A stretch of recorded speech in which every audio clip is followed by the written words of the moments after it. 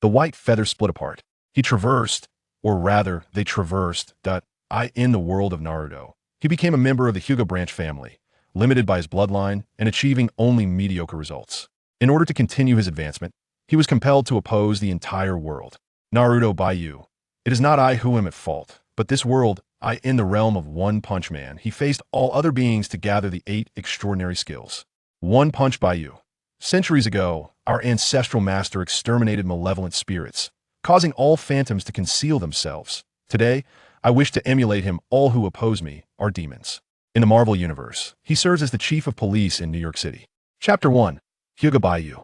The sun shone brightly, and the air was imbued with the spirit of youth. On the expansive playground, a group of small children were energetically waving their fists and shouting loudly.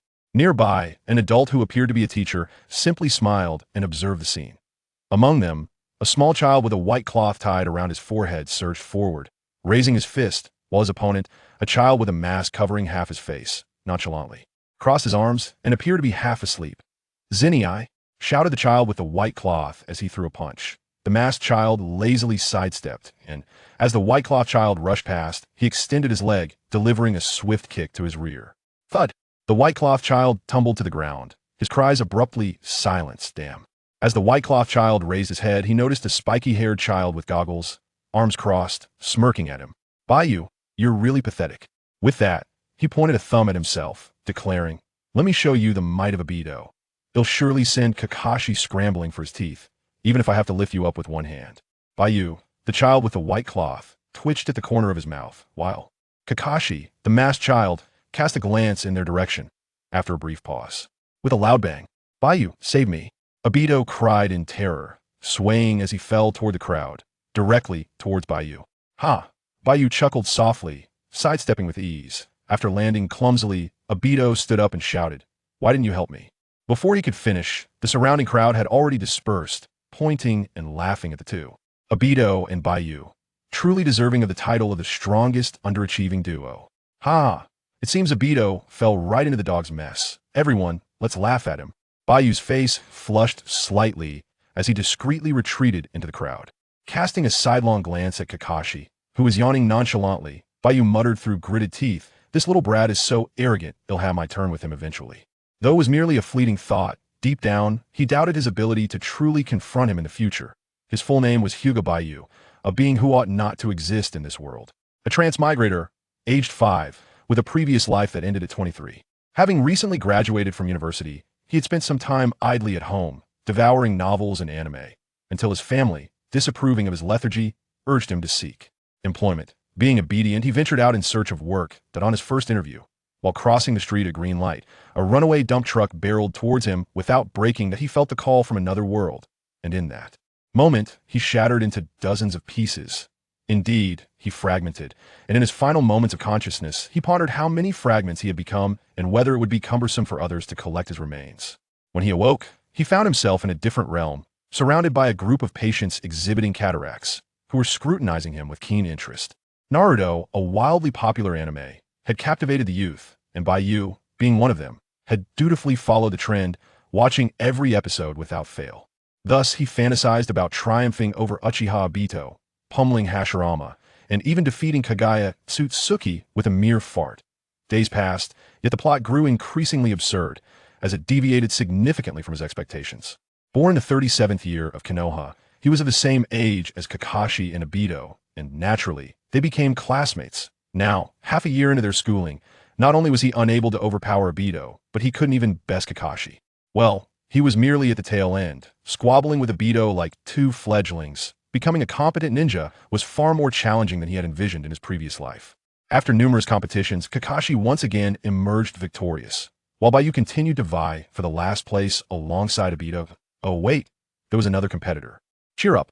Next time, we must defeat Kakashi. Our youth has only just begun," exclaimed Mike Guy, flashing a dazzling smile as he clapped a hand on their shoulders, his grin almost blinding. "Get off." The two quickly brushed aside his hand and distanced themselves from this peculiar fellow clad in a tight suit. It was now after school, and the three true stragglers hurriedly exited the school grounds. As they ran, Obito glanced back at Bai Yu and said, "Honestly, I told you the guy is super strange, you shouldn't engage with him, and now he's latched onto us." Bai Yu did not argue. merely muttering under his breath, "Damn, he's the guy sensei." My guy was indeed an oddity. Hardly any classmates wished to interact with him. Only Bai Yu knew of the formidable prowess he would eventually attain, thus he sought to befriend him sooner rather than later. Regrettably, despite Guy's strength, the scrutiny one endured while in his company made Bai Yu hesitate. He even wanted Bai Yu to don a tight suit as well. How embarrassing. Who would wear such a ridiculous tight outfit? Just as he contemplated this, Guy's voice rang out from behind. "Oh, the chase of youth, here I come. Run." Bai Yu hastily quickened his pace to surpass Abito. Abito's eyes reddened as he shouted, "How dare you? You're not allowed to run faster than me." To be honest, during this period, Abito was quite compassionate, having already forged a friendship between Bai Yu and Guy. Even if he currently felt embarrassed to be with Guy, he would refrain from uttering any hurtful words to him. Thus, he still wished to outrun Bai Yu. One belonged to the Hyūga clan, and the other to the Uchiha clan, two traditionally opposing clans of ocular bloodline ninjas. Yet these two youngsters got along quite well. As they traversed the path, villagers and some ninjas smiled at the boys as they sprinted beneath the setting sun. Upon returning to the Hyūga compound, they meandered their way to a small courtyard. Pushing open the large door, Bai Yu hummed a tune as he entered the house and promptly reclined. The desolate house exuded a profound silence, disturbed only by the sound of his legs swinging, causing the wooden floor to creak. Indulgence in lethargy, there is nothing more pleasurable than embracing idleness. As a transmigrator, the loss of both parents was, of course, a standard experience. After all, it would be truly bewildering to have an inexplicably additional set of parents. Over time, Bai Yu gradually relinquished certain obsessions. Without any external assistance or unparalleled talent, his diligent efforts and cultivation would merely elevate him to a larger, yet still insignificant, ant. Why bother? Nothing compares to the comfort of idleness. Though the world of Naruto is undeniably perilous, it also harbors certain places of absolute safety. For instance, there exists such a sanctuary within Konohagakure. Bai Yu had resolved that whenever he found himself in a precarious situation, he would promptly seek refuge beside Otsutsuki Kenshiki. Ah, his presence guarantees safety. Otsutsuki Kenshiki. Are you being polite? Having lost his parents to battle, he received a steady pension, supplemented by familial care, allowing Bai Yu to live quite comfortably. When hunger struck, he would prepare a meal, satiate his appetite, and then recline as he caressed his round little belly. Bai Yu smiled and said, "Ah, indeed, idleness is the ultimate pleasure." Unbeknownst to him, fatigue enveloped him, and he effortlessly closed his eyes, surrendering to slumber. When he next opened his eyes, he found himself in a pitch-black cave. Chapter 2. The Golden Finger. Ah, am I not in urgent need of a restroom? The corridor is shrouded in darkness, with only a faint light flickering at what seems to be its end. The sound of footsteps echoes ominously. My teeth chattering, I clutch the wall tightly. Goodness. I was peacefully asleep at home. Who brought me here? Fearful though I am, I must ascertain the nature of this place. I am certain I am not dreaming. My consciousness and senses are far too acute. In dreams, heightened awareness often leads to awakening, but this does not align with the conditions of a dream. It resembles a corridor from a horror film, where only the far end glimmers with a feeble light, an ambience that sends chills down my spine. As I cautiously navigate forward, my legs tremble with each step. I must have crossed over. There is no doubt about it. Couldn't someone have consulted me before this troublesome transition? It was far too abrupt, leaving me utterly unprepared. Not even a cheat code to ease the situation. The closer I approach the light, the more my heart races with trepidation, compelling me to distract myself with errant thoughts for comfort. The illumination intensifies, and just as I am nearing the exit, I suddenly hear a faint voice emanating from within. I truly wonder if I have been reborn in Florida. Damn it. New York is replete with such eccentric cases. What a talent pool. I have only been at this for 2 days, and I have already encountered so many bizarre incidents. The instability of certain individuals is perplexing. I merely apprehended her, and yet this audacious woman had the audacity to strip naked and affront me. And now she intends to accuse me of sexual harassment. How outrageous. It is permissible to question my character, but to openly insult my taste is intolerable. Florida? A naked woman of color? New York? I must have crossed over. I pondered, halting my advance. Another voice emerged from within, soothingly remarking, all right, I understand. Isn't this just the norm in free America? You will undoubtedly encounter more peculiar cases in the future. Next time you meet someone like that, just empty your magazine. The first voice responded, no doubt about it. Next time I encounter such individuals, I'll definitely clear the chamber for a more decisive resolution. At that moment, a third youthful voice chimed in. Why hasn't anyone brought a leg yet? When will I be able to do as I please? After listening for a while, I discerned that there were 3 individuals within, each having traversed different worlds. So this is a gathering place for crossers, not a true reincarnation? Surely they won't eliminate me, will they? After much hesitation, I cautiously continued forward. As the light at the corridor's end refracted, I had yet to see the interior when they had already noticed my presence. Hey, someone else coming. Wow, finally a newcomer. Ugh, not a strong presence. Just a mere child. By the time the last speaker finished, I had clearly discerned the scene within. It was a vast space, arranged much like a United Nations conference, with a large empty area in the center surrounded by a gigantic round table and an indeterminate number of chairs. 3 individuals occupied 3 of those chairs, a dashing foreign gentleman in uniform, a rather peculiar-looking individual clad in tight attire, and a young boy of about 12 or 13. Without having the chance to examine closely, a 12 or 13-year-old boy suddenly stood up, pointing excitedly at Bai Yu, and exclaimed, "Look, it's Cataracts." He must have traversed from the world of Naruto. Thus, before Bai Yu could even introduce himself, his true identity was already exposed. Indeed, any modern individual who had seen Naruto would easily recognize him at first glance, given his attire and eyes. You guys, Bai Yu stammered, attempting to inquire. Yet before he could finish, the young boy eagerly approached him and said, Come. You'll know what is going on in no time. Wait. Bai Yu protested. But the boy disregarded him entirely, pushing him into a chair that corresponded with the passage behind him. As he sat down, Bai Yu's mind was suddenly bombarded with an indescribable shock. After a long pause, he pointed at a foreigner in a police uniform and said, "Marvel." He then gestured toward a figure clad in a tight suit, declaring, "Gantz." Turning back, his voice trembled slightly as he uttered, "Not a chance." The boy's lips twitched, muttering, "Damn it, I don't want this strange treatment." In that moment, Bai Yu comprehended everything. Simultaneous, traversal. This was his golden finger. And these 3 individuals were none other than Bai Yu himself. Were they not fragments of his being, traversing countless worlds simultaneously? A sharing of power, memory, and talent. Incredible.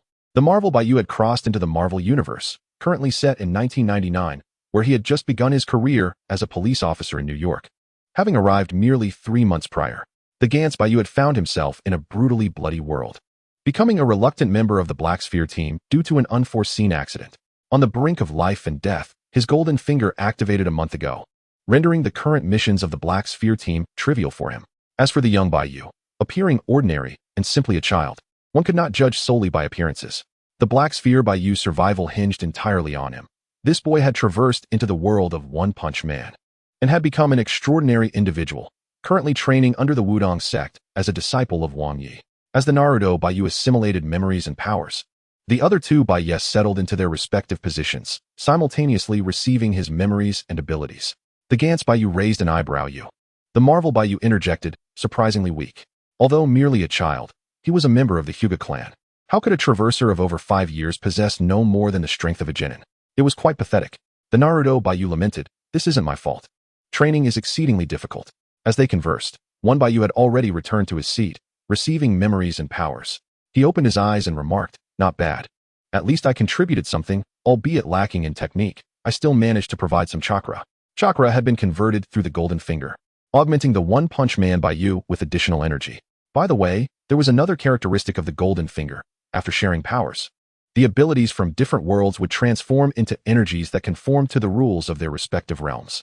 For instance, the chi from one person below has now been transformed into an equivalent amount of chakra within the body of the character from Naruto, thus preventing any chaotic coexistence of 2 types of energy within him. In the realm of the slaughtering white feather, however, such manifestations of energy do not exist. Their power, once shared with him, would merely convert to pure physical strength. As for Marvel, it is best left unmentioned, as that world is inherently chaotic. In brief, the shared power will manifest according to the rules of each respective universe. Furthermore, this sharing of power does not diminish, regardless of the differing qualities of the parties involved. Any disparity will be compensated for by quantity, resulting in an identical intensity. Regarding the lackadaisical attitude of the Naruto White Feather, he faced vehement condemnation from the other 3 White Feathers, who insisted that he cease his indolence and contribute to their collective growth. After all, the world of Naruto is not considered inferior. The mightiest, Kaguya Otsutsuki, during her prime, could very well unleash energy capable of annihilating planets. Chapter 3. Another day in the world of Naruto. When White Feather awoke, it was already the following day. He felt an unprecedented surge of chakra within him, tenfold compared to before, and he understood that his blissful life was approaching. What could be more exquisite than possessing power? Not only in terms of energy, but also in combat techniques, his skills had evolved beyond recognition. The slaughtering city White Feather boasted extensive experience in life and death battles. While the one-person White Feather had been trained in numerous intricate techniques by the Wudong sect, he was confident that he now possessed the strength of a seasoned genin. This was no dream. The previous day, he had been utterly powerless, and now, in this Naruto world, he still felt as if he were devoid of strength, merely a lowly genin. Well, at least he had grown. After all, he was only 5 years old, with ample time ahead. Comforting himself by scratching his head, he rose from bed. Everything confirmed that last night was not a dream. He had indeed become a man endowed with a golden finger of fortune. On his way to school, White Feather pondered on his future course of action. His previous apathy was born from a sense of helplessness regarding the future, but with newfound control over his destiny. Even those who had once been resigned to inaction could ignite boundless ambition. Before this, he had merely been an ordinary member of the Hyūga clan. Even with an understanding of the plot, he held no significant advantage.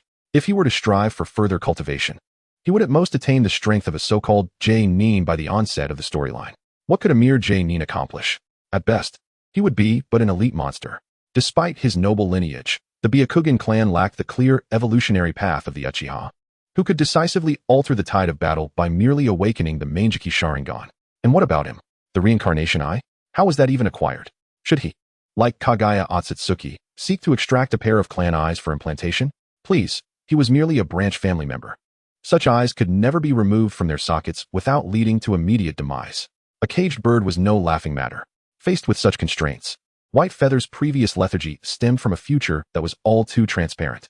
Now, however, with sufficient power at his disposal, he found himself capable of devising countless methods to break free from those limitations with just a fleeting thought.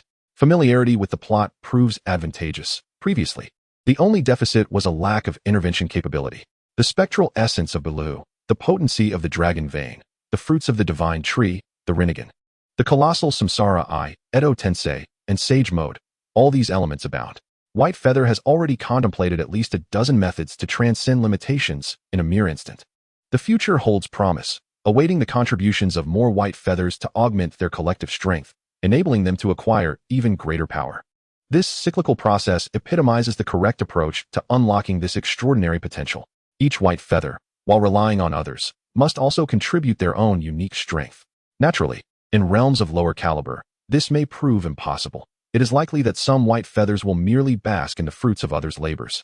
Constrained by the limitations of their world, one cannot reasonably expect a universe as mundane as that of Detective Conan to yield cataclysmic power.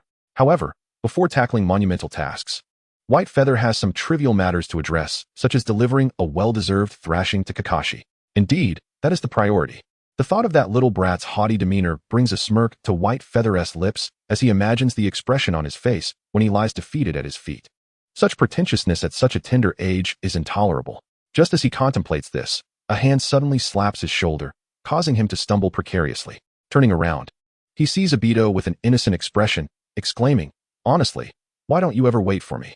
Thankfully, the kindly old lady informed me, or I would have been late again. When are you not late? And why must I be late alongside you? White Feather responds with an exasperated sigh, continuing onward. Obito quickly follows, shouting, "White Feather, don't be so downcast. After a night of deep contemplation, I have devised a plan to deal with Kakashi." Obito has become quite obsessed, eager to prove himself against Kakashi. "All right, I understand, but I lack the enthusiasm to indulge in your pranks." "Pranks? Don't you want to see Kakashi's panicked expression?" "I do. But your plans are utterly ridiculous." With that, White Feather halts, one hand tucked under his arm, the other partially covering his face, his voice low and grave. "Foolish Obito, you will never defeat Kakashi. Abandon those foolish notions." "So cool." Seeing White Feather strike such a dashing pose, Obito instantly discards his entire strategy against Kakashi. With such an impressive stance and powerful words, Rin will surely fall for me. If I too can adopt such a striking posture, I shall become Hokage, marry Rin, and ascend to the pinnacle of life. Outside the school, at the classroom door, it is no surprise that the two have once again arrived late. White Feather, exasperated, places a hand to his forehead. "Obito, are you truly going to maintain this pose?" Obito, having adopted the pose with one hand under his arm and the other covering half his face, walks into school with his head slightly bowed. White Feather, having merely come to enjoy the experience, never anticipated that Obito would become so utterly consumed by his delusions. Obito's voice drops low. "Foolish White Feather, how can you not appreciate the brilliance of this pose that you created? Baka, However, this peculiar stance seems to have been conceived by a certain Mr. Zhou from another realm. Shrugging nonchalantly, Bai Yu pushed open the door and entered the classroom. The teacher's lecture came to an abrupt halt, and upon noticing the two, he could only sigh in exasperation, remarking, "Really, not a day goes by without you two being late." The teacher's gaze fell upon Obito, who was in a peculiar position, prompting the teacher to inquire, "Obito, what is the matter? Are you unwell?" In the classroom, all eyes were fixed on Obito, while Bai Yu quietly returned to his seat. Facing the collective gaze, Obito was filled with an exhilarating thrill, particularly under the intense gaze of a certain young girl named Rin Noera, which left him utterly captivated. After a moment of contemplation, Obito revealed one eye and addressed the teacher, saying, "Foolish sensei, my body." Before he could finish, the teacher had instantaneously appeared before him, delivering a firm rap on his head, scolding, "Obito, do I appear foolish to you? You absolute fool." "Ouch, ouch, ouch," Obito exclaimed, clutching his head and rolling on the ground. "Ha ha ha, fool Obito. This guy is utterly dim-witted, engaging in such foolish antics. Truly the bottom of the class." The laughter echoed around him, causing Obito's face to flush with embarrassment. After a stern reprimand, the teacher sent Obito back to his seat to resume the lesson. Once back at his desk, unable to lift his head in shame, Obito whispered to the person beside him, "Kahani, do you think my mannerisms and tone resemble yours? I thought you looked quite cool doing it. Why didn't the teacher find me charming?" Bai Yu shot him a sidelong glance and replied quietly, "Fool, I never asked you to imitate me. Some postures and tones only appear impressive when directed at specific individuals in particular moments. Also, while imitating my gestures is one thing, why mimic my speech as well? I would never call the teacher foolish. You are truly a fool." Chapter 4. I have a little secret. A month later. After school that day, Bai Yu vanished once again in a flash. "Bai Yu." Obito raised his hand in the air, unable to complete his shout. Something was amiss. Very amiss. Obito's eyes narrowed in suspicion as he murmured, "How could this be? Ever since the beginning of this month, Bai Yu has disappeared right after school. This fellow is truly strange." Suddenly, a voice echoed beside him, expressing the same bewilderment. "Oh, indeed, it is quite strange. What could Bai Yu-san be up to?" Obito turned to his right, only to find Might Guy bearing an identical expression and posture. Just then, from his left, another voice chimed in, "The truth is singular." Feeling an inexplicable sense of foreboding, Obito was struck with a fleeting fear, as if the voice of death whispered in his ear. "What on earth?" Obito pushed past the two, exclaiming, "Kahani, stop guessing wildly. I've decided to follow him." "Follow? Follow whom? Someone has a little secret?" Suddenly, familiar voices surrounded him from all directions. The classmates who had been preoccupied with their own affairs moments ago now encircled Obito. Even Kakashi, who was about to step out the door, paused in his tracks. Obito scanned the crowd in confusion, taking in the faces of Noera Hizashi, Ebisu, Mato Gai, Yuhi Kurenai, Marino Ibiki, Asuma, Rin Noera, Kato Shizun, Inazuka Kiba, Yamashiro Aoba, and Might Guy. He was surrounded. In the midst of a casual conversation, Shiranui Genkan, absently chewing on a toothpick, mused, "It is indeed rather peculiar. Could it be that Shiratori is secretly undergoing some intense training?" Asuma, propping his chin with his fingers, replied, "Kakashi has already applied for early graduation, and surely Shiratori harbors resentment, resolved to work hard in order to exact revenge on Kakashi before the opportunity slips away." Might Guy chimed in with fervor, "Indeed, this is the essence of youth. Shiratori's passion burns even brighter than mine. It must be so. I too shall strive to chase after my dreams." In the meantime, Noera Rin, her eyes sparkling with excitement, exclaimed, "What should we do? Should we follow him?" Yuhi Kurenai joined in the playful banter. "Yes, let's stalk him. We must uncover his secrets." At the entrance, Kakashi, suspended in his thoughts, unwittingly retreated, finding himself seated once more in his original spot. The group continued to exchange gossip, their curiosity unrestrained, determined to uncover Shiratori's hidden mysteries. Just then, Marino Ibiki interjected. "What if his secret is not what we think it is?" Everyone turned to him, and the youthful Ibiki, his face unmarred by scars, smirked mischievously. "Recently, I have perused numerous interrogation manuals. If his secret diverges from our assumptions, how about we bind him and interrogate him?" "Bind and interrogate?" Kato Shizun squealed with excitement. Not far from the school gates, Shiratori was purchasing skewers of grilled meat when he suddenly sensed an inexplicable malice. Yawning and rubbing his nose, Shiratori murmured, "Could someone be plotting against me?" Furrowing his brow, he took his skewers and leisurely walked away. Before long, a group of youngsters dashed to the scene, scanning the street in vain for Shiratori's figure. "How could he have left so quickly?" Obito lamented. "This is a crossroads. Once we lose him here, we might as well give up." Just as the group prepared to voice their complaints, Ibiki's keen eyes locked onto a fellow student on the street. Stepping away from the group, Ibiki confronted the student, gripping his collar tightly, and demanded, "Have you seen Shiratori?" The student, clutching a meatball and poised to enjoy it, was taken aback. "Ibiki, you dare?" he protested, ready to retaliate. Ibiki narrowed his eyes and warned, "Don't make me resort to interrogation."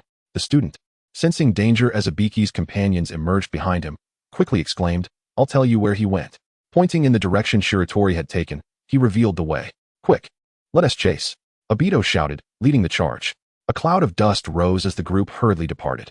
In high spirits, Shiratori hummed a cheerful tune as he made his way to his destination. Out of the corner of his eye, he caught sight of a diligent figure in a shop and couldn't resist stopping. Fixating on the person's face, he glanced up at the shop sign.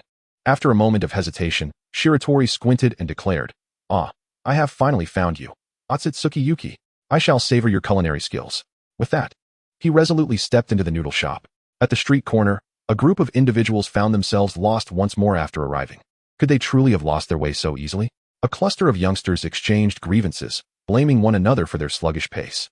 The instigator, Obito, scratched his head, lamenting the failure of their pursuit, suggesting they should simply wait until tomorrow, as today had proven too sudden. A tuft of white hair brushed past him, proclaiming, "Follow me. I know where he is." Startled, Obito turned to the white-haired figure, his expression shifting to one of anger as he pointed accusingly. "Kakashi, what are you doing here? You can't be tracking us, can you?" Asuma swiftly responded on Kakashi's behalf. Might Guy, slow to comprehend, interjected, "Did you not realize? When we left just now, Kakashi was still seated in the classroom." Upon hearing this, their faces contorted into expressions of disbelief. Obito, having uncovered Kakashi's little secret, smugly declared, "Ah, Kakashi. It turns out you are quite the gossip yourself." Bored, Kakashi turned his head, coolly placing his hands in his pockets as he walked away. "What? How dare you speak to me like that?" Obito rolled up his sleeves, ready to confront him. Yet, everyone understood that only Kakashi could deliver a proper retort. Lin quickly grasped Obito's arm, advising, "Enough, Obito, don't forget why we are here." With the goddess holding his hand, Obito, a seasoned admirer, promptly forgot his discontent with Kakashi. Inside the noodle shop, Bai Yu wore a serious expression.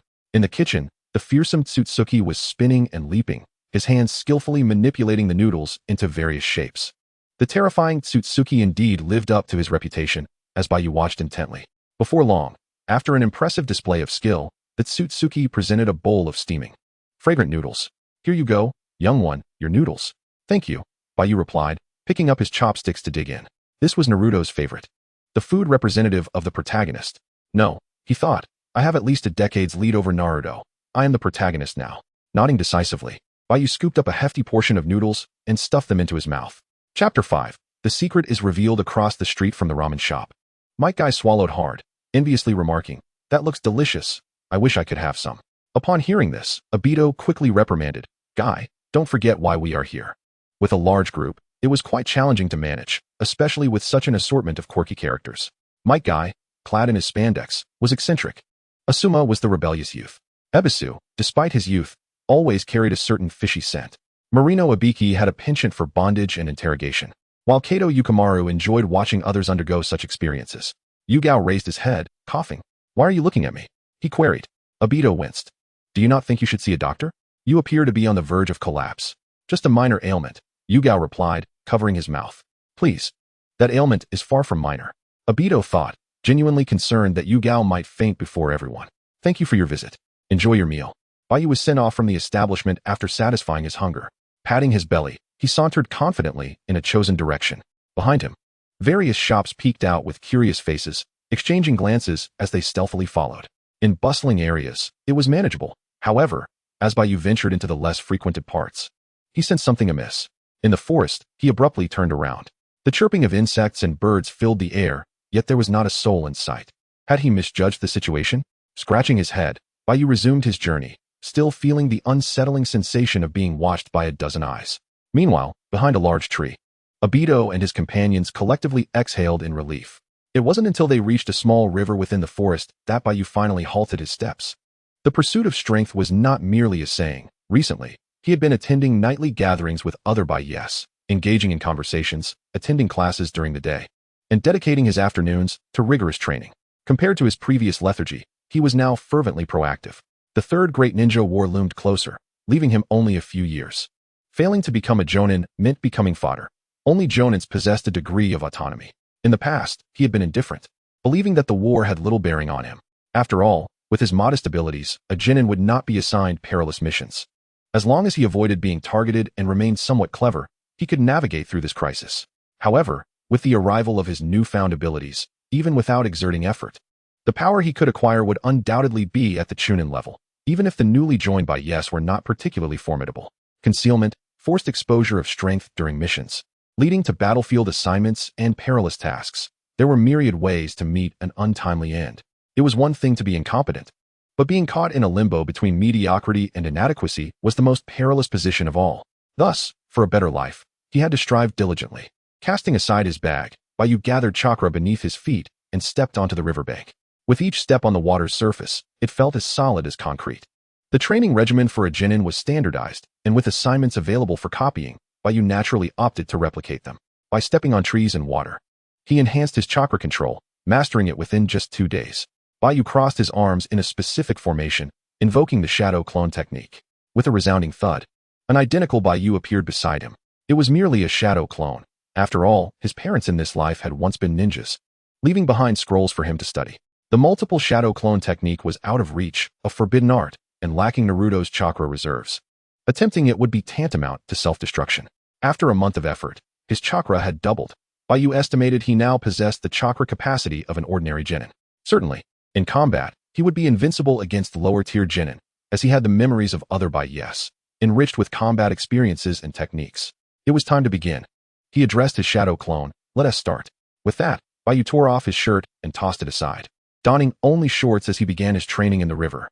The shadow clone lowered its head, swiftly forming various hand seals. The original practiced physical conditioning while the clone honed ninjutsu, planning to refine his chakra upon returning home in the evening. For a month now, he has been immersed in this bustling life, feeling no fatigue whatsoever. The visible increase in his strength each day invigorates him immensely. In the forest, a group of young spirits hide behind trees, exchanging glances filled with silent communication. Noira Zenkian. See, I knew he was secretly training. Abito, how infuriating. Bai Yu has abandoned me to toil in solitude. Senju Ibiki, the underachiever is suddenly putting in so much effort, the pressure is overwhelming. My guy, yes, this is youth. I must also strive harder. No, I must first run 10 laps around Konoha. Watermelon Peel exited the group chat. This fellow speaks and acts without hesitation. Bored, Kakashi pouted, hands in pockets, prepared to depart. It was merely gossip. After realizing Bai Yu was indeed training hard, his interest waned. He did not believe that Bai Yu could challenge him after such training. An underachiever remains an underachiever, and no amount of effort could change that. In Kakashi's eyes, he and his peers were not on the same level, and the knowledge taught in school was of little use to him. Remaining in school would only hinder his rapid growth in power. This was the primary reason he applied for early graduation. Upon noticing Kakashi's intention to leave, Abito gaped, his clever mind quickly devising a plan. 3 seconds later, he dashed in front of Kakashi, taunting, Kakashi, cowardly Kakashi, are you afraid and trying to escape? Kakashi shot him a sidelong glance. What am I afraid of? Afraid of being surpassed by him. Abito pointed to Bai Yu, saying, with Bai Yu training so hard, he must have already surpassed you. If you're not scared, why not challenge him? Bai Yu, thank you for speaking on my behalf. From the moment Abito began to speak, Bai Yu had already sensed their presence. No wonder I felt like I was being watched. It turns out to be true. These little miscreants are actually following me? And Abito, that fool, inexplicably set up a duel for me. After acquiring the system, Bai Yu has become more open-minded. He has no intention of actually beating up Kakashi. This matter does not concern him at all. There will be plenty of opportunities when he grows older. Engaging in such a confrontation now would undoubtedly lead to numerous troubles. Attracting attention is not a good thing, especially when he hasn't fully developed yet. What right does an underachiever have to suddenly defeat a recognized genius? How can a mere orphan, without a skilled mentor, suddenly become a genius? If he were to act on such thoughts, Bai Yu could already foresee the troubles that would ensue. Ding. System notification. You have defeated the genius boy Kakashi, successfully dominating the Ninja Academy. Reward. Congratulations, you have gained the attention of Danzo. Reward. Congratulations. You have gained the attention of Hiruzen Sarutobi. Reward. Congratulations, you have gained the attention of Orochimaru. Orochimaru slithered into his presence and remarked, young man, you are quite unscientific. Bai Yu, oh my. Chapter 6, Bai Yu and Kakashi. In the river, Kakashi stepped onto the water's surface, approaching Bai Yu. After much coaxing from Abito, Kakashi was successfully persuaded to stay. Despite his aloof demeanor, he was merely a child at heart. Obito, well trained by Bai Yu, adeptly knew how to stir the pot. "Let's beat him," Obito shouted, raising his right hand.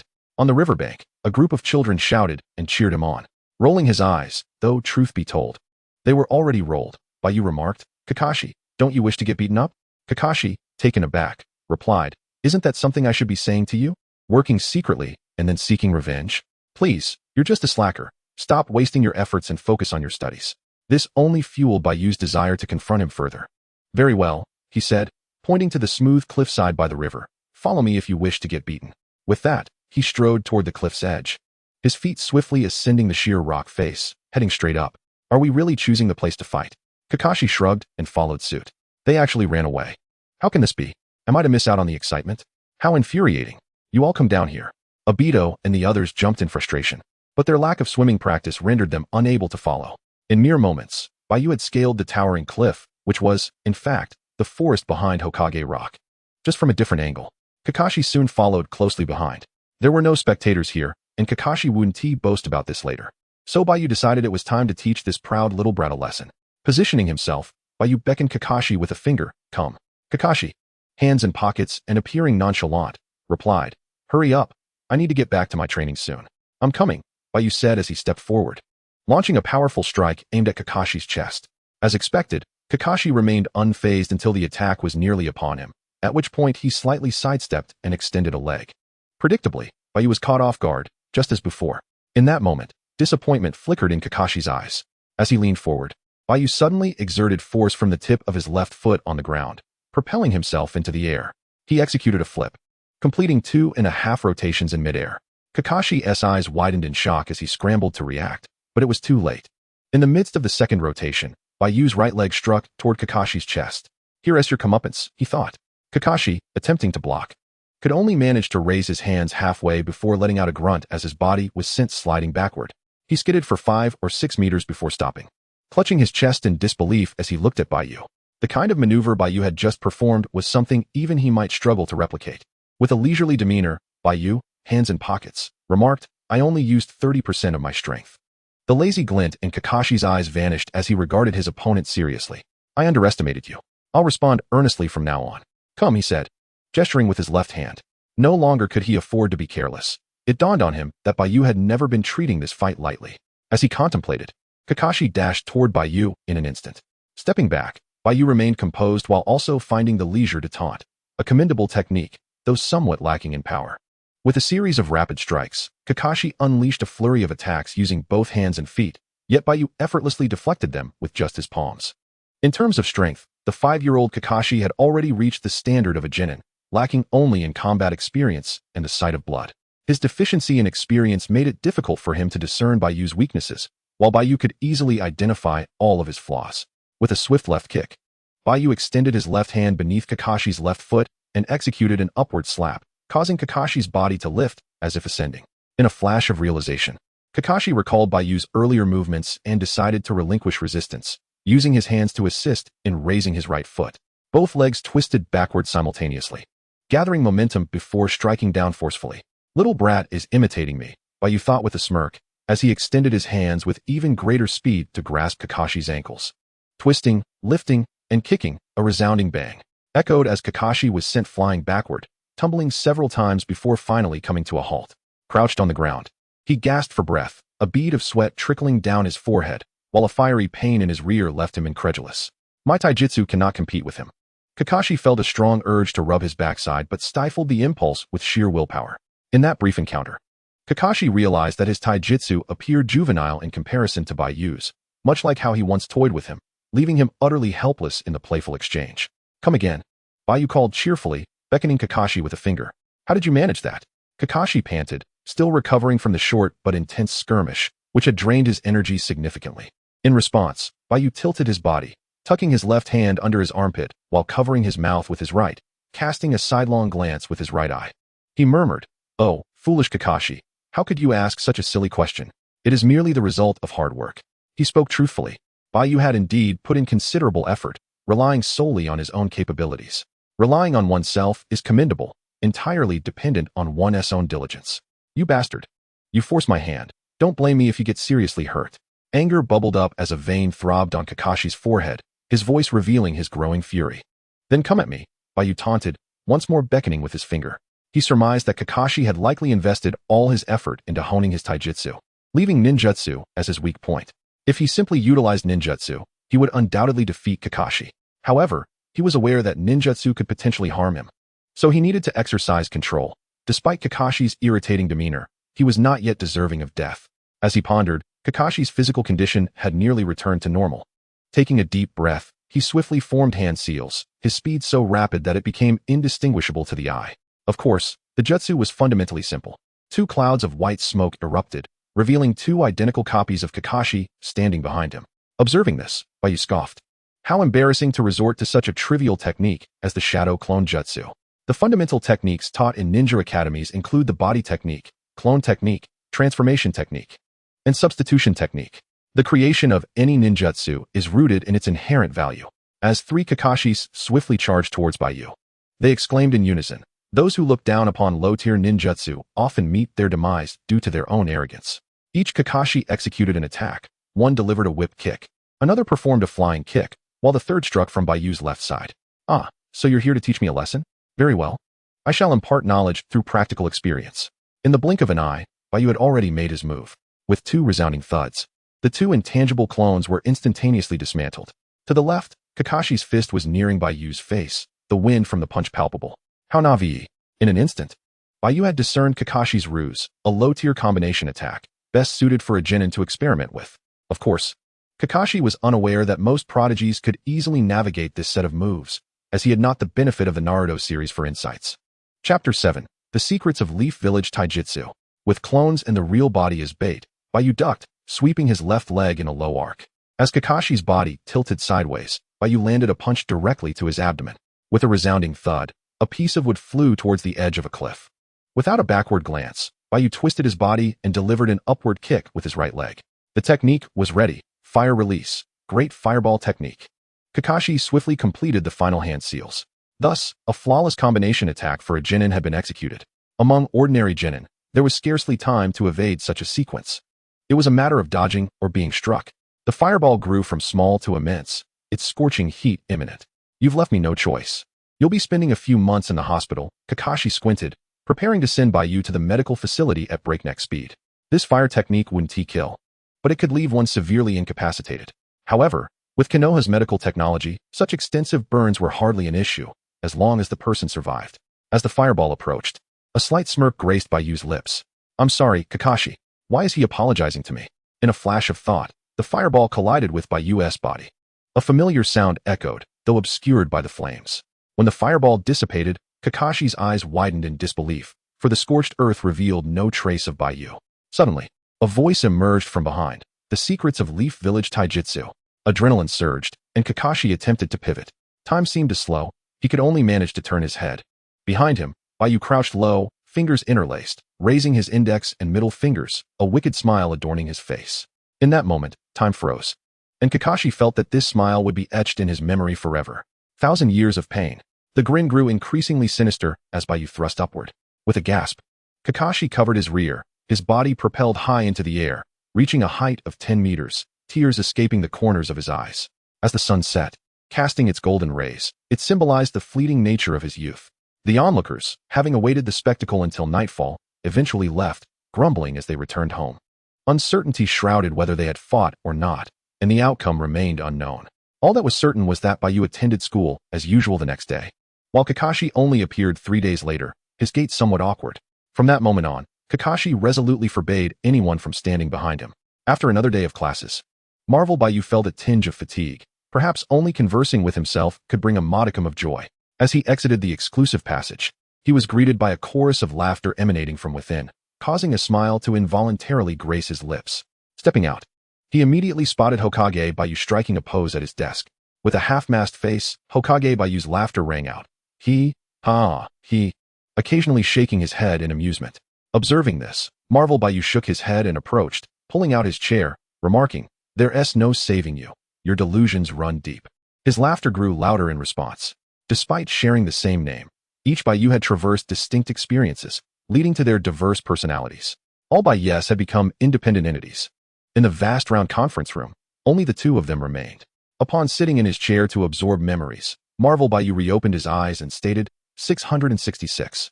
The founder of the Konoha Taijutsu's ultimate techniques. I foresee that Kakashi will consider you a lifelong rival. Truly impressive. Hokage Bai Yu, embodying the essence of youthful exuberance and mischief, had traversed time for a relatively short duration. His carefree experiences post-transformation had left his character unchanged. Only now, he possessed power. Upon hearing Bai Yu's words, Hokage Bai Yu finally relaxed his posture, waving his hand dismissively. Let us keep it low-key. It's all basic skills. After some light banter, the two began to chat casually. Before long, the other two Bai Yus joined them. One Bai Yu, clad in a robe, rapped the table and declared, Ahem, the meeting is commencing. Let us quiet down. A meeting, indeed, with only the four of them present. The conference room boasted a total of 49 chairs, with an equal number of passages, each chair corresponding to its respective passage owner. Only those seated in designated spots could receive powers and information. A peculiar arrangement, but not one they needed to ponder at the moment. Another Bai Yu remarked, In my world, the story is likely to commence in about 4 or 5 years. Currently, the longest timelines belong to Hokage Bai Yu and you, Bai Yu. Well, let us exclude Bai Yu. Aside from acquiring some technology, his world is rather lacking. Wait, that's not right. It seems that the world of Slaughter Bai Yu possesses the most formidable technology. Upon reflection, it was evident that the Marvel world lacked substantial pathways for direct power enhancement. At most, one could learn some magic or rely on mutation. Beyond that, it was merely a realm of amusement. Furthermore, even if you sought to apprentice under the Ancient One, it would be futile. He could foresee the future using the Time Stone, and you might be an unpredictable variable. There was no guarantee he would teach you magic. Feeling belittled, Bai Yu thumped his chest and exclaimed, Damn. Should you fail to acquire the 8 extraordinary skills, you may as well perish, for I shall undoubtedly mock you daily. One individual, Bai Yu, chuckled lightly. The mere 8 extraordinary skills? Once the narrative commences, I shall seek them out one by one. Should they choose to bestow them upon me, that would indeed signify a singular triumph. If not, I shall confront them individually. And the venerable celestial master shall be no exception. The Naruto Bai Yu interjected, Do cease your boasting. The celestial master and Zhang Sanfeng are of no greater distinction than the rest. While others train in martial prowess, they cultivate the path of immortality. Do you comprehend the dimension's suppression? Absent the presence of great masters, when the plot unfolds years hence, you shall at most attain the status of a 10th-tier figure. For further details, refer to Lu Jin. At the mention of Lu Jin, the other two could not suppress their laughter. Lu Jin remarked, First and foremost, I have not wronged any of you. The Bai Yu was momentarily at a loss for words, rendered speechless. Recently, Naruto Bai Yu had been exerting himself diligently, and his rapid growth had led to a somewhat inflated ego. Changing the subject, Bai Yu addressed Slaughter Bai Yu. Your narrative should be commencing shortly. Do ensure you do not meet your end. Should your replica retain memories of this place, we cannot guarantee that the multi-faced alien lacks the power to breach dimensional barriers. After all, based on its depiction in the comics, the multi-faced alien may possess technology of unparalleled sophistication, rendering time meaningless to it. Do you recall? It astonishingly perceives human souls as they transition into another realm, along with their subsequent rebirth and life experiences. Chapter 8. The Imitation Bai Yu Slaughter City, a manga heralding the dawn of a new era, features protagonists thrust into a chamber governed by a black sphere, compelled to execute missions that entail the extermination of extraterrestrial beings. This work stands as one of the pioneers of team-based infinite flow narratives, albeit limited to a singular world for its endless quests. The technological advancement in this realm is staggering. The Ma-Mian aliens possess a level of sophistication that surpasses human imagination, with the manga likely revealing only the tip of the iceberg. Given that this is a tangible world, it must be approached with seriousness. Slaughter Bai Yu spoke gravely. Confronting extraterrestrial beings is merely a matter of physical prowess, which I possess in abundance. However, I cannot fathom the technology of the Ma-Mian aliens. At best, I can only acquire the knowledge of the Black Sphere's technology on Earth. Engaging with highly intelligent extraterrestrial life is a different matter entirely, and I have no desire to encounter the Ma-Mian aliens. Very well, Bai Yu replied, rising as he strolled toward a corner. Even the technology of the Black Sphere will suffice for now. We shall postpone our confrontation with the Ma-Mian aliens until our levels of existence and power transcend the dimensions. As he spoke, he approached a machine tucked away in the corner, beginning to fiddle with it, ultimately retrieving an assortment of items, joyous beverages, cigars, and chips. Indeed, this corner housed an automatic vending machine that dispensed goods without the need for coins. After taking a sip of the joyous beverage, Naruto Bai Yu's face lit up with a smile. This atmosphere is too somber. Let us embrace a more jubilant spirit. I, after all, have become the protagonist. Mere extraterrestrials pose no challenge whatsoever. Should a great master appear, suddenly, a series of footsteps echoed, silencing Naruto Bai Yu as he and the others turned their gazes toward an exit. Merely a shadow was visible, yet its billowing cloak was unmistakable. A newcomer adorned in a cloak? Several individuals instantly assumed a defensive posture, for those adorned in cloaks are seldom insignificant. Superman, Azu, and Saitama are no ordinary characters. Under the illumination of an enigmatic source above, the newcomer's visage gradually became discernible. A youthful countenance, likely in their 20s, stood at eye level. As they beheld him, he too could perceive them clearly. The atmosphere momentarily fell into silence until the newcomer broke it with a simple, "Excuse me." Without a change in expression, he turned and began to depart. His cloak billowed behind him. The word justice vividly captured their attention. Hokage Bai Yu's eyes brightened, and 3 words flashed in his mind. Pirate King. Surely, he must be a rear admiral. With that thought, Hokage Bai Yu sprang to his feet and dashed towards the passage where the suspected rear admiral had gone. In this place, everyone was merely human, devoid of supernatural abilities. Hokage Bai Yu was swift, but Marvel Bai Yu was swifter, calling out as he ran, "Wait. Your buff has just been activated." If he were to escape, who could say when he would return? What if he never came back? The 4 Bai Yus shared a common goal. They absolutely could not allow this individual to slip away. Upon hearing the sounds of pursuit, the newcomer quickened his pace, yet the mention of buff caused him to falter momentarily. In that fleeting hesitation, Slaughter Bai Yu seized the opportunity, leaping through the passage and surpassing Marvel Bai Yu. "Holy cow!" Marvel Bai Yu exclaimed in astonishment. In that exclamation, Slaughter Bai Yu had already tackled the newcomer to the ground. "You think you can escape?" Marvel Bai Yu, elated, knelt on the newcomer's back and produced a pair of handcuffs from his waist, declaring, "You are under arrest, you scoundrel." Clang, clang. The sound of the handcuffs echoed as the newcomer was secured. "This is absurd. I have done nothing wrong." The newcomer protested. "What kind of place is this? And on what grounds do you arrest me?" Smack. Marvel Bai Yu struck him on the back of the head, bellowing, "Silence. Whether you are arrested is my decision. Your judgment lies with the judge. Spare me your nonsense." As he spoke, Marvel Bai Yu rummaged again at his waist, saying, "Someone like you needs a jolt." Crackle, crackle. The stunned baton buzzed ominously, causing the 3 Bai Yus nearby to tremble. Fortunately, one Bai Yu reacted quickly and reached out to restrain him. Marvel Bai Yu turned back, puzzled. "What are you doing?" The Bai Yu with keen eyes replied, "Brother, are you possessed by Yang Yongshin? This is one of our own." He continued, "And how on earth did you bring that equipment in? How is it only you who is fully equipped with handcuffs and a stun baton? Why does your style differ so drastically from ours?" After a brief silence, Marvel Bai Yu sheepishly retracted the stun baton, uttering, "My apologies, I'm just accustomed to it." Hokage Bai Yu wiped away non-existent sweat, remarking, "I believe you have become too immersed in your role. The bureaucratic air of capitalism has seeped into your very bones. While shocking a few tools may be acceptable, today you have gone entirely overboard." The newcomer trembled, no longer daring to argue. After exchanging a few barbs, they collectively ushered the newcomer into the conference room. Fortunately, the passage was not short. Otherwise, he might have truly managed to escape. Traversing this passageway also allows for a return, though one can achieve a more convenient means by sitting in the chair and receiving memories. With a mere flicker of consciousness, one can revert to their original self in this world. Of course, upon entering this realm, the essence of one's being resembles a state of slumber. Should any disturbance arise from the outside, the conscious entity will promptly perceive it and awaken, akin to truly being in a deep sleep. With collective effort, they pressed the newcomer into his designated seat. Once the process concluded, the newcomer gasped, exclaiming, "You lot nearly frightened my father to death." It turned out to be a genuine golden finger. He had feared he might be in dire peril. "What compelled you to run?" he muttered. "The closest figure." The Hokage Bai Yu promptly sat down to receive his memories. As Marvel Bai Yu released the newcomer from his restraints, Hokage Bai Yu suddenly slammed his palm on the table, rising to his feet and bellowing, "This is outrageous." The others were taken aback. One Bai Yu inquired, "What is going on?" Hokage Bai Yu, trembling with rage, pointed accusingly at the newcomer. "He is an imposter." "An imposter? Not Bai Yu." The 3 exchanged uneasy glances, instinctively distancing themselves from the newcomer. The newcomer raised his chin defiantly. "Imposter? I am the authentic original Bai Yu. Do not unjustly accuse me, you little white-eyed fool." "Let us examine this ourselves," one Bai Yu said hastily, moving towards his position. After one Bai Yu completed the memory reception, he glared furiously, joined by the killing Bai Yu, who also shot him an angry look.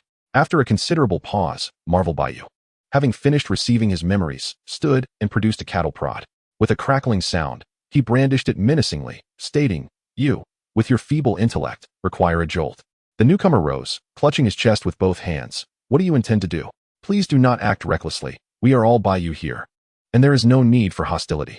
Do not think that just because you wield a shocking device, you are impressive." Hokage Bai Yu, with a sardonic smile, replied, "Indeed. I believe such a fool does require a shock." "Subdue him," commanded one Bai Yu. The conference room erupted into chaos. The other Bai Yus could hardly contain their fury. For this newcomer was indeed an imposter, not in identity, but in equipment, purely counterfeit.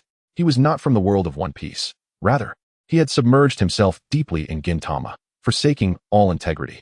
He had opened an establishment of dubious reputation within the Gintama universe. The so-called pirate gear was merely a fade. They had expected a figure of at least vice admiral rank, yet he turned out to be an unprincipled charlatan. He deserved a beating. Chapter 9. Marvel in the Marvel Universe. In New York's Manhattan district, the shock treatment for the fool made Bai Yu feel considerably better. Early in the morning, Officer Bruce Bai Yu awoke in an old residential building, marred by deplorable sanitary conditions, suffused with the scent of male hormones. Bare-chested, he entered the bathroom, grumbling as he washed. "The other Bai Yus are all entangled in the second dimension. I am the only one from the third dimension.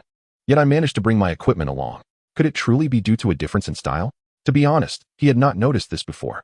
It was only due to the peculiar circumstances of the previous night that he had habitually drawn his weapon, only to discover it was indeed real. Reflecting back, he could not recollect if he had any equipment previously. The others had not recalled either. Yet he did not dwell on it for long. It was merely a matter of jest. In a brief moment, having completed his morning routine, he stepped outside to don his attire.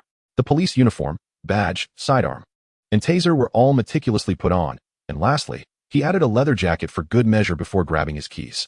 With everything in place, the day's duties were about to commence. The roar of the engine erupted as he mounted his sleek motorcycle and sped onto the thoroughfare, weaving through a myriad of vehicles ensnared in the morning rush. 10 minutes later, he arrived at the Manhattan precinct. At a nearby breakfast establishment, he procured a sandwich and coffee combo, which epitomized the unremarkable daily life of Officer Bruce White. Inside the police station, uniformed officers bustled about, each absorbed in their tasks.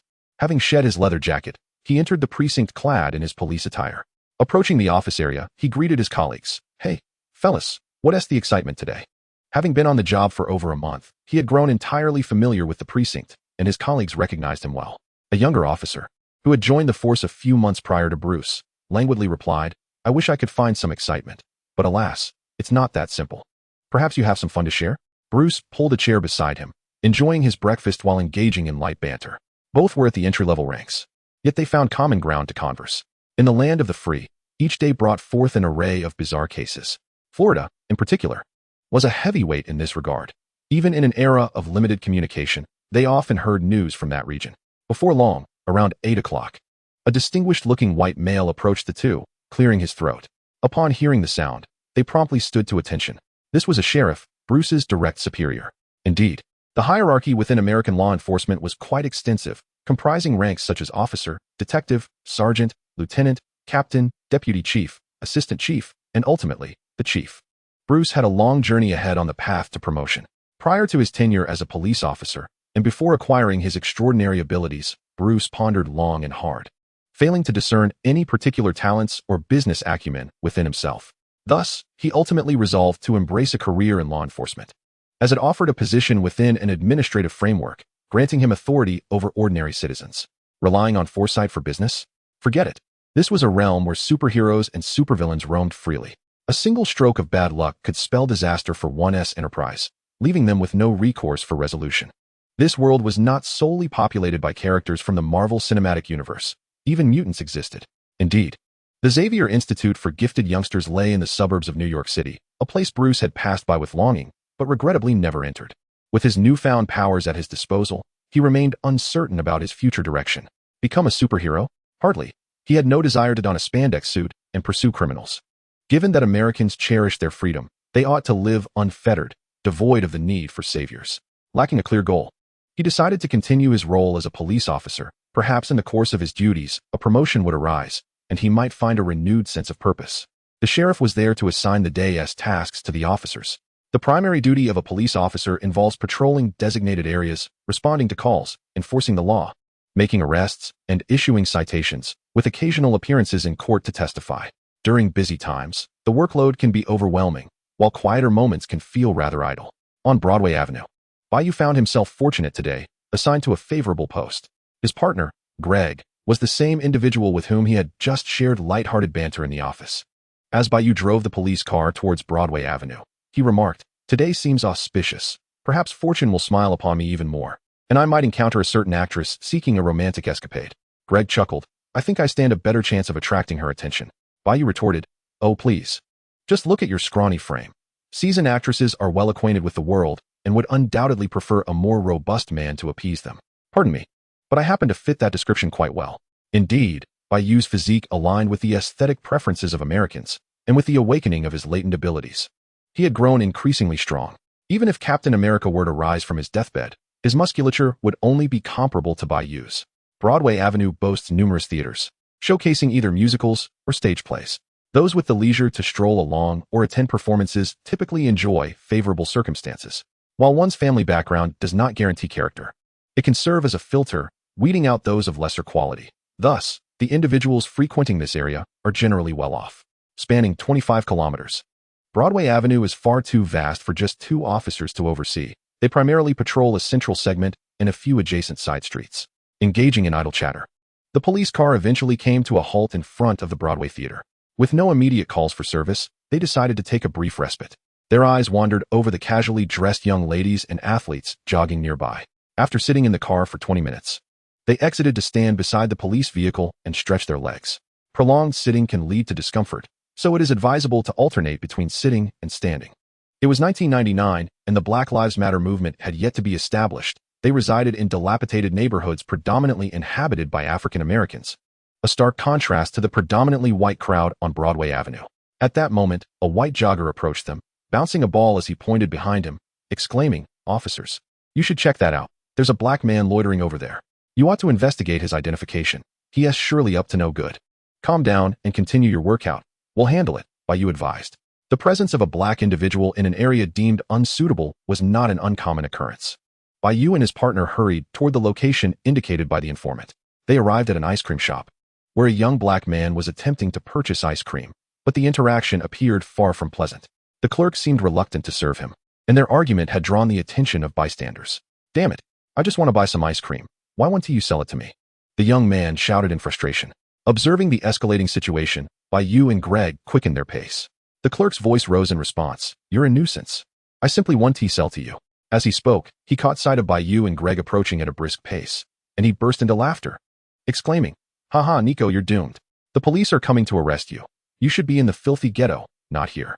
Upon hearing the word police, Nico's expression shifted to one of panic as he scanned the crowd. Through the throng, his gaze finally landed on Bai Yu. Their eyes locked, and Bai Yu commanded, "Stop." Only a fool would comply, and Nico took off running. "Damn it." Bai Yu quickened his pace to pursue him, shouting at the ice cream shop employee as he passed, "You idiot. You must be in cahoots with him." What should have been an effortless chase was complicated by this fool alerting Nico to his presence. Such ignorance deserved to be taught a lesson. Chapter 10. Mutants with Bai Yu's physical prowess. There was no way Nico could escape. However, he needed to maintain some semblance of restraint. So he waited until Nico had run about 40 meters before accelerating sharply to tackle him. With a swift elbow to Nico's lower back, he pinned him to the ground. Cursing, "I told you to stop. Dare to run again and see what happens." He delivered a sharp slap to the back of Nico's head and pressed his right knee against Nico's neck, rendering him helpless and wailing. Nico, gasping for breath, pleaded, "I can't breathe, let me go." Indeed, the inability to breathe was a sign of vulnerability. Officers were trained to ensure that Nico posed no threat. Greg, panting heavily, caught up and hurriedly produced handcuffs to restrain Nico. "Don't force me. I haven't done anything." Nico gritted his teeth. "Don't force you?" Bai Yu retorted, delivering another slap to his head. "If you haven't done anything, why are you running? You Nico are full of lies." With a click, Nico's left hand was cuffed. He shouted in anger, "You're the ones forcing me." Suddenly, an unusual surge of strength coursed through Nico, and in a moment of reckless abandon, he broke free, delivering a kick to Greg's chest. The impact felt akin to being struck by a bus, sending Greg hurtling backward for several meters before he fell, groaning in pain.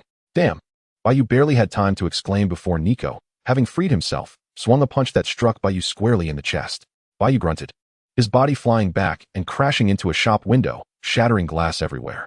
The crowd gasped in astonishment, and upon witnessing the scene, they scattered in fright. Nico found his breath returning but remained enraged, shouting at the clothing store, "Why are you forcing me? I told you not to push me. I haven't done anything. I just wanted to buy ice cream." His outburst was a frantic venting of his frustration at the world's unfairness. Alas, the world has never been a fair place. Had his quarrel been merely about ice cream and the employee's refusal to sell, he would not have needed to flee, even if the police arrived. They would have simply chased him away. But since he ran, there was undoubtedly something amiss. He had crossed borders illegally and was now eager to experience a more bustling environment. He could not be apprehended by the police, for the consequences awaiting him were severe. As someone had warned him, inside the clothing store, Bai Yu listened to Nigo's incessant chatter as he pressed a hand against his chest and spoke into the radio. "Assistance is needed at 452 Broadway. A black male suspected of being a mutant is violently resisting arrest. Greg is in dire straits. Summon an ambulance immediately." The radio promptly responded, "Officer Bruce. Support is on the way. Please hold your ground and avoid confrontation with the mutant." Rising to his feet, Bai Yu brushed off the shards of glass from his clothing, casting a dangerous glance at the small black man. "Damn it, Nigo, you're as good as dead. You forced my hand." Nigo, clearly losing control of his emotions, charged into the store upon seeing Bai Yu still standing. He leaped over the display window, swinging his right arm in a punch aimed at Bai Yu's head. If he were an ordinary person, that punch could have easily shattered skulls. Humph! With a cold snort, Bai Yu tilted his head to evade the blow while seizing Nigo's right hand with his left, promptly raising his right fist. Thud! Nigo was sent flying, crashing into a row of clothing racks. It felt like hammering against a solid wood table. Bai Yu shook his numbed fist and muttered, "Quite tough indeed." Mutants possess immense strength, and their physical density is several times that of an ordinary person. Such a feeble mutant ability. Amidst the pile of clothes, Nigo, dazed from the punch, shook his head, his vision becoming hazy. Bai Yu approached him step by step, remarking, "Is this the first time you've encountered a mutant? Is your ability merely enhanced strength and a bit of resilience? Such hardness is akin to solid wood, but it won't stop a bullet. Thus, low-tier mutants are rather useless." As Bai Yu drew nearer, Nigo let out a furious roar and summoned all his strength to rise and lunge at him. Bang! With a resounding crash, Bai Yu was pushed back, sliding until he was halted by the wall. "Wow, that strength is no joke," he commented, straining against Nigo's force. As their struggle continued, Bai Yu suddenly realized that he truly lacked Nigo's strength. "Let go," he exclaimed, delivering a punch to Nigo's back. "I'm going to kill you," Nigo shouted, lifting his head, his hands gripping Bai Yu tightly, his eyes bloodshot and frantic. Opening his mouth, he attempted to bite Bai Yu. What a foul stench. "Don't you use any toothpaste?" A wave of putrid odor wafted over, prompting Bai Yu to quickly free his left hand to press against Nigo's chin while quipping, "If it's unbearable, just chew on some gum instead." In this frenzied entanglement lasting several seconds, Bai Yu lost his patience. His right hand swiftly reached for his waist, drawing his pistol and racking the slide against his thigh. Bang! Bang! Bang! After emptying the magazine, Nigo collapsed weakly to the ground. Is living not preferable? Glancing at Nigo's lifeless body, Bai Yu noticed a chubby girl trembling in a corner of the store. He raised a hand and waved gently, "Hello, ma'am. It's safe here now.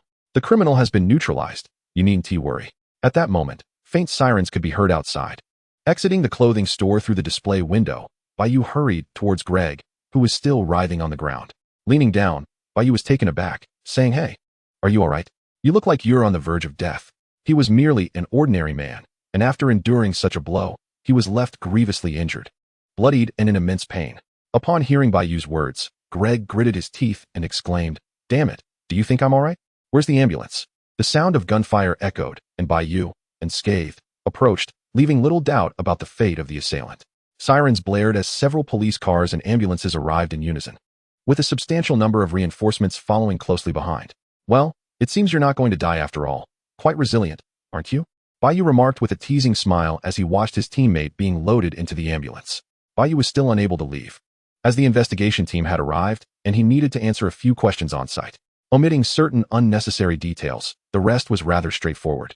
What did it matter if the shop assistant had witnessed the incident? Could she truly comprehend it? All she knew was that two men had fought, and one had shot the other. Bai Yu had not displayed any extraordinary abilities. The nature of such confrontations was only fully understood by the individuals involved. A loud, buzzing roar filled the air as a helicopter boldly soared overhead. The onlookers gazed upwards, and the investigator noticed the emblem on the aircraft, exclaiming, "It's that playboy. How enviable." The helicopter ascended, heading towards the iconic skyline of New York City, with the name Stark boldly emblazoned. Chapter 11. Documenting a beautiful life. Neutralizing a criminal mutant could be considered a significant achievement. Had Bai Yu been with the Force longer, he might have already received a promotion. Who says Americans don't value seniority? It seems they do, after all. Ultimately, he would earn a commendation, and with sufficient tenure or further merits, promotion would be inevitable. After shooting the criminal, Bai Yu was granted a week's paid leave to recuperate mentally. A week swiftly passed. That morning, Bai Yu received a new assignment.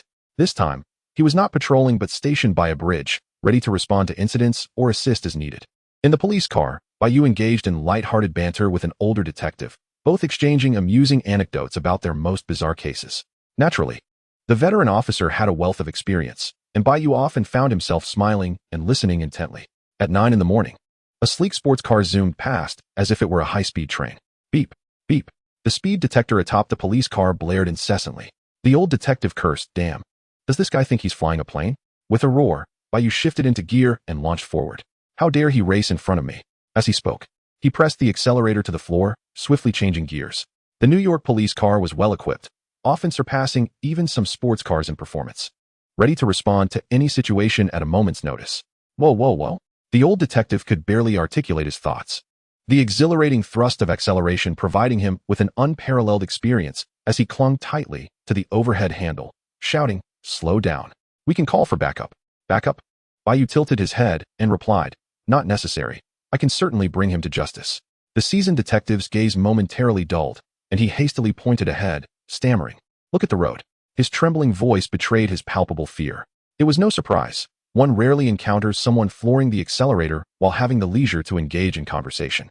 Bai Yu turned his head, firmly grasping the steering wheel to maintain control. The speedometer needle surged rapidly, soaring past 150 miles per hour in the blink of an eye. At last, the taillights of the red sports car became visible ahead. There would be no escape. As the distance diminished, Bai Yu seized the megaphone, declaring, "You reckless driver. Pull over immediately." The old detective swiftly snatched the megaphone to allow Bai Yu to concentrate on driving. To his dismay, the moment he spoke, their speed escalated further. With a startled exclamation, Bai Yu deftly maneuvered the steering wheel to avoid other vehicles, refusing to ease off the accelerator. At such velocity, both cars quickly approached a bustling area, with increasing traffic causing the sports car to slow down. However, Bai Yu showed no intention of decelerating, and the gap between the two vehicles closed rapidly. They were now side by side, prompting Bai Yu to instruct the old detective to roll down the window. Releasing one hand from the steering wheel, he grabbed the megaphone with one hand while drawing his gun with the other, pointing it at the red sports car, commanding, "Stop immediately." Before he could finish his sentence, the sports car slammed on its brakes. Indeed, drawing the gun had been necessary. Bai Yu prepared to brake as well. But suddenly, a flash of red zipped past on the left.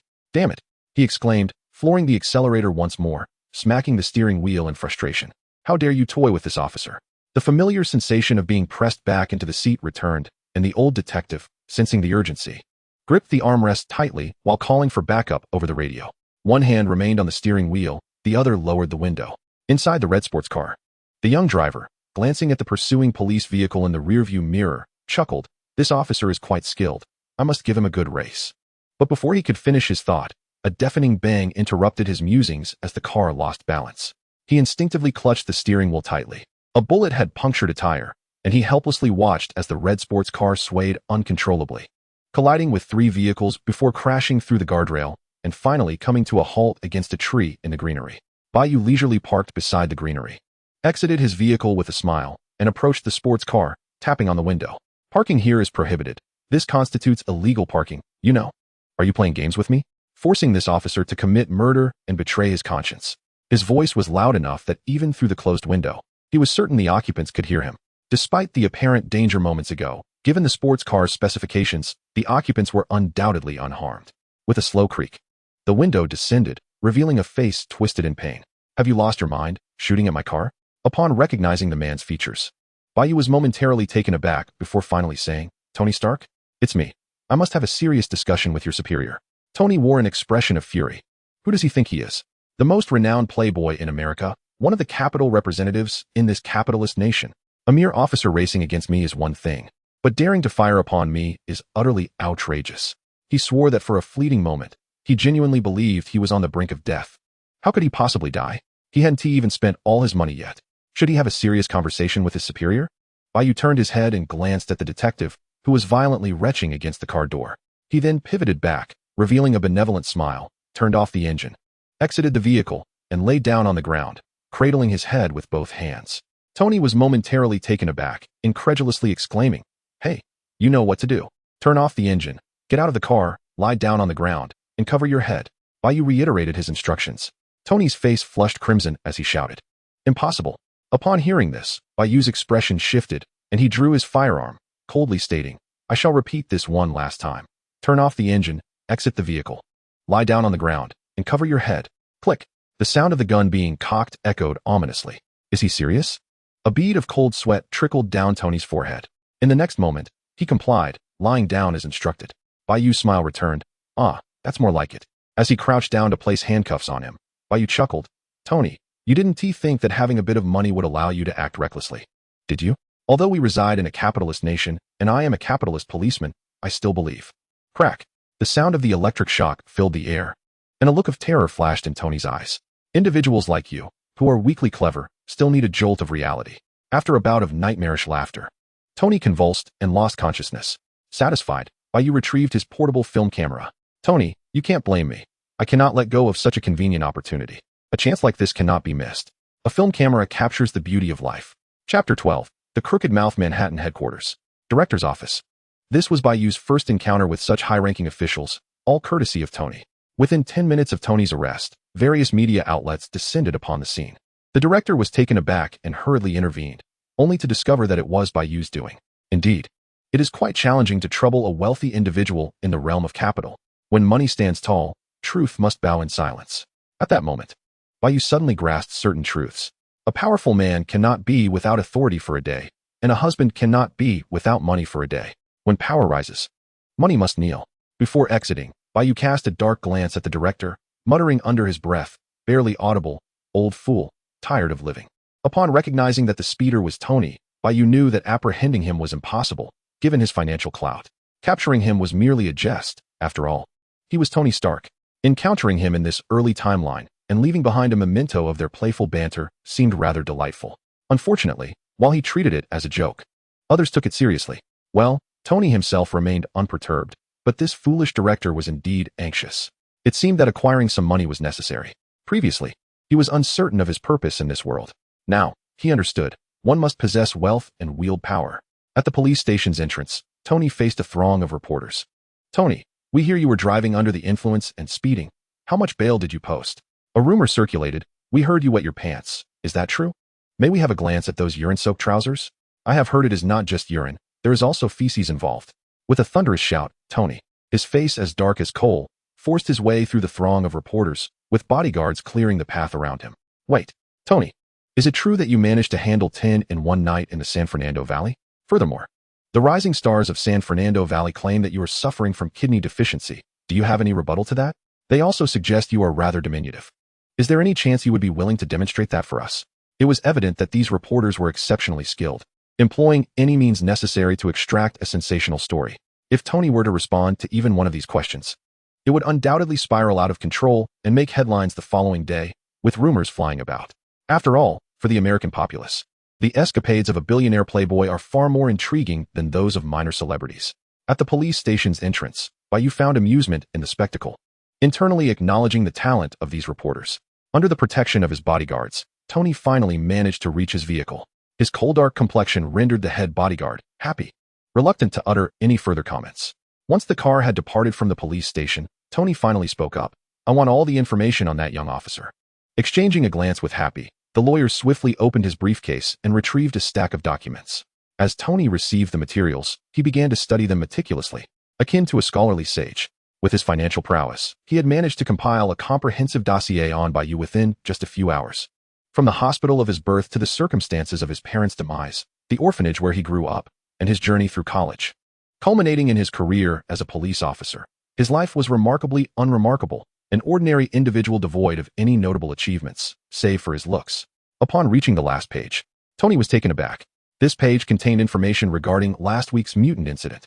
Tony murmured, "Now, this is rather intriguing." It could be said that Bai Yu's existence had been inconsequential to Tony, someone of exceptional talent. Typically, such an individual would never capture his attention. Yet, Just this morning, he had been thoroughly outmatched by this very person, and quite severely at that. Setting the documents aside, Tony gazed out the window and inquired, "When does this officer finish his shift?" Happy glanced at his watch and replied, "In 1 hour." Tony, tapping his fingers on the armrest, ordered, "Book a restaurant. I wish to have dinner with this officer to discuss matters. For now, let us first enjoy a cup of coffee and then wait for him at the police station entrance." Understood, Happy responded promptly, beginning to make the necessary arrangements. An hour later, at the police station entrance, Bai Yu, clad in a black jacket and sporting sunglasses, approached his motorcycle, preparing to ride home. At that moment, a business vehicle came to a halt beside him. The rear window lowered, revealing Tony, who, also donning sunglasses, greeted him. "Hello, officer. Good to see you again." With a smirk, Bai Yu replied, "Ah, look who it is. The most famous playboy in America, Tony Stark. I've heard your prowess is rather limited. Is that true?" Taking a deep breath, Tony removed his sunglasses and, with a serious expression, addressed him. "Bruce Bai, we need to talk." "Very well," Bai Yu shrugged in response. The car door swung open, and Bai Yu promptly settled beside Tony. Opposite them sat a portly gentleman, to whom Bai Yu extended his hand with a smile. Introducing himself as Bruce Bai, the gentleman reciprocated the gesture, replying, "Happy Hogan." After exchanging pleasantries, Bai Yu began to scrutinize the interior of the luxury vehicle. The avarice of the wealthy was infuriating. The more he observed, the angrier he became, prompting him to retrieve a bottle of cola from the small refrigerator beside him. The car was indeed impressive. Chuckling to himself, he felt a sense of conquest, to which Tony quickly interjected, "Just a modest fortune can procure this vehicle." He then feigned a look of realization, saying, "Oh, I almost forgot. We shouldn't be discussing this. After all, with your officer's salary, you might never afford such a car. Even if you could, the maintenance would be another matter." Bai Yu's expression suddenly twisted. Tony raised an eyebrow, puzzled by the meaning behind it. Lacking experience in such dramatic exchanges, he was unaware that he should have covered Bai Yu's mouth, lest something dreadful occur. As expected, following the grimace, Bai Yu pulled a photograph from his jacket and held it up, smirking. "Look at this, our playboy's most stunning moment of embarrassment." "Tony, Happy, ah?" With a sudden exclamation, Happy snatched the photograph from Bai Yu's grasp, crumpled it rapidly, and stuffed it into his mouth. After a haphazard chew, he swallowed it and opened his mouth wide to show Tony. In that instant, Tony exhaled deeply, his body slumping against the seat. Bai Yu glanced at the two and continued with his twisted grin. "Surely, you didn't think I possessed only one?" With that, he produced a stack of photographs. Presenting them to Happy, "Take your time, I have plenty more. If you're still hungry, just let me know, and I'll fetch you more." Happy's eyelids flickered as he looked towards Tony. "Boss, I can't eat anymore." "Damn it." Tony slammed his palm against the armrest, his previously relaxed body tensing once more. Chapter 13. A lifetime of eating in a high-end restaurant, likely an exclusive establishment for the affluent, and emptiness pervaded the space. With only 3 individuals seated in the grand hall, Bai Yu and Tony faced one another, while Happy occupied the middle seat. The ambience was pleasant. Bai Yu snapped his fingers, exclaiming, "Music! How can we have a gathering without music?" As soon as he spoke, the sound of a piano filled the air, soon accompanied by the notes of a violin. Bai Yu seemed to revel in the moment, closing his eyes and allowing his fingers to dance along with the melody. Happy and Tony watched him intently, their gazes unwavering. Once the performance concluded, the waiter arrived with the meal, red wine and steak. After indulging for a while, Bai Yu wiped his mouth and remarked, "Not bad. A single meal could consume a few years of my salary." While a single meal wouldn't typically be so extravagant, Tony had booked the venue exclusively. Setting down his napkin, Bai Yu continued, "All right, let us discuss the matter at hand." Tony's expression turned grave as he stated, "Name your price. How can I obtain the negatives?"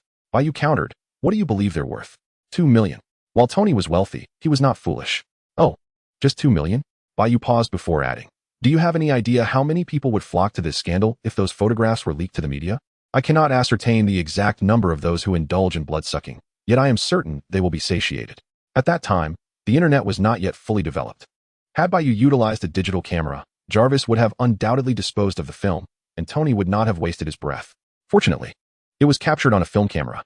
"Final offer," Tony proclaimed, raising 3 fingers, $30 million. Upon hearing this, Bai Yu leaned back, lazily remarking, "All right, I shan't tease you any longer. In truth, I have no desire for money." Before he could finish, Tony slammed his palm on the table, exclaiming, "Fuck. You are far too greedy, clearly desiring more." After repeating the expletive several times in frustration, Tony produced a check, impatiently signing it before tossing it to Bai Yu, stating, "Fill in any number you wish. By tomorrow morning, I expect to see the film on my desk, or else, well, you would not want to know the consequences." He waved at Happy. Let us depart.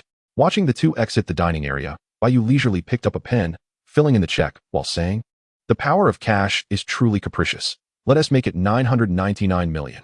At that moment, two individuals appeared behind Bai Yu, Tony and Happy, preparing to leave. 999,000, and the task is complete. Bai Yu stood, flicking the check, and smiled. Tony, what do you think? Surely, converting this modest sum should not pose a problem? Modest sum? Tony nearly choked, his face contorting in disbelief. You rogue, that's a bit excessive, don't you think? It is 1999, after all, $1 billion. Even though Stark Industries is valued close to $1 trillion and I am the largest shareholder. Extracting $1 billion in cash would be taxing enough to take half my life away. I have to calculate whether I have ever spent $1 billion in my lifetime. With a cheerful smile, Bai Yu tucked the check back into his pocket and leaned closer, whispering, I'm not jesting, to be honest. I am not in need of money at present, but I have you cornered. This secret is one I intend to savor for a lifetime, until your demise. Surely, you wouldn't want everyone to know, would you? Tony retorted, my friend from Japan, please exercise some restraint. Bai Yu patted his shoulder, very well. Let this be the conclusion for today. We shall have ample time to enjoy ourselves in the future. With that, Bai Yu donned his coat, casually placing one hand in his pocket as he hummed a tune while departing. Tony remained rooted in place, his expression shifting until Happy gently touched his shoulder a few minutes later, breaking him from his trance. Tony, should we? Happy cautiously gestured towards his neck. Tony was not merely angry, he was on the verge of losing his mind. How could that person behave in such a manner? What a lack of decorum. And to think he was a policeman? $1 billion? How could he even utter such a thing? Does he have a life to spend that much? $1 billion was one thing, but the audacity to desire a lifetime of it was astonishing. Fuck, Tony muttered, having encountered such an audacious individual, which redefined his understanding of shamelessness. Leave it to me. I will handle it myself. Tony vowed, aware of his own foul mouth and roguish behavior. Yet this time he had met his match. This young officer was even more unscrupulous than he. Half a month later, in the precinct of Manhattan, Bai Yu strolled towards the office area, a cup of coffee in hand. His arrival instantly sparked a flurry of chatter, with colleagues greeting him warmly and offering their congratulations.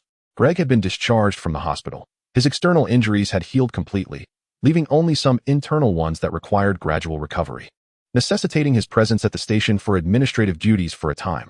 With a grand gesture, Bai Yu treated everyone to coffee. In a hushed tone, Greg inquired, how did you manage this? I only took a half-month break, yet you've been promoted, despite my earlier tenure by several months. Indeed, Bai Yu had received a promotion. His badge had transformed into a golden emblem. Henceforth, he held the title of detective. Bai Yu patted Greg on the shoulder, saying, it's quite simple. You just need to achieve results, my dear Greg. You must strive harder. Greg's expression was one of astonishment. Goodness, he thought, having just ascended a rank. He's already adopting the motivational speech of a superior. To this, Bai Yu mused that perhaps it was the innate disposition of a leader. Once one adopts the mindset of an official, one naturally begins to exhibit behaviors befitting their status. Modesty is paramount. At Times Square, a designated space for police vehicles awaited. After parking and turning off the engine, Bai Yu exited the car. Times Square, a renowned American thoroughfare, is a must-visit destination in the United States, teeming with a diverse array of individuals, making the presence of certain unruly elements unavoidable. Observing the bustling scene, Bai Yu noted the occasional outburst from some rowdy individuals, who would engage in raucous antics on the streets, sometimes colliding with passers-by. The sight of such instability stirred a profound disdain within Bai Yu. Racial discrimination is abhorrent. We, as individuals, despise it, and we also detest those who prevent us from expressing our own prejudices. Bai Yu shared this sentiment. He loathed those who discriminated against him and those who bore the brunt of his disdain. Dislike is dislike, and affection is affection. Why conform to the prevailing societal norms and feign sentiments contrary to one's own? From Bai Yu's perspective, many officials within the government harbored racist views, yet they would pander to the African-American community for the sake of votes. By 1997, the Black Lives Matter movement had begun to gain traction. This movement was merely a manifestation of underlying tensions, which had been simmering since the early 90s, gradually snowballing until the events surrounding Black Lives Matter erupted into full view. Politics is a murky realm. Their sole focus is achieving their objectives, indifferent to the sentiments of the populace. Suddenly, a voice emerged beside Bai Yu. Those black individuals should perish. Casting a glance at his colleague, Bai Yu quietly remarked, I have been rather conservative in my views. Chapter 14. Uprising. His female colleague, youthful and named Betty Sophia, had served as an officer for 7 years. Clearly, her views were even more radical than Bai Yu's. After her outburst, she meticulously scrutinized every individual of color passing near the police vehicle, focusing solely on them. ignoring everything else. Learning from predecessors is never a folly. So Bai Yu too dedicated his attention to observing those who passed by. As time passed, the crowd at Times Square grew denser, and Bai Yu, overwhelmed by the throng, decided to take a moment's respite inside the police car. Just a few minutes after sitting down, a female colleague suddenly approached and tapped on the car window. "What's the matter?" Bai Yu inquired. Betty gestured in a certain direction and said, "Look, what do you think those gorillas are up to?" Following her gaze, Bai Yu observed several gorillas animatedly conversing with a family of 3 Asian individuals. Instinctively, Bai Yu felt that this family had caught the attention of the gorillas. With no money to indulge in their vices, it seemed a shakedown was imminent. Despite their jovial demeanor, the true, sinister faces of the gorillas would undoubtedly frighten ordinary people when they chose to act. The gorillas were scheming once again. With that thought, Bai Yu opened the car door and stood beside Betty. Both of them crossed their arms, silently watching the unfolding scene. This was Times Square, a bustling hub. And they were not the only officers present. 2 colleagues on the other side had noticed their unusual behavior and were also observing. The 4 exchanged knowing glances and nodded in unison before making their way toward the commotion.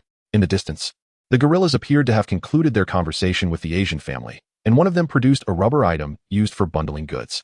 In a flash, the gorillas swiftly bound the hands of the adult male from the family and brazenly demanded, "Yellow-skinned monkey, hand over your money." It was evident that this was a seasoned criminal.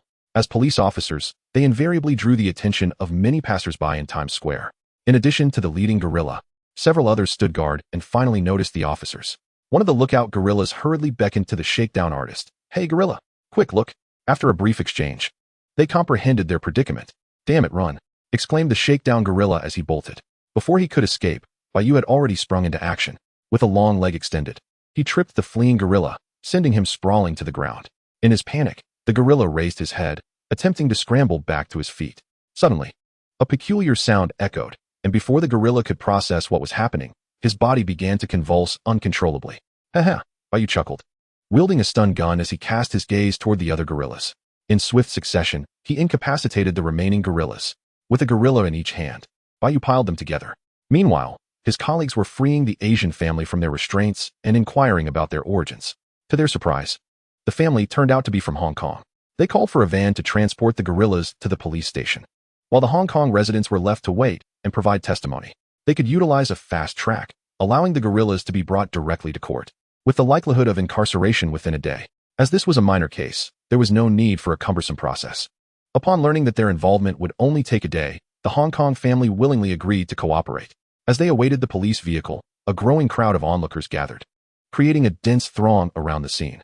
Amidst the chaos, the onlookers could be understood, provided they did not engage in any excessive behavior, as Bai Yu and his colleagues would typically overlook them.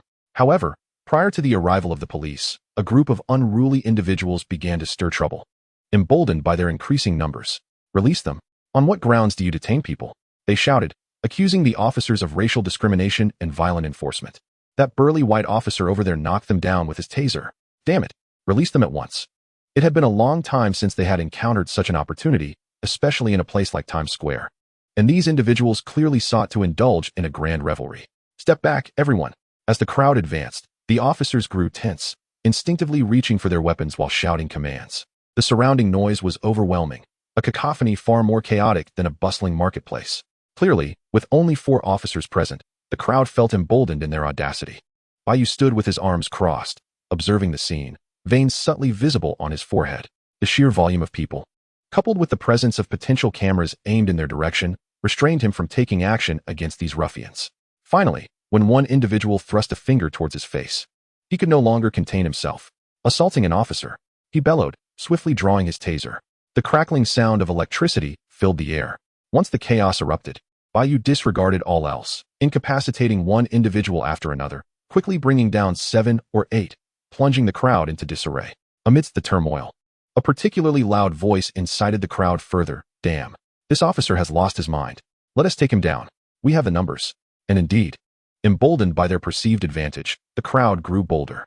3 of his colleagues, now panicking, hesitated to draw their weapons in such a volatile situation. Just as Bai Yu subdued one individual, he lifted his gaze to find several more surging towards him. "Damn it," he thought, unable to hesitate any longer. Pulling out his gun, "You dare not shoot?" The voice echoed again, as the crowd descended into a frenzy, with even those on the periphery seizing the moment to join in the chaos. With no time to spare, Bai Yu declared. To hell with it. He chambered a round without hesitation. The gunfire rang out. Bang, bang, bang. As he emptied the magazine, dropping every assailant that lunged at him, swiftly reloading. He wielded his taser in one hand and his firearm in the other, plunging into the throng. Come on, don't you enjoy causing havoc? Come on. Each taser strike was precise, and those too distant to be reached were met with gunfire against the walls. In mere moments, a significant number of assailants lay defeated in the area. Unbeknownst to him, a shadowy figure had initially approached, but retreated upon witnessing Bai Yu's unflinching resolve in dispatching the troublemakers. The turmoil in Times Square did not persist for long, swiftly quelled by Bai Yu, who even shattered the cameras capturing the scene. However, it is already too late. Times Square cannot possibly rely solely on these cameras. And it is certain that some individuals in nearby buildings have already taken notice of the situation. With such a large crowd, there will inevitably be those who have captured the events on camera. As the police reinforcements arrived, Bai Yu stood his ground, surveying his surroundings. The veins on his forehead protruding as he murmured, "Those who dare to create chaos, yet lack the courage to step forward, shall not escape my grasp." Chapter 15. A major predicament in the dead of night. Bai Yu returned home, utterly exhausted. Sitting in a chair, he lit a cigar, exhaling clouds of smoke. His furrowed brow remaining tense from the morning until now. Flicking off the ash, he spoke to himself. Which bastard is stirring up trouble? He had entertained suspicions about Tony, but Tony would not stoop to such madness. Although Tony had a sharp tongue, he possessed a moral compass.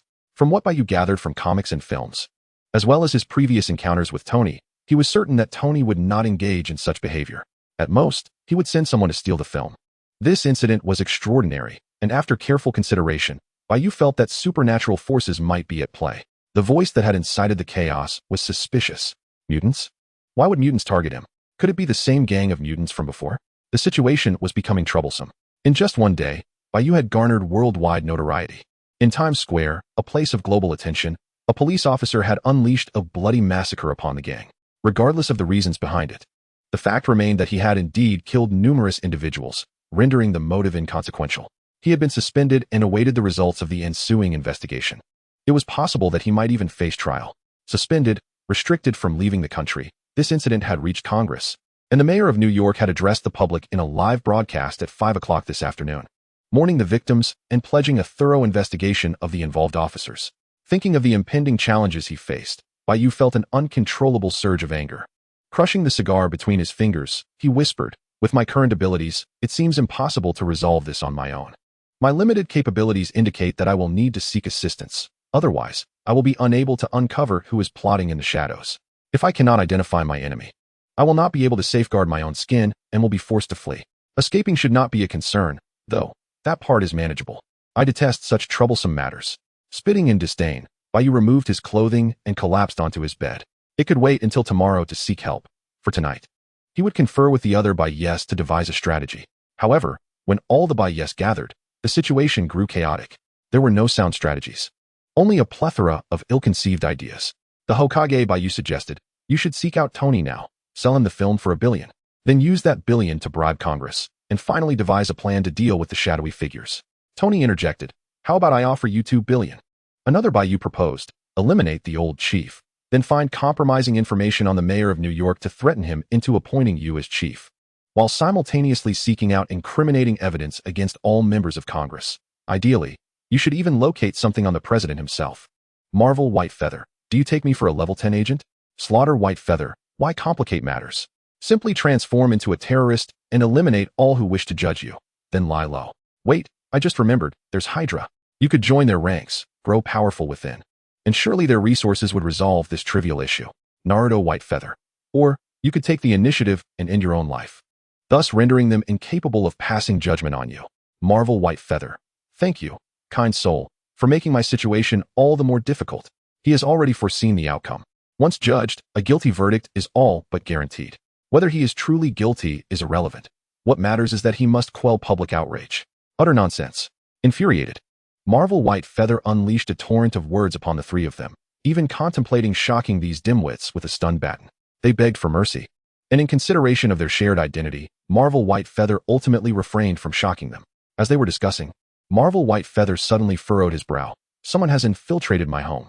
Upon hearing this, one of the White Feathers donned an expression of intrigue. "Hurry back and check. Then come share your findings with us." Such a nuisance, truly a nuisance. Amidst his musings, Marvel White Feather gradually vanished from sight. At home, in the darkness, White Feather stirred slightly. In the living room, a silent figure approached the sofa. On the sofa lay but two items: White Feather's leather jacket and trousers. In the darkness, White Feather sensed the intruder's breath was rapid as he struggled to control his breathing rhythm. He frequently glanced back at the White Feather on the bed, fearful of awakening him. However, the inevitable was about to unfold. Finally, on his 10th glance toward the bed, his pupils constricted, and in an instant, a cold sweat broke forth, his heart nearly stopping. The bed was empty, and a voice resonated from behind him. "Do you find this amusing?" Zzz. He barely caught a glimpse of a blue glow before his body convulsed, and he lost consciousness. Flicking on the lights, White Feather strolled over to the thief, scrutinizing him. Clad in dark attire, he was equipped with various tools.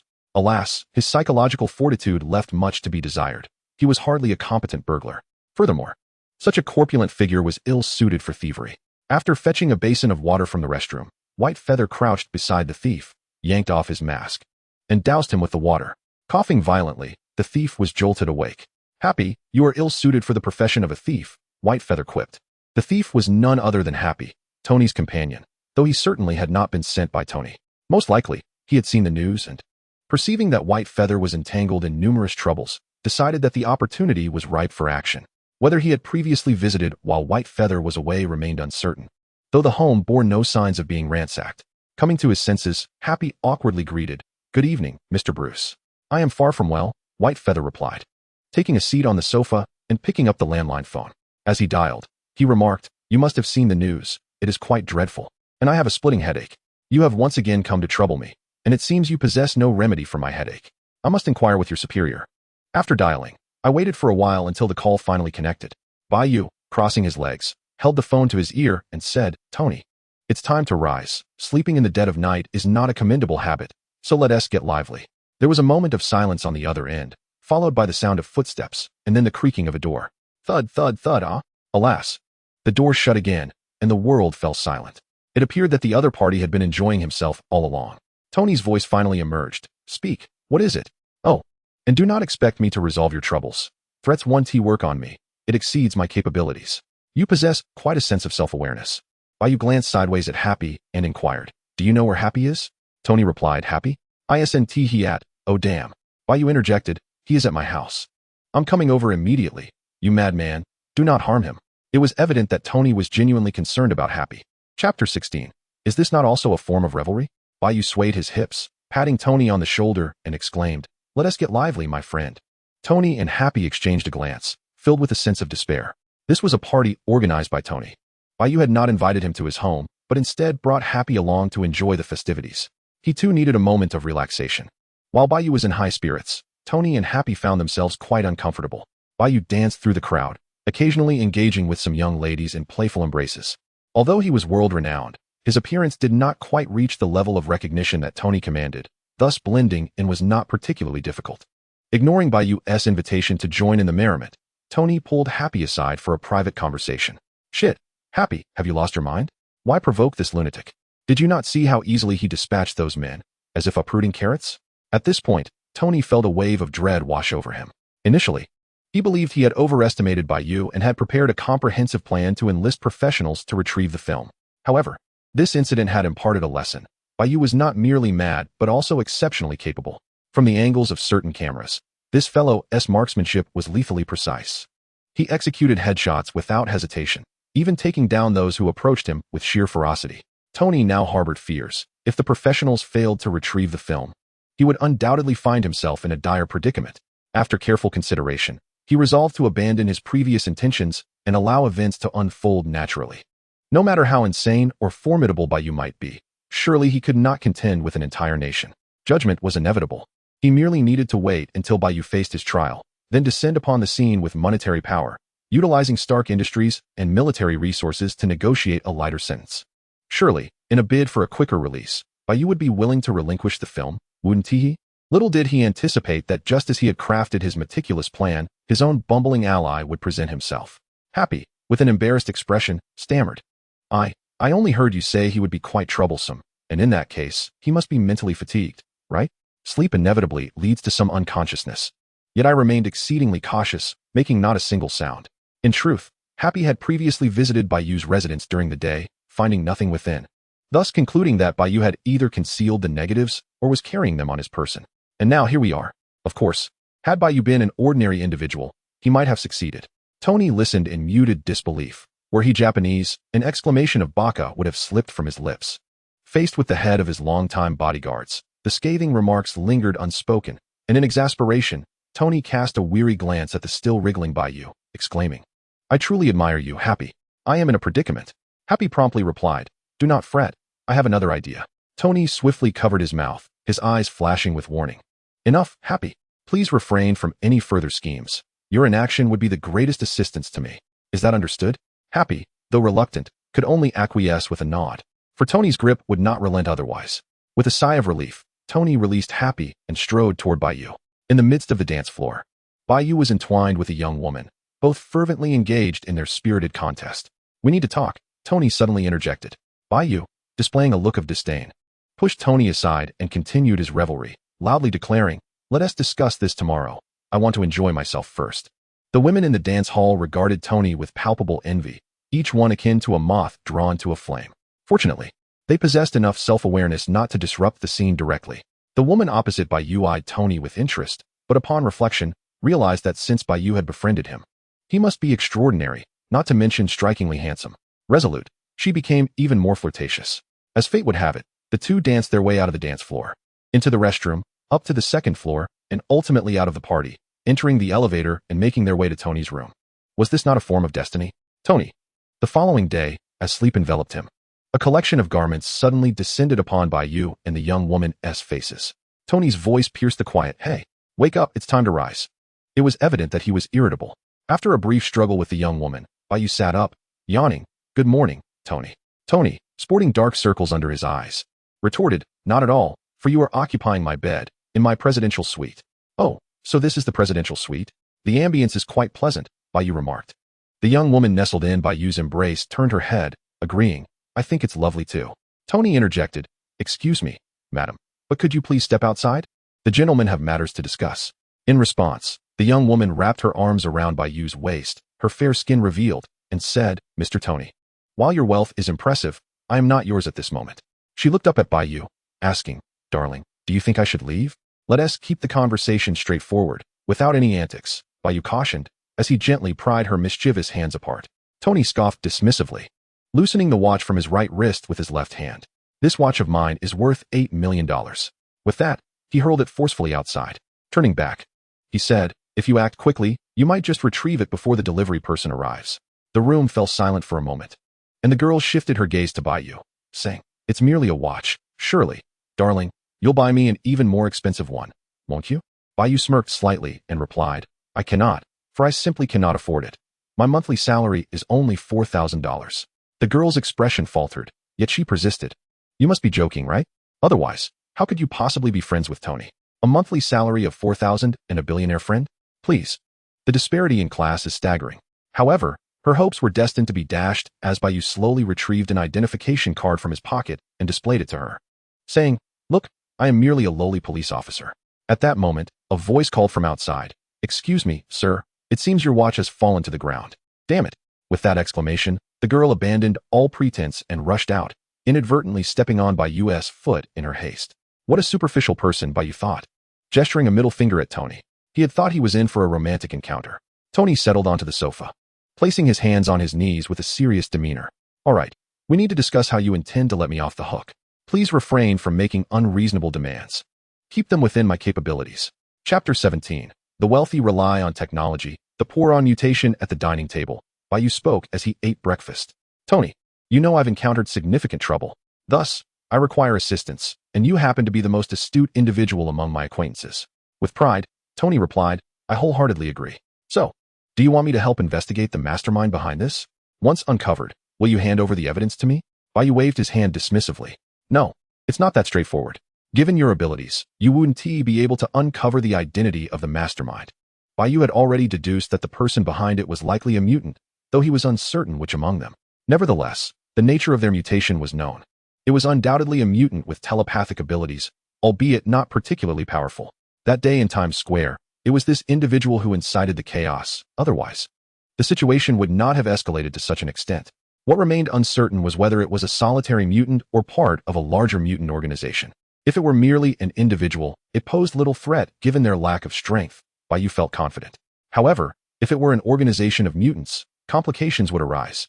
One failure could lead to even greater difficulties in the future. Regarding the telepath, their power level seemed to be minimal. They did not directly control the individuals, but rather influenced emotions within a limited range.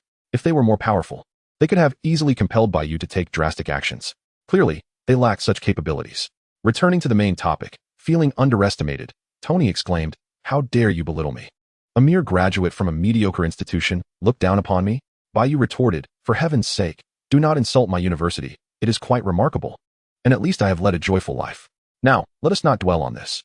Your intelligence is indeed impressive, yet certain matters transcend intellect. After all, you are not Batman. Mere preparation will not suffice to defeat Superman, and my adversaries are equally ruthless, leaving you no opportunity to devise a thorough plan." Bai Yu proceeded to articulate all his conjectures. Mutants? Tony furrowed his brow. Indeed, that presents quite a dilemma. What is it that you seek from me? He added, "I am not well versed in combat. I am merely an exceptionally intelligent and affluent ordinary individual. If I were capable of dealing with mutants, you would undoubtedly be my first target." Bai Yu smiled. "Tony, since you consider yourself an intellectual, I kindly request you to fabricate some items for me." "What items?" Tony inquired, perplexed. Half an hour later, Tony stood before a blackboard, fingers stroking his chin, his brow furrowed in concentration. After a considerable pause, he regarded Bai Yu with skepticism. "Did you acquire these items through theft?" Cough. Bai Yu cleared his throat. "What do you mean by theft?" "They were given to me. The killings were perpetrated by Bai Yu, not my concern." Upon hearing this, Tony scrutinized him from head to toe, circling around him until Bai Yu felt uneasy enough to clasp his hands over his chest, exclaiming, "I am not homosexual." "Bah." Tony spat. "Neither am I." He returned to the blackboard, supporting himself against the desk, stating, "You are not an ordinary person." Bai Yu shrugged. "And so what?" Tony pressed, "You are a mutant." "Are you not?" "Not at all." Bai Yu shook his head, casting a glance at a nearby teacup, which began to levitate before he continued. "Do you believe in a certain saying?" "What saying?" Tony's eyes were fixated on the floating teacup. Bai Yu drew the teacup to his hand, smiling. "The wealthy rely on technology, while the impoverished depend on mutation." "Mutation?" Tony's eyelids twitched. "In what manner does one mutate?" Bai Yu, reclining with his legs crossed, replied, "You are wealthy. I shan't disclose that to you. $100 million. Tony raised a finger. In comparison to these technological innovations, he yearned more for superpowers. Telekinesis, such abilities exist in the realm of Killing City and can be honed. Bai Yu had acquired this skill, yet unlike others, he would not suffer a reduction in lifespan due to it. The golden finger possessed unexpected functions. In addition to ability sharing, Bai Yu's soul power would also accumulate. 5 Bai Yus, though none had mastered the art of soul cultivation, collectively possessed formidable soul strength. Previously, there were 4, Killing Bai Yu, Marvel Bai Yu, and another Bai Yu, all from worlds where telekinesis was a feasible phenomenon. Their souls, being exceedingly powerful, naturally gave rise to such abilities. Subsequently, Killing Bai Yu discovered a method to train this capability within his world, and now his telekinesis was quite impressive. It was precisely due to this power that the telepath lurking in the shadows was unable to exert direct influence over Bai Yu. Returning to the main topic, Tony offered a bid of $100 million. After some contemplation, Bai Yu said earnestly, "Tony, I can teach you this ability, but I must warn you of the consequences. Overusing this power may lead to an overload of your brain and bodily organs, resulting in a significantly shortened lifespan. In simpler terms, it could lead to an early demise."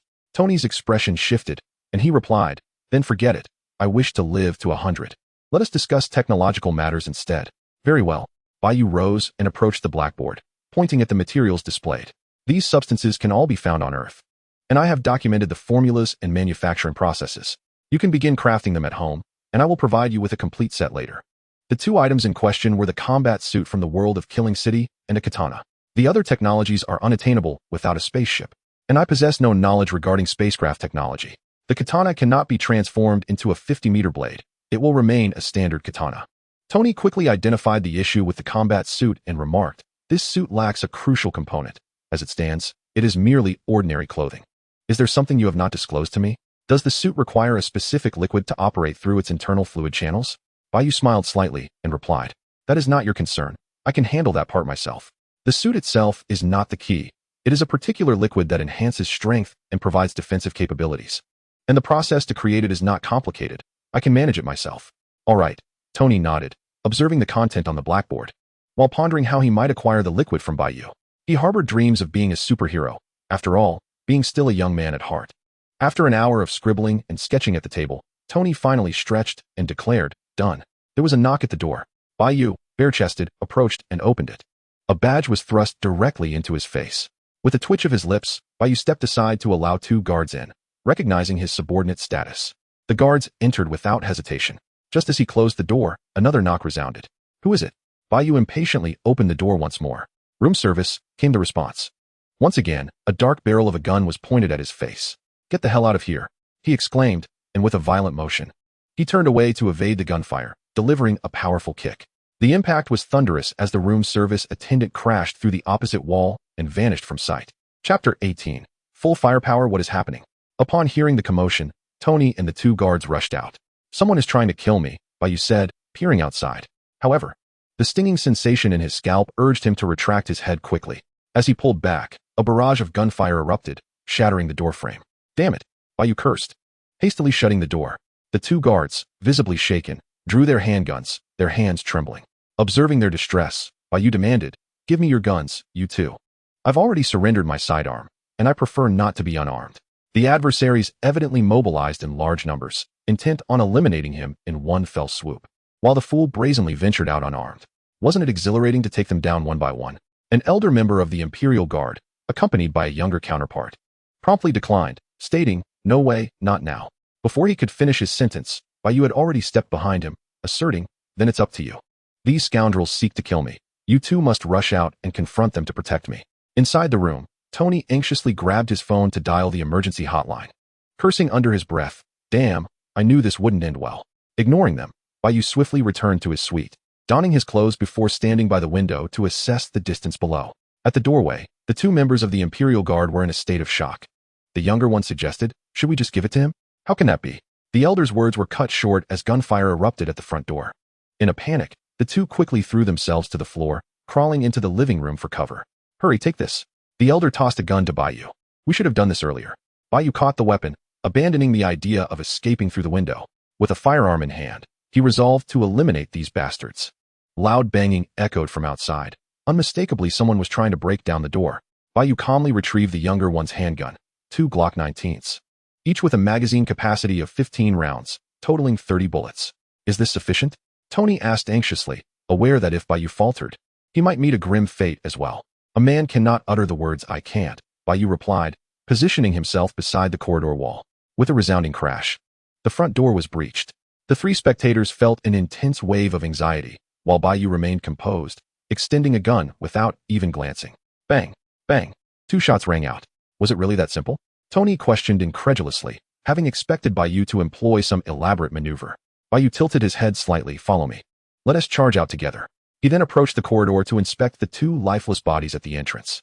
Clad in bulletproof vests, wielding submachine guns, tactical helmets, and goggles. They even possessed flashbangs and grenades. It would be no exaggeration to label them as regular military personnel.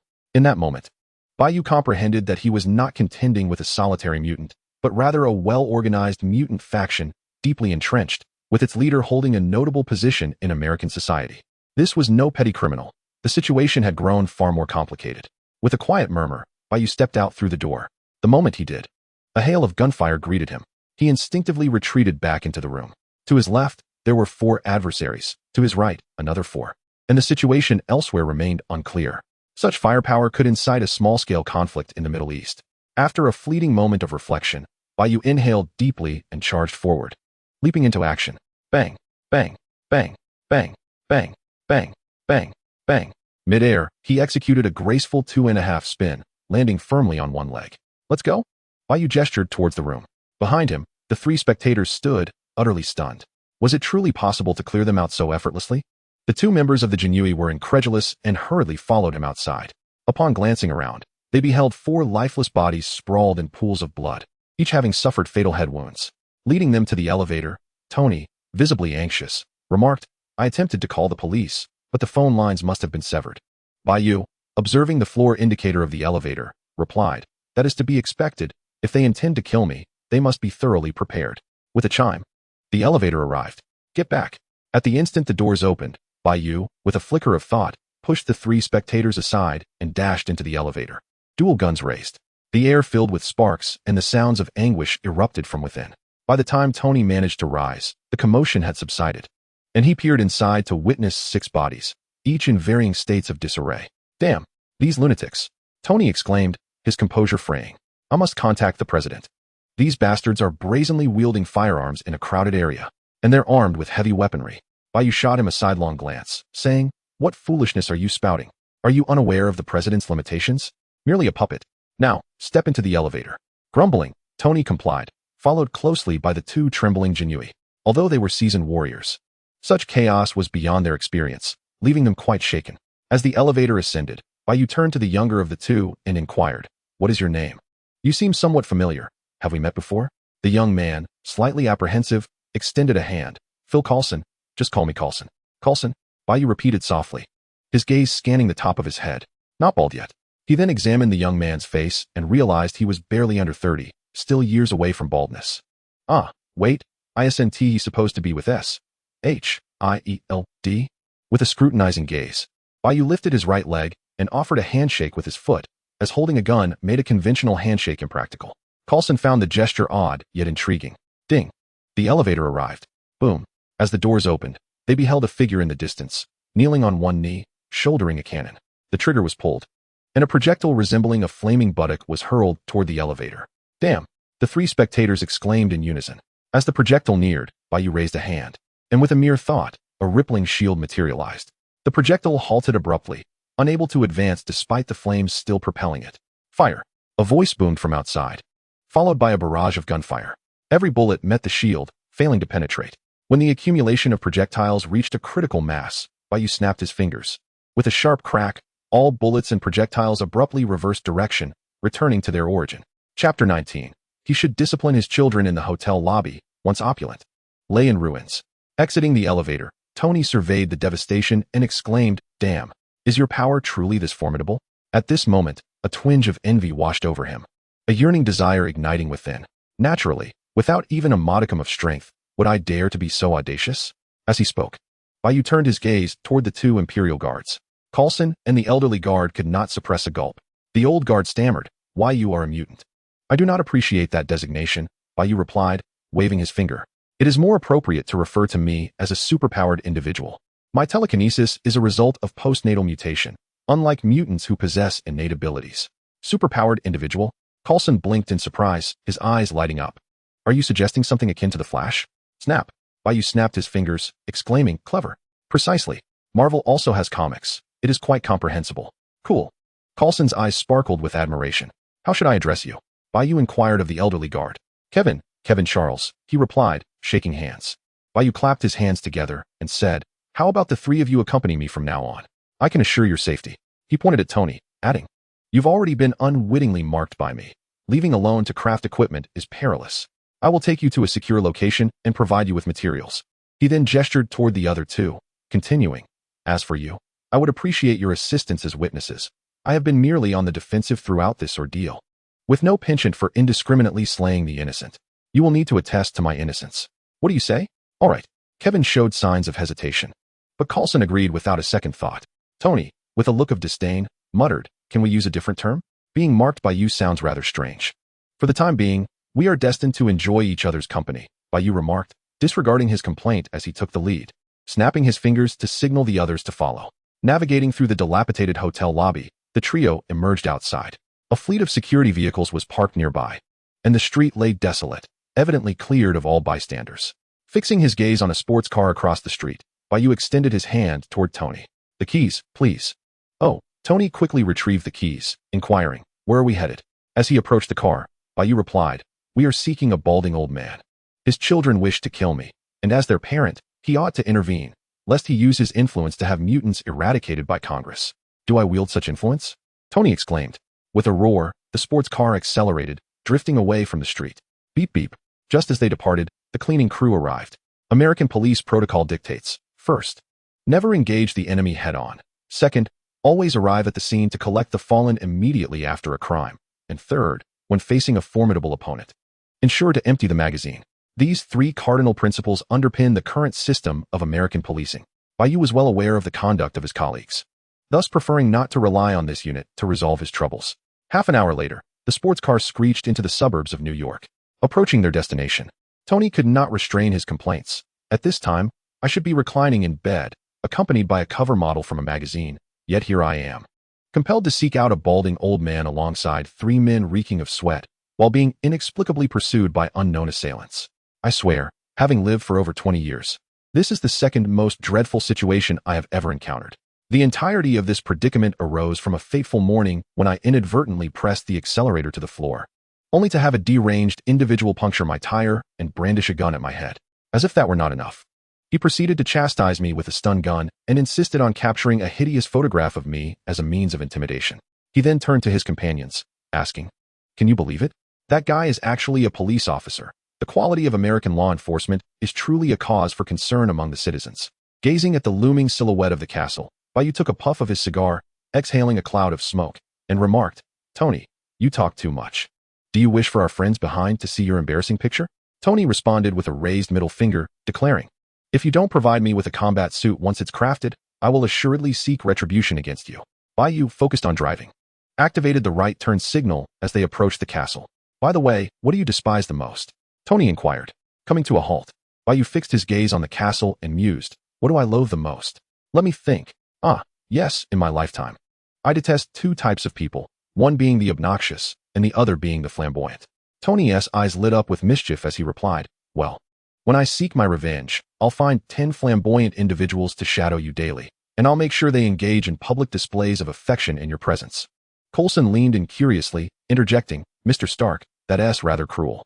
Tony retorted sharply, "Cruel? He is 100 times more malevolent. Did you not witness how he killed without even a blink? That individual is a psychopath." Unbuckling his seatbelt, Bai Yu raised his middle finger at Tony and exclaimed, "Enough." He exited the vehicle, and Tony responded with a playful gesture of 2 fingers, declaring, "Twice as much." At this moment, Tony still embodied the essence of an immature youth, needing to vent his frustrations whenever faced with adversity.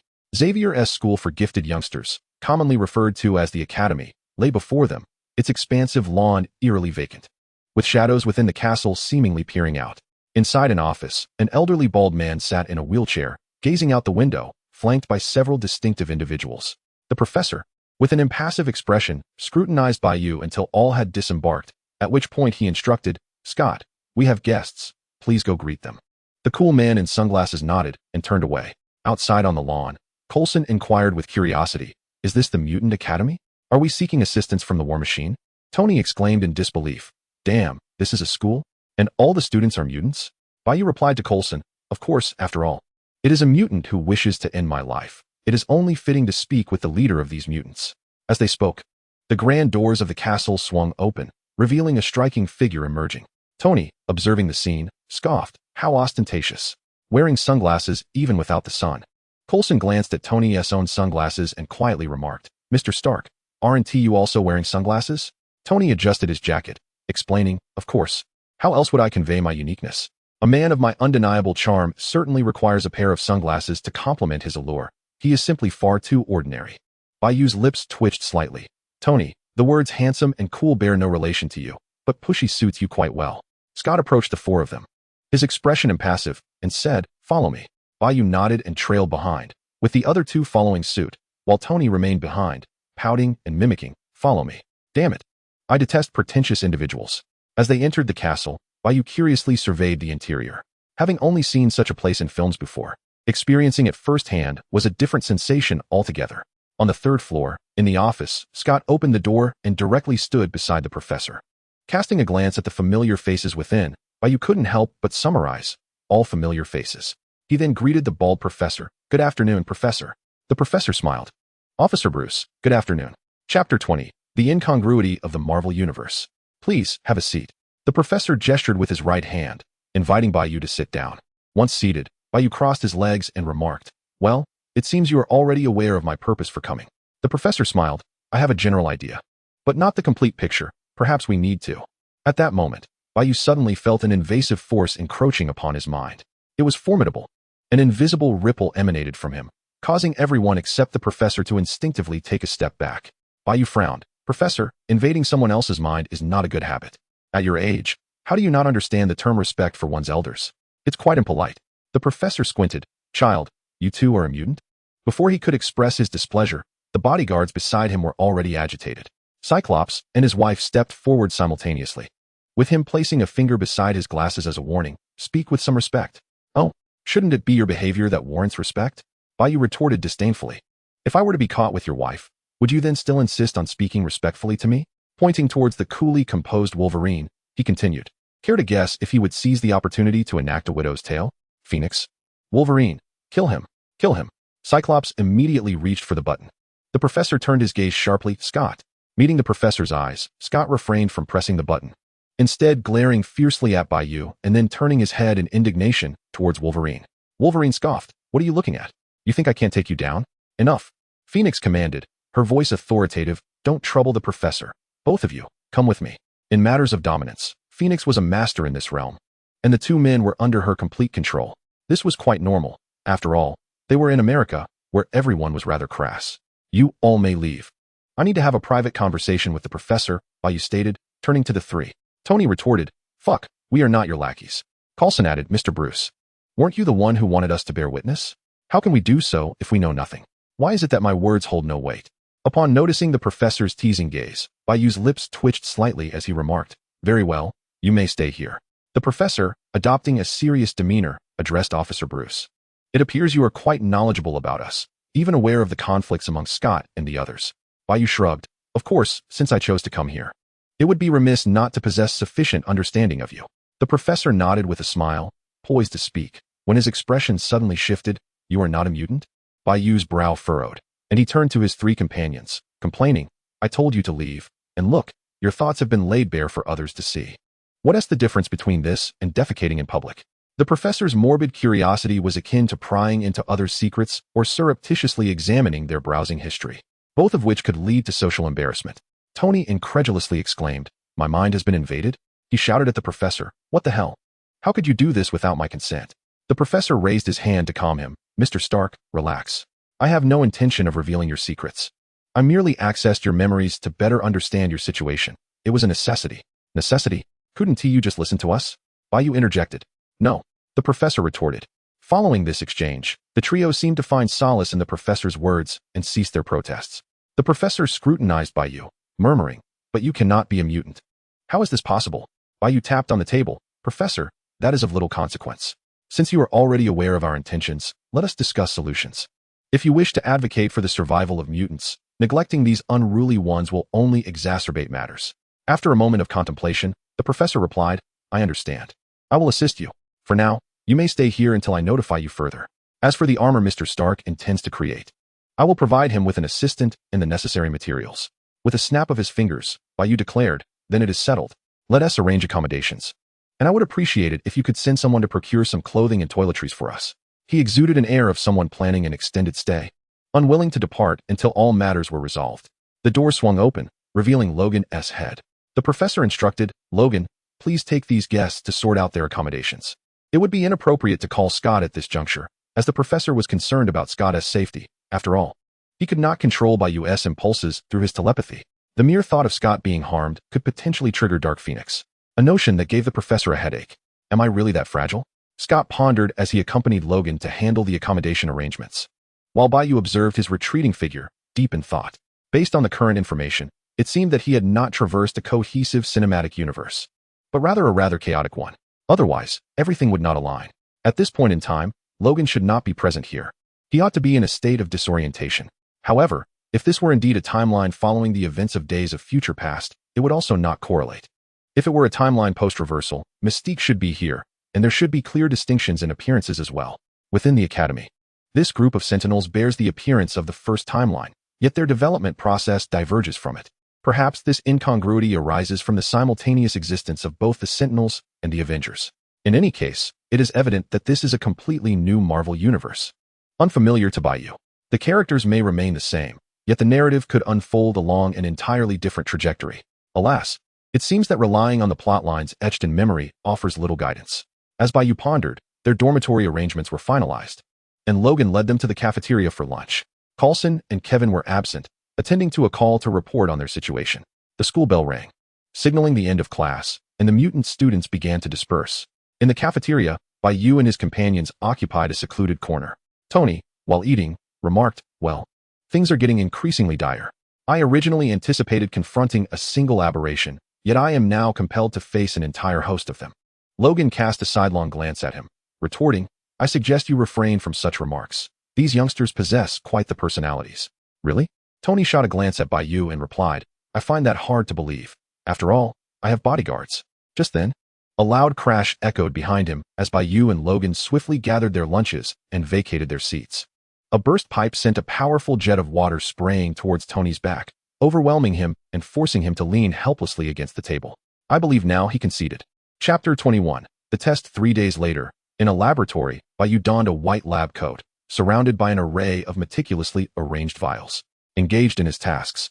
He mused, "Who would have thought that, as an underachiever, I would one day engage in such advanced operations?" As he spoke, he poured a green liquid into a transparent vial. With a resounding pop, a plume of white smoke ascended, and at that moment, the liquid transformed. Bubbling blue liquid began to froth, and upon closer inspection, it seemed to contain an entire universe, with each galaxy radiating its unique luminescence. "Success," Bai Yu declared, removing his goggles with satisfaction as he grasped the vial of enhanced liquid. In another laboratory, Tony was diligently finalizing his own project. After a considerable time, he completed the crafting of a sword with an alarmingly sharp edge. As he picked up the katana, he instinctively tested its blade from a slight distance, already feeling a sharp sting without even making contact. Oh, what shall serve as its sheath? Tony suddenly recalled that Bai Yu had not provided him with the necessary knowledge to create one. Without a sheath, carrying the sword on his back could easily result in self-inflicted injuries, ranging from a superficial abrasion to a deep laceration that could sever bone. While lost in thought, a bespectacled scholar at the adjacent workstation exclaimed with excitement, "Completed. This extraterrestrial combat suit is flawless. It merely lacks the most crucial component." Beast Hank, an intellect of comparable caliber, was only a fraction behind Iron Man, yet he stood atop a hierarchy dominated by only a select few. Just as the two reveled in their accomplishments, a voice echoed from the loudspeaker by the wall, Bai Yu's voice. "Well done. Since everything is complete, gather in my laboratory." In Bai Yu's lab, a multitude of sentinels had already assembled. Professor, Laser Eye, Phoenix, Wolverine, and Storm were all eager to witness the wonders of extraterrestrial technology. Before long, Tony and Hank arrived at the laboratory, equipped and ready. The spacious white room felt remarkably vast, even with so many individuals present. On the operational table lay 2 combat suits and 2 samurai swords. Logan, filled with curiosity, picked up one of the swords for a closer inspection. It appeared rather unremarkable. As he spoke, he extended several adamantium claws from his left hand. What would happen if they clashed? Up to this point, Logan had yet to encounter anything his claws could not shred. With a rather straightforward thought process, he approached the blade with his claws. A sharp, jarring sound erupted, akin to nails scraping against a chalkboard. "Logan." Everyone was startled, and Phoenix shot him an incredulous glare. "Sorry," Logan mumbled, gazing at the undamaged blade in disbelief. "It's hard to believe. This extraterrestrial technology is truly remarkable." Hank joined him, remarking, "It is indeed astonishing. This was crafted from materials available on Earth. Perhaps this alien civilization has a profound understanding of known terrestrial substances. However, for higher extraterrestrial beings, such an inferior blade would hold little interest. With mere thought, they could instantly analyze the materials of an entire planet and forge weapons tailored to that world." In the realm of the Killing City, the multi-faced aliens exemplified such a superior extraterrestrial civilization, existing beyond our comprehension. Meanwhile, Bai Yu had infused both combat suits with sufficient enhancement liquid. "Is this all it takes?" Tony inquired, noticing no visible changes in the suits. Bai Yu nodded. "Indeed, it is sufficient. You may remove your clothing now." Before Tony could finish his sentence, Bai Yu had already begun to disrobe. Clad in tight-fitting leather, Bai Yu felt rather peculiar, even without a mirror. As Tony donned his suit, he couldn't help but critique. "The aliens have terrible taste. Why couldn't they make it look cooler?" As the saying goes, a rough willow broom is still a broom. Who in this world complains about a man's looks? Appearance matters little. What is crucial is capability. The aesthetic of the suit is irrelevant as long as its effectiveness remains intact. Perhaps to enthusiasts of the two-dimensional realm, the design might even be considered appealing.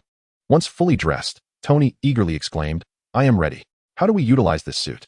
Bai Yu replied, "It would be inappropriate to test it here. Let us move to the outdoor testing area." The suit's capabilities not only endow an ordinary person with superhuman attributes, but also lack notable defensive prowess. It could only withstand blunt force, Piercing attacks would easily penetrate it. A mighty hammer, even delivering tremendous blunt force, would not kill the wearer. It might merely deplete the enhancement liquid, rendering it ineffective, whereas bullets could easily pierce through the combat suit. These shortcomings were glaringly apparent, yet at this stage, having something is better than nothing. At least it would provide a significant advantage against physically powerful adversaries.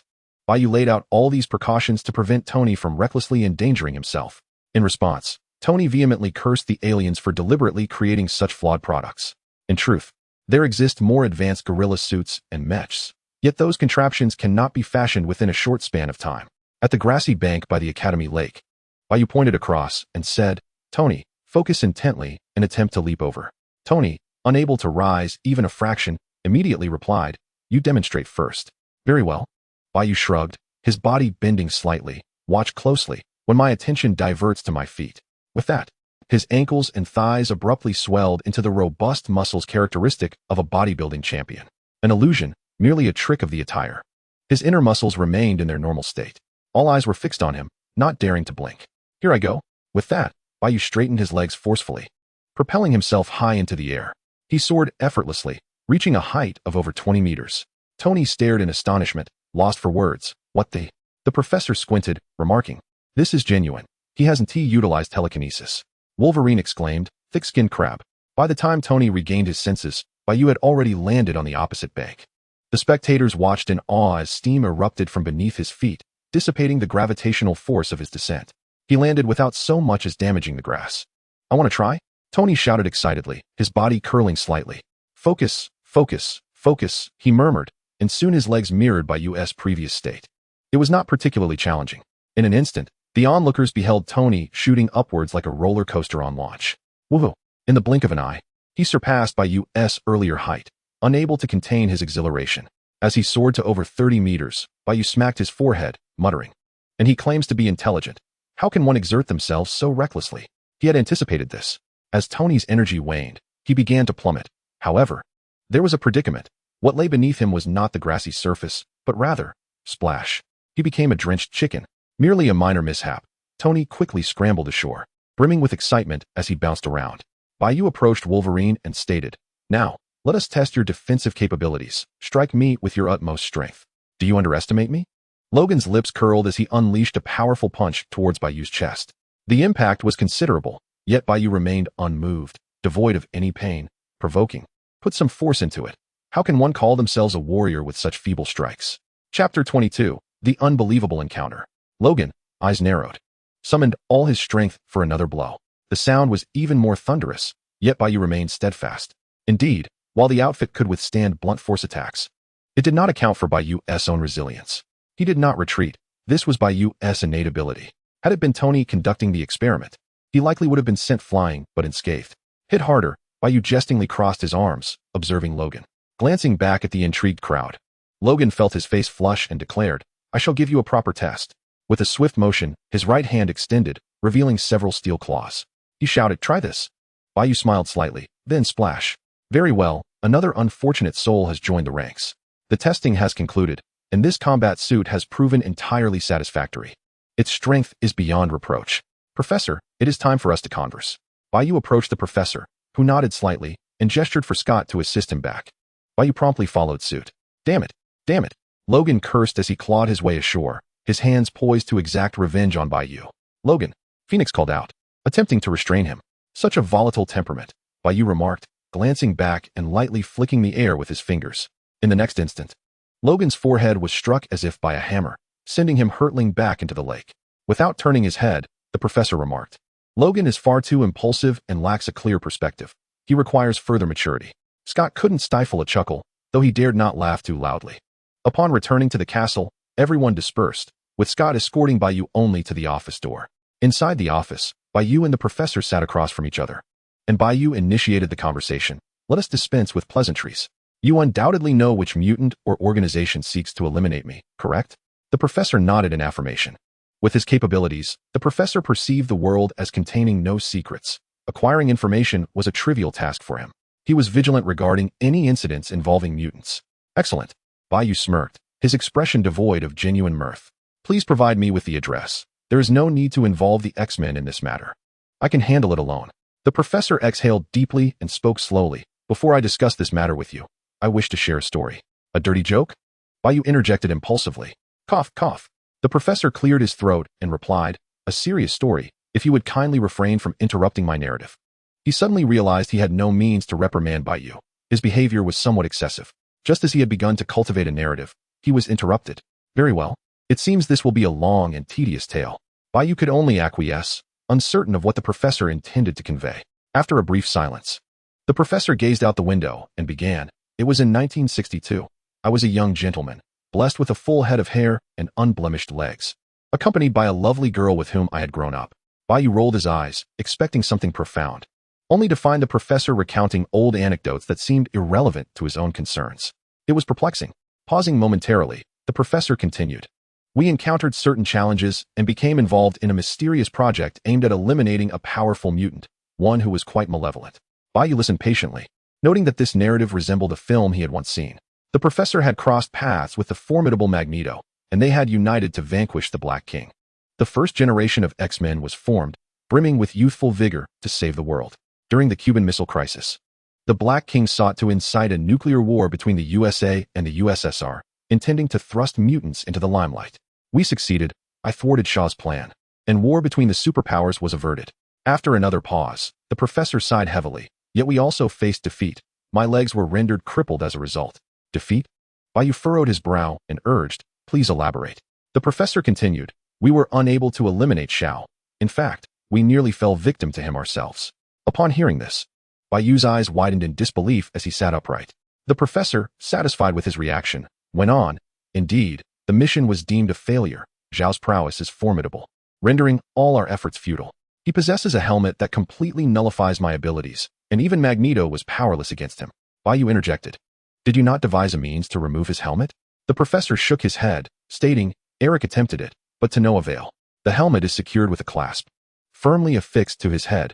Removing it would require decapitating him, which is utterly impossible. Any form of assault has proven ineffective against him. The mention of the clasp made Bai Yu's lips twitch. In his mind, it felt akin to an adult telling a child that Ultraman is merely a fabrication, that the warriors of light do not exist. Hey, could you be a bit more considerate of what a child can bear?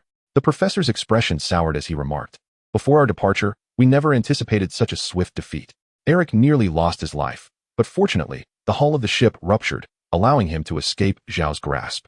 Subsequently, we all convened on an island, and just as we were resigning ourselves to our fate, humanity unexpectedly launched a barrage of missiles, intent on obliterating both us and Shao. The quantity was sufficient to devastate a city populated by tens of millions. Except for the absence of nuclear fallout, the yield was on par with that of a nuclear bomb. Shao was incensed, turning his attention to annihilating humanity first. That presented our only opportunity. Eric seized the moment to direct all missiles toward Shao. The terrifying energy was entirely absorbed by him, plunging us into utter despair. Shao embodied the very essence of Satan on earth. No one, save for God, could vanquish him. Accepting our demise was all we could do, for God would not hold it against us. Suddenly, the professor chuckled, perhaps moved by the thought that even God could not endure the sight. Zhao's body unexpectedly began to swell, akin to an inflated balloon. Bai Yu interjected, it's an overload of energy absorption, surpassing his limits. Prior to this, he had absorbed energy comparable to that of a nuclear bomb. The professor affirmed, precisely, it appears that he may have harbored a dreadful amount of energy within him, as he requires such power to stave off aging and remain ever vigilant against us. Bai Yu leaned back, his body once again settling into the chair as he chuckled. I see the outcome clearly. He exploded and perished, right? Now, let us return to the matter at hand. This story is rather intriguing and could be revisited. The professor's countenance darkened ominously as he interrupted. Not at all. He is still alive, perhaps even napping at this very moment. Bai Yu lamented, Warrior of Light, please return. I cannot bear this alone. Chapter 23. The Return of the Divine. Bai Yu sat dejectedly in his chair, lost in thought for an extended period. Which Marvel universe had he traversed into, that such an absurd narrative could unfold? Shao had survived purely because of a clasp he had set. Not only did he evade death at that time, but he astonishingly lived for several more decades, persistently opposing the professor and the Hellfire Club. How infuriating. Even more maddening is that the very ones who attacked him are from the Hellfire Club. Grand proclamations have been made. What now? Shall we confront them head on? The professor's suggestion was for Bai Yu to collaborate with the X-Men, providing some technical support, and together devise a plan for retaliation. The The professor extended an invitation. Join my team. Huh. Do I appear to be a fool? What seems like mere minor disputes now could swiftly escalate into life and death enmity if I were to align with you. In a brief span, Bai Yu's thoughts have crystallized many issues. Initially, that mutant might have merely intended to join the Hellfire Club, and the telepath who incited the riot could very well be the one who introduced him. Perhaps during the first two encounters, he hadn't caught Shaw's attention. But after the third, he might attract some notice. However, it hardly necessitates a lethal response. Bai Yu does not believe Shaw would personally come after him. Furthermore, even if he did, what would it matter? While he may not be able to defeat Shaw, it does not imply that Shaw could eliminate him. Therefore, even in the worst-case scenario, the most that could happen is that he would need to flee and bide his time. There is no graver situation than that. Yet, should he join the professor's team and take the initiative, it would be futile. The light warrior is dead. I no longer trust the light. I refuse. My home has gone several days without cleaning. I must return to tidy up. After firmly declining, Bai Yu stood, adjusted his attire, and without hesitation, turned his back on the professor and departed. He left as if he had never been there. The professor gazed out the window, somewhat lost in thought. Creak. The door opened, and he returned.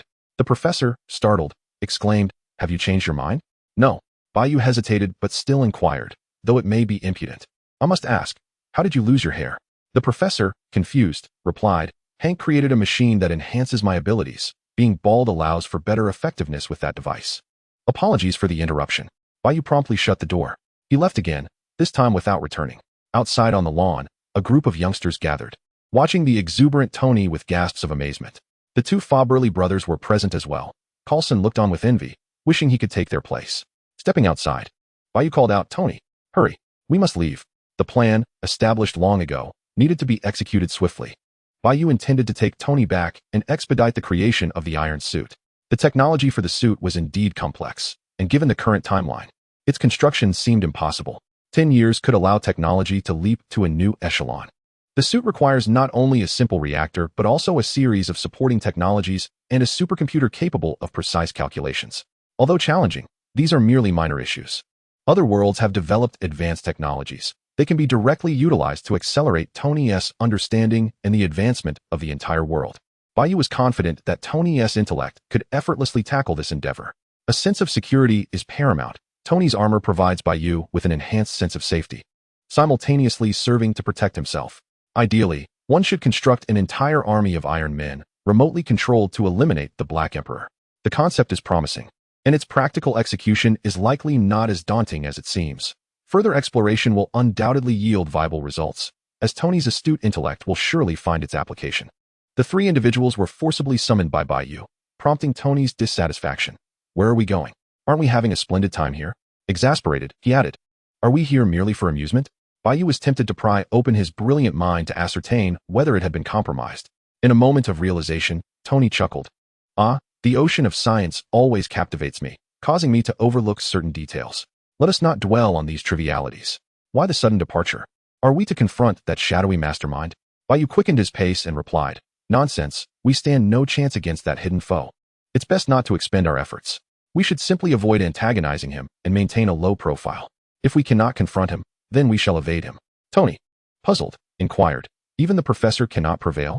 "Indeed," Bai Yu responded, "that individual also possesses a penchant for viewing all mutants as children." Bai Yu found it perplexing how these mutants, once endowed with overwhelming abilities, tend to regard others as their subordinates or offspring. This was true for Apocalypse, for Shaw, for the Iron King, and even for the professor. They all exhibit a tendency to assume control, subconsciously believing they ought to dictate the fates of their fellow mutants. This is a malady that requires remedy. After packing their belongings, especially the essential materials for enhancement liquids, precious components that could yield results upon further processing, they gathered everything and proceeded to Tony's sports car. As the ignition roared to life and the radio crackled, just as Tony was about to accelerate, peculiar sounds emanated from the speakers. "Slaves, your master has returned. How dare you harbor animosity towards my children?" In the professor's office, an antiquated television displayed the scene. The protagonist, with blue skin and bizarre attire, resembled an extraterrestrial. Behind him lay a city, Cairo, Egypt. He stood with his back to the screen, arms outstretched, exclaiming, "Slaves, open your eyes and behold the return of the divine." As the declaration resonated, the perspective shifted dramatically, revealing a wider vista.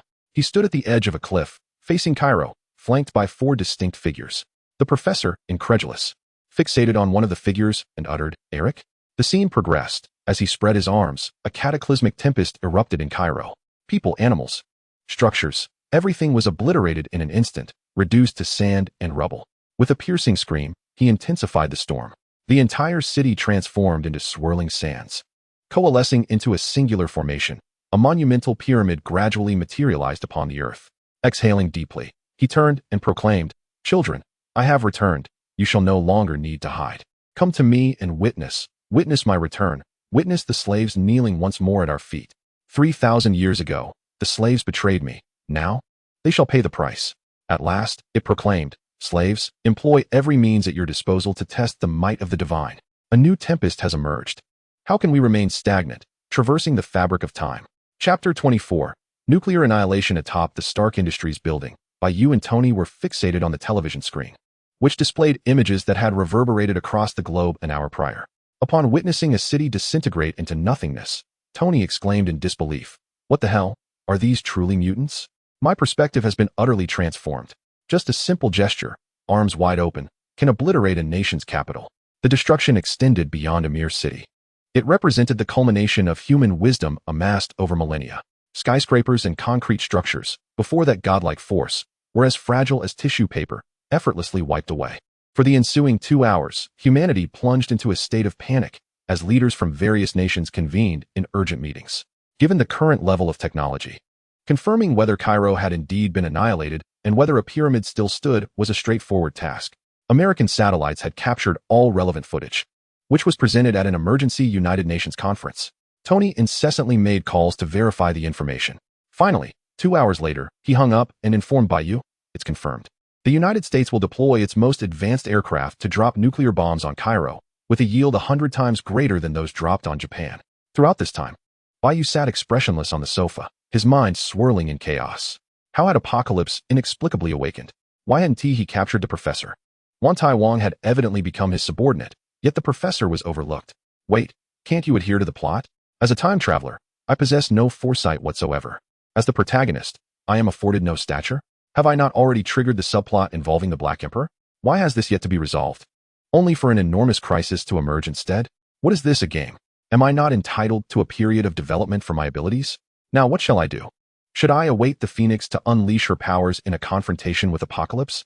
Bai Yu was increasingly doubtful that the Phoenix could vanquish Apocalypse.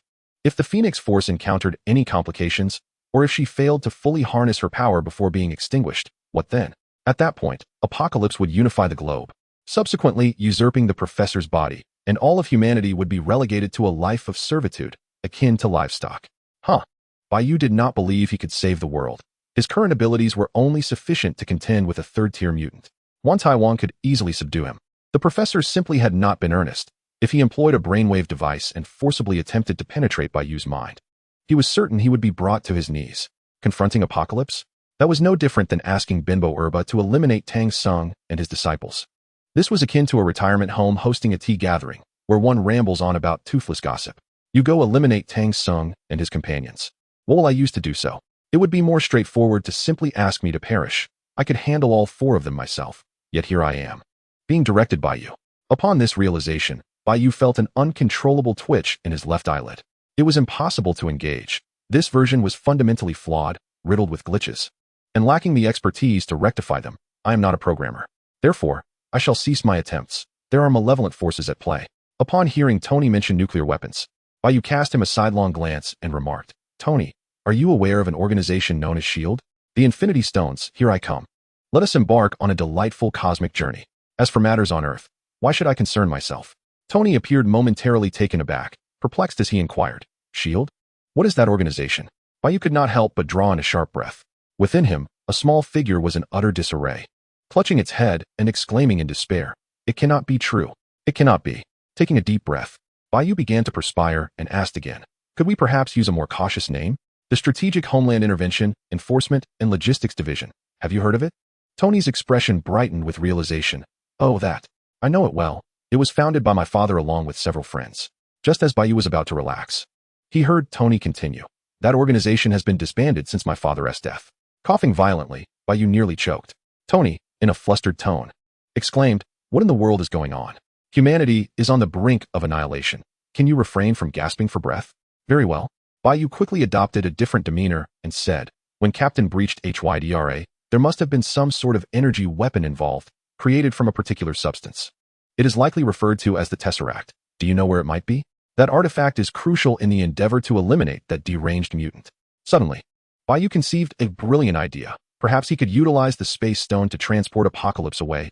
Yes, to deliver him directly onto Thanos' bed, allowing them to engage in a grand battle. Thanos, let me express my gratitude to you, for your presence is invaluable. Upon hearing this, Tony instantly perked up, his astute mind coming to life. Moments later, he resolutely declared, no. Bai Yu replied, I refuse to continue. There are unsavory elements at play. I must return to clean up. Silently, Bai Yu rose and made his way towards the helipad, contemplating his next destination. This was not the Marvel universe he wished to inhabit. This world operated beyond reason. I must devise a means to enter a more stable Marvel realm, such as the cinematic Marvel universe. Tony continued, my father once mentioned that Hydra indeed possessed a powerful energy weapon, but he speculated that the vanished Hydra leader must have taken it with him when he disappeared. With a sardonic chuckle, Bai Yu glanced back at him with a cold smile before turning to leave. Let it be destruction. Red Skull has absconded with the space stone, utterly neglecting his responsibilities. The troubling part is that he does not know how to wield it. Had he possessed the knowledge, he would have undoubtedly returned to continue his quest for world dominion. Bai Yu departed, heading straight for the helipad, taking off without a moment of hesitation. Tony shouted in exasperation, what the hell? Are you planning to flee? Coward. You're a coward.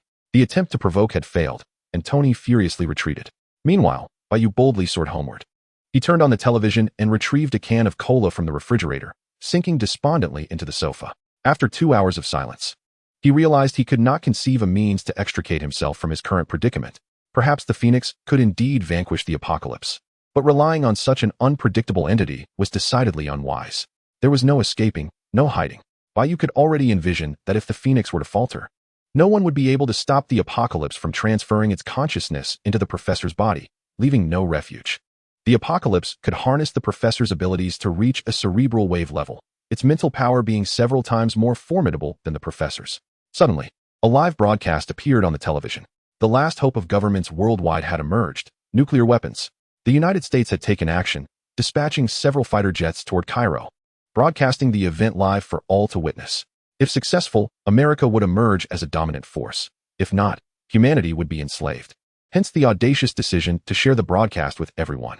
As the jets soared over the pyramids, several nuclear bombs were released, and billions of viewers clenched their fists in anticipation. A figure emerged from within the pyramid, raising his right hand, halting the bombs midair. The Iron Monarch had made his move. In a military base, a certain officer, witnessing this scene, scoffed and remarked, "Mutants are truly foolish, thinking this will suffice." As his words fell, he pressed a red button. On the television screen, the suspended nuclear bombs suddenly erupted in blinding light. At that moment, a voice declared, "The weapons of slaves, how intriguing. Let's see how you relish the taste of your own creation." A violet circular portal abruptly materialized beneath the nuclear bombs. Seeing the unfolding scene, Bai Yu's pupils dilated, and his heart skipped a beat. In New York City, a tranquil sky was suddenly pierced by a violet circular portal large enough to envelop the entire city. Chapter 25. I shall ascend. Damn it, Bai Yu cursed, quickly channeling his utmost telekinetic energy to form a protective barrier. Boom. The earth trembled, and everything in New York City began to collapse. Decades had passed. Yet the terror of nuclear weapons had returned, but this time, America was the target. The apocalypse merely opened a vast spatial portal, nullifying humanity's pride in their ultimate weapon, forcing them to taste the bitter consequences of their own actions. In that moment, Bai Yu longed to be back at the academy, for that place lay in the outskirts, where the risk of harm would have been significantly lesser. Alas, there were no what-ifs, and there was no time for regret.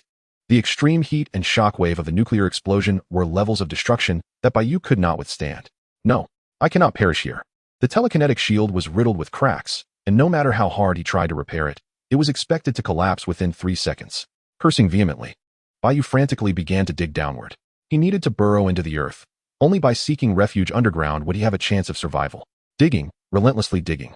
Even if his hands were bloodied, even if the barriers had shattered, even if the searing heat rendered his combat suit ineffective, even if he was drenched in blood, his will to survive surged with unprecedented intensity. He refused to be the first among the Bai Yu to perish, a worthless failure. A beautiful life had only just begun. How could he possibly die? Cursed mutants. Damn apocalypse. Accursed Red Skull.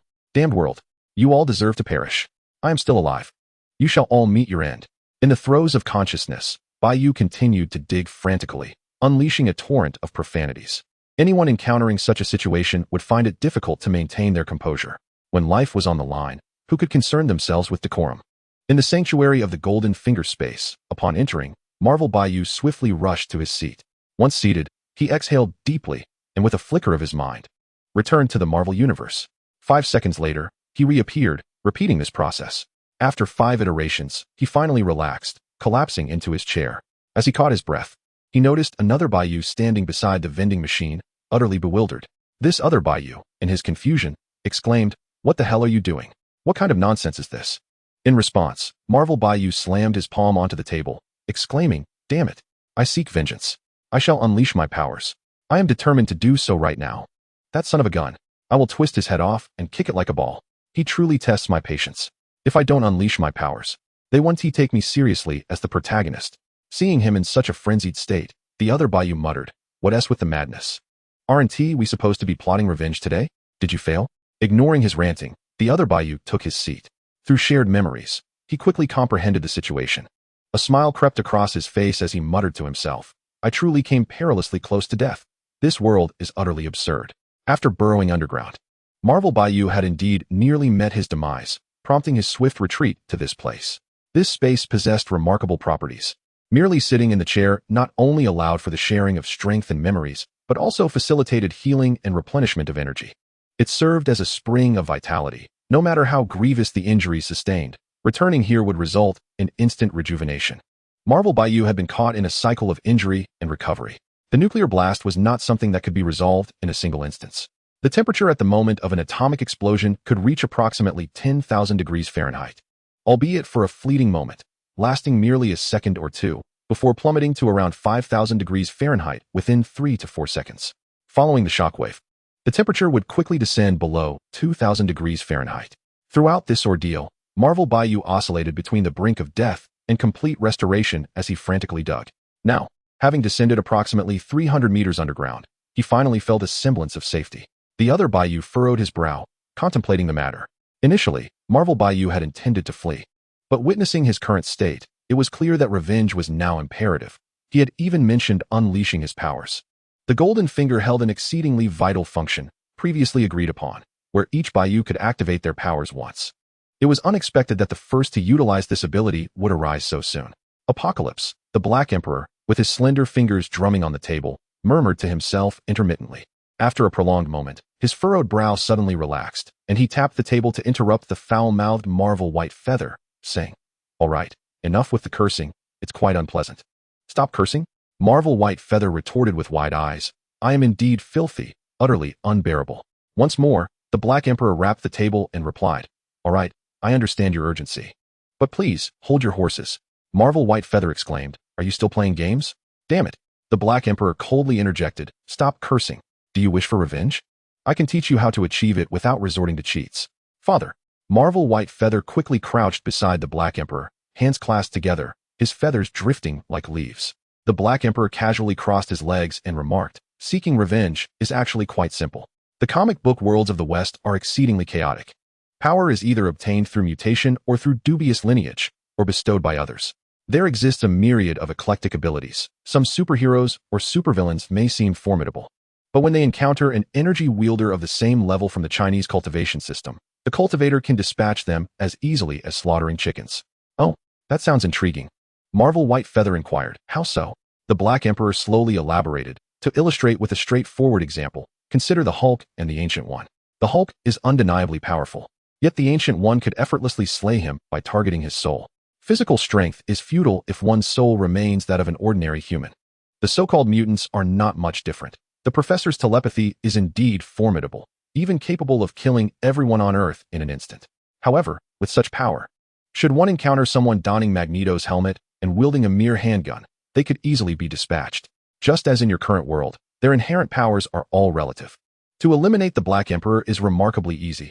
Only defeating Apocalypse poses some difficulty, as he possesses a more comprehensive set of abilities, accrued over millennia.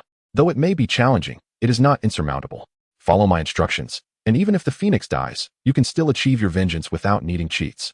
Just do this. Then that. Chapter 26. Unyielding resolution back in the Marvel Universe. Bang. Amidst a scorched earth, a pale, slender hand emerged from the ground, followed by a naked body. 2 hours had elapsed since the nuclear explosion in New York City, and the searing heat had finally begun to subside, allowing White Feather to endure the temperature.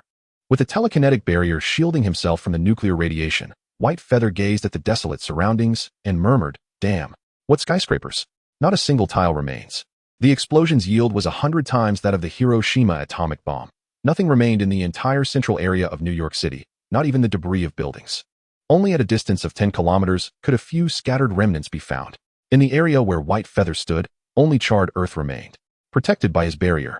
He floated towards the direction of the Stark Tower, driven by the hope of seeing whether Tony, the son of Marvel, could survive such calamity. Once a symbol of prominence, now not a single metal shard remained. Standing before Tony's grave, Bai Yu could not help but whisper, "Damn it, you were the savior of Marvel. After acquiring leverage against you, I never had the chance to truly threaten you, and yet you have departed this world far too soon." After a lengthy pause, Bai Yu sighed, "Rest assured, I shall avenge you." With that, he cast one last glance at the scorched earth before turning to leave. However, as he pivoted, a round face abruptly appeared before him. "Damn." Bai Yu was startled, stumbling back several steps to regain his composure. The round-faced figure, devoid of expression, inquired, "Where is Nick Fury?" Bai Yu scrutinized the figure closely and confirmed, "Captain Marvel?" The round-faced individual scanned the surroundings with a cold demeanor, reiterating, "Answer my question. Where is Nick Fury?" It seemed that even in the absence of S-H-I-E-L-D, the enigmatic figure still held relevance. Having shared a narrative with Captain Marvel, prior to the nuclear detonation or perhaps earlier that morning when Apocalypse revealed himself, he had pressed the call button for Captain Marvel. Her presence in New York was undoubtedly linked to the fact that the enigmatic figure summoned her from the city. Realizing this, Bai Yu replied, "Regardless of whom you seek, it is highly unlikely that you will find your desired individual here. Not even the molecular structure exists." The round-faced figure gazed at Bai Yu and asked, "Who did this? Did humanity instigate a nuclear war? How was he to convey the truth? Could she eliminate Apocalypse?" Ultimately, it was inconsequential. He already possessed a means to vanquish Apocalypse, and her involvement would bear little significance. After a brief moment of contemplation, Bai Yu responded, "Follow me, and you shall find out." With that, he ascended into the air, soaring towards the academy. Gazing down upon the vast expanse of New York from the sky, he felt an overwhelming sense of despair for the city. Within a metropolis of nearly 8 million inhabitants, it was likely that only a few on the outskirts remained alive, within the 10-kilometer radius of the explosion. All life had perished, and beyond that, survival was tenuous at best. The death toll was estimated to exceed 4 million. Only those situated 20 kilometers away had a chance of survival, albeit with the constant threat of radiation eroding their existence. At 30 kilometers, their homes may have been damaged by the shockwave, but with a stroke of luck, they might escape death, provided they immediately distanced themselves from New York and the nuclear fallout, thus mitigating the impact.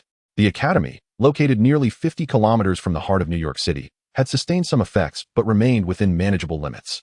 As night descended, Bai Yu and Captain Marvel flew in tandem above the academy. The entire castle appeared desolate, its glass and framework shattered, while the children were confined to their rooms, lending an air of emptiness to the structure. In the professor's office, the X-Men had gathered. Seated in his wheelchair, the professor held a telephone to his ear, his expression grave as he intermittently responded to the conversation. Upon concluding the call, he placed the receiver down, exhaling deeply, his countenance reflecting a profound weariness. Aged a decade in an instant, resembling a centenarian enveloped in despair. Observing this, Logan remarked with discontent, "Old man, if there is something to discuss, speak up. We can devise a plan together. Sighing 1T resolve anything." The professor sighed heavily, addressing them, "Prepare yourselves for the journey to death." Just moments ago, the leaders of the 5 permanent members of the United Nations reached a consensus, a decision that is utterly outrageous. The initial deployment of a nuclear bomb has failed, and they do not intend to send out any more troops or aircraft, as it would be futile. It is evident that human forces can no longer contend with that entity, the mutant. Therefore, they have resolved to summon all individuals with extraordinary abilities for a final stand. Tomorrow morning at 7 o'clock, all who can gather and possess supernatural powers will convene in Cairo. If even these individuals are unable to vanquish that being. Logan's heart raced with trepidation as he expressed his dissatisfaction with the professor's pause, urging him to get to the point and reveal the outcome. The professor, with a resigned smile, continued, "If we fail, humanity will engage in one last negotiation with that entity. Should it will remain resolute in treating humanity as slaves. It would signify a failure of negotiations. Humanity shall never compromise. At that juncture, they will detonate all nuclear bombs on Earth, unleashing a saturation strike across the globe. Consequently, apart from that entity and a select few, all life on the Earth's surface will cease to exist. The office fell into a profound silence.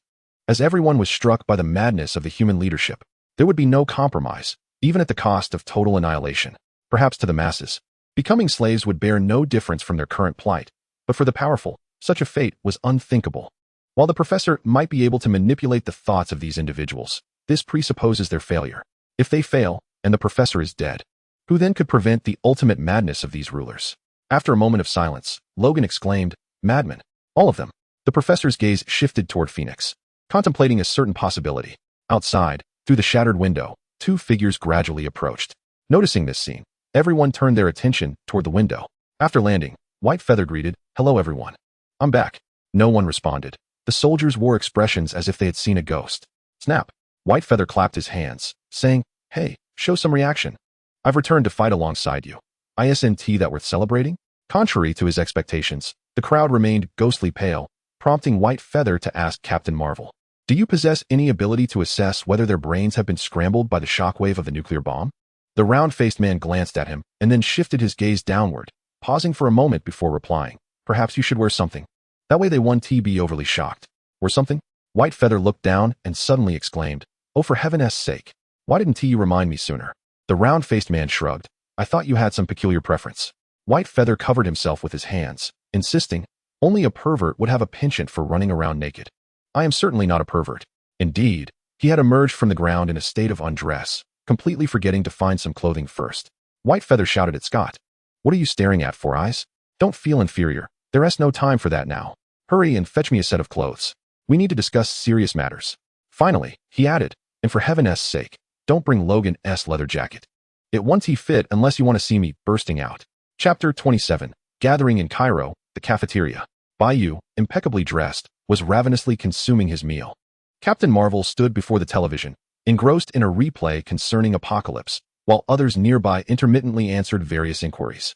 As the footage concluded, the professor resumed his discourse on the decisions made by the higher echelons of humanity.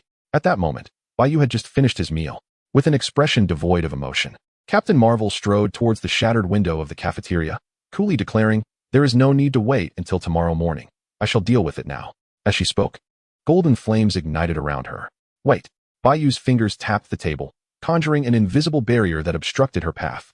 "You intend to stop me?" Captain Marvel turned back, her demeanor suggesting she was ready to confront Bai Yu at a moment's notice. No. Bai Yu shook his finger. "Eliminating it is not particularly difficult. But if you go alone, it will undoubtedly be a formidable challenge." He no longer believed that Captain Marvel possessed the formidable strength she exhibited in the Marvel Cinematic Universe, suspecting her capabilities might merely align with that of Universe 838. She might even be crushed by Apocalypse, despite her striking resemblance to the character from Universe 616. Bai Yu's doubts regarding her strength remained unchanged. "You doubt my power?" Captain Marvel's face suddenly erupted in flames. "What else would you expect?" Bai Yu shrugged. "You appear quite formidable. Initially a potential ally, but if you venture forth prematurely seeking death, that would indeed be a grave error." Boom. "How dare you question my abilities?" Captain Marvel thrust her hands forward, unleashing a beam of energy towards Bai Yu. Bang. The energy obscured everyone's view, and they failed to notice the wisp of white smoke rising from Bai Yu's previous seat. The cafeteria was breached, the castle was pierced, and the energy beam shot straight through to the lawn outside. Captain Marvel, furrowing her brow in confusion, sensed something was amiss with the impact. Just then, a knife suddenly emerged from her neck, and Bai Yu's voice resonated behind her. "Enough with the exertion." Captain Marvel's eyes widened, disregarding the dagger at her throat. She abruptly halted her energy output and delivered a fierce elbow strike backward. The speed was such that even the Flash would be left astonished. Yet, in that moment, she felt as though she had struck nothing. A cloud of white smoke enveloped the area, and Bai Yu's figure had vanished. "What the hell?" Logan exclaimed, pointing to a corner of the cafeteria. "Look, this guy practices magic." At his words, everyone turned their gaze towards the corner. There, Bai Yu rested his head on his hands, quietly observing Captain Marvel. "Keep trying. Perhaps after a few 100,000 more attempts, you might hit me." "Impossible." With a fierce roar, Captain Marvel lunged towards Bai Yu. This time, she refrained from attacking until she had seized his shoulder, finally revealing a smile. "This time, you cannot evade." The two crashed through the cafeteria and emerged onto the lawn. Halting by the pond, Captain Marvel grasped Bai Yu by the collar with one hand, her other fist poised threateningly. So what do you think of my strength now? It's about average, Bai Yu replied, maintaining an indifferent expression. Bang! Her fist descended, a cloud of smoke rising, leaving the captain bewildered at the pond's edge. At the edge of the cafeteria, the warriors gathered, with Scott inquiring of the professor, do you know what his ability is? Is it truly magic? The professor furrowed his brow, responding, it is possible, but it appears to differ from the magic I have encountered before. Oh, you have seen magic? A voice interjected. Logan turned to see Bai Yu standing beside him, exclaiming, damn. Calm down, Bai Yu replied with a smile. It's merely a simple maneuver. A mere shadow clone can confound Captain Marvel. As previously mentioned, the theoretical rules of each world prohibit the existence of energies from outside their own. The energies shared among the various Bai's will manifest in the form of energy corresponding to their respective worlds. However, it is evident that some worlds are rather chaotic. In the Marvel Universe, or within the realms of Western comics and mythologies, these power systems are disordered and lack structure. Consequently, it is entirely reasonable for Bai Yu to wield multiple abilities. Within him resides a wondrous purple energy, neither chakra nor chi. Yet this energy enables him to simultaneously utilize skills from two different world systems. The shadow clone technique was easily executed, and Captain Marvel remained oblivious to its origins. After being toyed with numerous times, Captain Marvel conceded, finally realizing that her powers were not invincible. At least for now, she was unable to discipline anyone. The clock read 7 in the evening, with 12 hours remaining until dawn. To eliminate Apocalypse, Bai Yu enlisted the professor as his spokesperson to negotiate a matter with the World Security Council. 6 hours later, everyone was ready for action. The professor, seated in his wheelchair, addressed the group. Everyone, bring forth all your abilities. This is an operation that cannot afford to fail. After a brief, yet stirring declaration, they boarded the aircraft. On board, Bai Yu and Logan sat facing each other. Observing Logan's firm grip on the safety belt, Bai Yu teased, how does it feel? Does this scene seem familiar? Not at all, Logan replied, his face slightly flushed as he feigned nonchalance. I think I've upset my stomach. Please, let me be quiet for a while. Noticing Logan's discomfort, Bai Yu couldn't help but laugh. Damn, Logan exclaimed, promptly closing his eyes, his face contorted in agony. Under normal circumstances, he would not react this way, but the aircraft's rapid ascent and turbulent air currents were the culprits behind his distress. The atmosphere on the plane was dull, prompting Bai Yu to initiate a conversation. Regrettably, his companions were not in the mood for chit-chat, quickly closing their eyes and falling silent. How dreary, he muttered to himself, ceasing his attempts to engage in conversation, oblivious to his own newfound verbosity. Perhaps it was the tension. Chatting was a means to alleviate his anxiety. Though Bai Yu had experienced significant events before, those were merely shared memories. To truly empathize was not so simple. Marvel's Bai Yu was about to face his first momentous occasion in his own life. 5 hours later, at 6 in the morning, in Cairo, Egypt, warplanes were stationed in the mountainous region where the apocalypse had landed the previous day. One by one, the soldiers disembarked from the aircraft. With his feet firmly on the ground, Bai Yu gazed at the pyramids, shimmering in the light of the rising sun, and spoke, Arabati, are you all prepared?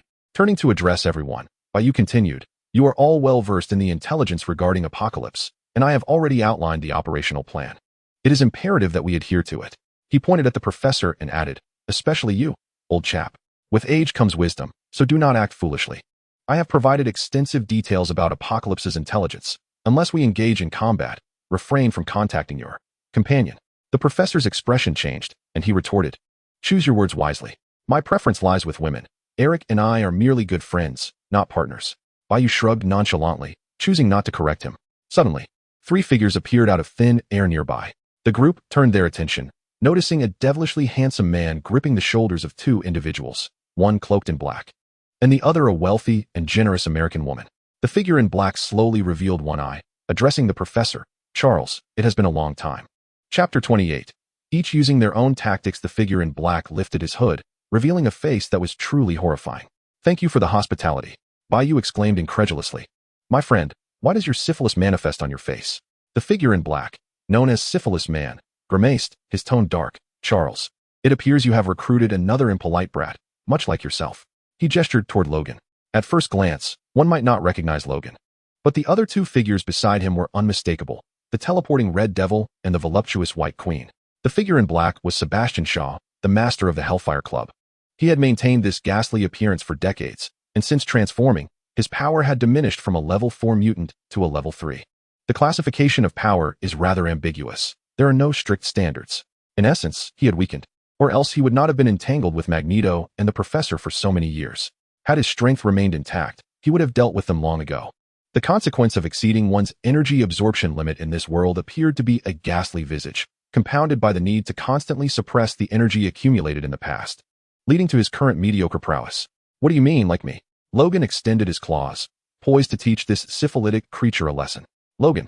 The Professor raised his hand to halt him, addressing Shaw. I never expected to see you here. Are you here to thwart him? Shaw scoffed, of course. I do not appreciate having an unwanted father figure suddenly appear. Anyone who wishes to assume that role must be prepared for the consequences. Enough. Bai Yu clapped his hands to interject. Gentlemen, for the time being, we are not enemies. Since we share a common objective, let us each showcase our abilities. At this moment, the priority was to eliminate Apocalypse. Any lingering animosity between Bai Yu and Shaw could be resolved later. The Black Emperor gazed at White Feather and remarked, I recognize you, a mere officer from New York City, who recently eradicated one of my squads. Your ability appears to be telekinesis, a commendable skill indeed. Disregarding him entirely, White Feather soared directly towards the pyramid, closely followed by Captain Marvel. In the blink of an eye, they arrived at the entrance of the pyramid. Allow me to obliterate it first. With that, Captain Marvel was enveloped in golden flames, and a column of energy surged forth towards the pyramid. Just as it was about to make contact, a purple barrier abruptly materialized. Boom. The energy column collided with the purple shield, sending tremors through the earth. She intensified her output, her face contorting from the strain. Observing this, White Feather concluded that this version of Captain Marvel paled in comparison to the one from Universe 616. The disparity was immense. Had it been the Captain Marvel from 616, she would have already pierced through the pyramid by now. Boom. The energy column erupted violently, and Captain Marvel staggered back several steps, her aura dissipating as she incredulously exclaimed, Impossible. It was one thing to miss when striking at White Feather, but failing to breach Apocalypse's protective barrier in a direct confrontation was entirely another. This revelation was difficult for her to accept. In the vast cosmos, she seldom encountered rivals. Yet here on Earth, how could there exist such formidable power? White Feather remained silent, her gaze fixed intently on the entrance of the pyramid, where shadowy figures began to emerge. Not just one or two, but a throng of individuals. As they stepped into the light, their features became increasingly discernible, and leading them was the Iron King. At that moment, the war police arrived behind White Feather. The Iron King addressed the assembled crowd, stating, You should not have come here. Scott retorted, If we do not intervene, this world is truly doomed. The outcome would be the same regardless. Why bother? You do not comprehend its true strength, sighed the Iron King, raising a hand.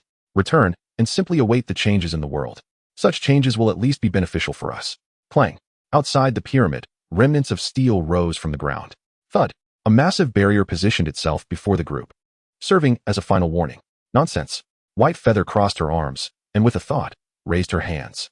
Utilizing telekinesis did not necessitate physical gestures. Such actions merely aided in concentration. Two immense steel beams were lifted, and simultaneously, three figures materialized beside White Feather. The Black Emperor, with a smirk, greeted Eric. Long time no see. It appears you have found a new master. Magneto paused momentarily before gritting his teeth. Sebastian Shaw. The Black Emperor chuckled darkly. How nostalgic. It is rare for anyone to address me by my full name. Observing Magneto's aged visage, he continued, You appear to have aged. Time is indeed cruel. In my memories, you remain that boy who had just learned to control a coin. I shall kill you. Magneto roared, soaring into the air as all nearby steel rapidly converged towards him. Clearly, the Black Emperor's words had struck a vulnerable chord within him. The once amicable Magneto, now consumed by rage, cared little for anything else. His sole desire was to eliminate the Black Emperor and exact his vengeance. Upon witnessing the scene, Bai Yu and his companions swiftly distanced themselves from the Black Emperor. Azazel, the Black Emperor exclaimed, draping an arm over the Red Devil. In an instant, both vanished, leaving the White Queen, Emma, behind, her entire form transforming into a diamond-like structure. Countless steel projectiles rained down upon her, generating a massive cloud of dust. Bai Yu glanced toward the pyramid and declared, Now, it is our turn. At the entrance of the pyramid were mutants evidently gathered to ally with Apocalypse, yet they were merely inconsequential minions. The group charged toward the pyramid, with Captain Marvel's movements being the swiftest as she instantly activated her explosive state and soared forward. It was anticipated that she would plow through unimpeded. However, to everyone's surprise, a variety of mutants at the entrance exhibited their powers and successfully halted her advance. Phoenix flew to the entrance, using her telekinesis to repel a batch of mutants while shouting, "Quick! I'll hold them off." Bai Yu leaped forward, his eyes scanning the surroundings incessantly. There were numerous mutants, at least 100, showcasing a myriad of skin tones. Hank transformed into a beast, roaring as he charged toward a cluster of mutants. Storm was enveloped by swirling winds, accompanied by flashes of lightning. Scott, not to be outdone, utilized his optic blast to counter some of the mutants launching ranged attacks.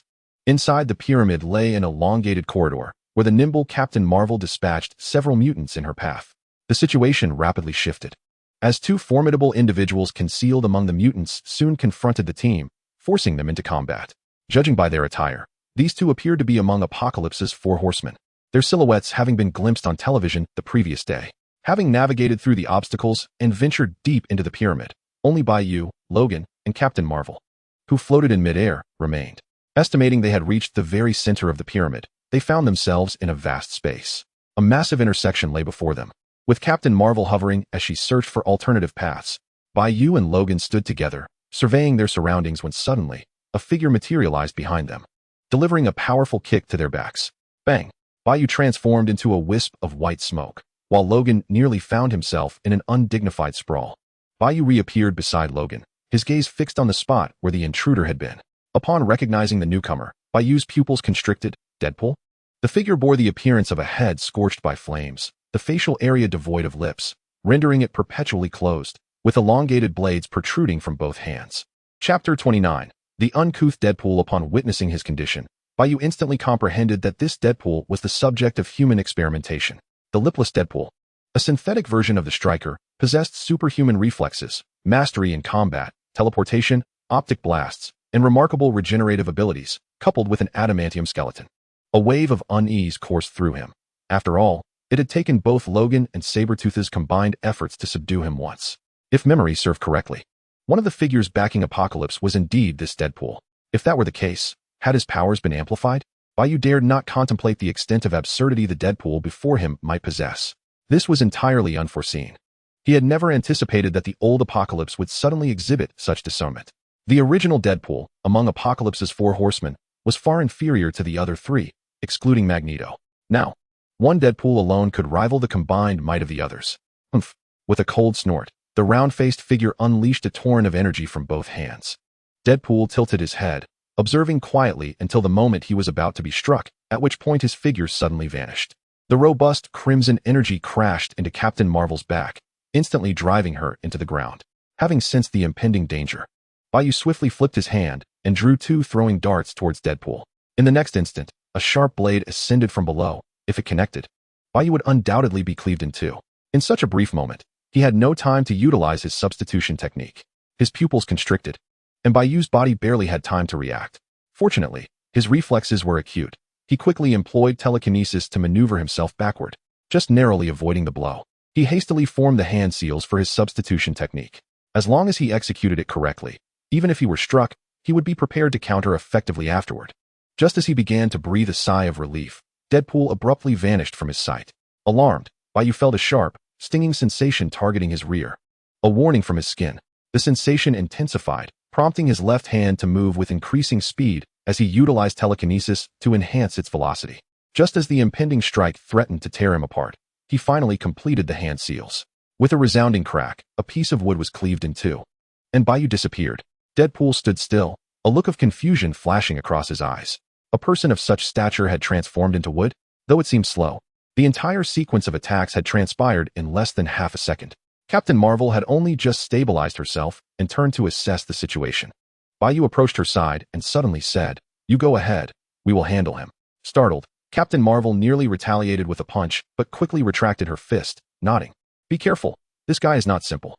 Not merely uncomplicated. Deadpool had transformed into a formidable adversary.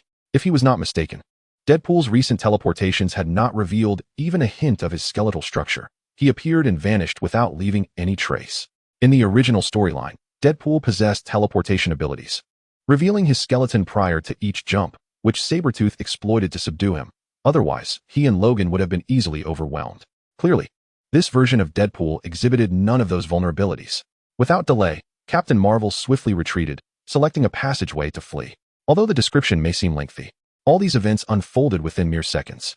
Logan was still grappling with the situation when he finally realized a challenging mutant had entered the fray. Deadpool glanced at Bai Yu, and in the next moment, he materialized before Logan. Before Bai Yu could offer a warning, he witnessed Deadpool animatedly gesticulating towards Logan. With his blades sheathed and his eyes wide, Deadpool appeared quite agitated. Upon seeing this, Bai Yu understood immediately. This Deadpool possessed his own consciousness. He was not a mere puppet. He recognized Logan. What was he saying?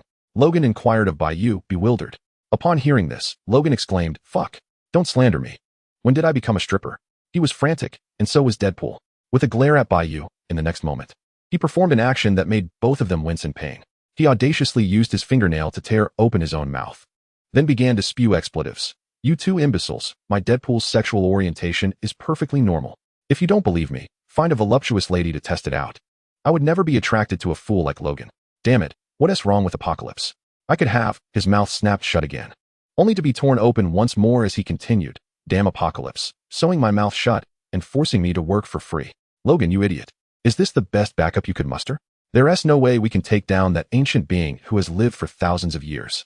After saying this, his mouth was sewn shut once more. Logan pointed at Deadpool and asked, "Damn, who is this fool? He seems to recognize me." Deadpool's mouth opened again, unleashing a torrent of expletives that left Bai Yu feeling a chill run down his spine. This Deadpool seemed insufferably annoying, possessing a sharp tongue devoid of any humor. It was no wonder the other Deadpool had to traverse time to eliminate him. In essence, he didn't wish to serve under Apocalypse.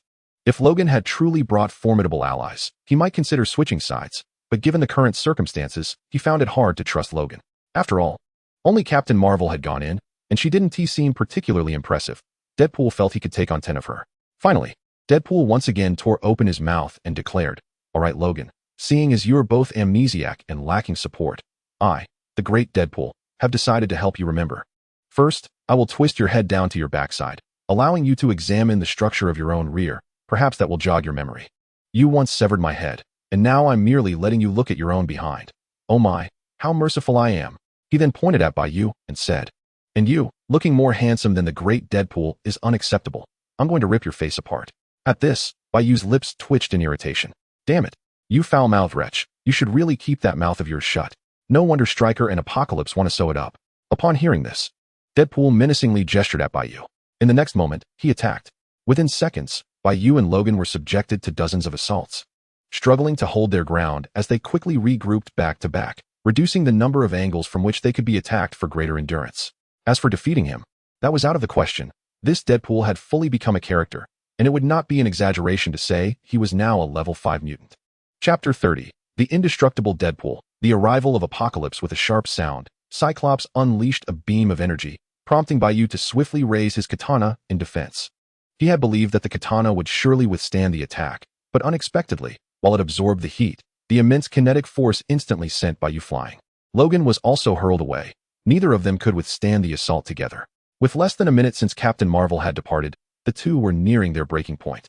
They could endure for a minute only because Deadpool was not taking them seriously. Otherwise, they wouldn't last even 10 seconds. And the outcome would be Logan half dead and Bai Yu fleeing. Well, at least in terms of survival, Bai Yu remained quite confident, as the figure soared through the air. In the next instant, Deadpool teleported beneath him, thrusting a sharp blade directly towards the rear of White Feather. "That must sting a bit, huh?" White Feather gritted his teeth, cursing vehemently, contemplating dismantling Deadpool's brain to examine its structure. The strikes were excessively brutal, particularly aimed at his most sensitive areas. "I loathe this mercenary." With a sudden puff of smoke, White Feather vanished from sight. Deadpool scratched his head in confusion, utterly bemused by the display of technique. Now bereft of even a wooden dummy. From a shadowy corner, White Feather emerged, one hand pressed against his backside, glaring fiercely at Deadpool. "Damn it.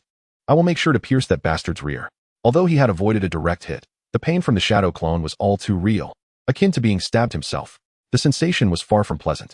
Deadpool's expression was exaggerated as he pointed between White Feather and the spot he had just vacated, then dramatically exclaimed, "Hey, you can do magic. Can you conjure up a voluptuous lady for me?" In response, White Feather hurled 2 shurikens, retorting, "If you want to transform, call your mother."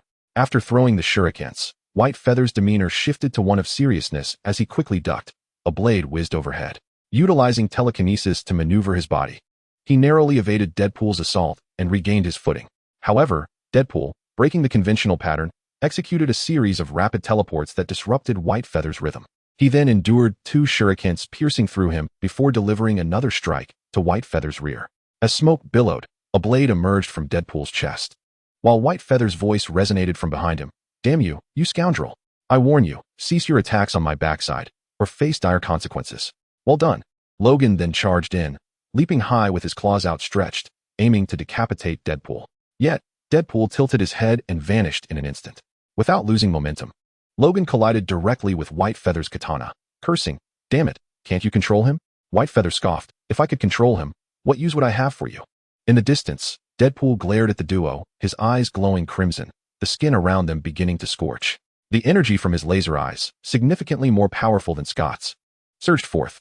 "Block it," White Feather shouted, first creating a telekinetic barrier to absorb the initial onslaught, followed by positioning his katana in defense. Logan acted swiftly as well, crossing his claws behind the katana.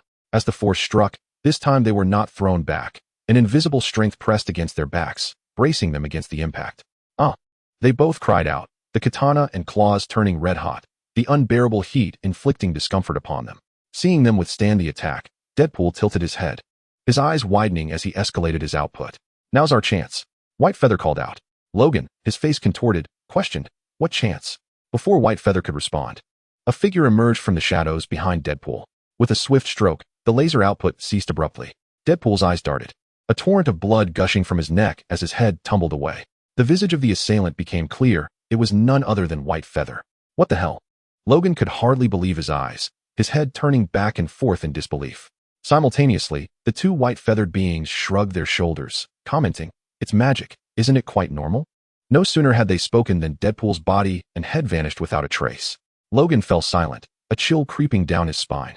The 2 white-feathered figures tensed, alert and ready for action.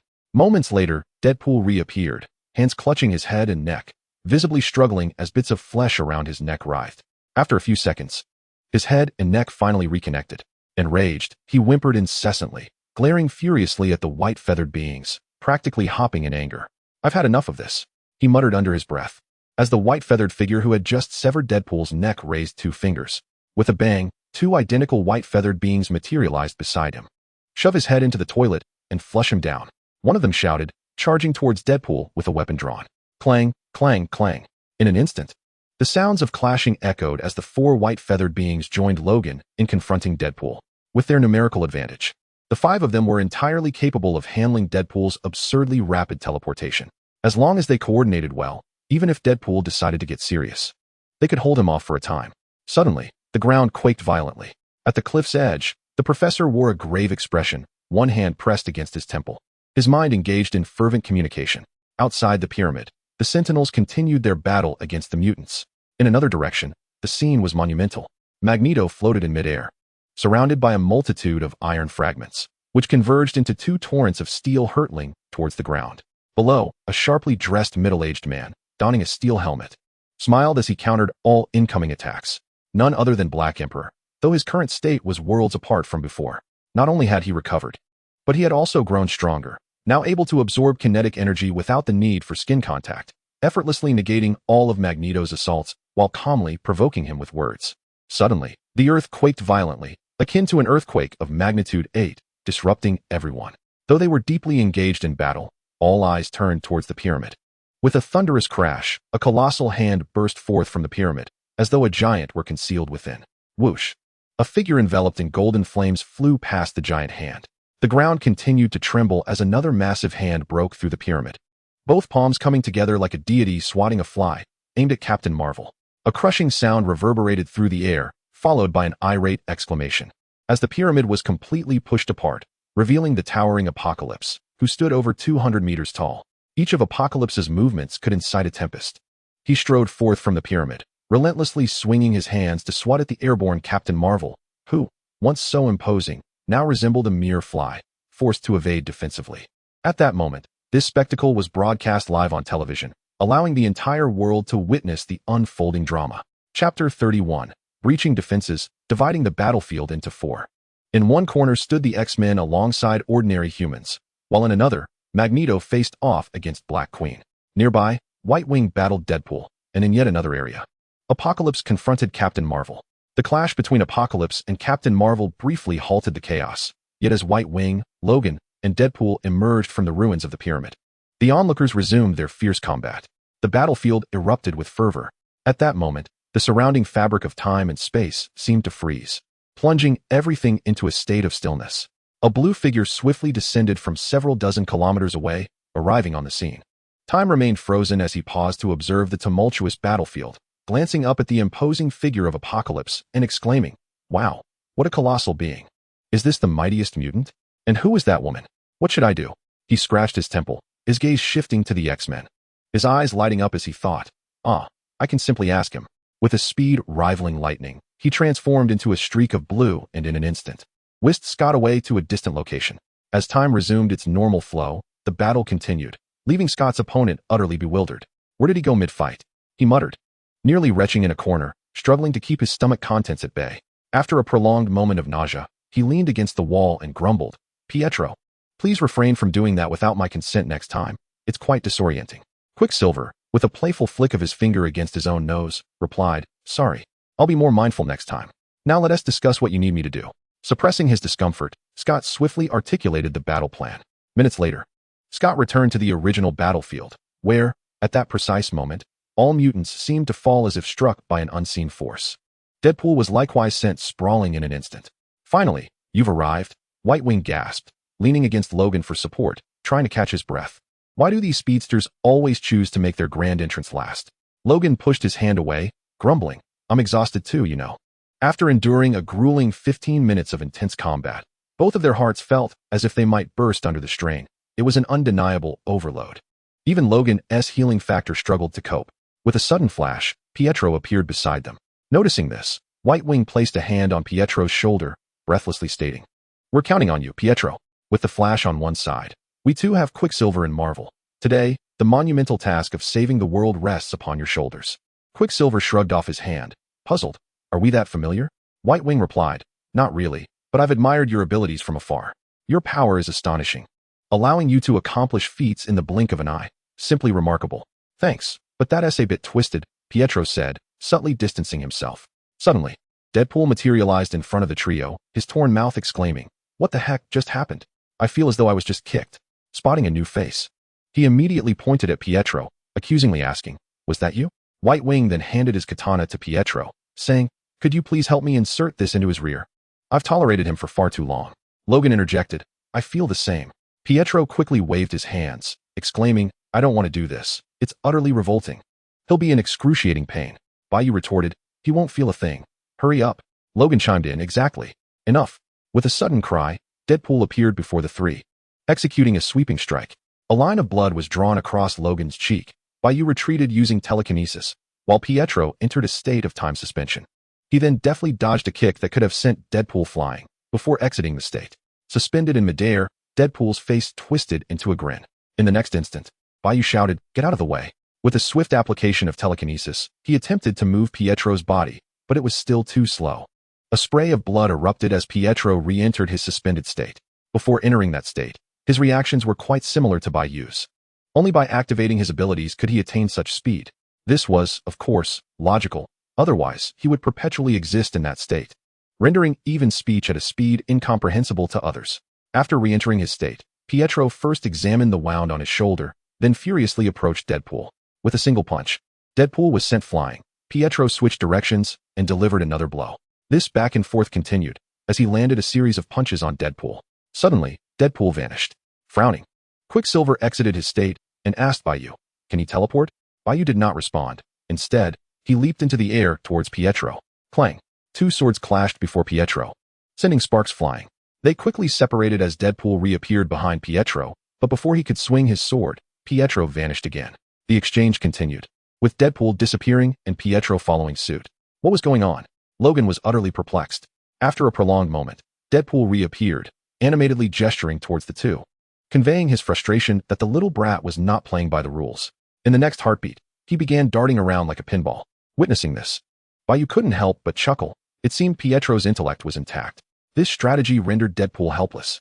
An endless cycle ensued. You emerge, I strike. You vanish, I vanish. You reappear, I strike again. Even someone as formidable as Deadpool could only endure the blows. It was a case of what goes around comes around. Although Bai Yu couldn't match Deadpool's strength, he could certainly subdue Pietro. With a telekinetic barrier, Pietro would find himself at a loss, unable to move once he materialized. Unable to capture Deadpool due to his teleportation ability, the X-Men had already begun their assault on the giant apocalypse, spurred on by Pietro's intervention. However, their efforts felt futile, akin to ants attempting to ram their heads against a giant. It couldn't be said that their actions were entirely useless, at the very least.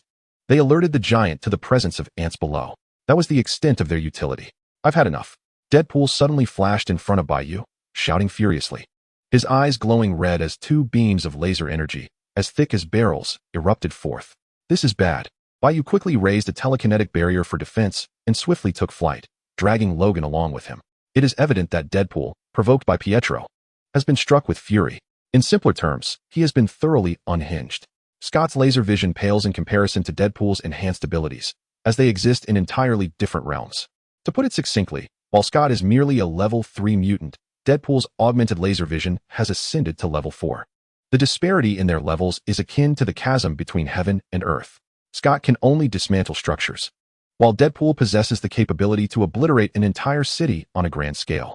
Enraged, Deadpool unleashes his full firepower, indiscriminately surveying his surroundings as he spins. The mutant crowd is bypassed, and in an instant, everyone is disintegrated by the intense heat, leaving no trace of flesh or blood.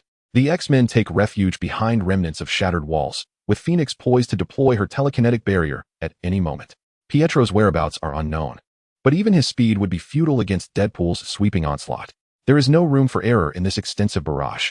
In the distance, Whitewing lies low, observing as he witnesses Deadpool suddenly raise his head and sweep his gaze upward. This very moment interrupts the battle between Apocalypse and Captain Marvel. The latter, akin to a mere fly, is oblivious to the impending laser attack until it is too late. With a hearty laugh, Apocalypse brings his massive hand crashing down upon the unsteady Captain Marvel. Disaster. All eyes are drawn to this scene, hearts in their throats, fearing for the only one capable of contending with Apocalypse. Just as attention wanes, a red figure materializes beside the erratically firing Deadpool, adorned in a black and red battle suit, with a crimson mask and eyes framed in a contrasting pattern, two katanas crossed upon his back. Chapter 32. Deadpool, Deadpool. Boom. Bang. The sounds converge, leaving the onlookers bewildered as to what has transpired. In their line of sight, the golden aura surrounding Captain Marvel dissipates, and her body plummets rapidly toward the earth. Simultaneously, Deadpool's laser energy beam ceases abruptly. Captain Marvel crashes heavily to the ground, creating a deep crater from the force of impact. The audacity of mere mortals to defy a god. Apocalypse's face bears a look of disdain, followed by a dismissive roll of his eyes. This is troubling. Whitewing realizes he is about to unleash his power.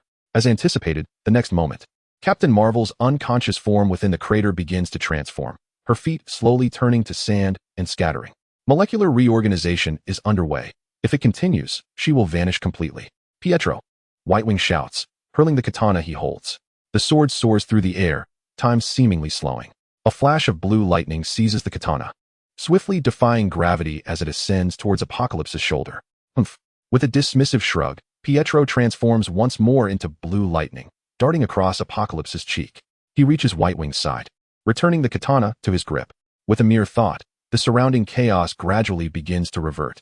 A roar erupts as blood pours from Apocalypse's face and eyes, his hands clutching his visage in agony. Although she was already swift, Captain Marvel's feet still vanished in an instant. Awakened by pain, she emitted a wail. "Professor!" Bai Yu shouted, redirecting his gaze. Before him lay Deadpool, who had previously been standing, now sprawled on the ground. The voice beside him brandished a gun and waved cheerfully. "Good morning, everybody. I'm currently tidying up the timeline." "Oh, this timeline is truly dreadful. Deadpool must take his leave. I accidentally arrived at the wrong temporal juncture. And upon spotting this counterfeit, I couldn't help myself. What a terrible day." Bai Yu stood frozen, exclaiming Deadpool. The atrocious attire and the familiar voice. Wasn't he this another version of Deadpool? Deadpool responded with a curious tone. "You know me?" He quickly countered. "Impossible. How could you possibly know me? What is wrong with this timeline? Why is there a plethora of—" He began to ramble incessantly. In that moment, Bai Yu was certain this was indeed Deadpool. Moreover, the one on the ground was the counterfeit, a discarded version. The one who resembled Spider-Man was the authentic Deadpool. They had to converse. This was a must. Without a second thought, Bai Yu utilized telekinesis to restrain Deadpool and departed with him. Logan, bewildered, shouted from behind, "Where are you going? Come back. I can't handle this alone." Inside a dilapidated house with drafts seeping through, Bai Yu grasped Deadpool and began rummaging through his belongings. Thick crap. Rape. Someone is trying to rape me. After retrieving several items from him, Bai Yu slapped him to the ground, scolding. Who the hell would want to rape you? You think you're worthy? Deadpool, now on the ground, wrapped his arms around himself, adopting the posture of a wounded maiden as he lamented, help. Someone is trying to rape me without paying. I am so unfortunate. He paused, pondering wait. Isn't rape supposed to be free? Ugh, does that mean I've become a prostitute? Observing Bai Yu pilfering his belongings, he suddenly cried out, help. Someone is soliciting my backside without compensation and is also stealing my things. As he spoke, he pulled out a gun, aiming it at Bai Yu's lower region, declaring, bitch, you've miscalculated. The great Deadpool is not so easily trifled with. I intend to blow up your tool of the trade. Bai Yu halted his rummaging and queried, wait, is your brain beyond repair? What kind of logic is that? Am I not merely taking a couple of items from you? Rape? Robbery? And now you want to blow up my tool of the trade? Suddenly, Deadpool sprang to his feet, holstered his gun, and donned a contemplative expression akin to Conan's. Circling Bai Yu while muttering, this is peculiar. This timeline shouldn't have anyone who knows me. Not only do you know me, but you're also aware of my mental state. Just a moment ago, I felt, after a brief monologue. He rolled in front of Bai Yu and mimicked Conan's pose of shooting a tranquilizer, then rolled again to sit beside Bai Yu against his leg. He spoke in a falsetto. On what seems to be a tranquil day, Deadpool continues his routine of cleansing the timelines. This time, he arrives at an unusual universe, where the timeline is exceedingly chaotic. At that moment, a man who recognizes him unexpectedly appears. The truth is singular. He is Bai Yu. Deadpool rolls forward twice and then rises, one hand grasping an imaginary bow tie while the other points at Bai Yu, proclaiming, the truth is undeniable. He is the director. Director? Bai Yu, still in a state of bewilderment, is suddenly confronted by Deadpool, who kneels, clutching his legs, tears and snot flowing freely. Director, I have awaited your arrival with great longing. Finally, you are here to oversee my work. I wish to join the Avengers, but that heartless Tony refused me. Why, as a fellow chatterbox? Does he have the right to dismiss me? Is it merely because I am his senior? This plot is utterly illogical. You must rearrange it. Bai Yu's face contorts in disbelief. You wish to be younger than him? Deadpool rises, returning to his usual demeanor. That won't be necessary. I take no shame in being older. Let it be as it is. For just $1, you can enjoy Deadpool's ample posterior. Please ensure I am included in the next scene as a member of the Avengers, and in the following scene, let Tony be my subordinate. Together, we shall vanquish all evil. As he speaks, he turns to unbutton his pants, only to find himself facing the prospect of being subjected to unwelcome advances. Yet, for $1, he considers it a fair trade. Bam! Bai Yu delivers a swift kick to his backside. Damn it, from the audience's perspective, it seemed amusing. But now that he is embroiled in it, Bai Yu feels utterly drained. What on earth is happening? Deadpool's head is stuck in the wall as Bai Yu continues to examine the two items in his possession, a belt and a genius phone watch. Both belonging to Deadpool, one capable of spatial teleportation and the other of time travel. Remarkable items indeed. Bai Yu chuckles, relieved, as he had feared for his own chaotic world. Tony is dead, the Black Egg is dead, and Captain Marvel was nearly defeated. If this continues, will the world not spiral into oblivion? The Infinity Stones are nowhere to be found. How can he escape this world? Even if he were to defeat Apocalypse, it would merely leave him trapped in this dreary existence, waiting for death. Chapter 33. Revenge does not wait for nightfall after much effort. Bai Yu finally clarifies matters with Deadpool. Firstly, Deadpool is indeed tasked with cleansing this universe's timeline, restoring order to the chaos. When asked why he undertakes such a task and what benefits it brings, this absurd character fumbles and stumbles through his explanations, unable to articulate anything coherent. Does anyone pay you for this? Bai Yu realizes that this fool is merely engaging in unpaid labor out of sheer boredom. Truly, the king of absurdity. Devoid of logic and reason in his actions. As for how he managed to subdue this universe's Deadpool, he claims it is simple. A bullet made of adamantium is sufficient to induce slumber and transform Deadpool into a compliant little darling. At last, Bai Yu expressed that while he could clear the timeline, he must do so alone. This world was beyond salvation. The only recourse was to venture further back in time to eliminate certain unforeseen events, allowing a new timeline to supersede the current one, thus restoring everything to its rightful course. Much like Logan's time travel to alter history, where the new timeline eclipses the old, he felt no assurance with Deadpool alone. Such an honorable task could only be entrusted to himself. Deadpool agreed, albeit still perplexed as to why Bai Yu knew him. Bai Yu clarified that, like him, he too was a product of the director's orchestration. Scratching his head, Deadpool remarked, I don't recall your character in the Marvel Universe. I must have overlooked something. Once I return, I'll delve into Marvel Comics more thoroughly. Let us go? Let us go? With a wave of his hand, he began fiddling with his genius phone watch. Wait. Bai Yu grasped Deadpool's hand that was adjusting the dials, saying, Give me a moment. I have a vendetta yet to settle. Bai Yu was not one to harbor grudges overnight. The saying that a gentleman avenges himself after a decade was utter nonsense to him. If a grudge was not addressed immediately, it would undoubtedly fester. If the new timeline were to overwrite the old, then Apocalypse and Black Emperor would remain oblivious to the grievance, rendering their demise meaningless. It was imperative to deal with them now, especially Black Emperor, who he initially believed was an ally but had instead sought Apocalypse to enhance his powers and betrayed him. Bai Yu vowed not to rest until those two old bastards had suffered adequately. After explaining this to Deadpool, the latter brandished two desert eagles, exclaiming, Simple. Watch me, Deadpool. Take them down. What nonsense. You think you can defeat them with those two little pistols? Bai Yu retorted. Had it not been for the adamantium bullets lodged in another Deadpool-esque brain, this fool would likely have been shot to pieces. Enough. Come with me. Interrupting him, Bai Yu led Deadpool out of the dilapidated, open-air building. As he gazed into the distance, he observed the X-Men engaged in combat with the now-shrunken Apocalypse. Before Phoenix unleashed her powers, Apocalypse seemed to toy with them, appearing rather pleased. As long as Pietro remained uninvolved, Apocalypse would not display anger. Moreover, the principal reason was that Apocalypse was unaware of the professor's existence. He merely sought to teach humanity a lesson, forcing them back into slavery, and was still attempting to convince the X-Men. Just as he was watching, Deadpool suddenly appeared beside him, jabbering, Enough? What do you mean, enough? We haven't even gotten intimate, and you're already starting to disdain me. He transformed into version 0, terrifyingly so. Bai Yu nearly lost his composure. Contemplating sewing his mouth shut, his gaze drifted further, where Magneto was still locked in a struggle with Black Emperor. After a moment's thought, Bai Yu declared, Professor, instruct Magneto to cease his battle with Black Emperor and draw him over here. With that, he and Deadpool swiftly soared towards the battlefield. Children, awaken. How can you, blessed ones, befriend slaves? In the face of the X-Men's assault, Apocalypse was enveloped in a yellow barrier, showing no inclination to resist. Still attempting to awaken them to their reality. Boom, boom. With a resounding clang, two massive steel forms materialized before him, resembling a grand weapon. White Feather ascended gracefully into the sky, casting a glance upon Apocalypse. Old fool, that nuclear bomb truly delivered a considerable surprise. You are courting disaster. Before Apocalypse could utter a word, Deadpool interjected, Hey, you can't do that. This should be left for Magneto. You are forcibly usurping his grandeur. Silence.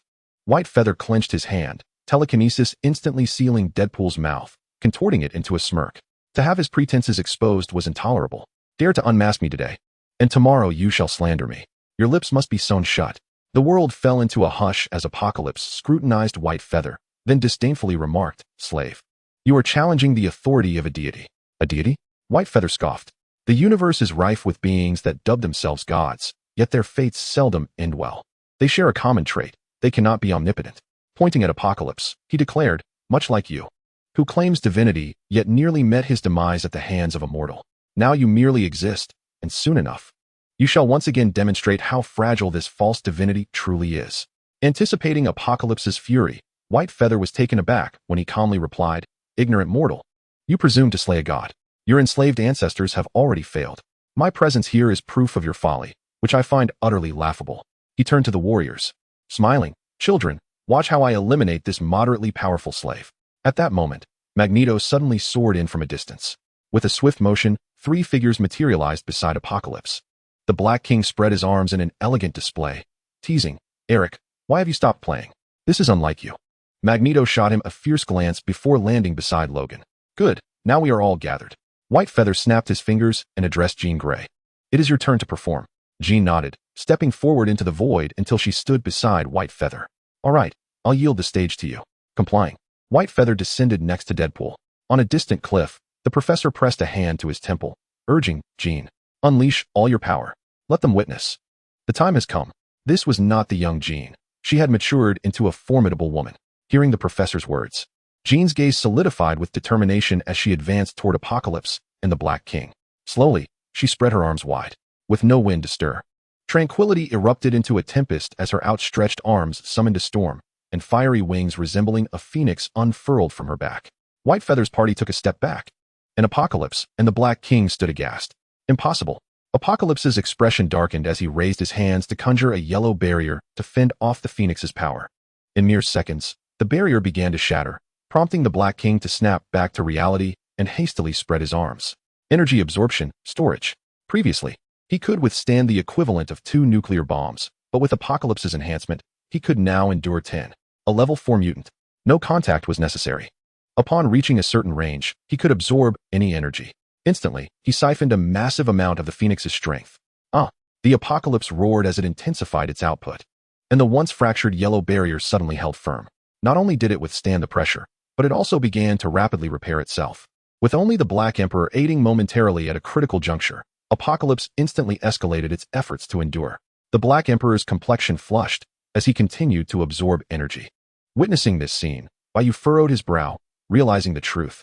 Indeed, this world had grown increasingly peculiar. The Phoenix power emanating from the Phoenix woman appeared less formidable than anticipated. In contrast, Apocalypse was fully charged and bolstered by a formidable ally, allowing the two to withstand the onslaught together. Before long, mere seconds later, the Black Emperor's face deepened in color, as if all the blood in his body had concentrated in his visage. Blood seeped from his nose, eyes, ears, and mouth simultaneously. Approaching his limit, Bai Yu squinted and remarked, "It seems revenge cannot be executed personally." Just 5 seconds remained before their demise. A sudden sound echoed from several meters away, where Deadpool lay, as a bullet rolled across the ground beside his head.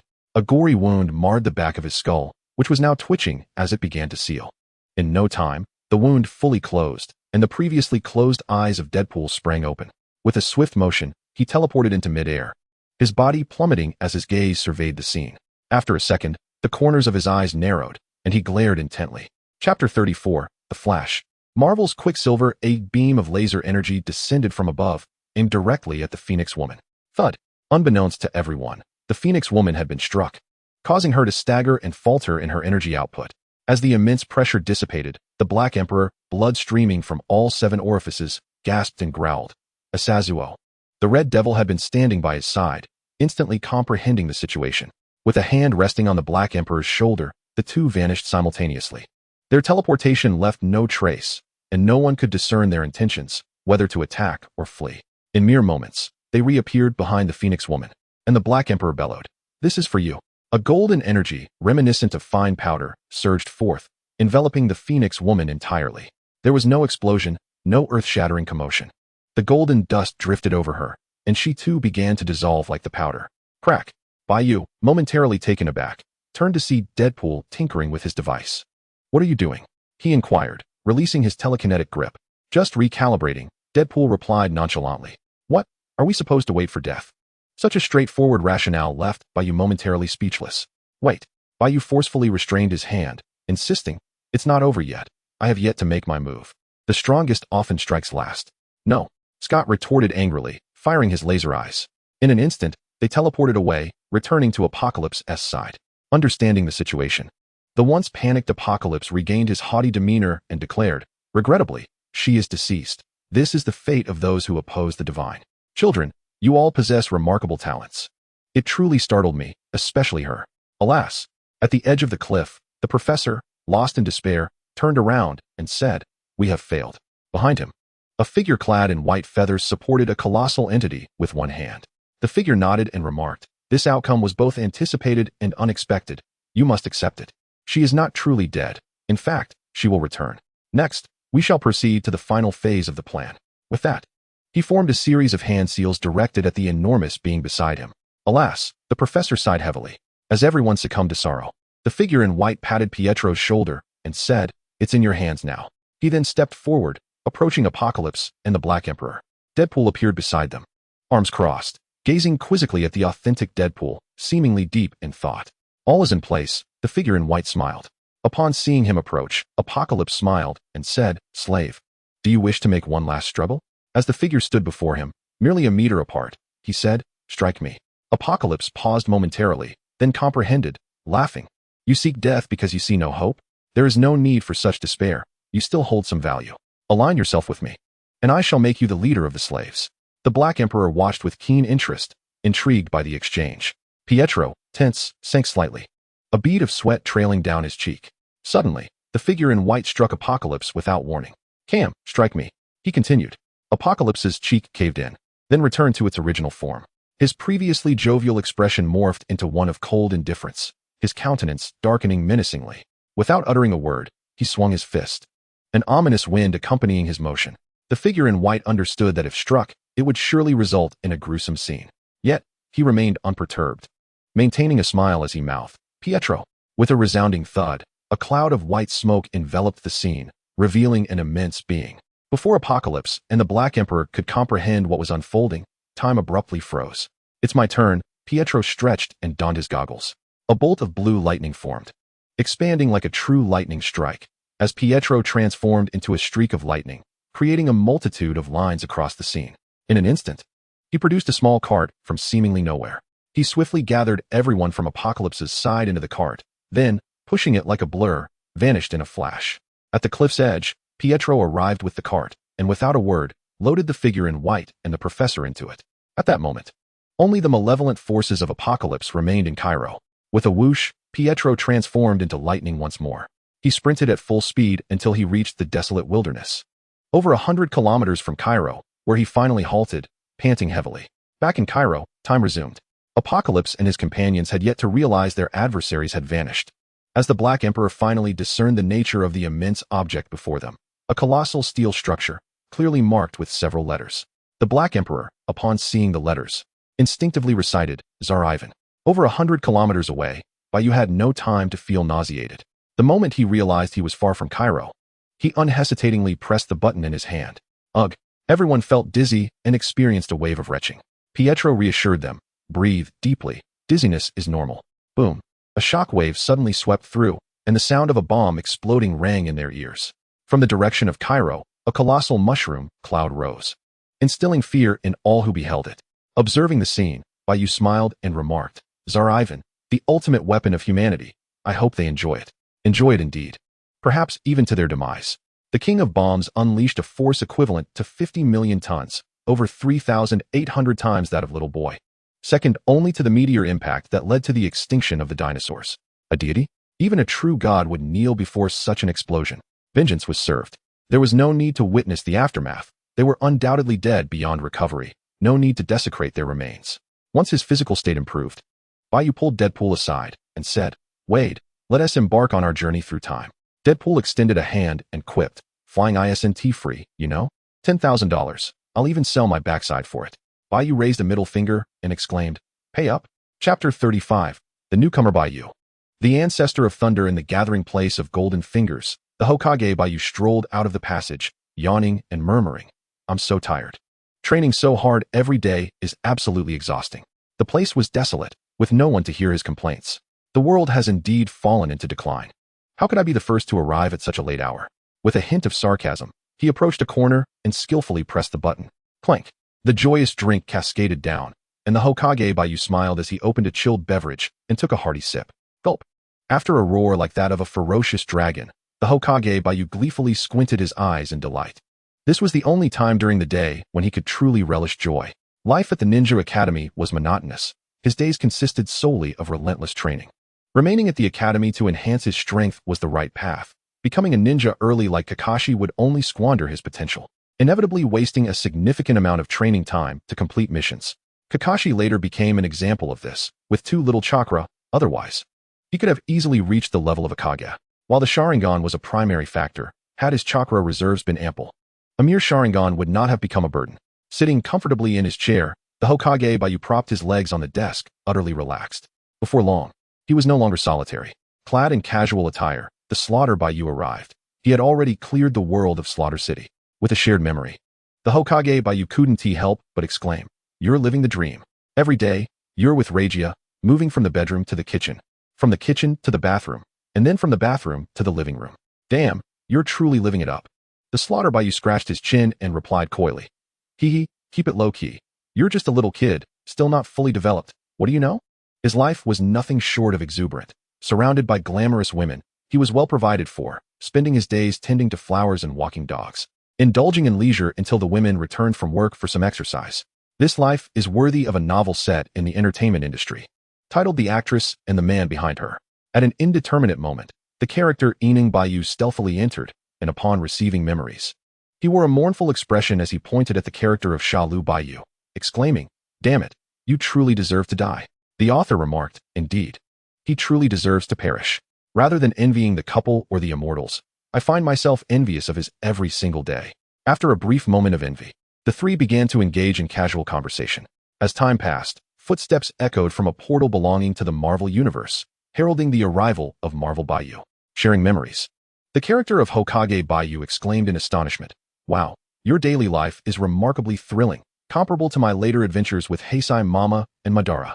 Marvel Bai Yu scoffed. "What are you boasting about? It appears you are on the verge of being trampled by those two." Shalu Bai Yu chuckled. "What a surprise. I thought your world was rather mundane, destined to descend into chaos or leave you utterly alone. I never anticipated a twist of fate would introduce a time-traveling fool. Now, everything is set. By eliminating unexpected events across various significant timelines, this world will eventually revert to a familiar state." Marvel Bai Yu had already traversed to the World War II era alongside Deadpool, with the primary objective being to manage the Space Stone according to its original trajectory, ensuring its existence in subsequent timelines. While they conversed, a shadowy figure lurked in a nearby passage. Suddenly, this figure burst forth, bellowing, "You wretched spirits dare to deceive me. The Grandmaster of Maoshan?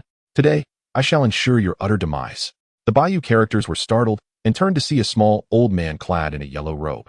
Striking a pose, Lightning Thunder Fist. He assumed a gesture, yet no lightning appeared.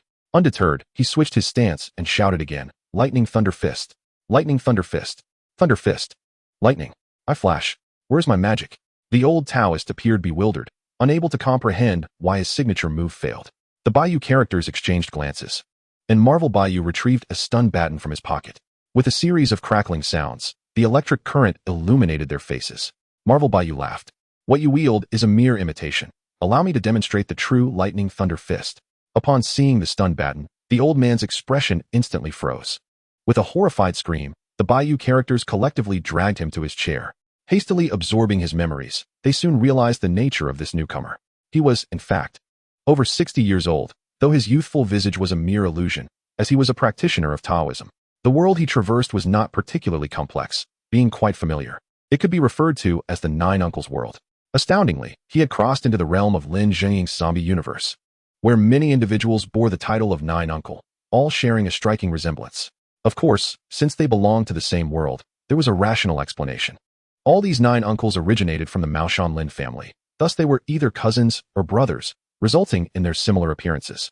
As for this Bai Yu, he is the eldest disciple of Maoshan. He is not Shijian, but merely someone who entered the path earlier, hence earning the title of eldest disciple. The master of the Maoshan talisman lineage, nicknamed the Thunderous Ancestor, has mastered the Thunderbolt Fist and is currently the foremost expert of Maoshan. He practices refining essence into qi, transforming qi into spirit, cultivating spirit to void, and merging with the Tao. Presently, he has attained the second realm of refining qi into spirit at perfection. Although he has embarked on the path of immortality, this world exists in an era of diminished magic, and after decades of effort, he has yet to break through to the third realm.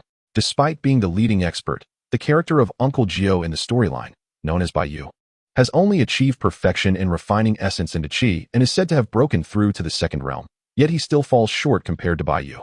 After receiving the memories, Bai Yu, with tears streaming down his face, slammed his palm on the table, exclaiming, "Heaven and earth, the heavens have not been unkind to me. After over 50 years of cultivation, I finally see a glimmer of hope for ascension. I am grateful to the heavens and to my ancestors." The character from Naruto, Bai Yu, interjected, "Shouldn't you be thanking us?" Bai Yu shot him a sideways glance. "Why should I thank you? Isn't it only natural for us to provide each other with strength?" He continued, "You all are rather weak, unable to assist me in directly achieving immortality. It is outrageous." Hearing this, the character from Gintama, Bai Yu, whispered to the character from the Killing series, "From his memories, this fellow does not appear to be a good person. If he doesn't have any cheats, he may very well become a major villain to be beaten by Uncle Gio and the others."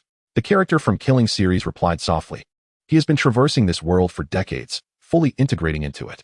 With no hope for ascension, he is bound to resort to misdeeds." Indeed, Bai Yu embodies a nefarious spirit.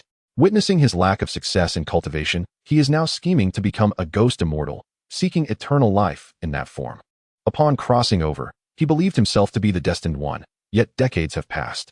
Although he has achieved some accomplishments, without any external assistance, he is left with a profound sense of helplessness in this era of diminished magic. He is unwilling to turn to dust after decades or to work as a minor figure in the underworld. Observing his arrogance, The character from Naruto signaled to the character from Marvel, suggesting they teach him a lesson. Hee, the character from Marvel rose with a sinister grin. Fools like him need a jolt. Chapter 36. Under one person time flies swiftly, and in the blink of an eye, Bai Yu has turned 18. It has been 2 years since Uncle Bai Yu joined, and no new members have joined in this time. The Golden Finger seems to be in a brief period of tranquility.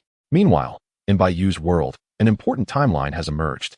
At Wudong Mountain, on the edge of a cliff, a youthful figure clad in a Taoist robe practices a set of martial arts against the rising sun, reciting, a watermelon, cut in half.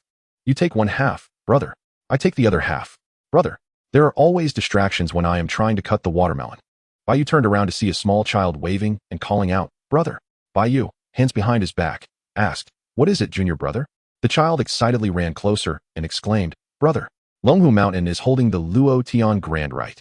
As the words Luo Tian Grand Rite lingered in the air, Bai Yu's thoughts drifted, and he sighed. At last, the day has come. The young disciple remained enthusiastic, saying, this time is extraordinary. Longhu Mountain claims this Luo Tian Grand Rite is open to all in human realms. Whoever can seize the victory will become a celestial master. Oh my, there must be an overwhelming number of people, remarked the junior disciple, chattering incessantly. All right, Bai Yu interjected, waving his hand. Is that all you came to tell me? The junior scratched his head awkwardly and replied, I was so excited that I forgot to mention, Master told me to come find you and bring you along. Huh. Bai Yu playfully patted his head. This position is yours now. Focus on your training. Whistling a cheerful tune, Bai Yu strolled towards the back mountain of Wudong. The front mountain was a tourist hub, while the rear was a gathering place for those with extraordinary abilities. As he traversed the mountain path, a wide view revealed a continuous stretch of houses below. After all, it was a major tourist area, and there was still some revenue to be made. Visitors could even stay overnight to experience the life of a Taoist, which was quite a lucrative venture. Navigating around this bustling area, the back mountain appeared far more secluded and tranquil. Arriving at a quaint wooden courtyard, Bai Yu knocked on the door, calling out, Master, I'm coming in. With a creak, he pushed the door open to find a disheveled Taoist looking fatigued. This was Wang Yi, Bai Yu's fellow disciple. Seated in a chair was a middle-aged man in a white inner garment, sporting a pair of small mustaches. This was Taoist Yunlong, the master of both Bai Yu and Wang Yi. Oh, it seems our junior disciple was summoned before fully waking up, Bai Yu greeted. Wang Yi, his eyelids drooping, replied, Yes, junior brother. You should call me senior brother. I entered the sect before you, so I am the senior, despite being of the same master and sect. The two disciples quarreled over who was the senior brother. While Bai Yu had joined the sect first, Wang Yi was older, leading to a persistent stalemate between them. Ordinarily, such matters would be settled by the master, but alas. Enough. Taoist Yunlong's reprimanding voice interrupted them.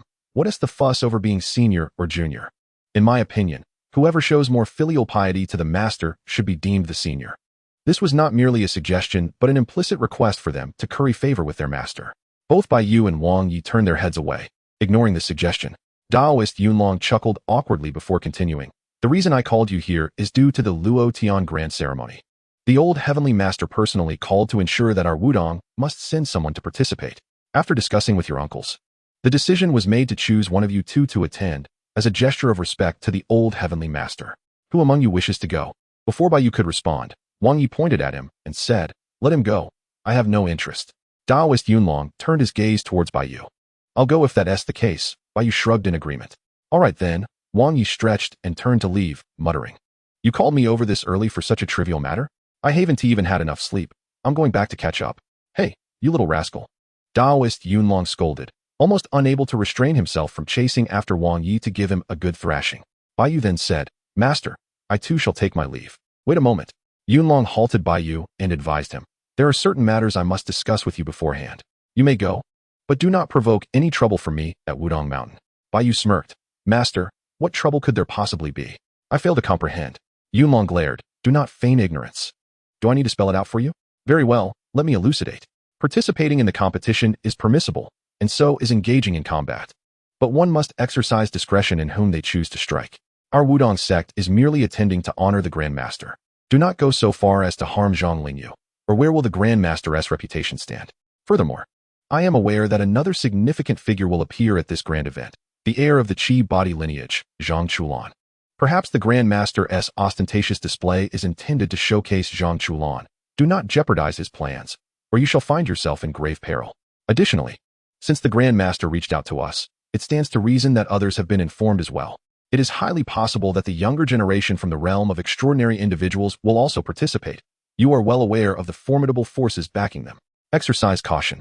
Do not offend anyone unduly. Do you understand? After a brief silence, Bai Yu suddenly pretended to be deaf, placing a hand to his ear and rushing towards his master. What? What? Oh dear, how is it that I cannot hear? I must seek medical attention. Master, you are busy. You wretched scoundrel. Yunlong exclaimed in fury, throwing a teacup at him. Swiftly evading, Bai Yu chuckled and, with a few quick movements, vanished from sight, leaving Yunlong still standing. That rascal! Yunlong cursed loudly, throwing a fit in his room. Despite being a practitioner of the Tao, he had yet to master his temper, often struggling to maintain composure around his two disciples. Later that night, after a restful slumber and a meal, Wang Yi returned to his room. After meditating for a while, the words grand ceremony of Luotian suddenly flashed in his mind. Curiosity piqued. He thought, I may not attend, but I can certainly speculate on what may transpire. With this thought, Wang Ye's mind became lively, particularly considering what his master had warned Bai Yu regarding Zhang Chulan as the heir of the Qi body lineage. What transformations could his participation in the grand ceremony of Luotian bring? The more he pondered, the more his curiosity grew, prompting him to circulate the Qi within his body. In the inner realm, all phenomena in the world are manifestations of the primordial chaos. Within this simulated primordial chaos, I seek knowledge of the changes that the involvement of Zhang Chulan and Bai Yu in the grand ceremony of Luotian will bring to the world. In a room not far from Wang Ye's, Bai Yu, seated in meditation, felt a stirring and opened his eyes. Chapter 37, Descent from the Mountain Bang. The door to Wang Ye's room was kicked open, and Bai Yu rushed in, catching Wang Yi just before he collapsed. What is going on? Bai Yu inquired. At that moment, Wang Yi was bleeding from all 7 orifices, his breath shallow and labored, teetering on the brink of death. In this dire state, he grasped Bai Yu's left hand with all his strength and said, You cannot participate in the grand ceremony of Luotian. Me? I cannot attend the grand ceremony of Luotian? Instantly, Bai Yu comprehended that the earlier sensation had stemmed from Wang Yi divining the grand ceremony and discovering its connection to himself. Wang Yi was on the verge of death, and Bai Yu, without a moment's hesitation, quickly infused his vital energy to stabilize his injuries. After uttering those words, Wang Yi succumbed to unconsciousness. It was imperative to sustain his breath. Otherwise, while channeling energy, Bai Yu lifted him onto the bed. After laboring for a considerable time, he finally managed to stabilize Wang Yi's breath. From his pocket, Bai Yu retrieved a yellow talisman. Pinching it between his fingers, he chanted, Remove illness and disaster. Heed my command. Hasten as the law dictates, Shu. The yellow talisman transformed into golden light and entered Wang Yi's body. His breathing steadied. Yet Bai Yu furrowed his brow and muttered to himself, This will suffice for now. At least it will grant him some peace. Treating him properly will be a nuisance later. Wang Yi, with his perceptive mind, could deduce some matters, while Bai Yu could speculate a few as well. His descent from the mountain this time would undoubtedly be earth-shattering, far surpassing the chaos of the Jiaxin rebellion. The 8 Wonders technique would certainly be within his grasp. As for the events that would unfold during this process, a smirk crept upon Bai Yu's lips as he approached the door, gazing at the starry night. He whispered, Can divine powers contend with fate? I refuse to believe it. I shall see if fate can withstand my divine prowess. Boom. A sudden thunder echoed across the serene night sky. The following day, Bai Yu rose early and informed his master of Wang Yi's predicament, requesting him to send someone to care for Wang Yi. Sitting on a cushion, Bai Yu took out his phone and accessed the Iran website to browse the news. Headline, Astonishing. The heir to the Qi body source has emerged. Clicking on the news, Bai Yu scrolled through the comments. What is the Qi body source? This was the most upvoted comment. Below, various comments abounded, yet no one could articulate what the Qi body source truly was. Zhang Chulan. This was the second trending topic, limited to the Iran community's online searches. People were digging into Zhang Chulan's background, speculating wildly. According to my second aunt's third uncle, the Qi body source is a path to immortality. Zhang Chulan is on the verge of becoming an immortal. Really? Isn't he supposed to face tribulation? He should be nearing tribulation. Fellow practitioners, who wishes to observe Zhang Chulan's tribulation? Count me in. What nonsense. Bai Yu quickly typed a comment. According to my second aunt's third uncle, he recently entered the golden core stage. Who would have thought that after a visit to the hospital, the doctors insisted on removing his golden core? Now, alas, his cultivation has dissipated overnight. Ding ding ding. Before long, Bai Yu's comment garnered the most likes, followed by a barrage of absurd responses. Impressive. The hospital doctors must be formidable beings. My wife reached the nascent soul stage in just 10 months, but yesterday she was forcibly operated on by doctors who removed her nascent soul. So what if it's the nascent soul stage? My uncle, in the spirit division stage, was forcibly detained in the hospital and can't get out. Upstairs. Is your uncle that mentally unstable? You're the one who's mentally unstable. The conversation had derailed. Bai Yu shut off his phone and gazed at the azure sky. It was nearly time. He needed to descend the mountain. Without further ado, Bai Yu turned and returned to his room to gather his belongings. Shortly after, he emerged clad in his Taoist robes, now with 2 swords strapped to his back. Bai Yu extracted his phone, swiftly swiping the screen to compare the costs of traveling by airplane versus high-speed train to his destination, Tianjin. Ultimately, he opted for the train, as the absence of discounted airfare rendered flying impractical. Before attending the Luotian Grand Ritual, Bai Yu felt compelled to meet Zhang Chulan to clarify certain matters in advance. Upon arriving at the train station, Bai Yu encountered his first predicament. "Sir, you cannot carry threatening items," the security personnel stated, eyeing him with suspicion. "What era are we in? Who still wields a sword?" The individual appeared youthful, seemingly a Taoist. Yet, Bai Yu thought, he hardly resembled a true practitioner. Perhaps he was merely a young man with eccentric tastes. One could not deny that the young Taoist was quite handsome.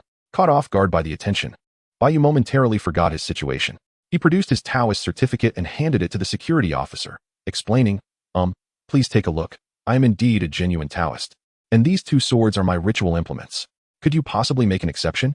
The officer scrutinized the certificate before returning it to Bai Yu, shaking his head. "No. Even if you are a true Taoist, this is not permissible. These swords are sharpened." "What about checking them in?" Bai Yu inquired. "That can be arranged," the officer replied. And after navigating through a series of cumbersome procedures, Bai Yu finally boarded the high-speed train. 2 days later, at Wudong Mountain. After 2 days of unconsciousness, Wang Yi finally regained consciousness.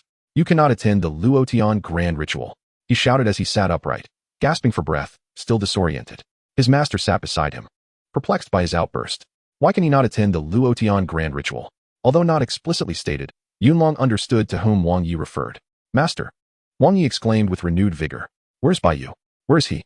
Yunlong frowned as he retrieved a letter. "He has descended the mountain." "Descended the mountain?" Wang Yi exclaimed, taking the letter with excitement. "How could you allow him to leave?"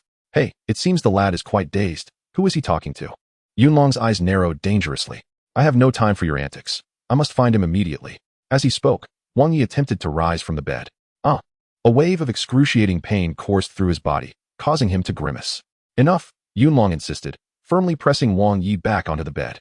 "You should read this letter. His mind is made up. Can you truly stop him?" Upon hearing this, Wang Yi gritted his teeth and hastily opened the letter. What met his eyes was a whimsical drawing of a face sticking out its tongue, accompanied by the words, "I must go." After a moment of speechlessness, Wang Yi muttered through clenched teeth, "That scoundrel." Meanwhile, Bai Yu was already in the midst of an unfolding situation. In a university in Tianjin, he sat on the rooftop, enjoying instant noodles while binge-watching a series. Suddenly, he sensed a surge of energy entering the campus. Abandoning his meal, he turned toward the source of the sensation and indeed spotted a figure swiftly approaching the male dormitory area. Witnessing the figure dart into the building, Bai Yu saw it emerge moments later, carrying a large sack. Setting down his noodles, he murmured to himself, "Finally, the moment has arrived." With a smile, Bai Yu stood up, ready for the impending spectacle. With a flourish of his hand, he drew a sword from its sheath. With a swift motion, one of the swords detached from his back, spinning gracefully in the air before landing at his feet. Stepping off the rooftop, the long sword floated down, poised to catch him securely. Soaring through the skies, Bai Yu smiled as he journeyed toward the distant forest. Upon his arrival, Zhang Chulan had already emerged from the sack, tidying his hair as he remarked, "How peculiar. So many people wish to see me lately. What on earth is going on?" From the shadows, 3 figures approached, with the leader stating, "He will not accompany you." Longhu Mountain, Zhang Lingyu. As they drew closer, Zhang Lingyu continued, "Zhang Chulan cannot leave with you. By the orders of our master, we shall take him back." The authoritative tone of his words instantly provoked Zhang Chulan's ire. "Hey, you lot are far too presumptuous. I haven't even said anything yet." The events of late had left Zhang Chulan utterly baffled. For reasons unknown, his grandfather's grave had been disturbed. He had inexplicably become a servant to a woman, and he had been bound against his will. In short, a plethora of absurdities had left his anger simmering to a boiling point. He needed an outlet for his frustration. Before long, the situation unfolded much like a scripted drama. Zhang Chulan erupted, eager to confront Zhang Lingyu. However, in terms of their respective powers, the disparity was glaring. Zhang Chulan found himself utterly incapable of breaching Zhang Lingyu's golden light barrier, and with a mere strike, he was sent sprawling to the ground. "Die, die, all of you perish." Zhang Chulan raged, unleashing his fury. Zhang Lingyu merely observed him with calm detachment, gracefully evading all assaults. Then, with a low murmur, he invoked, "Transform with Qi." A colossal golden hand extended from the light, seizing the frenzied Zhang Chulan in its grip. From above, Bai Yu watched the unfolding scene, his eyes narrowing as he commented, "Zhang Lingyu's golden light spell is quite commendable. He has indeed reached this level." Meanwhile, Zhang Chulan's low growls echoed his grievances about recent events, his pent-up anger demanding release. His speech, akin to that of a protagonist, was on the verge of becoming cataclysmic. Then, Feng Baobao arrived. Zhang Chulan, somewhat confused about the hierarchy, exclaimed, "Oh, Feng Baobao, you're here too? What is your business?" Feng Baobao stepped forward, slapping him while retorting, "You can show off with them, but don't do it with me, or I'll end you." Unable to contain himself, Bai Yu burst into laughter. Below, Zhang Lingyu's gaze sharpened as he looked skyward and shouted, "Who?" In an instant, the golden light surrounding him intensified, forming a massive golden hand aimed at Bai Yu above. Truly, he was incensed. Taking a glance, Bai Yu casually unsheathed another sword from his back and struck downward. The golden hand dissipated, and Bai Yu descended gracefully, teasing, "Zhang Lingyu, you strike so fiercely." As he approached a height where they could discern his features, Zhang Lingyu's pupils constricted. Bai Changsheng, standing on one leg, his sword shifting positions, Bai Yu settled into a meditative posture and replied, "Indeed, it is I, Bai Yu." As a Taoist, felt compelled to adopt a Taoist name. Displeased with the name given by his master, he chose the name Changsheng, signifying eternal life. What could be amiss in claiming such a title? Bai Yu and Zhang Lingyu are old acquaintances. 2 years ago, when Master Yunlong Jinren visited Longhushan, Bai Yu accompanied him. It was during this visit that Zhang Lingyu suffered a grievous beating, leaving a profound impression on him. Just as the tension in the air began to mount, Zhang Chulan, instead of expressing anger, was seized by astonishment, exclaiming, "Flying with a sword." A young girl nearby gasped in awe. How impressive! Could she be a legendary Dozong master? Indeed. Her prowess was formidable, effortlessly dispelling the spells of her junior uncle upon her arrival. Zhang Chulan's mouth formed an incredulous shape as he exclaimed, "Could there truly be a Dozong realm in cultivation? Tian Kintu Do does not deceive me." Feng Xian couldn't help but roll her eyes and sighed, "You two fools. She is merely manipulating objects." At last, someone elucidated the situation. "Bai Changsheng, what brings you here?" Zhang Lingyu's demeanor was quite unwelcoming. Bai Yu pointed at Zhang Chulan and replied, "For him." Chapter 38. Call me handsome him? Zhang Lingyu questioned, "Do you also seek the Qi body source flow?" Bai Yu unabashedly admitted, "I do." After a moment of silence, Zhang Lingyu scoffed disdainfully, "Humph, I never expected you, the illustrious Changxing Jinren, to succumb to such mundane desires. Is the triviality of the Qi body source flow truly worth your loss of dignity? Trivial, indeed. One might say that Zhang Lingyu is perhaps a person of remarkable candor. Although he was still unaware of the true nature of the Qi body source flow, Bai Yu understood that even if he were to learn about it, his interest would likely be fleeting. Bai Yu smiled and remarked, "You're being too serious. I have yet to attain immortality, so desires are only natural. I am far from the state of being desireless and unattached, unlike you. As for pride, what worth does it hold? Those who live lightly in this world often abandon their pride. You, Zhang Lingyu, will likely never comprehend the pleasures and advantages of such shamelessness throughout your life." Zhang Lingyu retorted, "I have no desire to." "Enough." Zhang Chulan erupted, his voice ringing with indignation. "You two scoundrels appear ever more illustrious with every word. Do you think I, Zhang Chulan, am a fool?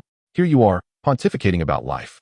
Finally, unable to restrain himself any longer, Zhang Chulan, radiating golden light, interrupted their exchange with a furious shout.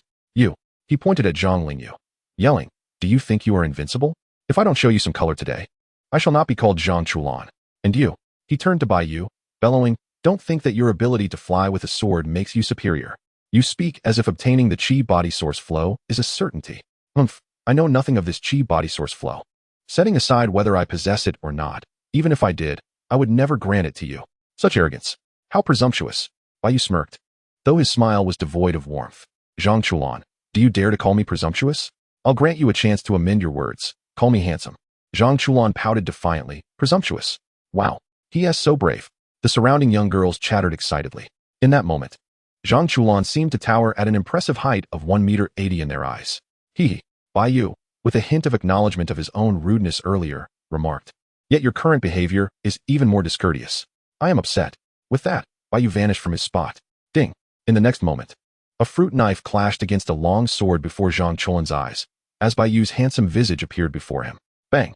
Zhang Chulan was kicked aside, while Feng Baobao, with an expression devoid of emotion, stated, "Zhang Chulan, you handle that junior from Longhu Mountain. Allow me to take care of this. Sister Bao Bao, please. Zhang Chulan felt a cold sweat break out, realizing he had nearly sought an audience with the King of Hell.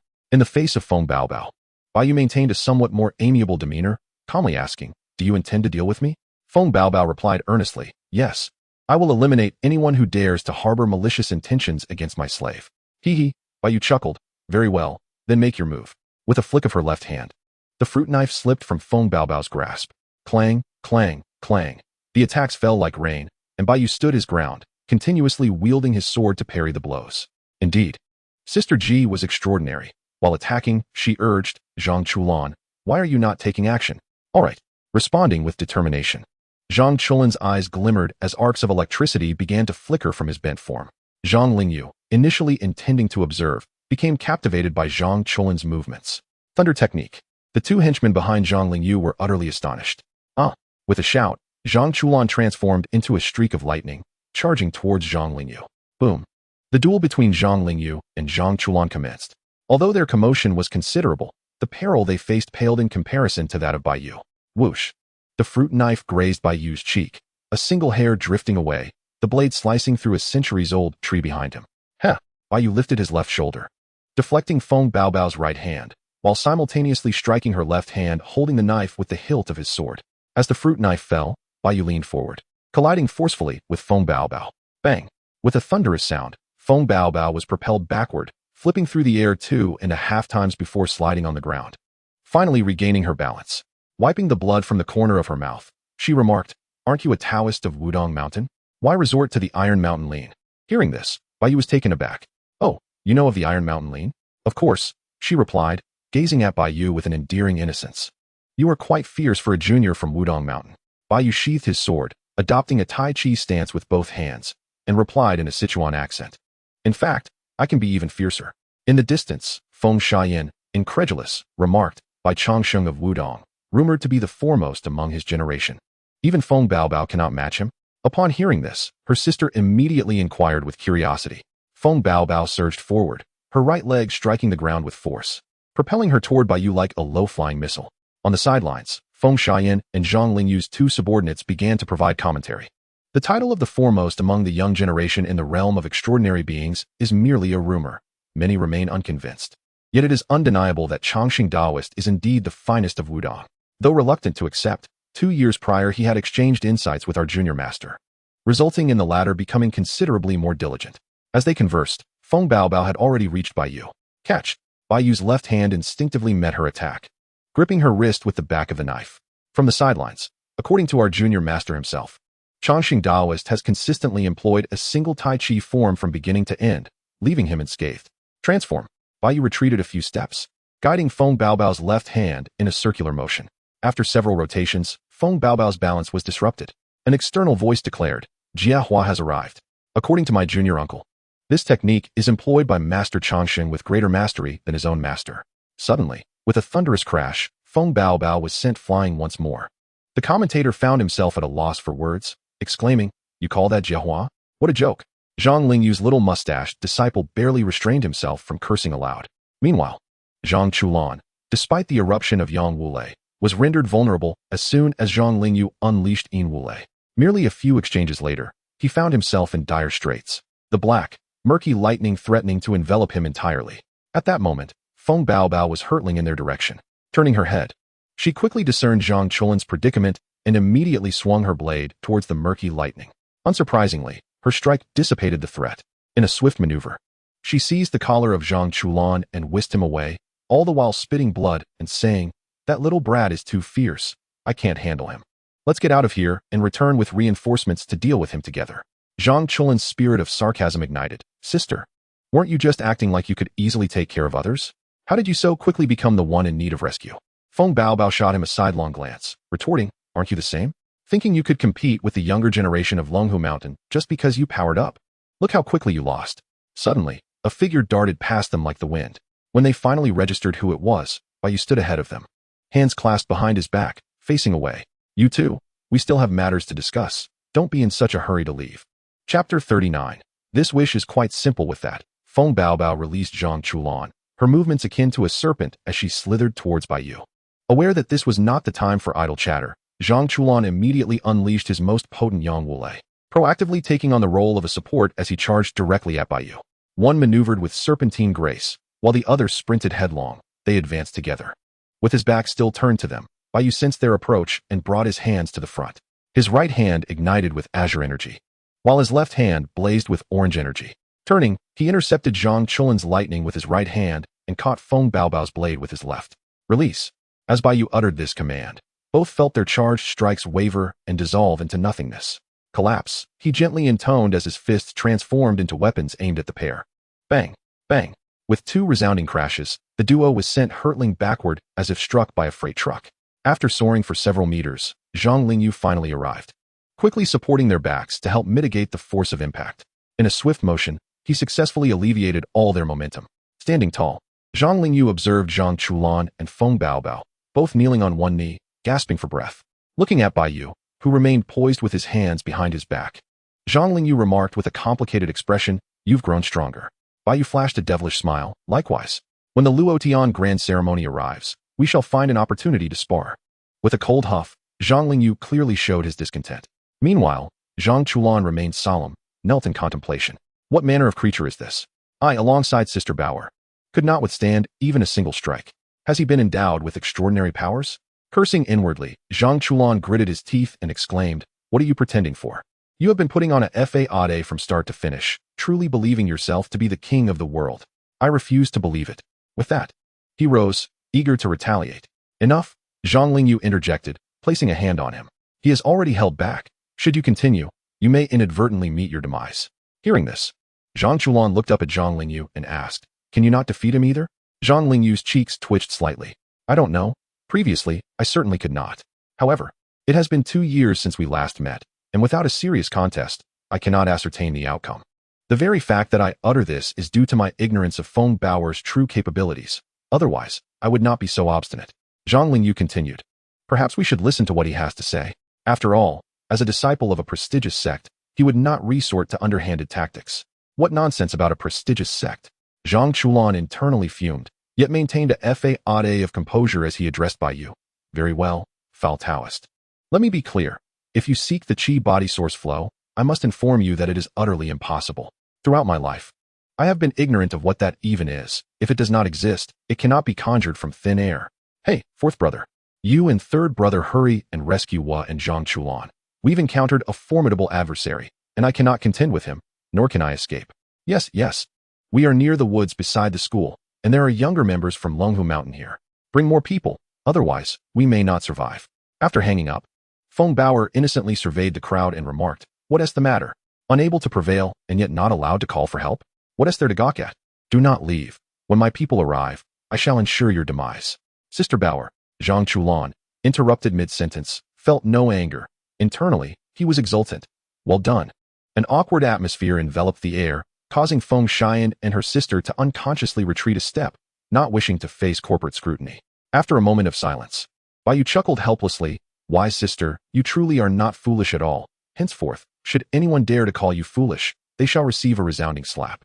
Feng Baoer nodded earnestly, stating, "Indeed, they often label me foolish, yet in truth, I am astute. You two are quite perceptive, seeing through my essence at a glance. All right." Bai Yu waved his hand towards Zhang Chulan. "Let us dispense with idle chatter. Zhang Chulan, I have come here for but one purpose. The Qi body source flow. You claim you do not possess it, and I choose to believe you, but..." The word "but" stifled Zhang Chulan's forthcoming words as he awaited Bai Yu's continuation.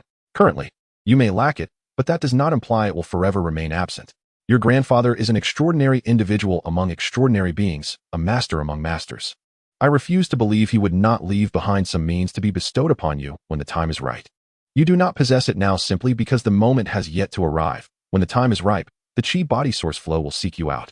Everyone listened intently, fearful of missing a single word. Bai Yu brushed off the dust from his clothes and raised his right hand, stating, "As you can see, I am a Taoist, not a thief. Although I yearn for the Qi body source flow, I shall not seize it from you. Furthermore, I hold you in high regard, and as a man whom I admire, I am willing to extend a helping hand. In this world, there exist countless injustices, and though one may wish to avert their gaze from such grievances, they often lack the power to instigate change, leaving life fraught with regrets. If you desire a life devoid of such regrets, let us strike a bargain. one that could alter the course of destiny. In a hushed tone, Zhang Chulan murmured, his heart tumultuous with unbridled curiosity regarding the chi body source flow and the past of his grandfather. With a faint smile, Bai Yu continued, this transaction is exceedingly advantageous for you. It is undeniably profitable. Should you one day acquire the chi body source flow and choose to engage in this trade with me, you shall receive a wish. I shall grant you one desire, without any prerequisites. Whatever you wish for, I shall fulfill. To be candid, it is merely for Bai Lian that Bai Yu holds such admiration. Thus he is willing to engage in this form of exchange. The pinnacle of sorcery lies within the chi body source flow. Perhaps it is indeed the zenith of the art, but only within this realm. Bai Yu, in the future, will possess the laws of myriad worlds, rendering this particular acquisition somewhat superfluous. The reason for its collection is merely to augment knowledge, aiding future iterations of Bai Yu in broadening their perspectives, allowing them to return with more advanced techniques.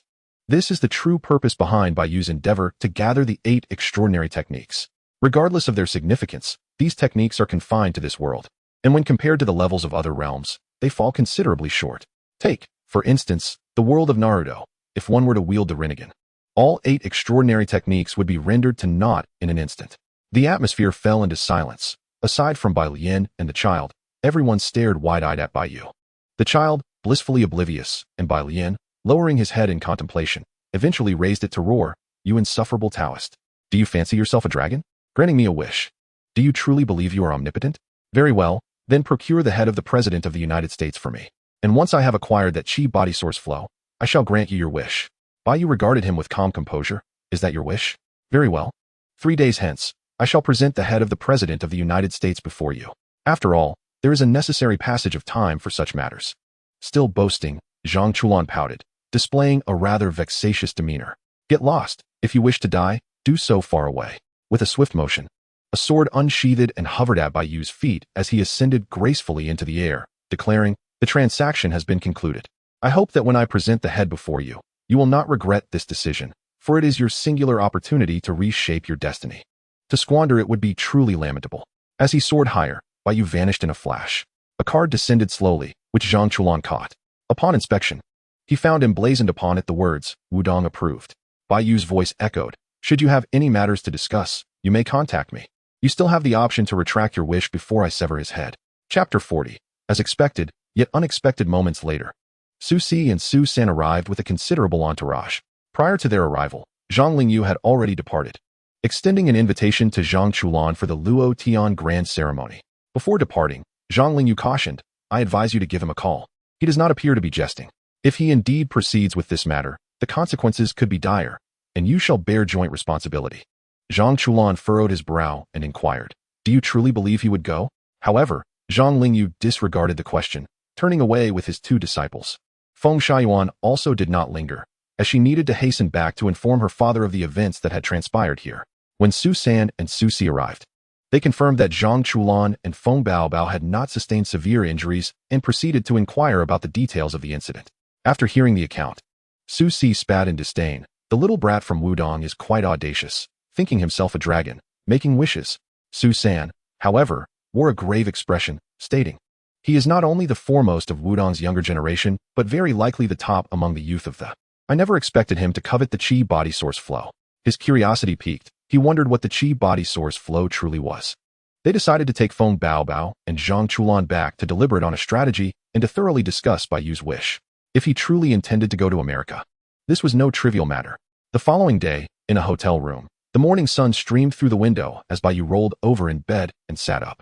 After a yawn and a customary routine, he began to freshen up and devoured the breakfast delivered by the hotel. By the time he completed this sequence, it was already 8 in the morning. Seated at the dining table, Bai Yu powered on his phone, which had been turned off for several days. Buzz, buzz, buzz. Upon activation, the phone vibrated incessantly. His master had called 3 times, while Wang Yi had inundated him with over 300 calls. What is wrong with him? Now that the rain has ceased, he suddenly feels capable enough to bombard me with calls. Muttering this, Bai Yu promptly opened WeChat, located Wang Yi, and initiated a video call. Why aren't you answering your phone? The call was answered instantly, without hesitation. Before Bai Yu could fully comprehend the situation, Wang Yi unleashed a furious tirade. Bai Yu, the world is so beautiful, yet you are in such a foul mood. Look at your surroundings. You're in your own room, and there's no one else around. Wang Yi's face contorted with anger. You're finished. Do you think no one knows what you did in Tianjin? Last night, the head of North China contacted our ancestor. Both the master and the ancestor have descended from the mountain, and you will not escape this time. Bai Yu, unfazed, replied calmly, why so irate? It seems I must make a swift exit. His response was both anticipated and unforeseen. Bai Yu was not jesting last night. He had already purchased a ticket for a flight to America that afternoon. Should Zhang Chulan fail to intervene before the confrontation, Bai Yu would regard the deal as sealed. Compared to the other wishes Zhang Chulan might consider, eliminating the President of the United States was a trivial task. Trump remarked, first, I have not offended any of you. In this world, America remains powerful, but it is our technology that holds the strength. In terms of, only the entirety of Europe combined can rival China. As for the calamity from years ago, it primarily stemmed from internal discord among our. If we unite our efforts, it is exceedingly difficult for the mundane to stir up tumult. The vast population base also signifies a multitude of extraordinary beings. With the expansive land and abundant resources, the number of formidable figures among the various sects is countless. Although united, we may not withstand the might of aerial bombardments. A well-executed decapitation operation could leave the mundane utterly bewildered. Is it not the upper echelons of the mundane that yearn for conflict the most? If the leaders are eradicated, what use remains for the soldiers? Furthermore, the existence of this calamity stems from a lack of unity, compounded by the chaos of the Jiazi rebellion. Returning to the main topic, since purchasing that ticket last night, he had anticipated being obstructed. Yet he did not foresee that both his master and the ancestral patriarch would descend to apprehend him. In this context, Wang's role appears to be quite significant. What indeed? Has he divined? What actions did he undertake during the Luo Tian de Jiao to provoke such changes? In the original narrative, Wang participated in the Luo Tian de Jiao to prevent the Grand Master from suffering disgrace. If he were to intervene directly, the Grand Master would undoubtedly avoid such a fate. All I require is the Tantian Lu, yet am I to believe there are still some intricacies at play? Does one truly consider oneself a divine dragon, granting wishes to Zhang Chulan? You possess no understanding of the chi body as source flow, yet you expend such effort? Wang interrupted Bai Yu's contemplation. Bai Yu, unfazed, replied, it has not required much effort. It was merely a casual act. The matters Zhang Chulan sought from me were limited to a few trivialities, and I am confident in my ability to fulfill them. The 8 extraordinary techniques. I am eager to uncover their mysteries. After a moment of silence, Wang sighed. Sometimes, I truly wonder who among us is the sorcerer. You seem to have a better grasp of certain matters than I do. Bai Yu suggested, shall we explore the concept of traversing dimensions? Shaking his head, he continued, let us converse further. I will grant you the Feng Ho Chi Min, provided you refrain from participating in the Luo Tian de Jiao. I shall also retrieve the Tantian Lu for you.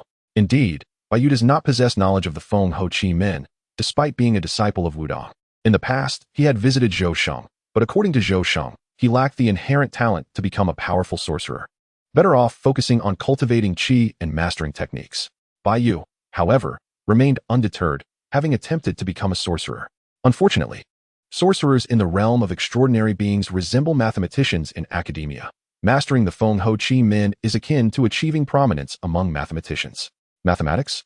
Please. One would not expect a boxer to solve a mathematical problem without risking dire consequences.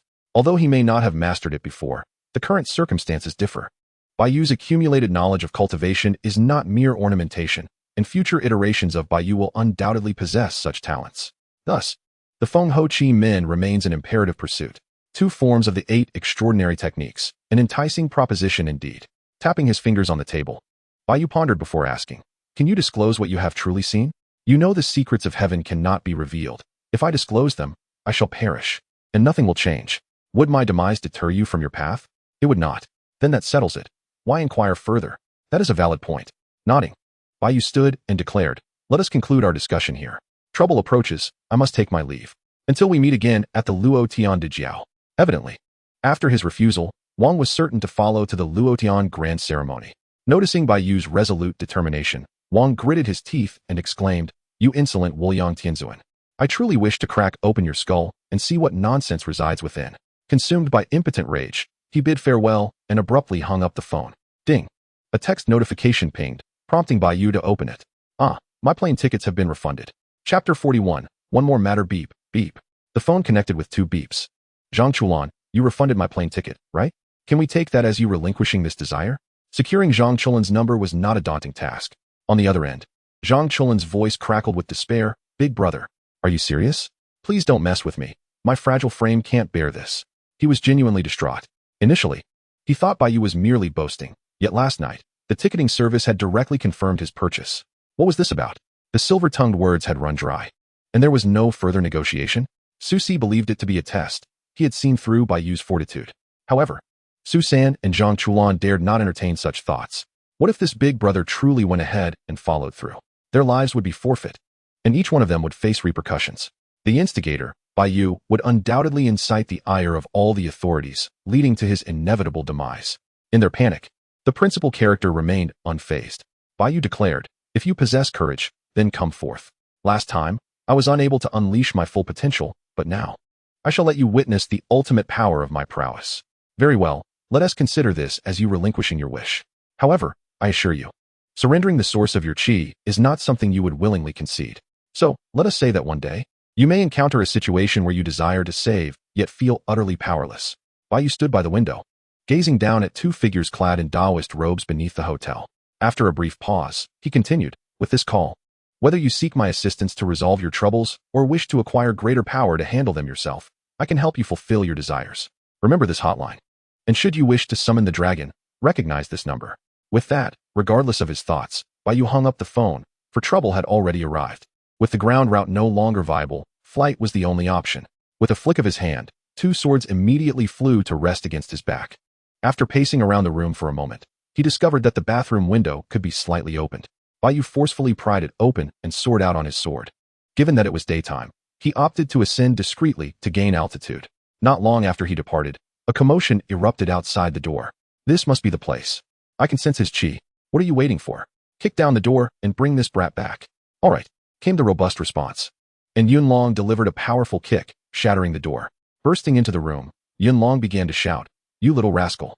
You've not even attended the Luotian grand ceremony yet, and already you've brought trouble upon yourself. You might as well skip the ceremony and return to Wudong Mountain with me to reflect on your past." He scolded while searching, as the suite's area was quite expansive. The room was empty, as was the living room, prompting Yunlong to hasten to the restroom. Upon entering, he smote his thigh exclaiming, "Heavens above! That little rascal has grown bold, knowing we were coming yet daring to flee. This cannot stand. I must track him down and bring him back, even if it means breaking his legs." Behind him, the old man shook his head in disappointment, saying, "Enough.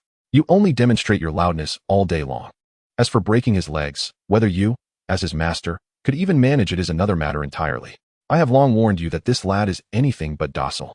He ought to remain at Wudong Mountain in peace. There was no need to send him on some grand pilgrimage to Longhu Mountain. Now look where we are.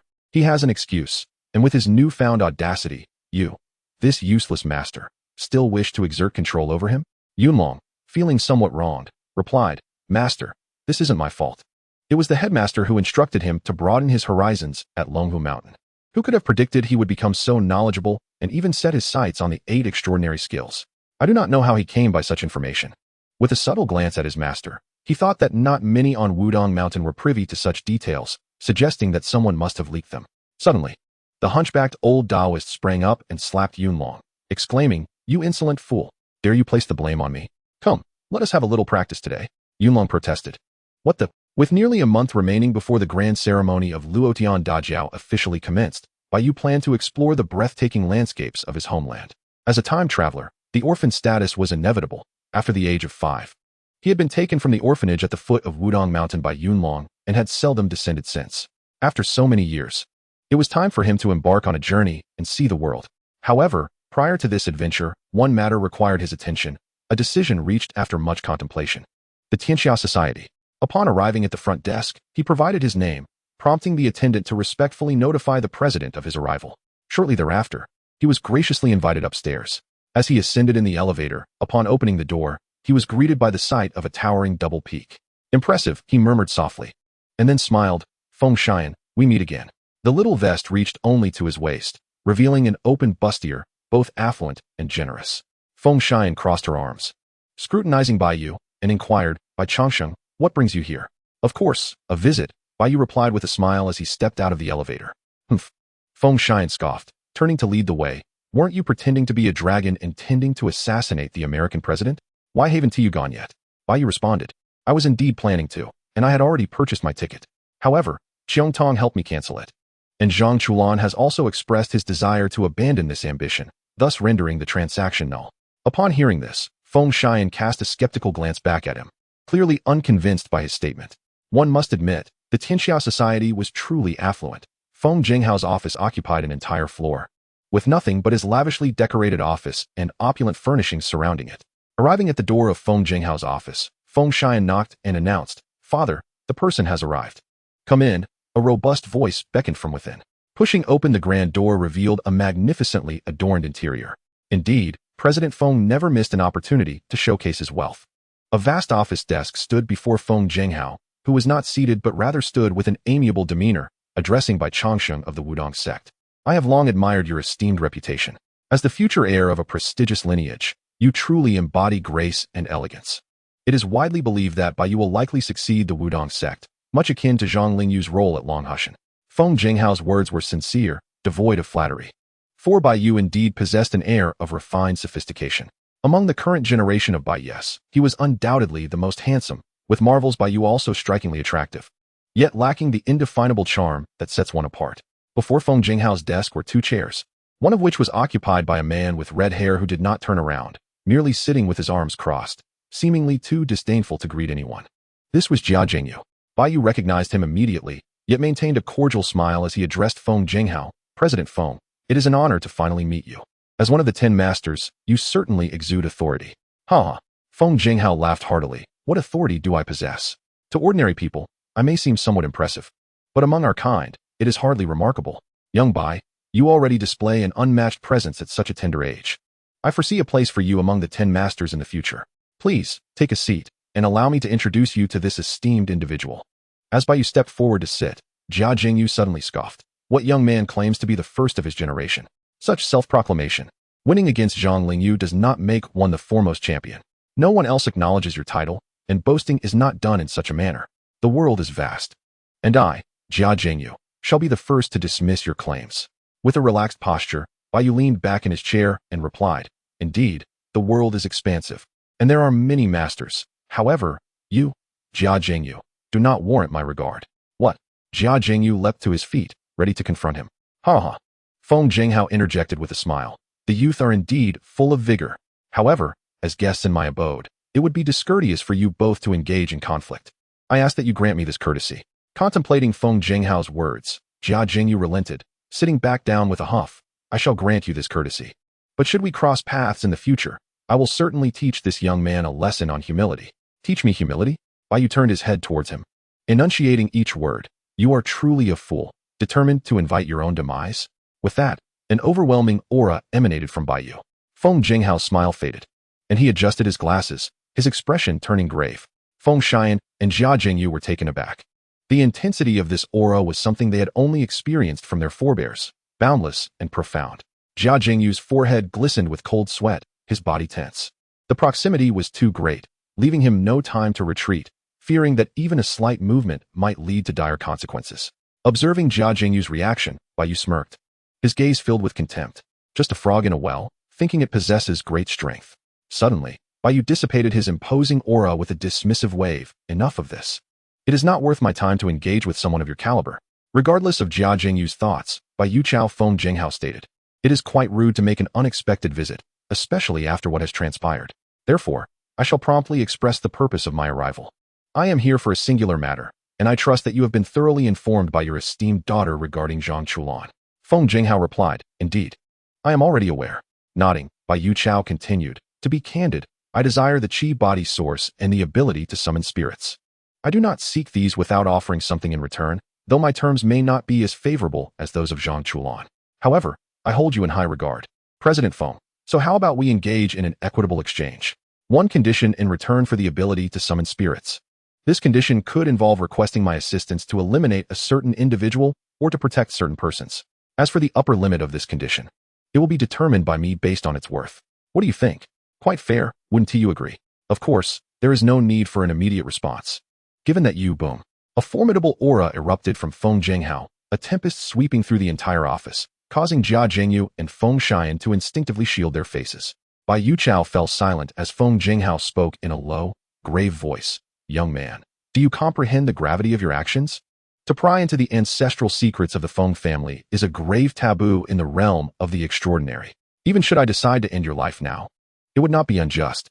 Impressed by the intensity of the aura, Bai Yu smirked, oblivious to the threat, and continued, since President Feng harbors no such intent, let us leave it at that. Much like Zhang Chulan, should you ever find yourself in need of this condition, you may seek me out.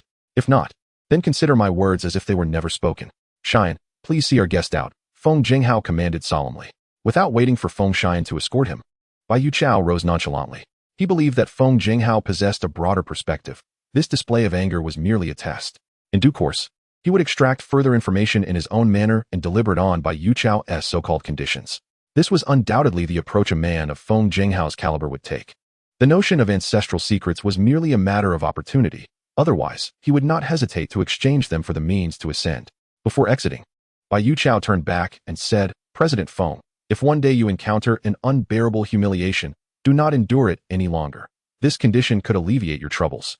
Diminishing his aura, Feng Jinghao adjusted his glasses and remarked, if a high-ranking figure or authority from your Wudong sect were to present this proposal, I would certainly give it due consideration.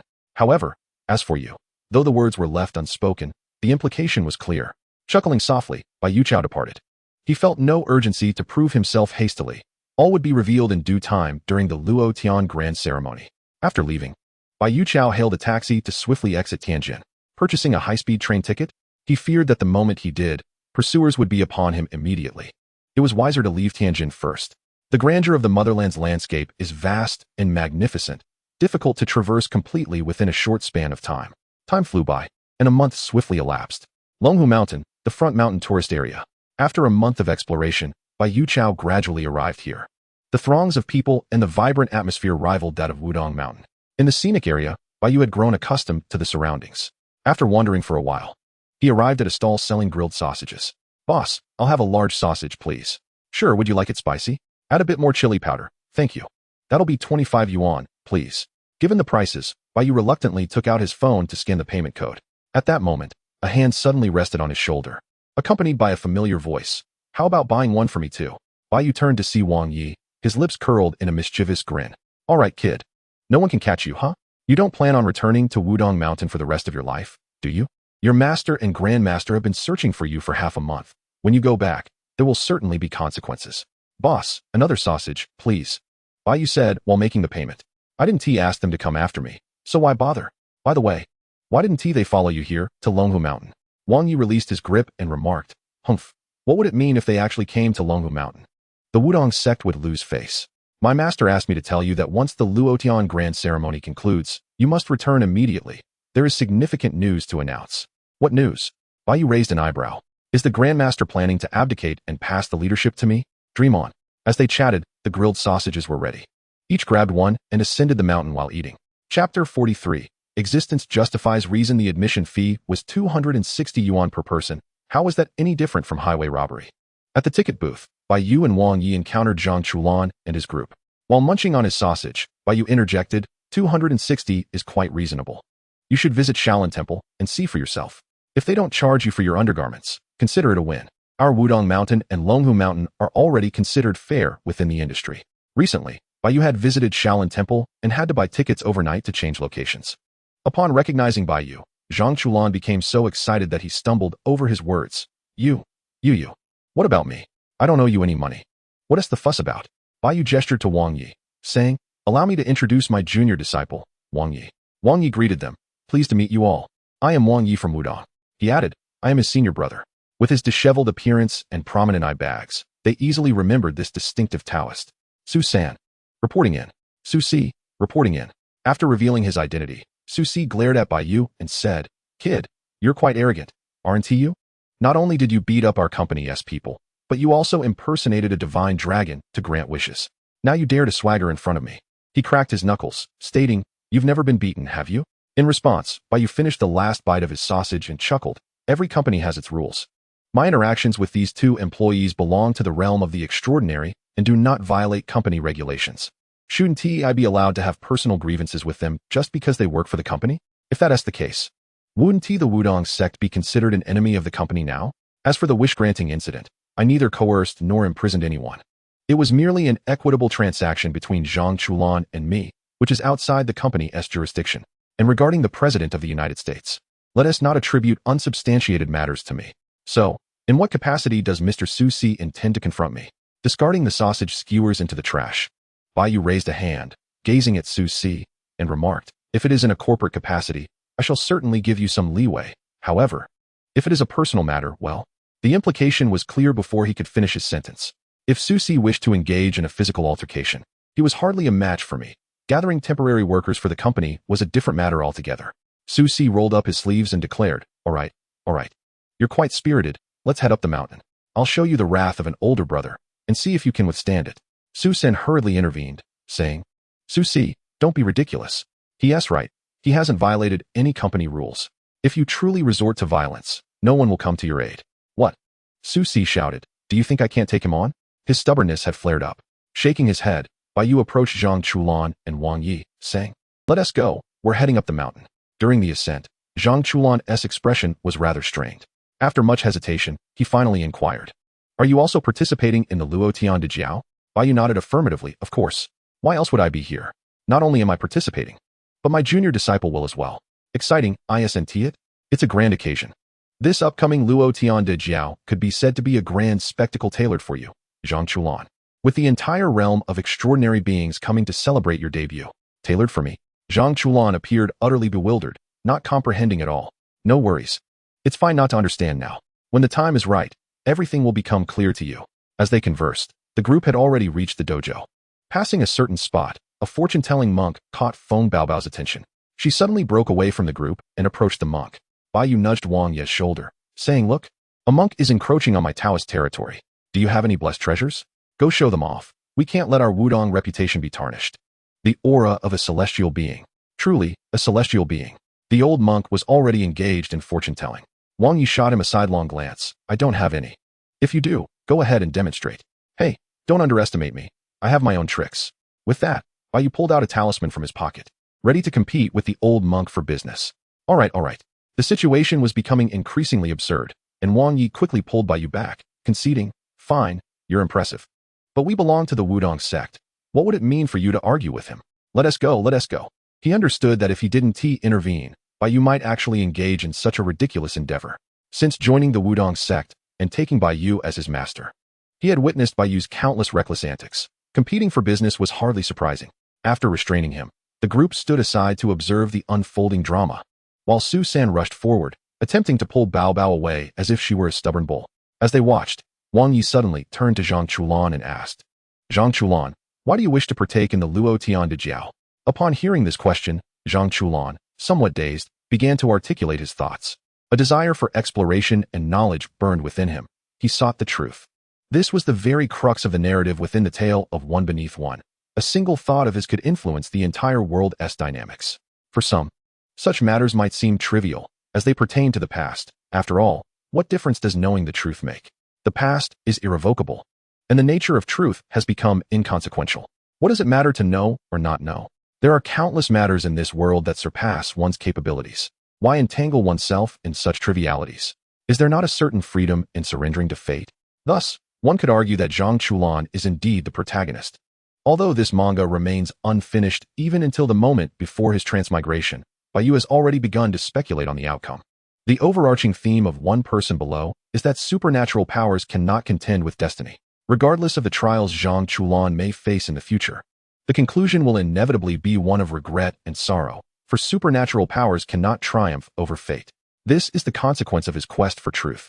Having transmigrated, Bai Yu no longer perceives this world as mere fiction. The matter of being transported into the realms of manga or film has been a topic of discussion among Bai Yu and others. Before their transmigration, these worlds were fabrications. Yet once they manifest into reality, they must adhere to some form of logic. Existence implies reason. Each world operates independently, governed by an unconscious cosmic order. For reasons unknown, this unconscious order disseminates significant stories from its world during specific periods through chosen individuals. Thus, the worlds constructed by authors, often birthed from fleeting inspiration, are in fact reflections of reality, with these authors serving merely as conduits of the world's narratives, the chosen ones among them. Authors may err, frequently contradicting their own premises, yet such discrepancies do not manifest in the real world, as these authors may be driven by the pressures of life. After all, the pursuit of profit often necessitates alterations to original concepts. Hence, it is essential to seek reliable narrators. The aforementioned deductions represent the reasonable conclusions drawn by Bai Yu and his companions. Returning to the main subject, Zhang Chulan sought an audience with the old master, and thus the three have now arrived before him. Wudong Wang and Wudong Bai Yu pay their respects to the old master. Chapter 44. Half a protagonist. As the old master turned his gaze, squinting as if afflicted by presbyopia, he remarked, "Ah, so you have come." This was the first encounter for Wang Yi, who noted the young man's commendable demeanor. The old master then shifted his attention to Bai Yu, saying, "How you have grown in these 2 years. At first glance, one might think you were an old man. How have these 2 years aged you so?"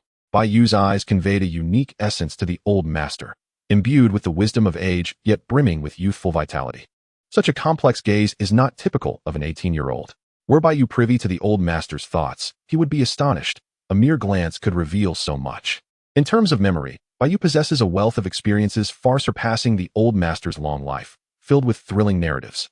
Though not personally experienced, these memories transcend a mere cinematic portrayal, evoking a sense of having lived through every moment. It feels as if each choice within those memories was made by him, yet they remain disconnected from his own existence. Such a paradoxical feeling is one that those lacking this extraordinary insight could never comprehend. Bai Yu found himself at a loss for words, and thus he replied, "Perhaps it is due to the rapid succession of experiences that have led to such swift growth." Indeed, the old master felt something amiss, yet could not articulate it. In the blink of an eye, he set aside the matter and turned to Bai Yu with another query. "I hear you have been making wishes left and right lately. What is this? Have you reached a level of mastery where you feel omnipotent?" Should I too wish for something from you, young lad? After all, Lunghu Mountain possesses its own legacy. How about trading a wish for a glimpse of the 5 thunder magic? That should suffice, wouldn't it? Wang Yi observed the unfolding scenario with keen interest, while Zhang Chulan, feeling a pang of anxiety, contemplated the old master's temperament and strategized how to engage with him. Nearby, Zhang Lingyu shot a glare at the old master. Bai Yu's cheeks twitched slightly. He realized the old man harbored a touch of jealousy. Maintaining a facade, he quickly interjected, "Old master, you flatter me. Let us not jest. Allow me to introduce this gentleman, for he is of considerable significance." Hastily, Bai Yu ushered Zhang Chulan forward. "This is Zhang Chulan, and according to seniority, he ought to address you as Master Ancestor. Come now." Greet him and bring a smile to the old master's face. Suddenly thrust into the limelight, Zhang Chulan stammered, "A Master Ancestor." The old master cast a sidelong glance at Bai Yu before turning his attention to Zhang Chulan. "Ah, Chulan, how remarkable that the grandson of the great-eared thief has grown so much. Chongsheng was right. By seniority, you indeed ought to call me Master Ancestor." Bai Yu stepped back, striving to diminish his presence.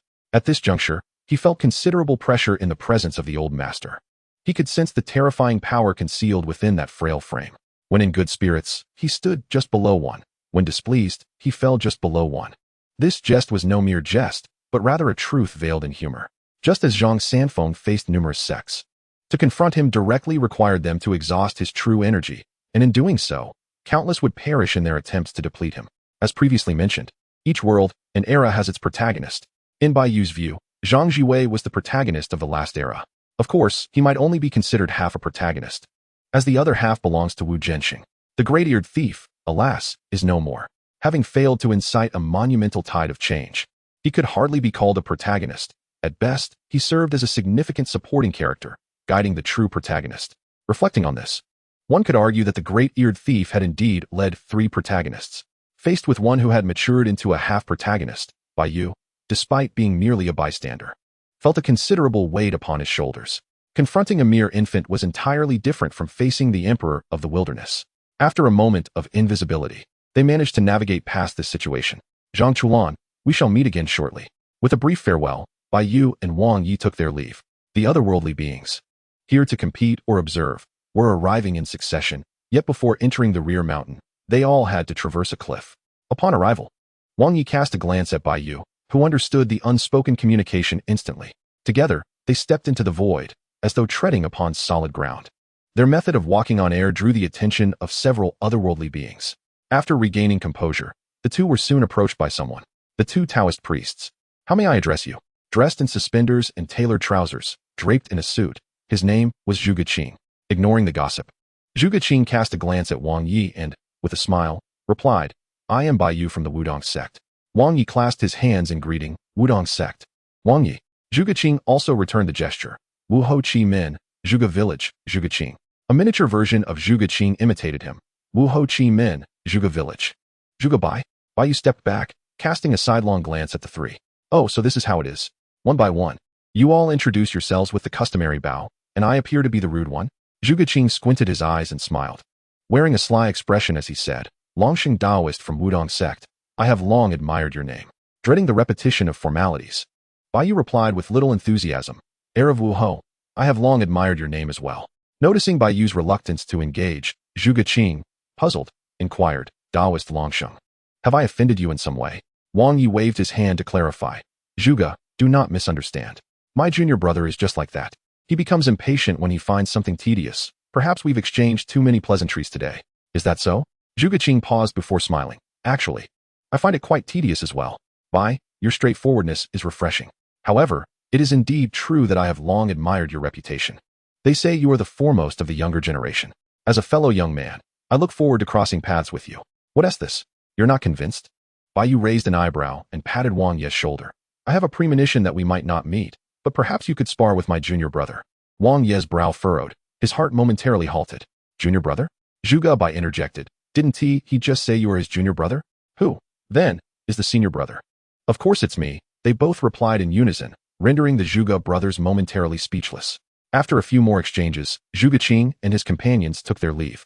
As they walked behind, Wang Yi intermittently glanced at Bai Yu and then at Hyūga Qing. Stop looking, Bai Yu said, hands in pockets, gazing ahead. Junior brother. It just occurred to me, that day when you divined, it wasn't just for me, was it? If it were solely for me, you certainly wouldn't have nearly met your demise. You must have divined the entire trajectory of the Luotian grand ceremony, besides what I would do. You must have seen something else too. Chapter 45. Wang Yi's scheme let me think, feigning deep contemplation. Bai Yu continued after a moment. You must have read Zhang Chulan's fortune. If you did, it would undoubtedly involve the leader of the Luotian grand ceremony. Although I came solely for the Tantian Lu, I would concede the first place to Zhang Chulan, provided he possesses the ability to compete for it. I suspect that someone will obstruct Zhang Chulan, am I right? This thought emerged only after encountering Hyūga Qing. According to Wang Yi's modus operandi, knowing he could not alter his own will, why would he come to this place? To engage in futile efforts? That seemed implausible. Previously, Bai Yu believed that by merely participating in the Luo Tian de Jiao, he could escape the calamity foretold by the old celestial master. However, it has become evident that this tribulation still looms. Deep within, Bai Yu has begun to piece together certain truths. Suppose, after the Luo Tian de Jiao, he offends all the extraordinary beings and is pursued relentlessly for the 8 unusual techniques. What if, at that moment, a figure of great authority were to rise and speak? As he contemplates this, Bai Yu realizes that Wang Yi nearly perished to unveil this information. First, after the Luo Tian de Jiao, he would inevitably be reviled and hunted by all extraordinary beings across the realm. Second, the old celestial master would intervene on behalf of Zhang Chulan, leading to utter disgrace. If even the most esteemed among them suffers ignominy, then Bai Yu's pursuit and the ensuing chaos would go unrestrained. According to Wang Yi's divination, Bai Yu is fated to perish, while the old celestial master faces disgrace. The reason he still chooses to attend the Luo Tian de Jiao is to alter this fate.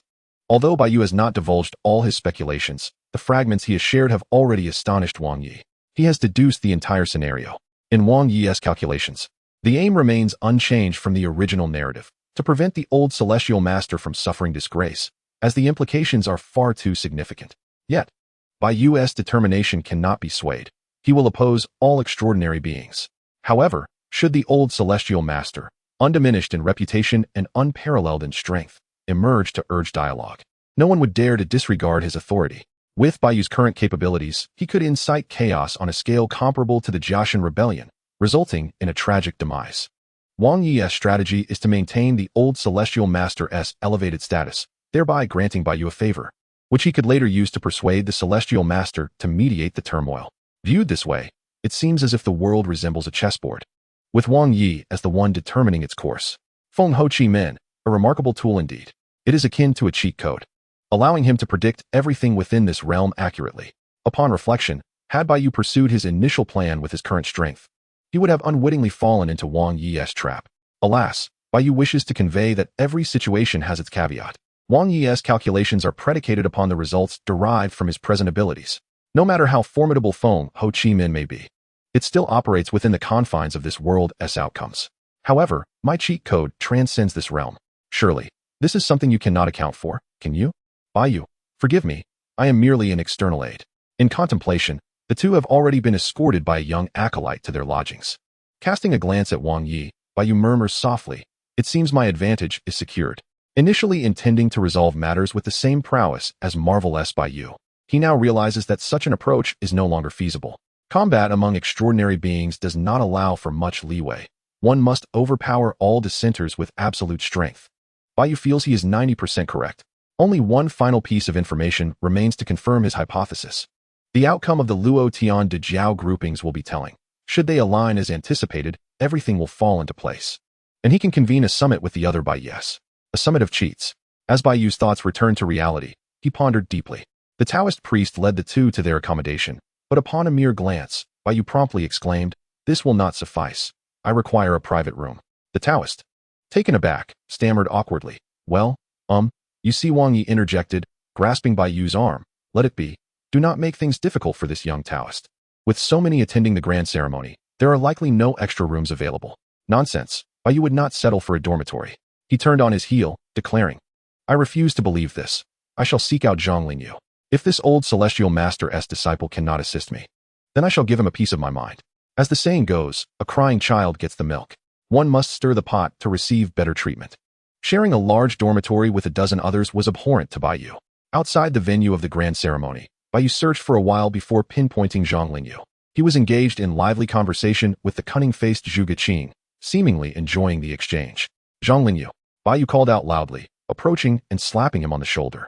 "You're quite inconsiderate. As an old acquaintance, you Haven T arranged a private room for me and expect me to stay in a dormitory." Wang Yi, who had been following closely, instinctively stepped back at the curious gazes of onlookers. This was truly unprecedented. Bai Yu was the first to boldly request a private room. "There are too many people," Zhang Lingyu frowned. "All arrangements are made by the senior brothers. What good is my influence? With so many on Longhu Mountain, where shall I find a private room for you?" Bai Yu tilted his head defiantly, insisting, "I care not. I must have a private room. Otherwise, I shall simply move into your quarters. Why are you so fond of causing trouble?" Zhang Lingyu sensed that Bai Yu was not one to handle lightly. With so many witnesses, if he were to grant Bai Yu a private room, what would others think? Zhu Geqing and Hyūga Bai, along with Zhang Chulan, all stayed in the dormitory. Why should Bai Yu be treated differently? They were all young, each unwilling to concede to the other. Observing the onlookers eagerly anticipating the unfolding drama, it was clear that if he were to accommodate Bai Yu, chaos would ensue as everyone would clamor for their own private rooms. After all, in the mundane world, such extraordinary individuals rarely faced dire poverty. Their circumstances were generally quite favorable. While enduring the discomfort of sharing for the grand ceremony might be acceptable, to openly provide preferential treatment to one would surely incite unrest among the others. Crossing his arms, Bai Yu huffed and walked away, muttering, "I don't care. If you do not arrange a private room for me, I will simply stay in yours. I know where your room is." Thus, he declared, "I shall now visit my own room. Do not come near mine again, as it no longer concerns you. Return to your dormitory." Zhang Lingyu, the long-life Taoist, is audacious, directly seizing territory on Longhu Mountain. Ha ha, how is this any different from saying, "Do not call me for a new phone"? Zhang Lingyu appeared quite vexed, and Bai Yu found amusement in his frustration. The long-life Taoist's boldness is truly commendable. The sight of Lingyu's irritation is equally captivating. Various comments filled the air. Zhang Lingyu's forehead throbbed with veins, yet he found himself powerless against such a rogue. At this moment, Zhang Chulan unexpectedly emerged from the shadows, greeting, "Junior uncle, what is going on?" Zhang Lingyu turned around and replied sternly, "Do not be shameless. Who is your uncle? Such audacity is simply intolerable." With that, he turned to Zhu Geqing and said, "Brother Hyūga, my apologies for the neglect. Let us converse within the venue." Zhang Chulan exclaimed. Chapter 46, The Mockery of a Virgin. Longsheng Daoist. Longsheng Daoist. Just as they were nearing Zhang Lingyu's chamber, someone hurriedly caught up. Bai Yu glanced back to see that it was Zhang Lingyu's two disciples, panting heavily. The one with a small mustache quickly said, "Longsheng Daoist, please follow me. A private room has been arranged for you." Indeed, Bai Yu nodded in satisfaction. Now it was more presentable, and they proceeded ahead. Wang, who had somehow reappeared behind Bai Yu, commented, "Junior brother, you were just keeping your distance. Now you're trying to edge closer. What is this? Do you wish to share my private room? I do the work, and you reap the benefits? You seem to be enjoying all the good fortune." Wang was unperturbed, grinning as he replied, "I am a practitioner of the arts, after all, skilled in attracting good fortune and avoiding misfortune." The new room was decent. but it only had one bed. This time, Wang insisted on sleeping on the floor. After exchanging some teasing remarks, the two set off once more towards the arena. As noon approached, the area had become a sea of people. The peculiar individuals congregated in small groups, engaging in conversation. In the center stood a wooden podium, designated as the speaking platform. Shortly after Bai Yu and Wang's arrival, the Grand Master and several elders appeared. The Grand Master delivered a few formal remarks before announcing the commencement of the drawing lots. The first match would adopt a free-for-all format for individuals per group, with only one emerging victorious. Following this, a knockout system would ensue among 32 participants, ultimately determining the champion after 5 rounds. There were 5 groups, labeled A, B, C, and D, which would sequentially compete in 2 separate venues. After a prolonged wait of over half an hour, it was finally Bai Yu's turn to draw lots. D, Qinglong, he murmured as he examined the slip in his hand. When it was Wang's turn, he glanced at his own and remarked, B, Zhuke. Zhang Chulin's group had slipped his mind. After pondering for a moment, Bai Yu realized he could not recall. It had been a long time since his previous life. The Grand Masters began to outline the rules once more.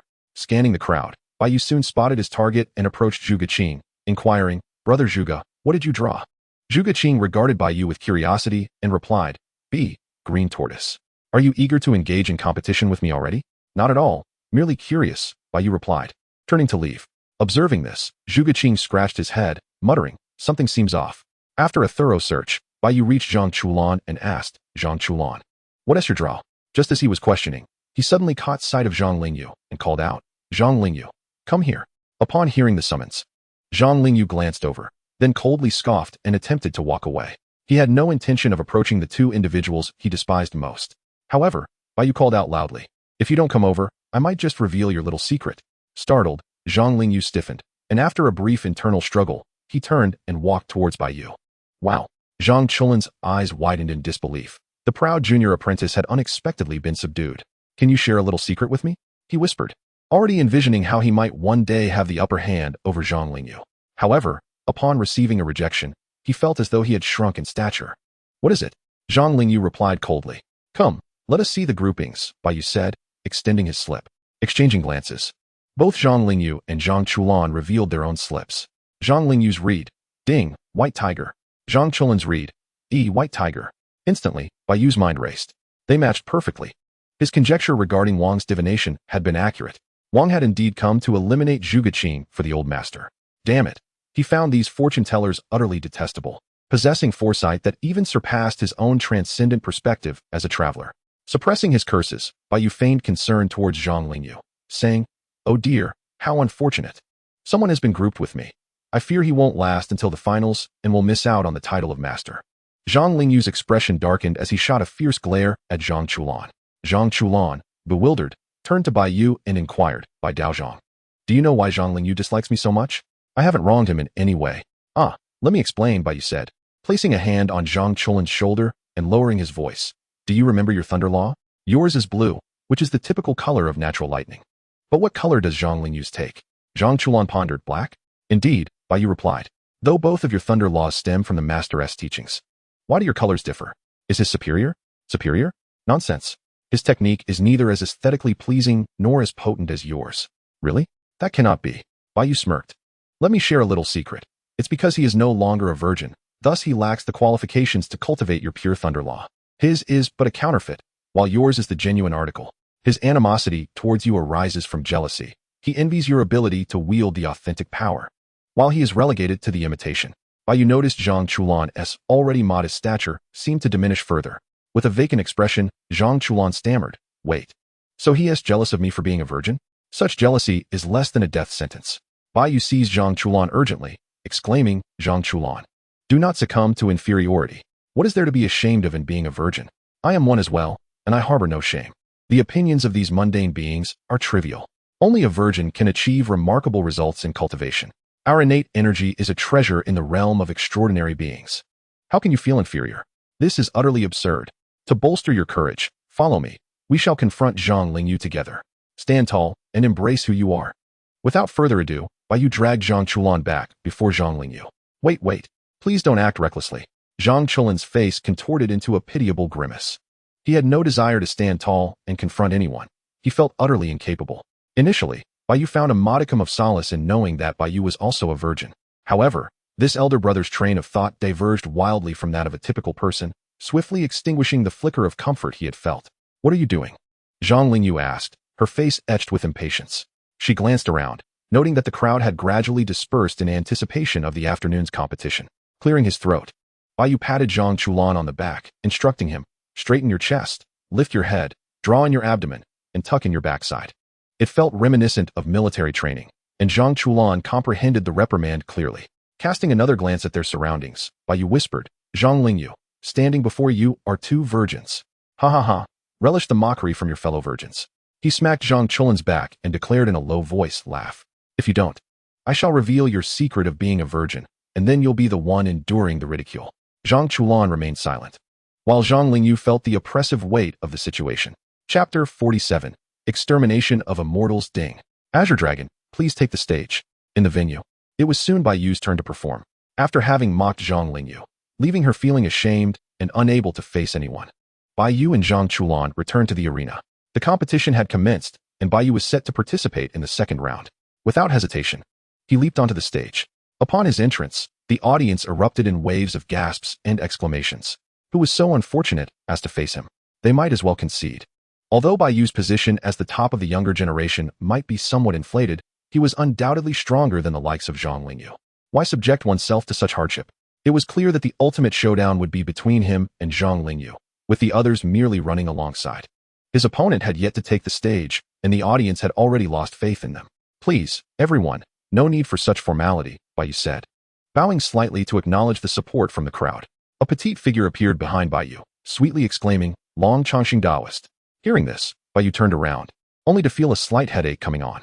With pink hair and a well-proportioned figure, her name was Lu Linglong. He was an adept at dealing with women. Moreover, he cast a glance at the audience, his gaze locking onto the disheveled white-haired elder beside the heavenly master.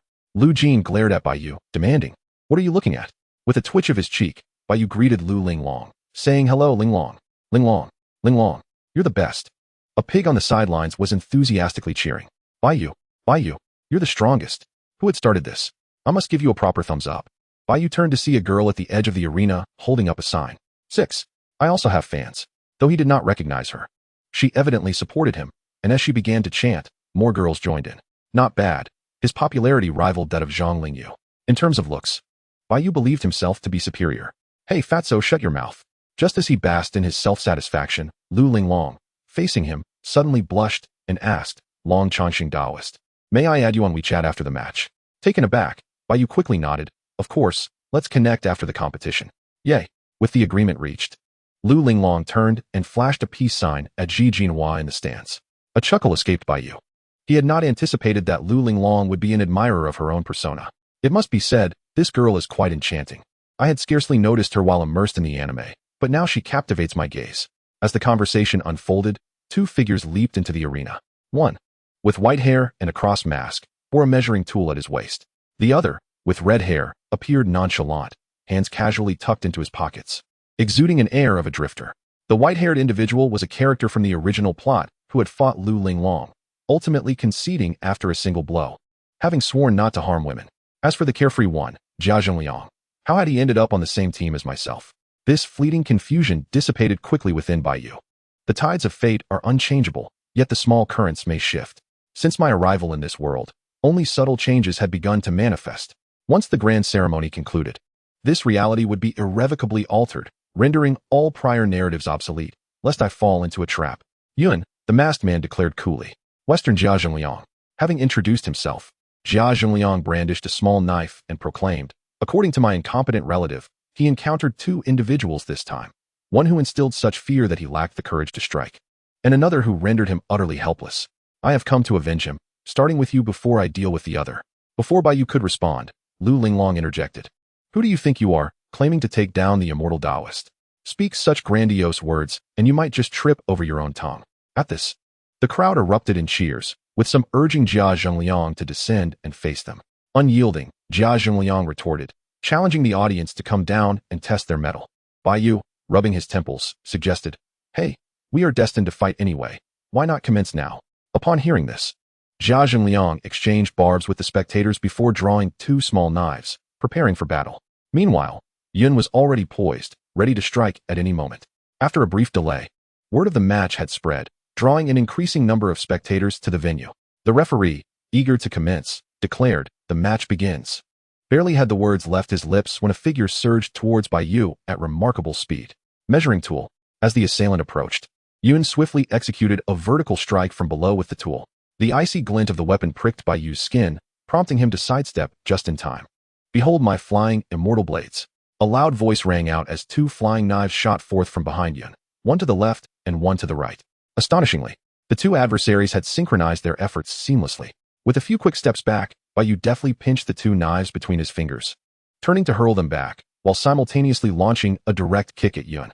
The impact echoed as they separated, Yun retreating a significant distance. The two flying knives returned to Jia Zhengliang's side. Yun's left leg trembled slightly as he muttered under his breath. "Does this guy have steel plates hidden in his legs?" That felt worse than kicking a steel slab. Bai Yu slowly extended a hand towards his back, remarking, "You two have weapons with names that resonate louder than your own. If my sword lacks a fitting name, would that not render me inferior to you?" Zing. Drawing his sword, Bai Yu held it with one hand and proclaimed, "Allow me to introduce my sword, named Zhu Xian." He then gestured toward the one behind him, adding, "This one is called Lu Xian." With a slight tilt of his head, Bai Yu smiled and continued, "What do you think? Its reputation is not inferior to yours. Let us proceed." Yun interjected, "What about another sword? Aren't you going to draw it?" Bai Yu raised an eyebrow and replied, "Though it may sound arrogant, I must say, merely drawing one sword is already a concession to you. If I were to draw both, I fear you would kneel in an instant. How dare you underestimate me?" Jia Zhengliang bellowed, brandishing two flying knives with both hands, simultaneously retrieving two more from the hidden compartments of his attire. "I am not afraid of speaking boldly." Yun advanced with a rhythmic pace, declaring, "They say you are formidable. I refuse to believe it. Today, I shall uncover your true strength." In the stands, Wang observed the two with a sympathetic gaze, remarking, "From this moment forth, there will be two more individuals plagued by self-doubt." Chapter 48, Taijiquan. The Wuji realm. The sounds of clashing weapons echoed throughout the arena, leaving the audience in a daze. As time passed, Jia Zhengliang unleashed an increasing number of flying knives, finally capturing the audience's attention. 8 flying knives. Such a number is beyond the control of an ordinary practitioner. Yet, even faced with this onslaught, Bai Yu remained steadfast, not budging an inch. He stood firm with one hand gripping his sword, effortlessly neutralizing all of Jia Zhengliang and Yun's attacks. In the stands, the old celestial master squinted his eyes, muttering, "This young man, these youngsters are still far beneath him. They cannot even gauge his true capabilities." In truth, Jia Zhengliang and Yun were among the elite competitors, and even if Wang were to face them, he would find himself in a precarious situation. Alas, they were unfortunate enough to encounter Bai Yu in the very first round. It is truly remarkable to witness such youth in this era. The Wudong sect has a promising future ahead. As he spoke, Lu Jin cast a glance at the old celestial master. Chuckling, the old celestial master replied, "Old Lu, how can your great-granddaughter watch from the sidelines? Have her join in and fully test this young man's limits."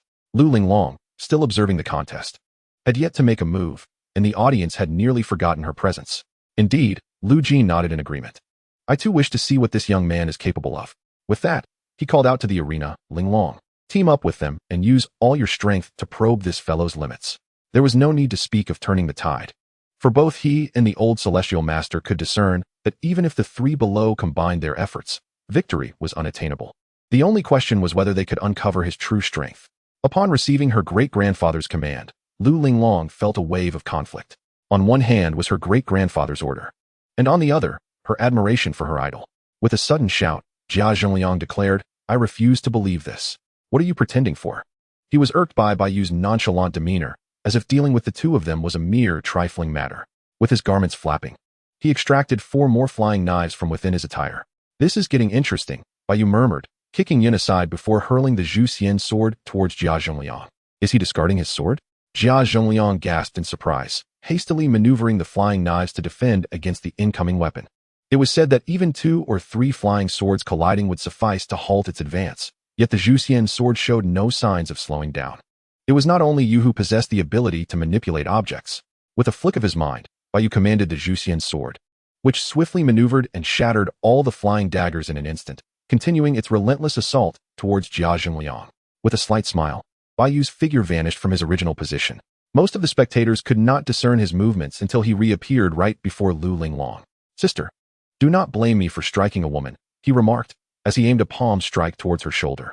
Since his great-grandfather had already issued the order, there was no need to let this young lady hesitate in the middle. It was better to act first. Lu Linglong was startled but quickly regained her composure. With a loud thud, Bai Yu's palm struck true, yet Lu Linglong twisted her body, channeling her energy into a powerful punch with her right hand, exclaiming, Daoist Changsheng, do not underestimate me. Ah, the skills of the Chuanjian sect. After a moment of surprise, Bai Yu deftly sidestepped, his body suddenly reclining to the left, causing Lu Linglong's punch to miss entirely. He then lightly tapped the ground with his right foot, sliding behind Lu Linglong while delivering a palm strike to her waist. With a resounding thump, as Bai Yu's palm connected with her slender waist, a deep gash appeared where he had previously stood. Ah! Lu Linglong cried out, propelled towards the approaching Yun. With no other choice, Yun hastily reached out to steady her. How could it be? Does he have eyes on the back of his head? Even a sneak attack is futile. Do not jest. At this stage, what use is a sneak attack behind someone's back? Attention! The Zhuxian sword is still engaged in a fierce battle with Jia Zhengliang's 12 flying knives. This announcement sent waves of astonishment through the audience. Bai Yu had been multitasking with remarkable prowess. He controlled the Zhuxian sword to strike Jia Zhengliang, forcing him to defend himself with all the flying knives, while simultaneously attacking Lu Linglong and evading Yun's ambush. The display of such skill left everyone bewildered, struggling to discern the primary offensive. With one hand behind his back, Bai Yu beckoned to Lu Linglong and Yun, saying, come, do not hold back, give it your all. While Yun certainly did not hold back, Lu Linglong had yet to unleash her full potential. At his words, Lu Linglong, akin to a scion in a fit of rage, placed her hands on her waist and declared earnestly, in that case, I shall also exert my full strength. A crimson aura erupted as she began to channel her blood, revealing her unique ability. Charge! Yin shouted, leading the charge. Seeing this, Bai Yu prepared his stance, remarking, the pressure has increased. I must focus a bit more. Tai Chi should suffice to deal with them. Lu Linglong, unwilling to be outdone, joined Yun in a simultaneous attack. Fists and palms flew in a whirlwind of motion. And in response to their swift actions, Bai Yu moved with the deliberate grace of an elder in a park. In the stands, Wang Yi watched intently, not blinking, and said, here it comes, using slowness to counter speed. What does that mean? Zhang Chulan inquired nearby. Look, Wang Yi replied with a single word. At that moment, the three forces officially clashed, and amidst the seeming chaos, Bai Yu managed to evade or deflect each attack with precision, narrowly avoiding contact. After the initial clash, Lu Linglong and Yun swiftly launched their attacks, while Bai Yu maintained a composed demeanor, executing the movements of an elderly martial artist. From the stands, the venerable Taoist master focused intently, stating, in the realm of Wuji, one employs slowness to counter speed, acting at one's own discretion. Lu Jin interjected. The pinnacle of Tai Chi, and this lad is but a child? The Taoist master reflected, not so young, he is 18. Lu Jin responded, 18? Really? The Taoist master mused, Zhang Jinren has a worthy successor. This young man will undoubtedly one day replicate Zhang Jinren's formidable presence. The younger generation faces a formidable challenge. The future belongs to him. Lu Jin furrowed his brow, acknowledging, indeed, his contemporaries are vastly inferior. They had finally discerned his capabilities, leaving the two centenarians astounded. Tai Chi, in the Wuji realm, has no practitioners under 100 years old on Wudong Mountain. Moments later, Bai Yu exhaled slowly, The blue and orange energies ignited in his hands, suddenly accelerating to grasp the wrists of his two opponents. With a swift motion, he twisted their palms and pushed them forward. They screamed in unison, hurtling backward, clutching their injured spots, drenched in sweat and gasping for breath. With a sigh of relief, Bai Yu settled into a stance, sweeping his hands downward as a conclusion to his technique. He too was drenched in perspiration, having exerted himself considerably while simultaneously controlling the Zhuxian sword to strike at Jia Zhengliang. Exhausted, he thought to himself that he no longer wished to continue. Chapter 49. He must have a golden finger. The two newcomers summoning back the Zhuxian sword. Bai Yu breathed heavily. That's enough? You should concede. Continuing this fight could lead to serious injuries. Lu Linglong and Yun exchanged glances, both contemplating retreat, aware that further attempts would only result in more punishment. They saw no purpose in persisting. However, one amongst them harbored different thoughts. Jia Zhengliang was seething with rage, nearly losing his composure, as the signature move he prided himself on was effortlessly countered by another. The 12 flying daggers failed to make even an inch of progress. This humiliation was unprecedented in his life. Breakthrough. I acknowledge you. Jia Zhengliang roared, unleashing all 12 flying daggers aimed directly at Bai Yu's vital points. In the stands, the older generation shook their heads in disapproval, with Feng Jinghao bluntly stating, youthful arrogance, oblivious to the dangers. A minor setback has driven him to madness. Wang Yi remarked. He is doomed. Many in the audience erupted in harsh criticism. It was evident to discerning eyes that the trio had no chance of victory. Their opponent had already shown restraint, yet they remained oblivious to the reality. In the arena, Bai Yu's gaze darkened with lethal intent, declaring, insulting words, you've overstepped your bounds. Ignorant fool. With a thunderous burst of energy, a tempest arose, as Bai Yu slowly raised the Zhuxian sword above his head. As the 12 flying daggers approached, the innate blue energy coiled around his sword, which he then brought down with a decisive strike. With a resounding crack, the sword's light sliced through the air, shattering all 12 daggers in an instant, causing Jia Zhongliang to spew forth a mouthful of blood. But it was not over. The ground suddenly split open, reminiscent of Frisia's devastating blow that nearly cleaved Namek in two. A fissure, extending over 20 meters, spread towards Jia Zhongliang.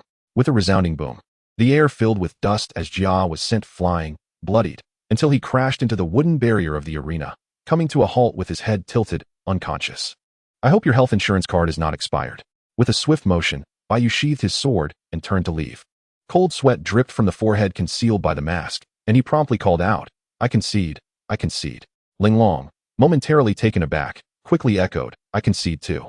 The referee, his eyelids twitching uncontrollably, hastened to declare Bai Yu the victor before jumping down to carry Jia away for medical attention. Zhang Chulan, his face a mask of disbelief, exclaimed, is this even human? Inside the arena, a terrifying chasm, 30 meters long and about 5 meters wide, was a stark sight. It's my turn to take the stage, Wang Yi said lazily, hands clasped behind his head as he strolled away. Zhang Chulan, gazing at the gaping crack, muttered, what is the point of continuing? We're not even in the same dimension. Everyone might as well concede. They were all peers. How could the disparity be so vast? There must be something amiss. He surely had an advantage, perhaps a golden finger? It had to be so. This cheat possessed a golden finger. Bai Yu replied, you guessed correctly. But there is no reward. The afternoon's competition swiftly passed, and the extraordinary individuals dispersed one by one. After dinner that evening, Bai Yu returned to his room to meditate. Shortly thereafter, Wang Yi sauntered back, stretching languidly as he remarked, what a tiring day. Bai Yu opened his eyes and replied, in a few days. It will become even more exhausting. Wang Yi casually flopped onto the floor, complaining, oh dear, I'm truly a laborer, forced to work for all of you. You could choose not to do anything, Bai Yu suggested. If I did nothing, it would descend into chaos. What does that have to do with you? Someone has to exert effort, and why can't that someone be me? Wang Yi said earnestly, don't think you're the only one with determination. I am equally resolute. Once I decide, I remain unwavering. I've already waded through murky waters, just don't go dying on me. If you perish, then it's my turn. The 8 wonderful techniques are no trifling matter. They bring not only power, but also trouble. I hope you won't regret it in the future. Regret? Bai Yu scoffed absurdity. Time for sleep. Lying on his side, Bai Yu concluded, in light of your relative likability, when my skills are perfected, I shall make you my loyal aide, the one who calls the shots beside the emperor. Wang Yi twitched at the corner of his mouth. So, I'm destined to be a eunuch, am I? Ignoring him, Bai Yu gradually drifted into slumber. His consciousness arrived at the Golden Finger realm. He had thought no one would be there at such an early hour, but upon stepping out of the passage, his pupils widened involuntarily. Inside were 2 individuals, one large and one small, both unfamiliar faces. Newcomers? Bai Yu exclaimed in surprise. The larger one, clad in a robe and appearing nearly 30, stood alongside a modern-looking elementary school student, complete with glasses, exuding an air of wisdom. Newcomers? The schoolboy asked, his expression tinged with skepticism. Who are you? Do you know where this place is? The robed figure regarded Bai Yu with caution, discerning that he likely possessed some notable quality from just a single glance. A figure clad in white feathers remarked, I am well aware of this place. Clearly, the two had already exchanged insights, confirming that neither understood the nature of their surroundings. At this critical juncture, 2 newcomers arrived, and the figure in white feathers felt a surge of excitement. The individual in the Taoist robe exuded an aura of significance. While the elementary school student should not be underestimated, he might well be a formidable presence. I shall introduce myself. I am Bai Yu, the figure in white feathers stated.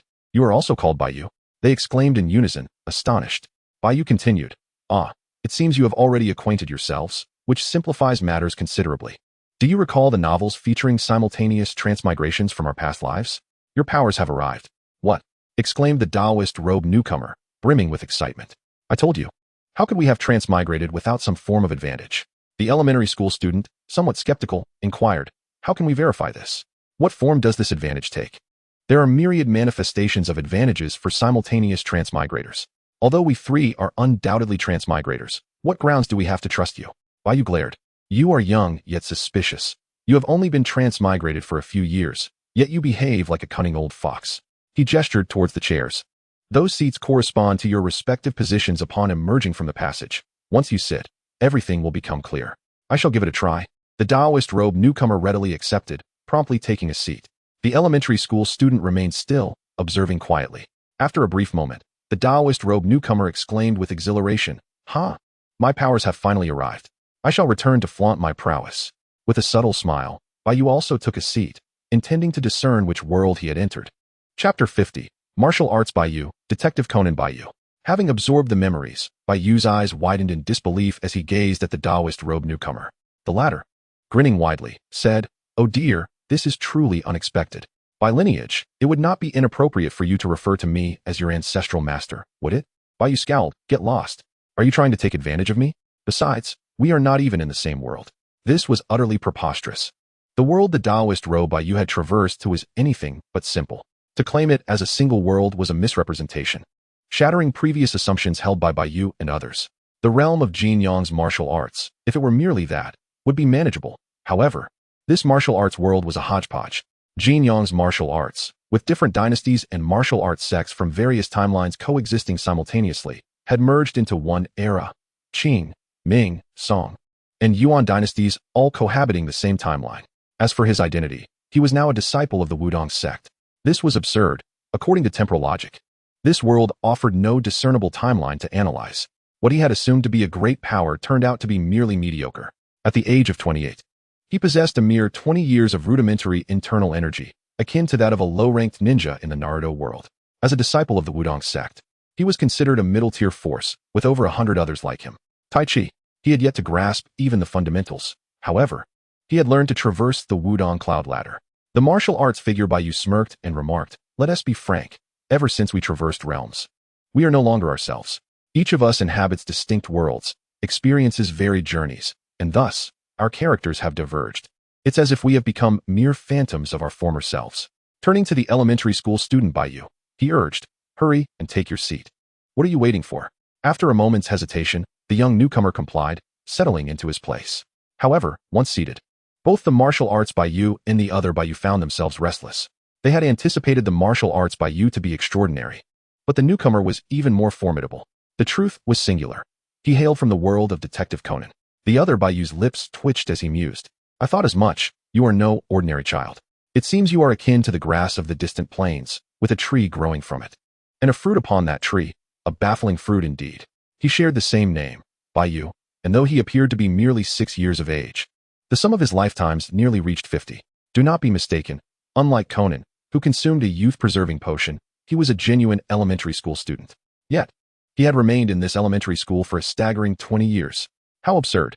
After 2 decades as a student, his physical growth had ceased. Was there anything more ludicrous? The martial arts Bai Yu was left astounded, exclaiming, 20 years as an elementary student? How terrifying. The other Bai Yu interjected, "Is it that Conan's story cannot conclude, and thus you cannot grow up?" This fellow had not only remained a student for 20 years, but he also dared to team up with Conan to become a harbinger of death. It explained why he was so suspicious, akin to a fox. It was a byproduct of his case-solving experiences.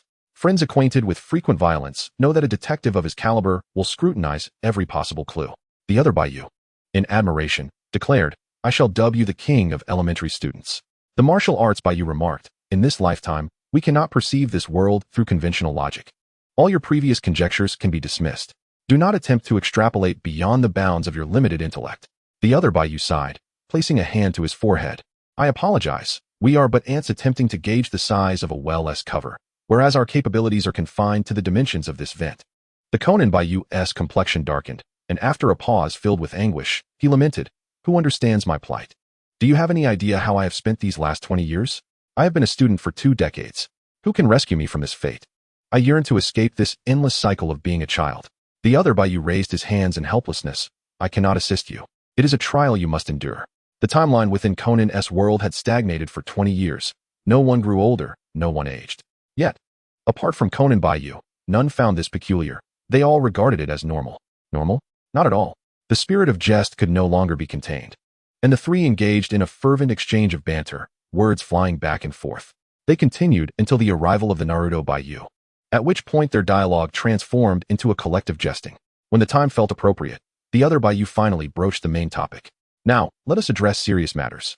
You are all aware of my circumstances, and the divination has been made. The martial arts Bai Yu question, divination you say? Silence. This is certainly not a problem. My intellect remains intact throughout.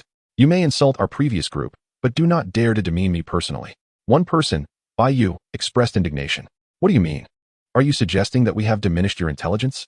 Very well, he quickly conceded. It was all my fault. So let us return to the matter at hand. The divination results from Wang Yi indicated that with my current strength, I would inevitably be outmatched by the celestial forces, leaving us with no viable solutions. We must resort to extraordinary measures. He gestured towards several empty seats. They seem to be unaware of the situation and have yet to arrive. It appears we will not gather the full assembly tonight, so I ask that you all express your intentions. After a brief silence, Conan Bai Yu remarked, Your predicament seems indeed insurmountable. Let us employ extraordinary means. After all, this world is not particularly formidable, and it will not yield much strength in the future. Let this suffice. I am in agreement. Martial arts Bai Yu concurred. I too agree. Naruto Bai Yu sighed enviously. I truly envy you. You are poised for an immediate ascent. I admire those who can swiftly conquer challenges. All you need to do in the future is savor life. He rapped the table and declared, Very well, I too am in agreement. One person Bai Yu smiled and said, Indeed, you are all worthy of the Bai Yu name. United in purpose. Thus, we shall conclude today as discussions here. He turned to Conan Bai Yu and added, You have the most time available.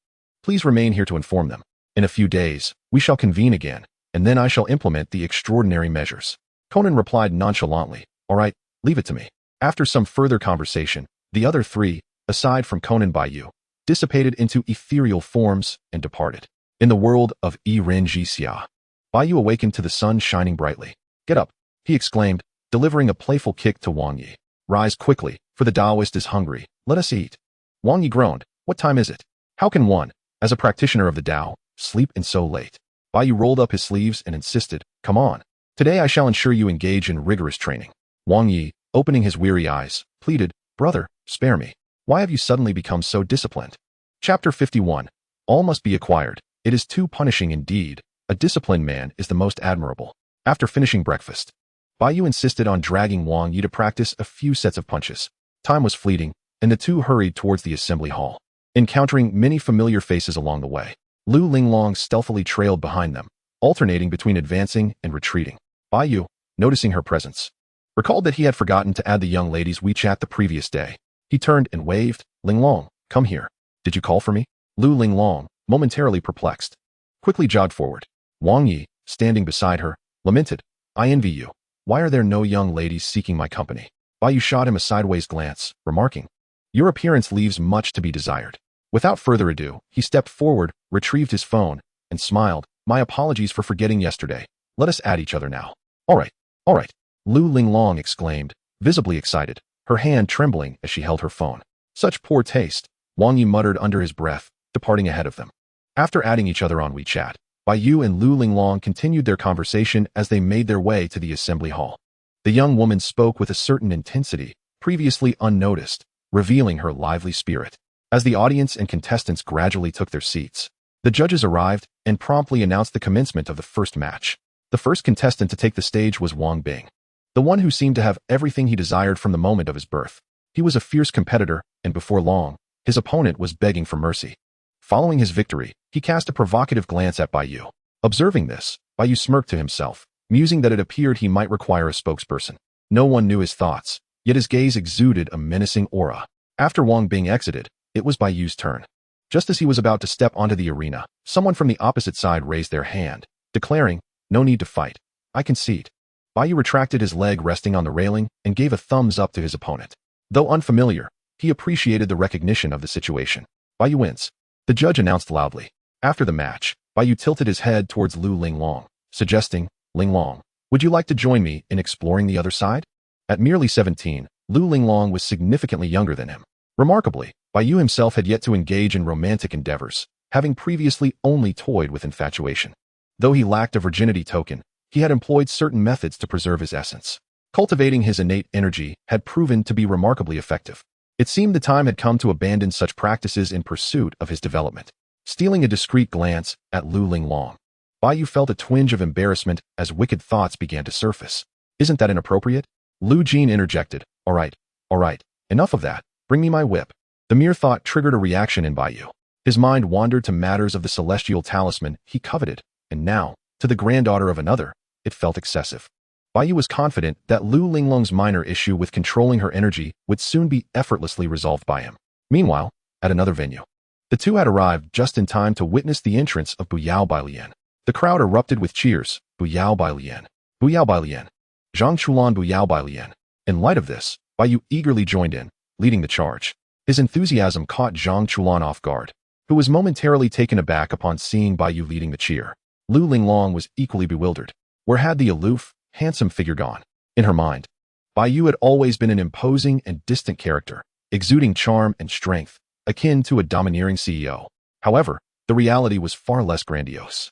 Bai Yu was not nearly as detached as she had imagined. Zhang Chulan's opponent failed to appear, resulting in a ruling in his favor. Next up was Wang Yi, whose opponent was Tai Ma Lu. Following the narrative closely, with merely a display of Tai Chi, he dispatched his adversary, a mere background player without much intrigue. The main event would commence tomorrow, as the complex relationship between Wang Yi and Zhuge Qing would unfold. The matches concluded by midday, and the new competition bracket was released.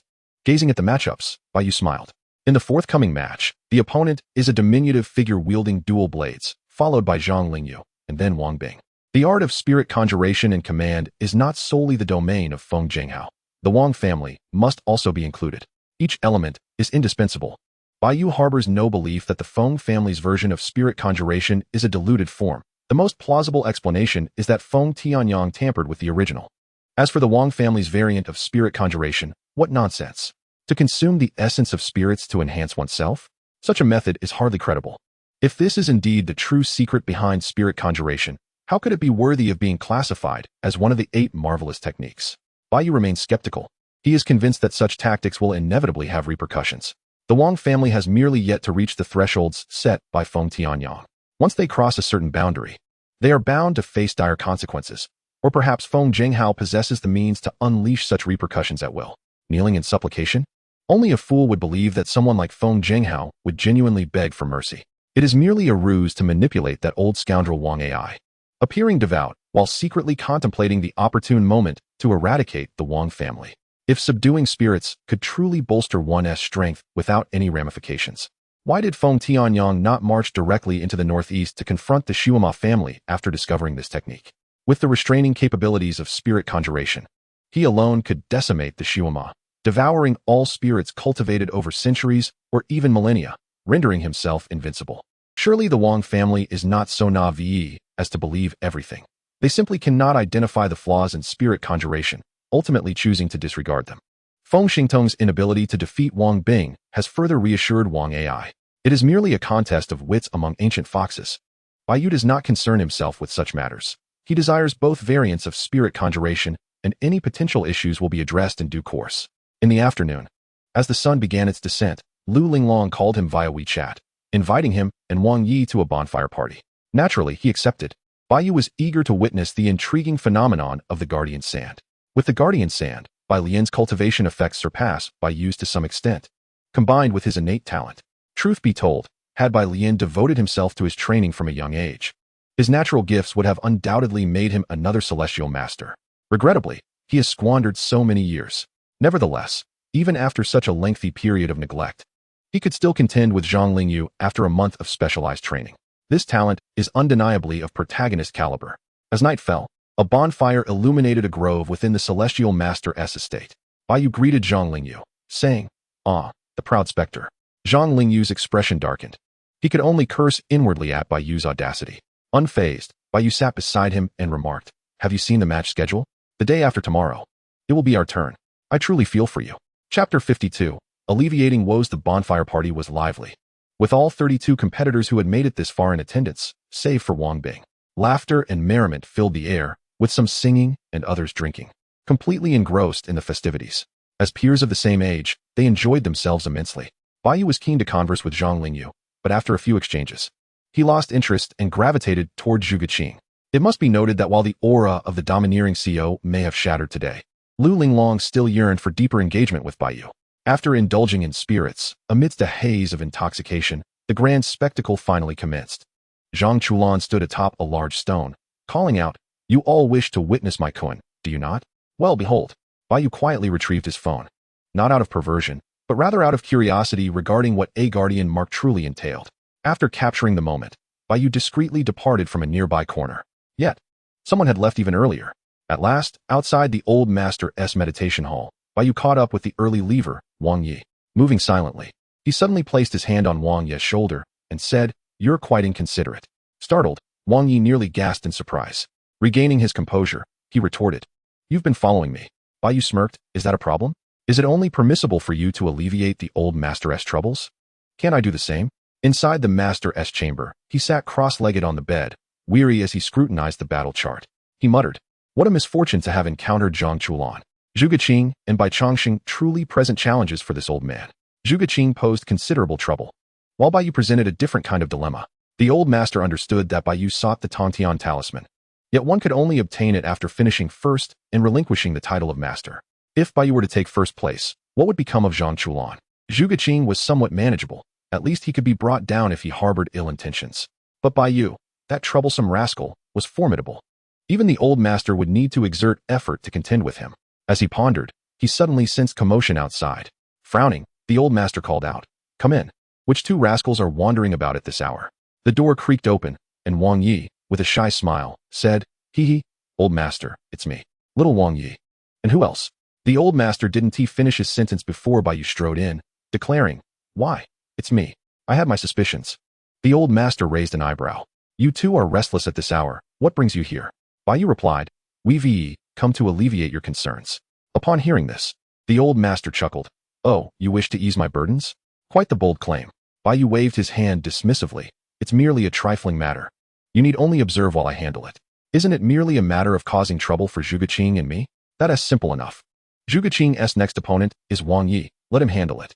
Wang Yi interjected, "At such a time, I don't need a mouthpiece. Thank you, kind soul. So, I'll exert myself while you reap the benefits." "Oh, how you truly came to ease my burdens." The old master scrutinized Wang Yi, pondering, "Little Wang Yi. Can he manage?" Bai Yu confidently patted his chest. "Rest assured, I will take care of Zhuge Qing." Had Wang Yi come alone, the old master might have harbored doubts. But with Bai Yu's assurance, he felt a sense of trust. After a moment of contemplation, the old master stated, "Very well, if Zhuge Qing is handled, what do you seek in return?" Bai Yu, grinning as he leaned closer, responded, "Oh, I'm quite easy to satisfy. I came for the Tongtian talisman. You and Lord Lu are old friends, are you not? It is often said that familiar acquaintances make matters easier.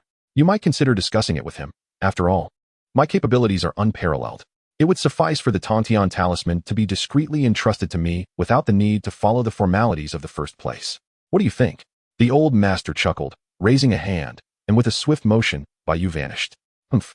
The old master scoffed, "Such a clever little one. Very well, I shall consult with old Lu about this matter. If he is unwilling, then I will have to stand at the entrance."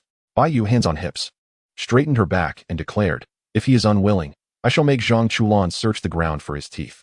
No sooner had she spoken than an imposing aura surged forth. Quick as a flash, Bai Yu seized Wang Yi by the nape and fled. In the blink of an eye, the two had disappeared. They were remarkably swift. The old master stood at the doorway, gazing outside and muttering, "The little rascal dares to threaten me. Sigh, having resolved two dilemmas, another has arisen. I truly need to confer with old Lu, otherwise, this child may indeed take drastic measures." Finally, the old master retreated to his room, adding, "Poor Zhang Chulan." The following day, rising early, Bai Yu once again dragged Wang Yi to practice 2 sets of boxing. After breakfast and finishing a watermelon, the duo hurried to the venue. Lu Linglong was back, and it felt as though this young lady had become quite attached to him.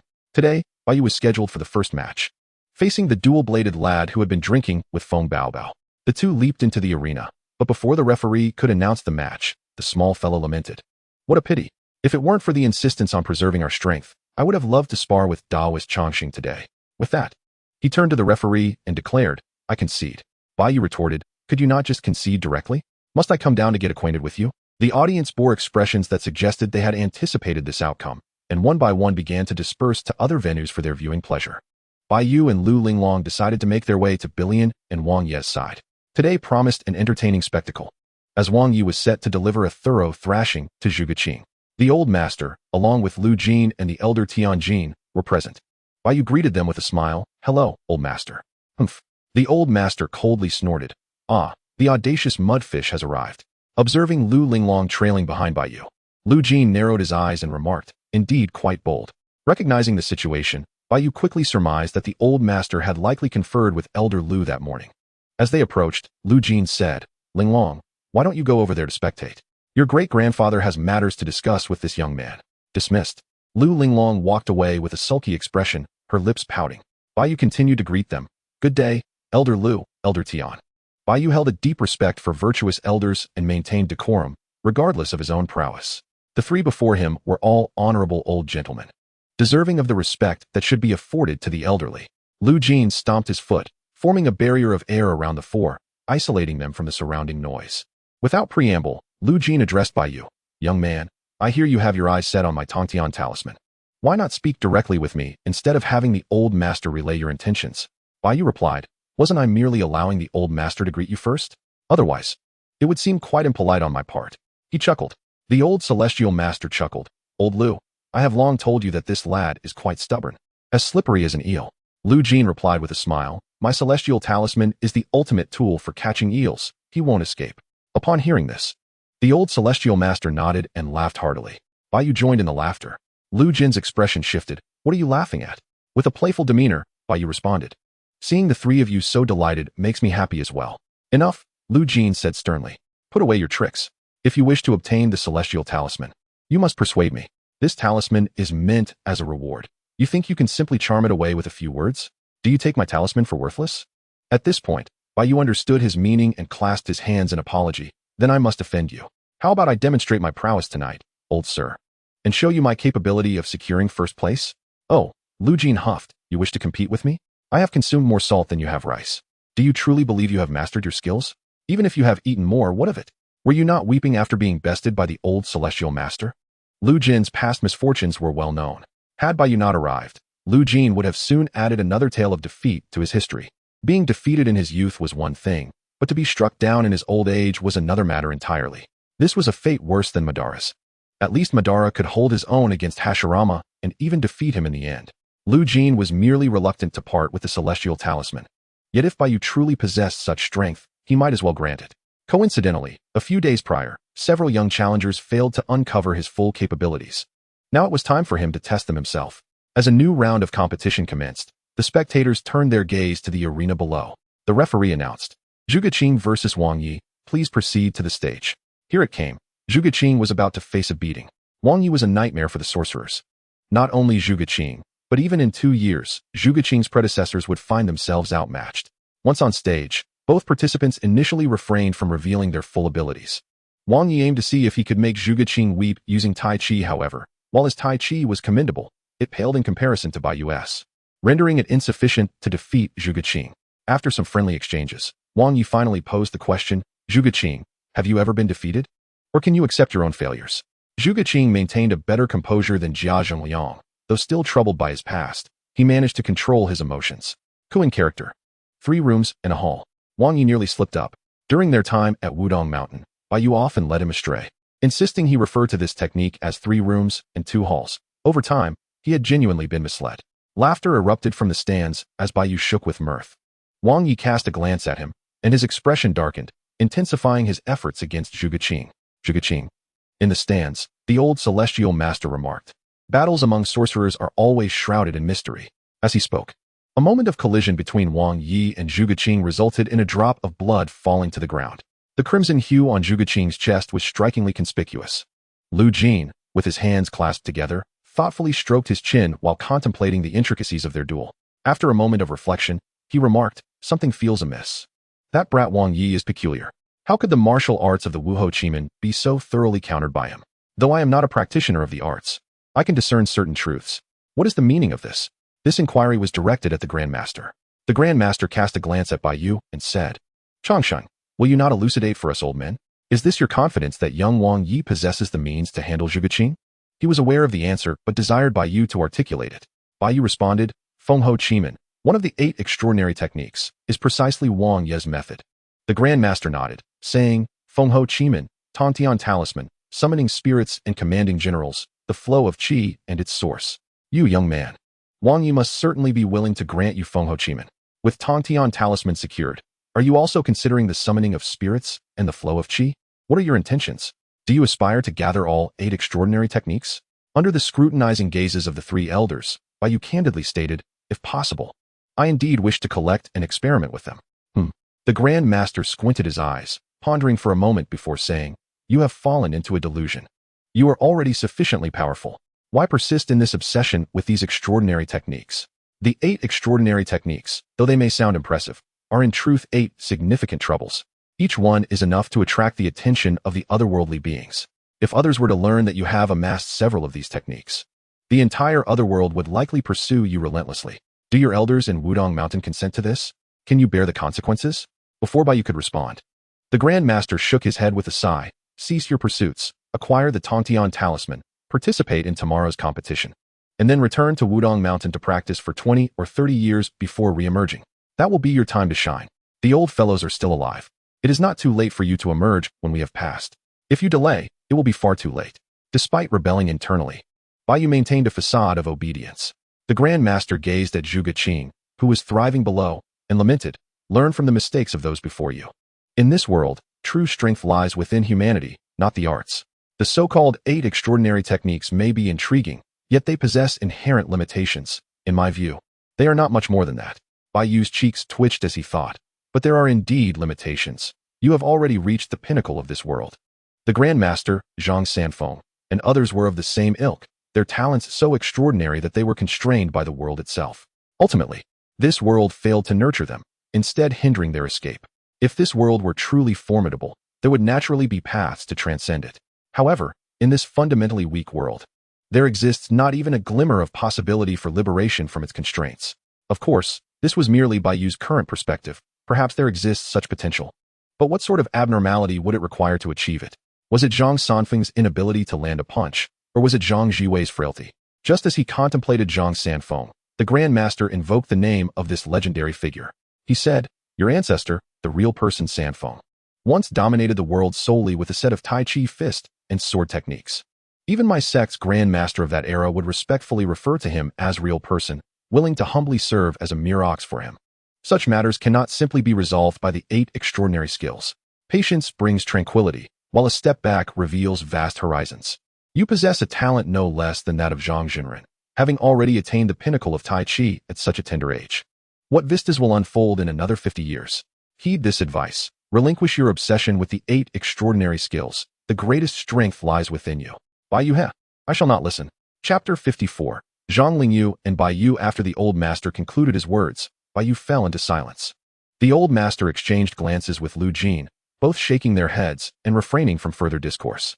Having expressed all that could be said, whether or not Bai Yu heeded their counsel was ultimately his own affair. After all, Bai Yu was not a junior of their lineage. A few gentle reminders sufficed, and further words might only breed discord. Hyūga Qing's reckless behavior was halted by Wang Yi, marking the end of the contest. Bai Yu lost interest in the proceedings that followed. Before departing, he clasped his hands in respect towards the old master and remarked, perhaps you are entirely correct, esteemed master. Yet, I must assert, the youth strive for every fleeting moment. With that, Bai Yu turned and left. They had previously agreed to meet Lu Jin for a contest later that evening. The 3 elderly men watched Bai Yu's retreating figure, and the old master sighed, ah. The youth, indeed youthful. As he spoke, a fleeting shadow of melancholy crossed his gaze, leaving others unaware of his contemplations. Time passed swiftly, and soon night enveloped the world. In his chamber, Bai Yu sat cross-legged on the bed, a tome with a black cover and gilded edges resting in his hands. The Tongtian Lu had finally come into his possession. Bai Yu's eyes narrowed slightly. He had already engaged in a contest with Lu Jin, and there was no need to dwell on the particulars. In summary, Bai Yu exerted 3 parts of his strength, while Lu Jin required 5 to emerge victorious. In reality, Bai Yu had slightly surpassed Lu Jin, yet it was not a moment for arrogance. If he were to face the old master, even with all his might, he would likely be able to withstand no more than 3 exchanges. The distance he needed to traverse was still considerable. Taking a deep breath, Bai Yu opened the first page of the Tongtian Lu. The pinnacle of talismanic ability lay before him. There was no need to set up an altar or channel energy. No prior preparations were necessary. By mastering various talismans and manipulating the innate energy of the cosmos, one could create talismans of threefold potency beyond the ordinary. Bai Yu, a practitioner of the Maoshan Qingshu talisman lineage, possessed a vast compendium of talismans within his mind. Each stroke he made in drawing talismans was a work of mastery. With shared memory, every motion in his talisman creation felt as though he were experiencing it firsthand. For Bai Yu, the difficulty of mastering this Tongtian Lu was effectively non-existent. As time slipped by, he became increasingly engrossed in the text. Suddenly, a voice called out. Exhaling deeply, Bai Yu slowly began to stretch his limbs. Casting a wistful glance at the Tongtian Lu, he sighed. What a pity. With that, he tossed the tome into the air and, with a flourish of his right hand, began to draw in the void. Glimmering runes floated in the air as Bai Yu murmured, Sage. Boom. A raging inferno engulfed the original tome, which quickly disintegrated into dust. Rising from his seated position, Bai Yu approached the door, stretching his arms and exclaiming, What a delight. The echo of his voice resonated as the fatigue from a night of stillness evaporated, his spirit reaching a zenith in that moment. Just then, he felt a grip on his ankle. Lowering his head, Wang Yi saw himself filthy and lying on the ground, his face haggard and weak as he muttered. I feel utterly miserable. Bai Yu inquired, Who are you? With gritted teeth, Wang Yi retorted, You bastard, I screamed for help all night. And you didn't hear a thing. The door was sealed tight. Ah, he had forgotten. Last night, to avoid disturbances, Bai Yu had sealed the door, neglecting the presence of another roommate. Though he could have forced his way in, Wang Yi feared that Bai Yu might genuinely be preoccupied with something significant. Once inside the room, Bai Yu scrutinized his disheveled appearance and asked, Who is after you? Who else could it be, if not that crafty one? He replied, frustrated. She was merely trying to do her job. Wang Yi gritted his teeth. That woman beside Zhang Chulan. That wretched creature has issues. I couldn't even touch her with my spells, completely ineffective. Indeed, it was ineffective. She was no longer bound by the rules. Bai Yu scratched his head. Having completely forgotten about that detail last night, Wang Yi continued, Damn it, Zhang Chulan is quite cunning. Knowing full well he couldn't win fairly, he actually hired an assassin. He cursed vehemently, declaring that if it weren't for Zhang Chulan's significant involvement, he would have thoroughly beaten him. What? Feng Baobao asked. Farewell. This grudge is almost impossible to repay, Wang Yi lamented. Thanks to his association with Bai Yu, his strength now exceeded that of the original storyline, and fortunately, he hadn't been pursued by Feng Baobao all night, successfully sending her away. Time was still on his side. So he hurried to wash up and change into a clean robe. The competition was about to commence, and today's matches were crucial for both of them. They were not in the same venue, and before parting, Bai Yu instructed, Once it's over, come find me. There's something I need you to do. Wang Yi's brows furrowed. It couldn't be anything good, could it? Smirking, Bai Yu quipped, You guessed correctly, but there's no reward. If you seek paternal affection, I might spare some. Wang Yi darkened, saying, Are you jesting? The circumstances had diverged from the original plot, although Wang Yi had revealed his wind and thunder techniques. There was no immediate need for him to flee. He was currently a beacon of light, yet Bai Yu would soon transform into a fireball, overshadowing his modest glow. He couldn't leave. Bai Yu needed a partner to fulfill her plans. In short, he was destined to become an accomplice. 8 advanced to 4. Today there are only 4 matches, Wang Yi noted. 2 venues, with 2 matches on each side. Zhang Lingyu to Bai Yu, contestants please enter. The referee announced loudly. As the words fell, the crowd erupted in fervor. This side was packed, while the other, though still populated due to Bai Lian, paled in comparison. People were far more eager to witness a fierce showdown than to watch Bai Lian's tricks. Without delay, Zhang Lingyu leaped into the arena. Bai Yu followed closely, landing gracefully as she raised a hand and declared, Zhang Lingyu, here we are again. Zhang Lingyu immediately replied, Let us just fight. No need for chatter. He was intimidated, not out of fear of being beaten, but rather from the psychological pressure exerted by Bai Yu. Unable to match her in combat or wit, he found himself in a most uncomfortable predicament. Huh, Bai Yu smirked, Not happening. You think you can silence me? Little do you know that without my voice, my combat effectiveness diminishes by 50%. This skill set is divided equally between the hands and the tongue. As they resumed their spirited conversation, the referee swiftly declared, The match begins. With a resounding buzz, Zhang Lingyu erupted in a blinding golden light, his steps as swift as lightning as he charged toward Bai Yu. Ah, quite speedy. Aren't you, little Zhang? Have you been secretly honing your skills for an entire month? As he spoke, Bai Yu calmly adopted the initial stance of Tai Chi. With a series of resounding clashes, Bai Yu continued to taunt. So you've been diligently training in secret, aiming to astonish everyone? Transforming Qi into form, Zhang Lingyu exclaimed. As the golden light morphed into a hand aiming to strike Bai Yu, with both hands raised, summoned a dual-colored chi that intertwined in a dance of yin and yang. Impressive. You've truly dazzled me. Consider this a fatherly blow. Chapter 55. Shrimp and pork heart. With a thunderous boom, dust erupted, obscuring the audience's view. Suddenly, Zhang Lingyu's figure burst forth from the haze. However, before he could gain distance, a pale hand emerged from the dust, grasping his ankle. He was pulled back in, only to be flung out again. Blood sprang from his mouth. He skidded for some distance before regaining his balance, one hand pressed to his chest, gasping for breath, his complexion ghastly pale. As the dust settled, Bai Yu stood calmly in place, beckoning Zhang Lingyu with a friendly smile. Come at me. This demeanor was anything but congenial. In a whimsical world, Zhang Lingyu would have surely spat out several tales of blood and frustration. In the stands, the old master shook his head with a sigh, hoping that Lingyu's heart would remain steadfast. To be born in the same era as him was both a blessing and a curse.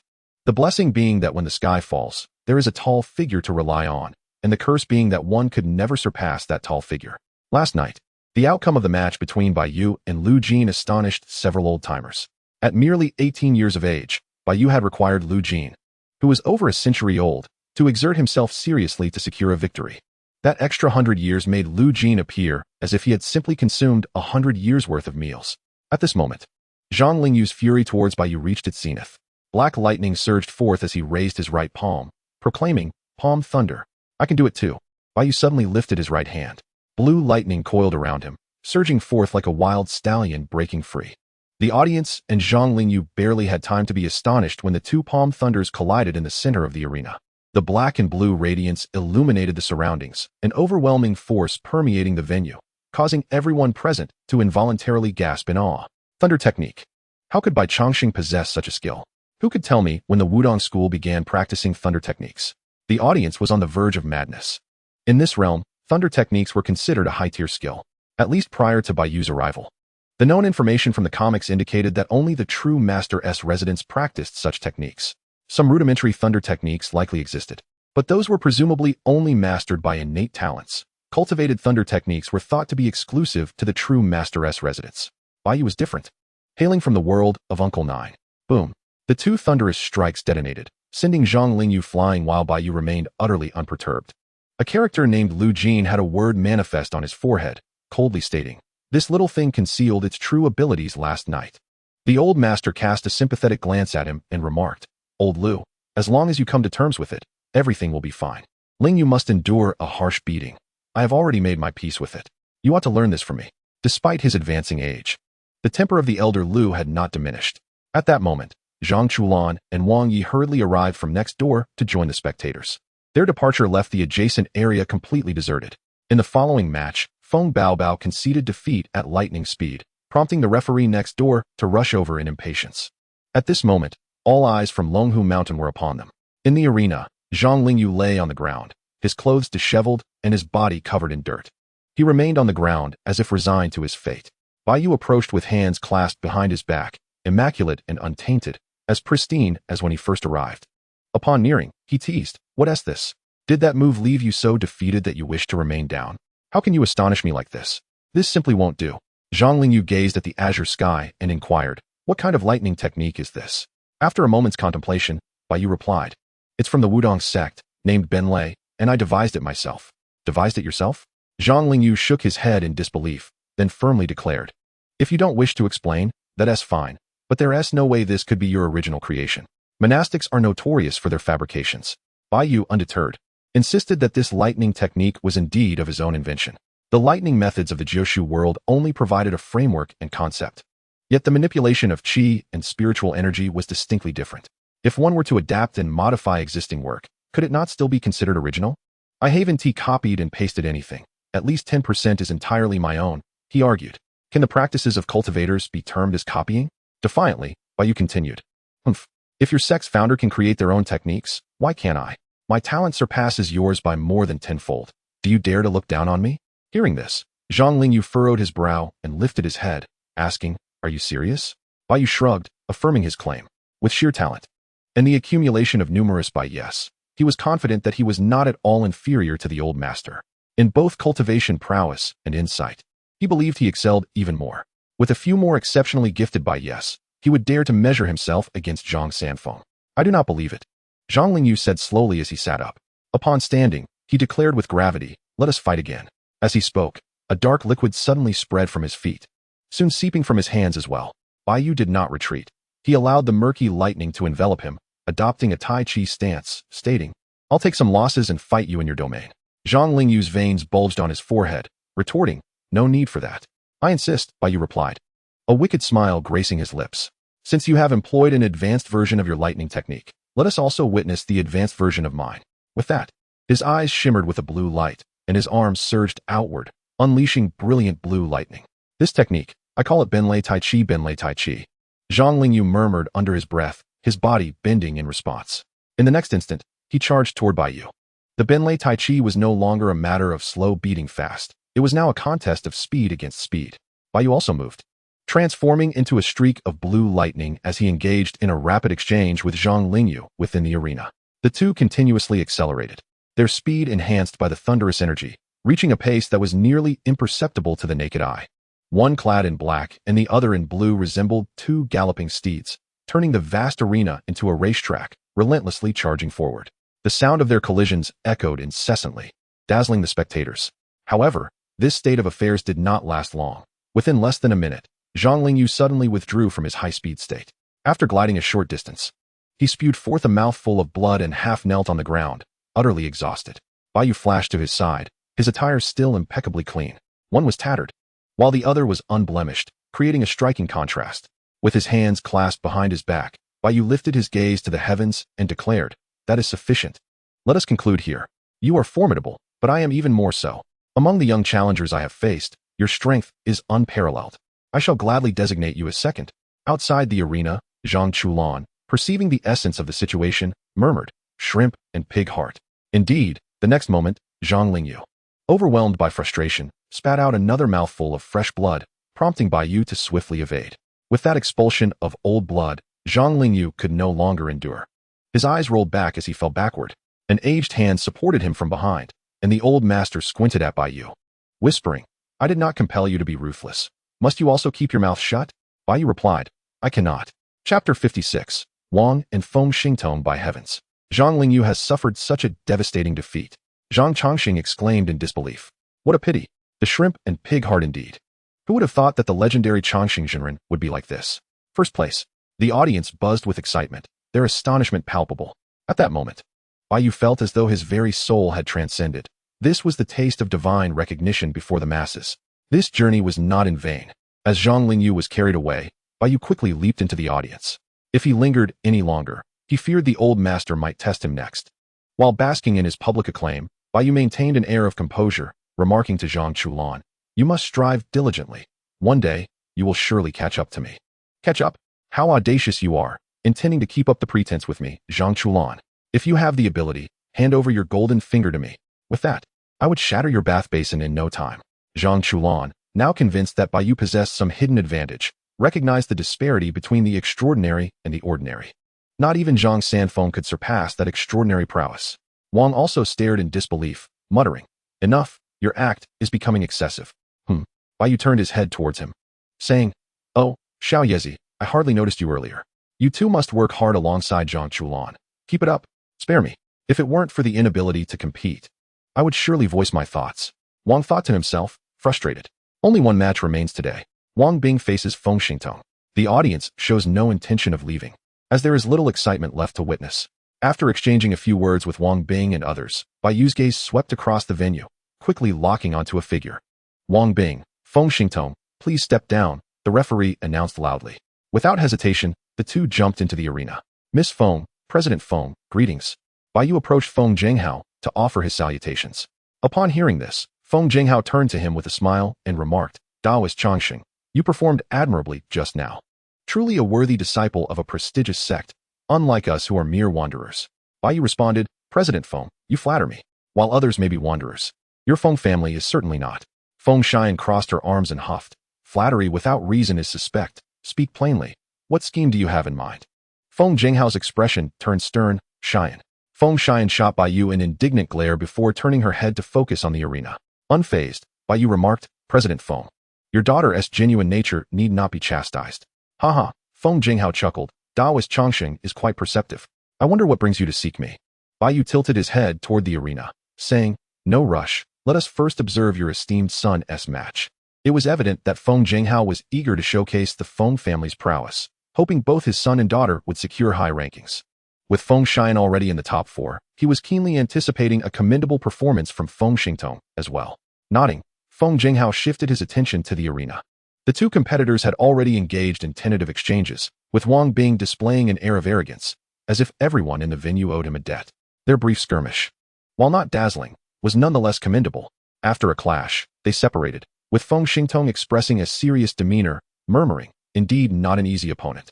I shall have to employ my ultimate technique." With that, a surge of dark energy emanated from the palm of his right hand. Across from him, Wang Bing wore a look of disdain and similarly unleashed a wave of dark energy from his palm. Feng Xingtong was taken aback. "Oh, you also practice sorcery? How fortuitous. For I happen to have summoned a great master to showcase their prowess."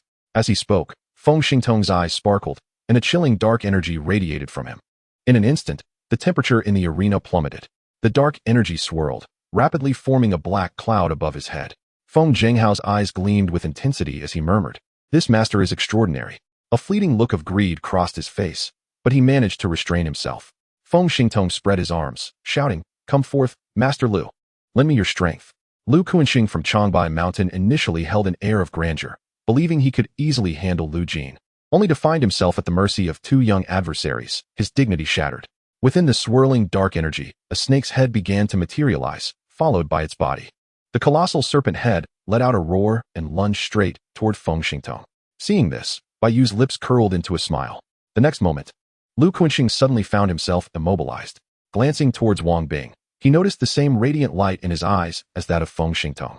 As everyone, including Feng Jinghao, was bewildered by the situation, Wang Bing suddenly raised his dark hand towards Lu Kuanxing and exclaimed, "Wretched creature, why do you not come forth immediately?" No sooner had he spoken than Lu Kuanxing abruptly changed direction and flew towards him. "What?" Feng Jinghao gasped in astonishment. Feng Xingtong was equally taken aback, hastily intensifying her efforts to attract Lu Kuanxing while questioning Wang Bing about his ability to summon spirits. In response, Wang Bing, brimming with pride, began to boast about himself while disparaging Feng Xingtong. With a somewhat manic expression, he declared, "Ah, what a formidable spirit. Once I possess it." He glanced at the smiling Bai Yu in the stands and continued, "I shall surely obtain the heavenly scroll. Even Bai Changxing cannot thwart me." After reveling in his triumph, he turned to Feng Xingtong and unleashed his subsequent tactics. Feng Xingtong resisted vigorously. He too wished to display his prowess, and with his left hand, he summoned a spirit. As soon as the spirit appeared, he seized it by the throat, boasting, "Next, allow me to demonstrate the true application of spirit summoning." With that, he opened his mouth and bit down on the spirit's head. "Eating recklessly may upset your stomach," Bai Yu remarked softly. At that moment, everyone in the arena was rendered speechless, their eyes glued to the spectacle. Only an elderly man, leaning on a cane, approached Bai Yu and Feng Jinghao with a cheerful demeanor. "You devoured the spirit." Feng Jinghao stared incredulously at the scene below. The situation continued to evolve. Emboldened by his newfound strength, Wang Bing did not immediately seize Lu Kuanxing. Instead, he reveled in showcasing his spirit summoning technique, mocking Feng Xingtong's ignorance with every word. He was in no hurry. He relished the thrill of toying with Feng Xingtong. However, the two practitioners of the Ma Xian were becoming anxious and could no longer restrain themselves from jumping into the arena. Brother Zhang Lingyu, the referee for this match, sternly blocked their path, admonishing them for their lack of decorum. At that moment, the old man with the cane arrived beside Bai Yu and the others. Smiling as he said, "President Feng, spirit summoning is indeed a remarkable skill." Wang Ai wore a broad smile, and those unaware might mistake him for a kindly elder. However, he certainly did not fall within the scope of Bai Yu's respect for the elderly and love for the young. "Wang family, Elder Wang, why does your grandson possess my family's ancestral technique?" Although Feng Jinghao was still in shock, he quickly steadied his emotions in the presence of the approaching Wang Ai. Feng Xian also wished to voice her inquiries, but Bai Yu raised a hand to stop her and shook his head, indicating it was best to remain silent and allow her father to address the matter. Feng Xian wanted to retort, but recognized that speaking would be futile. She would undoubtedly be reprimanded by her father and perhaps even dismissed. By remaining silent, she could at least stay where she was. Feng Jinghao was becoming increasingly unable to contain his anger, his voice low as he reiterated, "I implore you, elder, to explain why a member of the Wang family possesses the ability to summon spirits." Wang Ai chuckled, his wrinkled face contorting into a smile. The old man began recounting the origins of his family's spirit summoning technique. Upon learning that the technique had been entrusted to him by his grandfather, Feng Jinghao was momentarily left in stunned silence. Observing his expression, Bai Yu could not discern whether he was genuinely shocked by this revelation or merely feigning surprise. The atmosphere was rife with fervent chatter, each voice more animated than the last, yet the conversation among the four remained confined to their ears alone. Below, Feng Xingtong unleashed his potential, summoning Prince Zhonghua to insert dark needles into his vital points, sacrificing both vitality and lifespan in a desperate attempt to enhance his abilities. At last, Wang became aware that this young man was not to be underestimated, and the two commenced a fierce confrontation. On the stands, a father and daughter duo felt an overwhelming urge to intervene. Feng Xiaoyan leaped down, only to be blocked by a figure as imposing as a door. Feng Jinghao was unable to descend, as a cane obstructed his path. Wang Ai, with a smile that belied a sinister intent, remarked, "President Feng, as one of the 10 elders, you must lead by example and uphold the rules." With the old master absent, he, in his frail state, was willing to maintain order. Zhang Lingyu was gravely injured, and the old master had taken him for treatment, while Lu Jin had also departed, disinterested in the match. Feng Jinghao's expression darkened, his tense body at a loss as to how to respond. Wang Ai began to speak of Feng Tianyang, intending to unveil all his disgraceful deeds to Feng Jinghao. On one side stood his son, and on the other, the shameful legacy of his ancestor, coupled with the menacing grip of Wang Ai's power. Feng Jinghao realized he might be facing the greatest humiliation of his life. At that moment, a voice resonated within him. "President Feng, our agreement still stands. You have yet to articulate your conditions." The thought echoed in his mind, and he incredulously turned to glance at Bai Yu, who offered a subtle smile and a nod. Wang Ai, noticing this exchange, assumed he was privy to everything. He looked at Bai Yu and said, President Feng, do not be so petty. The young Taoist of longevity is here to listen. As a young prodigy, he is entitled to hear the tales of the elder generation. Young Taoist of longevity, heed my words and bear witness." Bai Yu donned an innocent smile and replied, "Very well, I shall listen to the esteemed elder."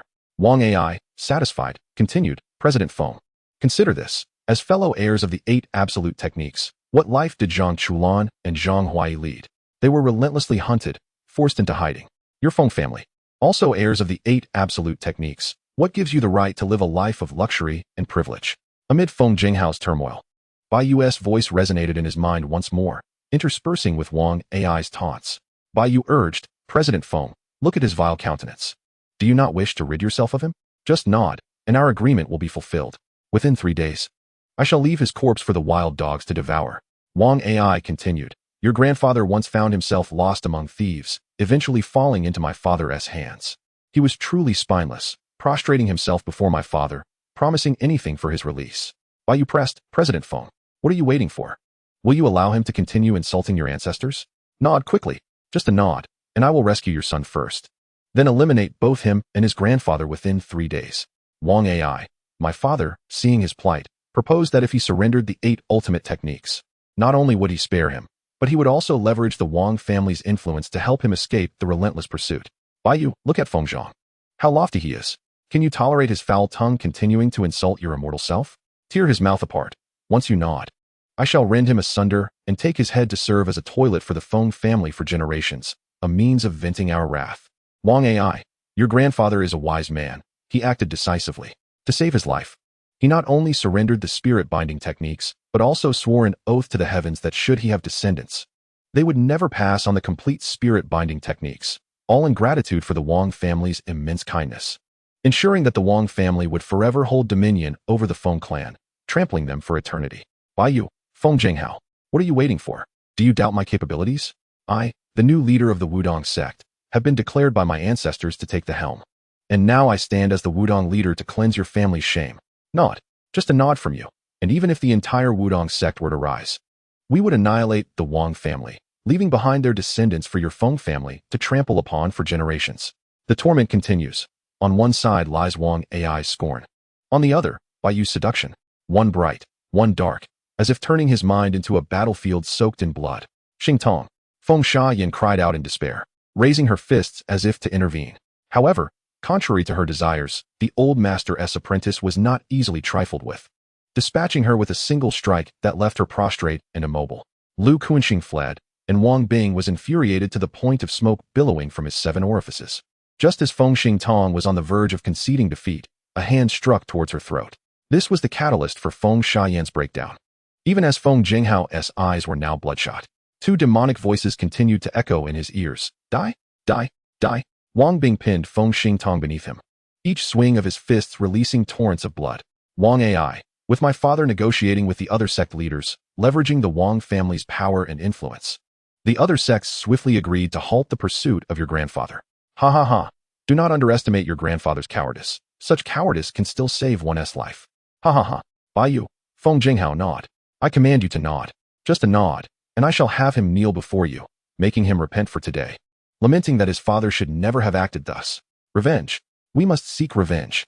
Do you wish for your grandfather to die with unfulfilled desires? Do you not want to avenge your Feng family? Only the Wudong sect can accomplish this for you. Come now, just a nod to hand over the spirit-binding techniques, and you shall have your vengeance.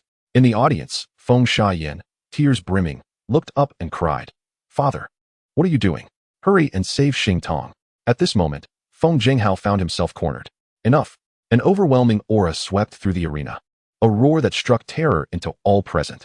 Chapter 58, More Experts Enough. After a climactic eruption, Feng Jinghao collapsed to the ground, utterly drained, his spirit akin to that of a dying man, his mental state shattered. Wang Ai's words, Bai Yu's seduction, the tragic state of his son, and his daughter's cries for help. All of these weighed heavily on even the strongest of individuals. Not even Feng Jinghao, who in the original narrative could endure kneeling in supplication, could withstand such an ordeal. The venue fell into a hushed silence, with all eyes fixed upon Feng Jinghao, who had collapsed after the outburst. The onlookers struggled to fathom the psychological torment he had just endured. While they remained clueless, the instigator was fully aware. Wang Ai regarded him with a mixture of disdain and sympathy. Upon entering the ranks of the 10 lords, filled with youthful exuberance, he believed himself to be atop the pinnacle, only to discover a spineless ancestor had led to this collapse. How could such a character be worthy of standing alongside me? Wang Ai, as one of the 10 lords? A pitiable wretch, akin to his grandfather, ultimately just a skeleton beneath the Wang family's feet. Reflecting on this, Wang Ai shook his head and turned his gaze to his eldest grandson, smiling as he said, My dear grandson, why bother with such scum? Come, let us return home. He then addressed the old master's disciple, stating, Let it be. After all, he lacks the strength to resist. Yet, while Wang Ai thought this way, his rebellious grandson was not inclined to agree. He immediately shouted, No way. This brat dared to ruin my plans. Killing him would be no injustice. Although he was unaware of what had transpired with Feng Jinghao moments ago, he remained confident that his grandfather could resolve everything. For he was a man born atop the mountain, and the world ought to revolve around his will. Wang Bing raised his fist, preparing to strike again. But many had already reached their limit and were eager to intervene. The referee grasped his right hand firmly, his expression stern as he admonished, This is excessive. He no longer has the strength to retaliate. Obstructed, Wang Bing felt displeased and retorted, Who the hell are you? Do you dare meddle in my affairs? Such audacity to challenge even my thunderbolt hand. He didn't actually say that. It was Bai Yu's imagination. In response to the defiance, the referee narrowed his eyes and remarked, Young man, are your limbs feeling stiff? Allow me to help you loosen up. As he exerted pressure with his right hand, Wang Bing suddenly felt a terrifying force, causing his expression to darken. Before he could call for his grandfather, Wang Ai interjected with a hearty laugh. Ha, Longshan Daoist, you seem quite vigorous. If you wish to loosen up, why not let me accompany you? Bai Yu silently stepped back, thinking to himself, in 1974? Longshan. This referee is the one who guarded Tianjinzong in the original plot. Thunderbolt hand pa. Longshan never expected Wang Ai to be so protective. As a disciple of the old master, he was well aware of the dangers, yet he still chose to tread into the tiger's den. Feng Shiyan stumbled to Feng Xingtong's side, casting a hateful glance at Wang Bing before hurriedly taking Feng Xingtong away. As she left the scene, the previously silent Longshan spoke up. Heh, since old master Wang possesses such a temperament, I am also willing to accompany him. He released his grip on Wang Bing, his gaze intense, akin to a predator ready to pounce. Just as a confrontation seemed imminent, a sudden, hearty laughter erupted from somewhere. Ha! Are there more experts? The voice arrived before the figure, unmistakably indicating mastery. Bai Yu slowly retracted his right leg, a twitch at the corner of his mouth, suddenly feeling that nothing was going right today. Is it a nested doll? Could it be a nested doll? One after another, what do you intend to do? Such an audacious group of individuals, indeed. The crowd turned to seek the master among them. A white figure glided past Bai Yu, who had already discerned the identity of the intruder. The venerable master appeared before Wang Ai, his face adorned with a cheerful smile, and said, Brother Wang, I never anticipated you possessed such enthusiasm. Alas, my disciple may not suffice to satisfy your desires. Why don't we engage in a friendly spar, allowing the younger generation to glean some wisdom from our exchange? Wang Ai retorted, I have no interest in such frivolities. If you wish to stretch your limbs, summon your mother to do so. This was likely the essence of his thoughts. Years ago, he had witnessed Lu Jin brought to tears as a spectator. He could hardly bear the thought of enduring a similar humiliation under the watchful eyes of so many. Bai Yu's cheeks twitched in disbelief at the unfolding situation. This had spiraled beyond his control. He had anticipated a contest between himself and Wang Ai, a chance to showcase his prowess to Feng Jinghao and to solidify his reputation. Yet, unexpectedly, there existed greater talents beyond his ken, both distant and near. Old man, you have stolen the limelight. Haven to you? Finally. It was Wang Ai's turn to display a rare expression of irritation. He waved his sleeve and turned to leave, muttering, no need for that. Wang Ai, evidently not one to grasp the gravity of the situation, was about to continue his taunts when two individuals emerged from the crowd, unmistakably members of the Wang family, who promptly led him away. Such an incessant old coot, the master muttered under his breath. He turned to Feng Jinghao and inquired, President Feng, what seems to be the matter? Are you unwell? At that moment, Feng Jinghao appeared dazed, tears streaming down his cheeks. As a father, witnessing his son being subdued and beaten, while feeling utterly powerless to intervene, compounded by the distressing news that his own father had also been subjected to such treatment and had knelt in supplication, was unbearable. Bai Yu could empathize profoundly with Feng Jinghao's current anguish. Thus, Bai Yu approached, crouched down, and supported him, saying, Fear not, Master, President Feng is simply exhausted. I shall escort him to a place of rest. With that, he lifted Feng Jinghao and swiftly departed. As the competition concluded, the excitement dissipated and the crowd gradually dispersed. Although the final stages were incomprehensible, the audience had derived their enjoyment. Today had unfolded as a grand spectacle. In a wooden cabin on the back mountain of the Master's residence, Feng Xingtong lay swathed like a mummy, while his father rested in the adjacent room, neither sleeping nor closing his eyes, simply staring at the ceiling. Feng Xiaoyan sat despondently by Feng Xingtong's bedside, her spirits as low as could be. This family, once basking in glory, had finally faced an insurmountable blow. Bai Yu, seated nearby, found himself at a loss for comfort, unable to leave. He felt complicit in the tribulations befalling this family, not exactly a paragon of virtue himself, having come with ulterior motives. After a brief moment of self-doubt, he fortified his resolve. The summoning of spirits and generals was paramount. All else was trivial. Silently, he retrieved his phone and set it to silent mode. He had not deceived Feng Jinghao. Indeed, the sect's ancestral master was poised to abdicate his position. All that remained was for him to return and finalize the date after deliberation. After replying to a message, he opened Wang Yi's WeChat to begin composing a message. The time here remains uncertain. Thus, Wang must be reminded in advance of his responsibilities. Chapter 59. The Wang family has already transgressed against my forbidden doctrines. In the dead of night, the forest resonated with the chirping of insects and the calls of birds, the only sounds breaking the silence. The creak of the wooden bed was particularly jarring as Bai Yu opened his eyes and surveyed the room. There, Feng Jinghao, pallid and weary, whispered, You haven't left yet? Truly persistent. Bai Yu replied, If I depart, will you not seek vengeance? With a sigh, Feng Jinghao pulled a chair from the side and sat opposite Bai Yu. You heard Wang Ai's words today. The 8 extraordinary techniques are not to be trifled with, a source of strife among men. Despite this, do you still desire them? Moreover, my family's 8 extraordinary techniques are but a diluted version. Are they truly worthy of your attention? Bai Yu waved his hand dismissively. My presence here speaks volumes. No need for further dialogue. Simply state whether you wish to finalize this transaction. With that, Bai Yu extracted his phone and navigated to the official website of the Wudong sect. He raised the device, stating, Look, the official announcement has been made. This is quite formal. Feng Jinghao leaned in to examine the screen, where it was indeed noted that the Wudong sect's leader had aged and a new selection was underway. With Bai Yu's name prominently displayed, 2 other names appeared, seemingly mere facades, as they were unknown in the realm of extraordinary beings.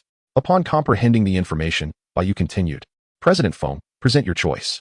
You need not provide compensation up front. I can receive it after the task is completed. What are your terms? Shall I leave their corpses to rot in the wilderness, or should the entire Wang family meet ruin? Both scenarios hold equal value in my eyes. Father. Suddenly, Feng Xiaoyan lifted her head, fixing an intense gaze upon her father, gritting her teeth. Agree to his terms. Xiaoyan. Feng Jinghao regarded his daughter and then his son on the bed, deep in contemplation. Bai Yu furrowed his brow, perplexed by Feng Jinghao's hesitation. Whether it was earlier in the audience or at this moment, he seemed to waver. This was not the indecisive man he had come to know. While the earlier confusion could be understood due to an overload of information, what was the issue now? This was an exceedingly advantageous deal. Silence enveloped the wooden cabin. Bai Yu ceased his ruminations and patiently awaited an answer. Finally, after 5 minutes, Feng Jinghao spoke, and his words were nothing short of astonishing, causing Bai Yu's mind to momentarily freeze. To bind spirits and command them, I have but one condition, Feng Jinghao stated earnestly. Bai Yu replied, speak.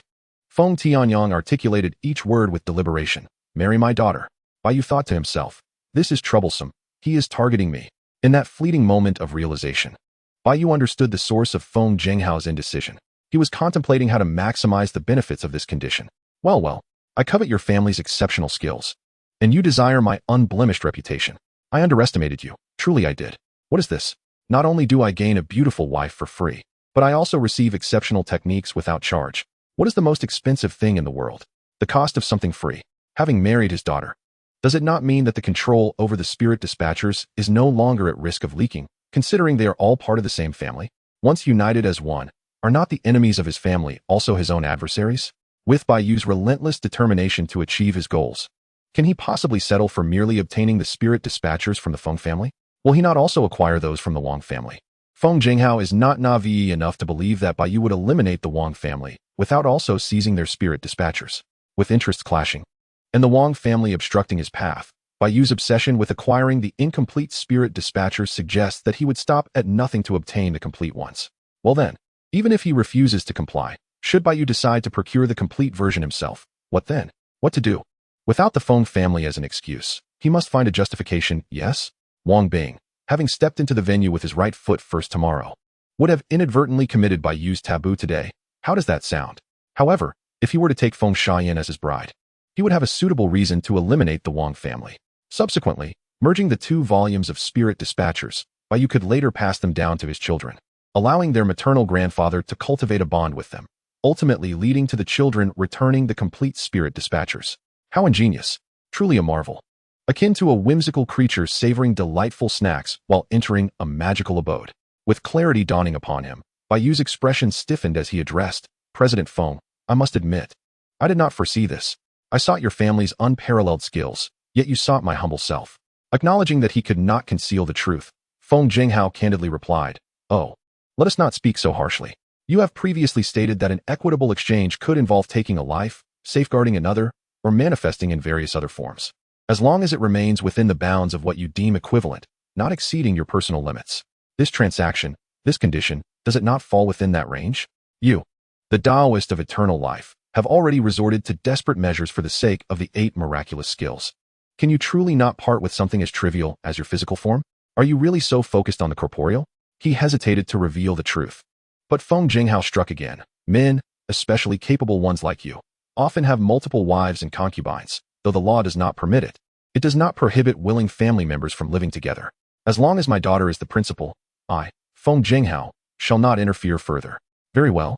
Bai Yu closed his eyes and declared, President Feng, you have triumphed.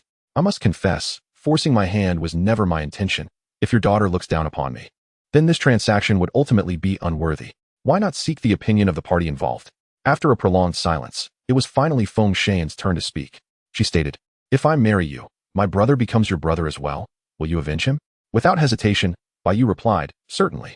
My brother-in-law is innocent and kind, and Wang Bing has already crossed my boundaries. Tomorrow, he shall suffer tenfold, if not 100-fold, compared to the pain inflicted upon my brother-in-law today.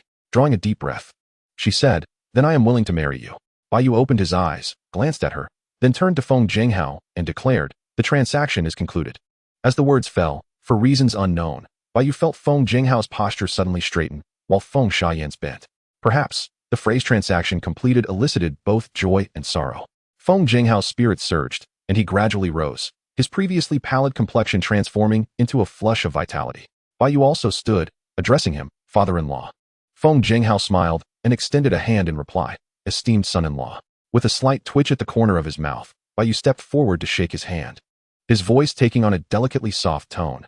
Truly, you are a sage of our time, the foremost in maximizing benefits and triumphing through strategic means. Feng Jinghao responded, you flatter me, esteemed son-in-law. Bai Yu's voice softened further, remarking, "Learning from you, father-in-law, is a lifelong pursuit."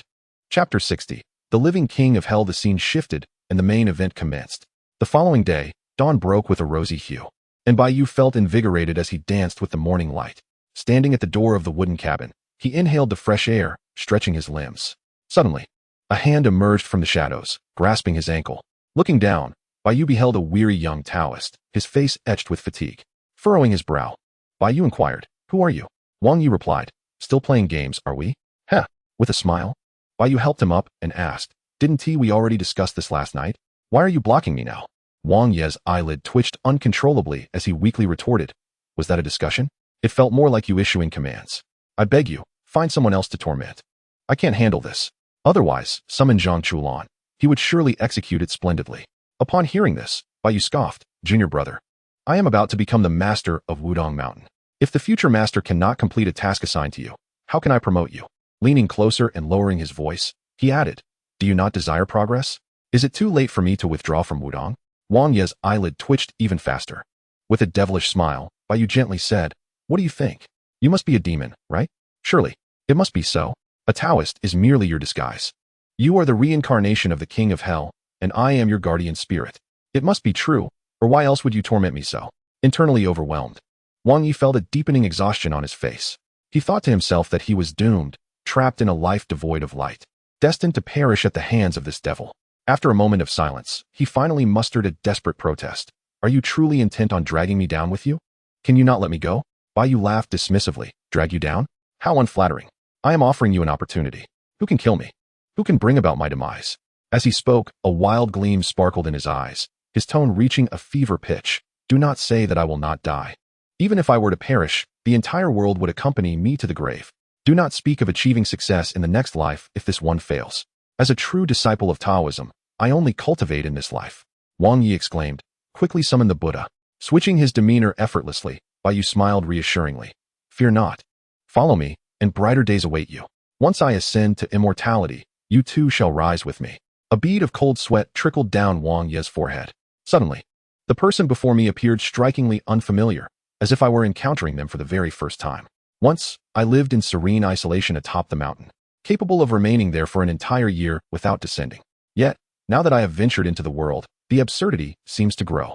Some individuals drift apart as they walk their paths, while others, despite spending each day together, undergo sudden transformations. However, the essence of change is known only to Bai Yu and a few others like him. As the hour grew late, Bai Yu patted him on the shoulder and said, "Let us go. It is time for breakfast. A beautiful day begins with a good meal." This time, I still opted for sweet soy milk.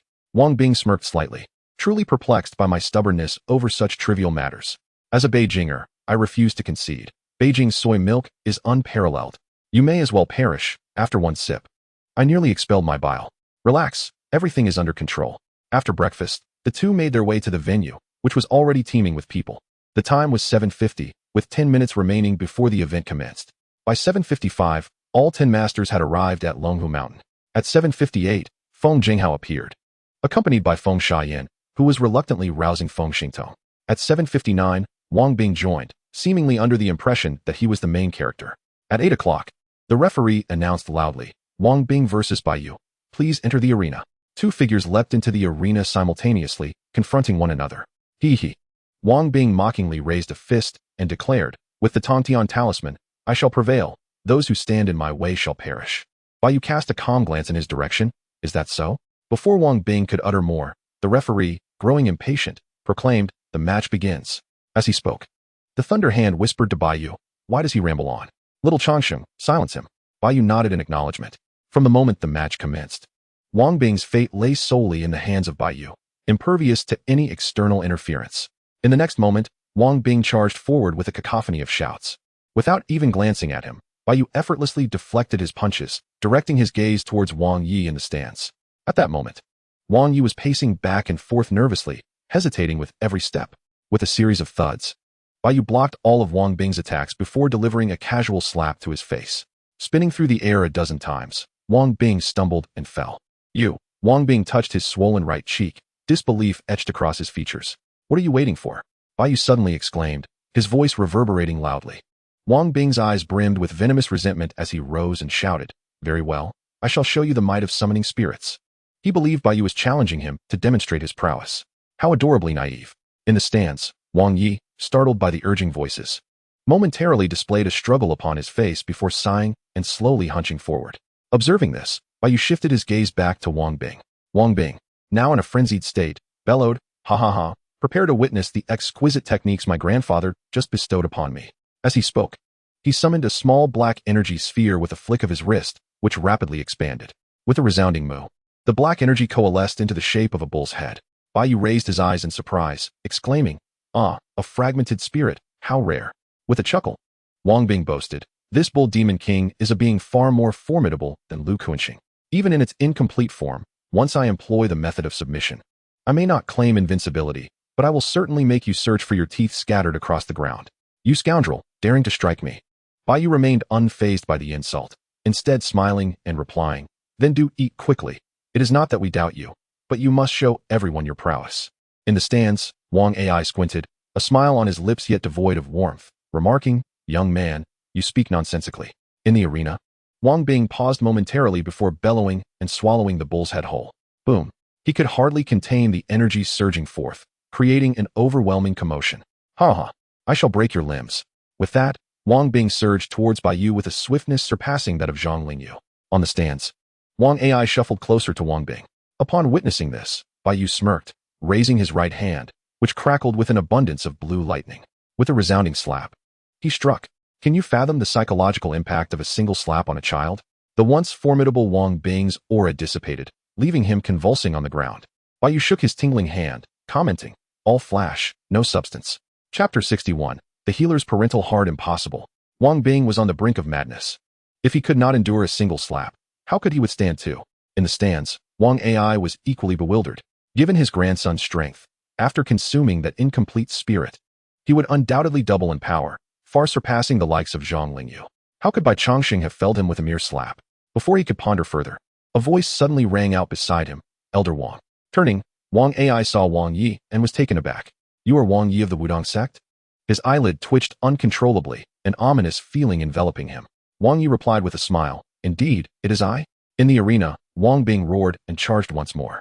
Bai Yu slowly raised his right hand, turning his palm, then struck again. The sound was crisp and melodious. Wang Bing was sent spiraling through the air, while Bai Yu admired his refined hand, reflecting, "Indeed, the backhand is the most effective." In the stands, Wang Ai furrowed his brow, while Wang Yi hesitantly began, "Elder Wang." To be frank, he took a deep breath and continued quickly, "Bai Chongqing desires your family's spirit-guarding artifact. His implication is that if you willingly hand it over, Wang Bing will experience less suffering. If not, he will find it quite unbearable, as it is his first foray into robbery and he lacks experience." Wang Ai turned sharply, glaring, "What did you say?" "My ears may be failing me. I did not catch that." "Repeat it." Wang Yi, with a look of discomfort, repeated himself. After a few seconds of silence, Wang Ai raised his cane, his voice low and thunderous. "Nonsense. You dare to rob me?" Just then, a shrill scream pierced the air. "Ah, like a slaughtered pig." Wang Bing's voice echoed, resembling that of a pig awaiting slaughter. Wang Ai raised his cane halfway, quickly turning his head to look below, only to see Bai Yu grinning wickedly as he clasped Wang Bing's head with both hands and forcefully slammed it against his knee. Once finished, Bai Yu flashed a warm smile at Wang Ai. The latter's mind went blank. This was no game. These two rascals were indeed serious. They had come to rob from the Wang family. While Wang Ai was still in a daze, Bai Yu crouched down, grasping Wang Bing's hair, pressing his head towards the ground, and said, "Come on, you're far too ugly. Let me give you a polish." The sound of Wang Bing's face meeting the earth echoed.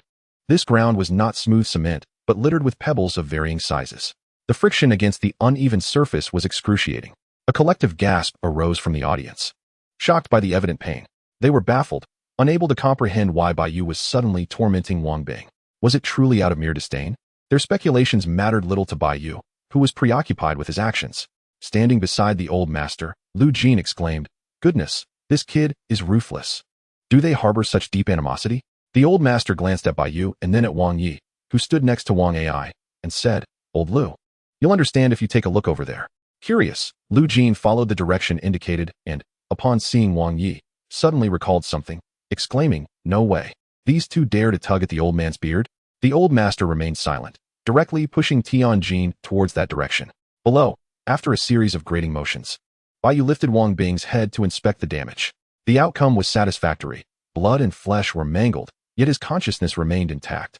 After all, he was an extraordinary individual, far from fragile. A common person would have likely fainted from such blows. This was merely the beginning. The once arrogant demeanor of Wang Bing had vanished, replaced by sheer terror. He finally realized that Bai Yu was truly intent on inflicting severe harm. Quickly concede. Wang Ai's voice rang from the stands. This was akin to a lifeline for Wang Bing, who hastily opened his mouth to shout his surrender. However, before he could utter the word, Bai Yu yanked his hair upwards. As he attempted to cry out, he found himself suspended in the air. With a smirk, Bai Yu's fingers, tightly together, shot upwards. There was no scream. Wang Bing merely let out a muffled groan before spitting out a mouthful of old blood. In that moment, it was as if time stood still. Unbelievable. Wang Ai could no longer contain himself upon witnessing his beloved grandson endure such torment. Leaning on his cane, one leg teetered at the edge of the stands.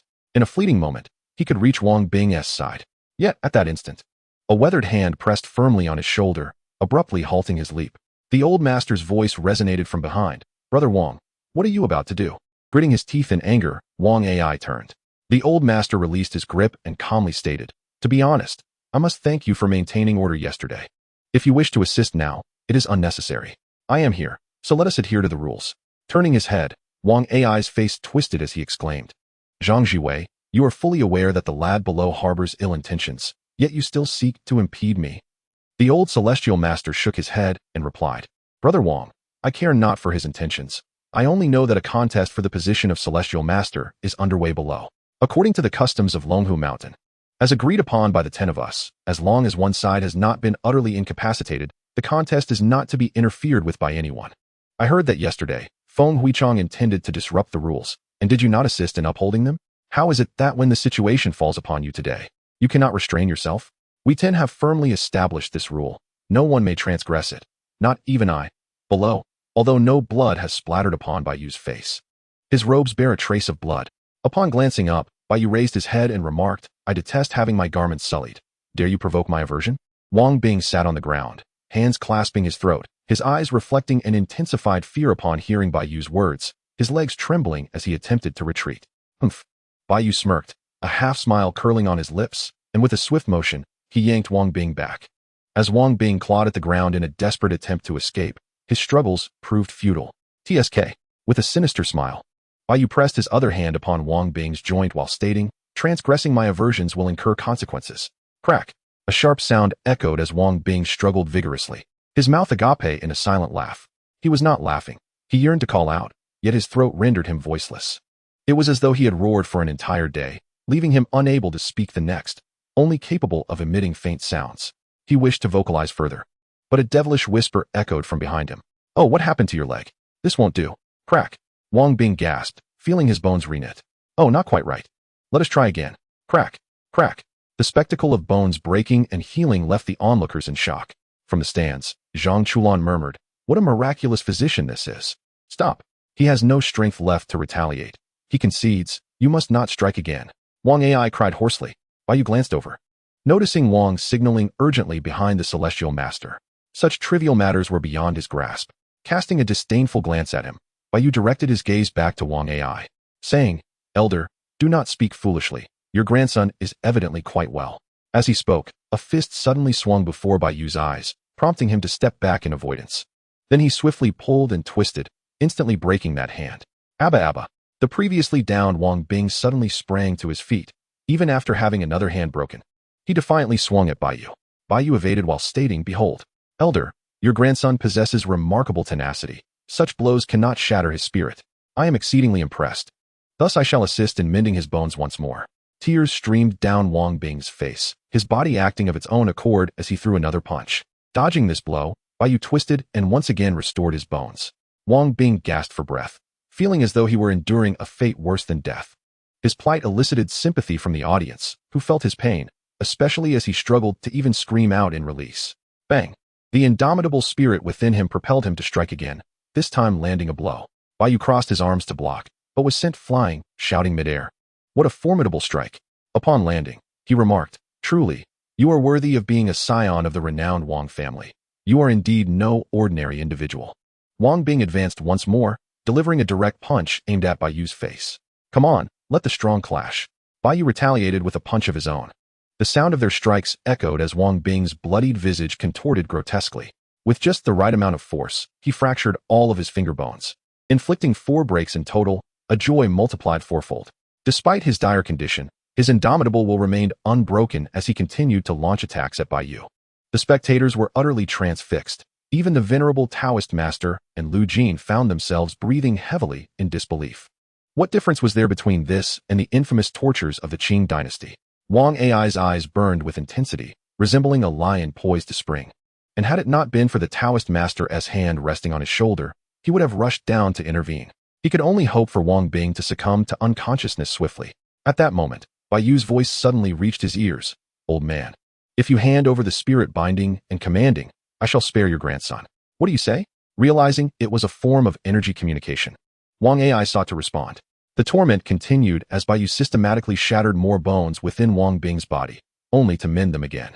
Eventually, Wang Bing's will crumbled, and he began to roll his eyes back in despair. Concurrently, Bai Yu imparted the method of communication to Wang Ai. Wang Ai exclaimed, "Scoundrel! How dare you humiliate the Wang family in such a manner? Does the Wudong sect seek enmity with my lineage?" Bai Yu retorted, "Old fool, spare me your foolish words. Just say whether you will comply or not." Originally, he had intended for Wang Yi to serve as a mouthpiece to torment Wang Ai mentally, but now he had to take it upon himself. Reflecting upon it, perhaps the rhetoric he had taught Wang Yi was not fitting. It was only through his own words that true psychological torment could be achieved. Wang Ai countered, "By Changsheng, can you withstand the consequences of your actions?" To which Bai Yu replied, "Enough with the drivel, you accursed old wretch." Just then, Wang Bing could no longer endure and succumbed into unconsciousness. Interestingly, his body continued to retaliate against Bai Yu. Wang Ai's spirits lifted momentarily as he declared, "Zhang Jiwei, my grandson's consciousness." Before he could finish, Bai Yu suddenly produced 2 silver needles. "Your will, Brother Wang, is admirable. I shall ensure your recovery." The needles pierced his temples. Ah, what clarity! This is truly invigorating. Bai Yu, with a flourish of his sleeve, humbly stated, "No need for gratitude, Brother Wang. Though I have healed you, there is no obligation to regard me as a father." Zhang Chulan gasped, "Incredible! A miraculous physician. Immediate effect from just 1 needle." His voice resonated throughout the arena. And Bai Yu acknowledged him with a thumbs up. "You have discerning taste." With those 2 needles, not only did Wang Bing awaken, but his senses were magnified tenfold, leaving him unable to succumb to unconsciousness again. Wang Ai was taken aback, unable to fathom that there existed individuals even more shameless than himself. In a fit of rage, he felt a wave of sweetness rise in his throat, which he forcefully suppressed. Meanwhile, the awakened Wang Bing assumed a stance of readiness. Bai Yu mirrored this posture, exclaiming, "Ah, Brother Wang, I see you possess hidden strength. I can sense your formidable power. This time, I shall engage earnestly." "Engage earnestly? Come now, enlighten us on how you intend to do so." Although Feng Xingtong had suffered gravely the previous day, Wang Bing's plight was far more dire, with many female spectators unable to bear the sight. With 206 bones in the human body, few remained unbroken on him. Just as the 2 were about to clash once more, Wang Ai bellowed, "Hold your hand. I shall yield." His direct lineage consisted solely of Wang Bing, his only grandson. Should Wang Bing be incapacitated, Wang Ai would face extinction. Having doted on him since childhood, this centenarian could hardly withstand such a loss. Wang Bing's injuries were still within a treatable range, but any further delay would lead to unpredictable consequences. As for the psychological aspect, he believed that capturing Bai Yu and tormenting him to death before his grandson would surely remedy the situation. The mere spirit capturing and summoning was something he had seized by force. He pulled out a booklet from his bosom and unreservedly tossed it aside. Bai Yu raised an eyebrow and accepted the booklet. "What is this?" This was an attempt to buy off by Changsheng, and the audience began to murmur. Without needing to look, Bai Yu was confident that Wang Ai would not dare to deceive him. Yet he thought, "I haven't even had my fill of fun yet. You handed it over far too soon. The psychological torment has only just begun. What is the meaning of this? The script is all wrong. You should refuse. I torment him further. You reject. I torment him again. 10,000 words of content, and you've reduced it to 2,000? This is utterly absurd." Holding the booklet, Bai Yu found himself momentarily frozen. Simultaneously, the elder master above gradually relaxed his grip. Wang Ai sighed in relief, having resolved to capture this wretched creature and torment him to the brink of death, making him regret ever coming into this world. Below, after a brief pause, Bai Yu's lips suddenly curled into a slight smile. He opened the spirit-capturing booklet, rapidly scanning its contents, before turning his gaze towards Wang Ai. Just when everyone thought it was over, Bai Yu's next words caught them off guard. He declared, "Haha, I can't read." With a swift motion, he tore the booklet apart and struck towards Wang Bing's dantian. "No," Wang AI cried out, but at this distance, he was utterly powerless to intervene. Wang Bing was sent flying, and Wang AI finally reached him, hastily checking on his condition. "Guess what? Haha, he's a useless wretch." Chapter 63. You catch. I decapitate.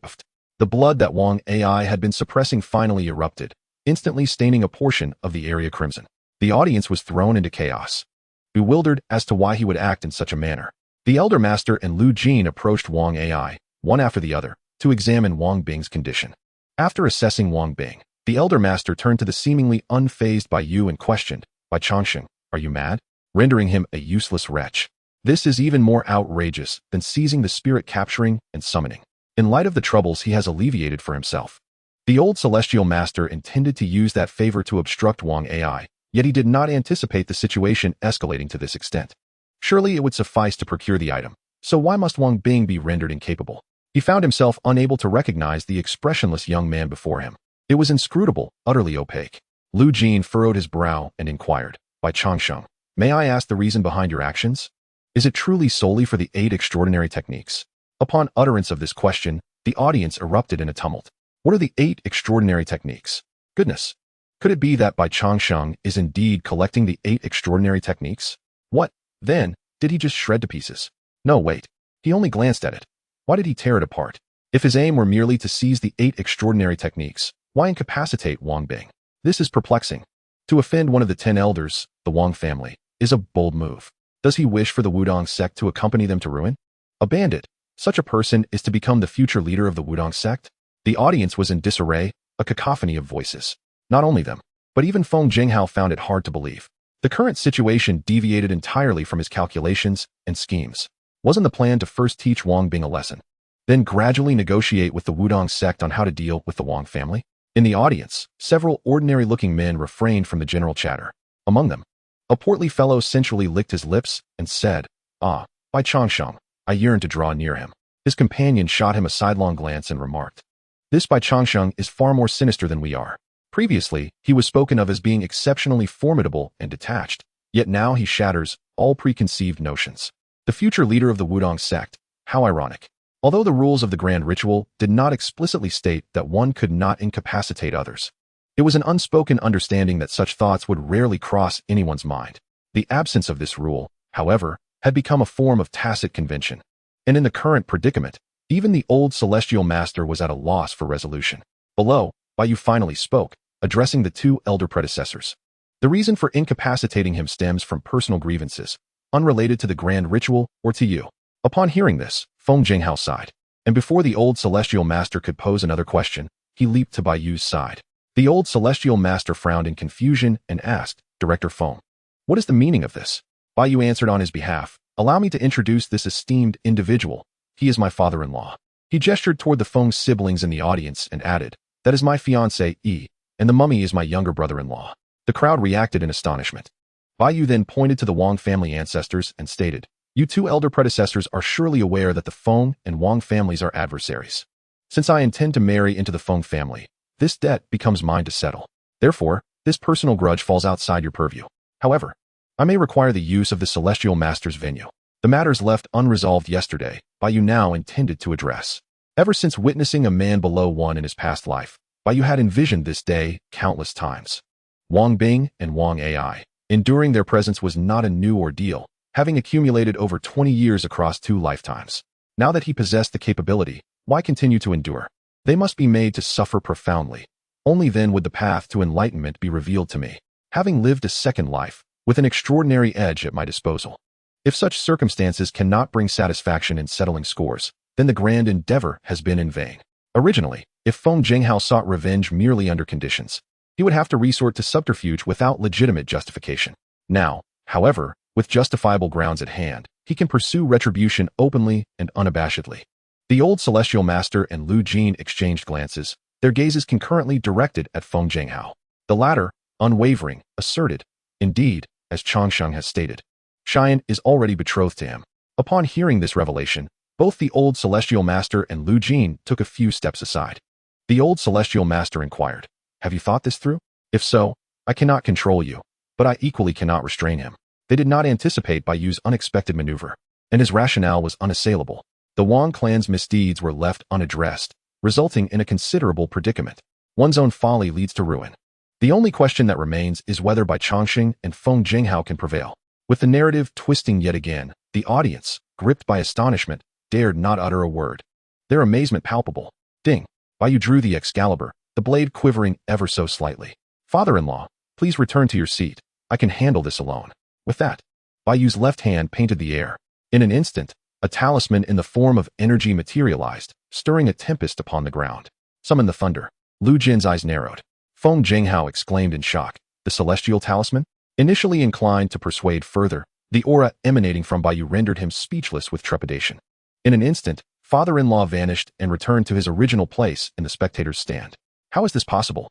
Lu Jin wore a ghostly expression. This is simply absurd. Regardless of their thoughts, the talisman gradually transformed into a streak of luminous energy soaring into the sky. Boom! Thunder erupted, and what was once a sunlit day swiftly darkened with ominous clouds. Bai Yu, sword pointed at the back of Wang Ai, called out, "Old man, do you dare to fight?" The prolonged silence did not indicate Wang Ai's foolishness. Rather, it was merely the calm before the tempest. Slowly, Wang Ai turned, his eyes appearing bloodshot as if afflicted by a disease. Dark energy surged forth, radiating an imposing presence rivaling Bai Yu. In an instant, the shadowy figure of Wang Ai rose, fixing his gaze on Bai Yu, enunciating each word with deliberate menace. "You little beast. I shall make it so you cannot live nor die." Wang Ai's hair disheveled. The visible dark energy transformed into a thick fog that spread in all directions. Lu Jin and the old celestial master leapt back to the stands in unison. A subtle smile graced Bai Yu's lips as his body began to levitate. Boom, boom. As he ascended, the heavens erupted with thunder. Between Wang Ai and Bai Yu, a single strike would determine life or death. Crack! Bai Yu's entire being suddenly radiated tangible thunder, crackling in a symphony of sound. Zing! In an instant, all lightning converged into the long sword in his grasp. Below, the entire arena had become enveloped in dark energy, even encroaching upon the spectators' area. Alongside the raging winds, a chilling cold began to affect everyone. The temperature had plummeted below freezing. The sky was ablaze with lightning, a tempest unlike any other. Boom! Bai Yu made his move, cleaving towards the storm clouds. Zing! With a single stroke, currents of electricity flickered across the surface of the clouds within a radius of hundreds of meters. Bai Yu's face flushed with intensity as he proclaimed, "Thunder law of the Qilin." Roar! As soon as the words fell, a beastly roar erupted from the cloud. And a colossal Qilin head, vast enough to obscure much of the cloud cover, emerged. Bai Yu, with a disdainful expression, proclaimed, "Wang Ai, if you can withstand this sword strike, I, Bai Changxing, shall take my own life right here." Suddenly, on the viewing platform, the old celestial master bellowed, and dazzling golden light coalesced into a massive hand that whisked away all the spectators.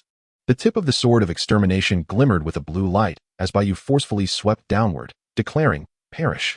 With a thunderous roar, the Qilin surged forth from the clouds, its sights set directly on Wang Ai. "Impossible!" Wang Ai shouted hoarsely, brandishing his cane upward as all the dark energy instantly retreated into its tip. In the next moment, the Qilin collided with the cane. The heavens trembled and the earth shattered. Everything within the venue was reduced to ruins, Wang Ai included. This aged scoundrel, having lived for over a century, was consumed by a singular thought in his final moments. "I refuse to accept this. This is not swordsmanship. Let us start anew." Chapter 64. The Bai Yu Council. Unanimously approved, the old celestial master gazed upon the charred earth, disbelief etched across his features. He had assumed that even if Bai Yu had concealed his abilities against Lu Jin, his limits could not be far-reaching. Yet now, it was evident that this was no longer merely a matter of talent. This individual posed a significant threat. The crowd was in disarray, voices rife with curses, astonishment, fear, confusion, and greed. Amidst the tumult, Wang also raised his gaze towards the figure above in the heavens, murmuring, "From this moment forth, the world shall know no peace." A rift opened within the clouds, sunlight streaming through to illuminate that figure, rendering it sacred and inviolable. Bathed in sunlight, Bai Yu floated in the air. His eyes shut tight. His pallid complexion betrayed his frailty. Any adversary wishing to harm him could do so with the slightest effort. Yet, not a moment could be spared. For the instant he opened his eyes, his formerly ashen visage transformed, regaining its rosy hue. Returning to his normal state, Bai Yu quelled his aura and descended. Upon landing, he addressed the old celestial master, My apologies, Master, for the damage to your venue. Should compensation be necessary, please have someone contact Wudong for full restitution. No need, replied the old master, furrowing his brow as he assessed him. As long as you are content.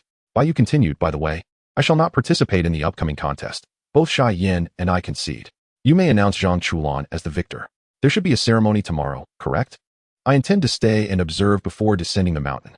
I hope the old master has no objections. The old master shook his head, no objections. Very well. Bai Yu nodded, slowly levitating and using telekinesis to lift the 3 members of the Feng family, soaring towards the small wooden cottage. Once they departed, fervent discussions erupted among the throngs, filling the space. A seemingly inconspicuous voice remarked, summon others, the target has increased.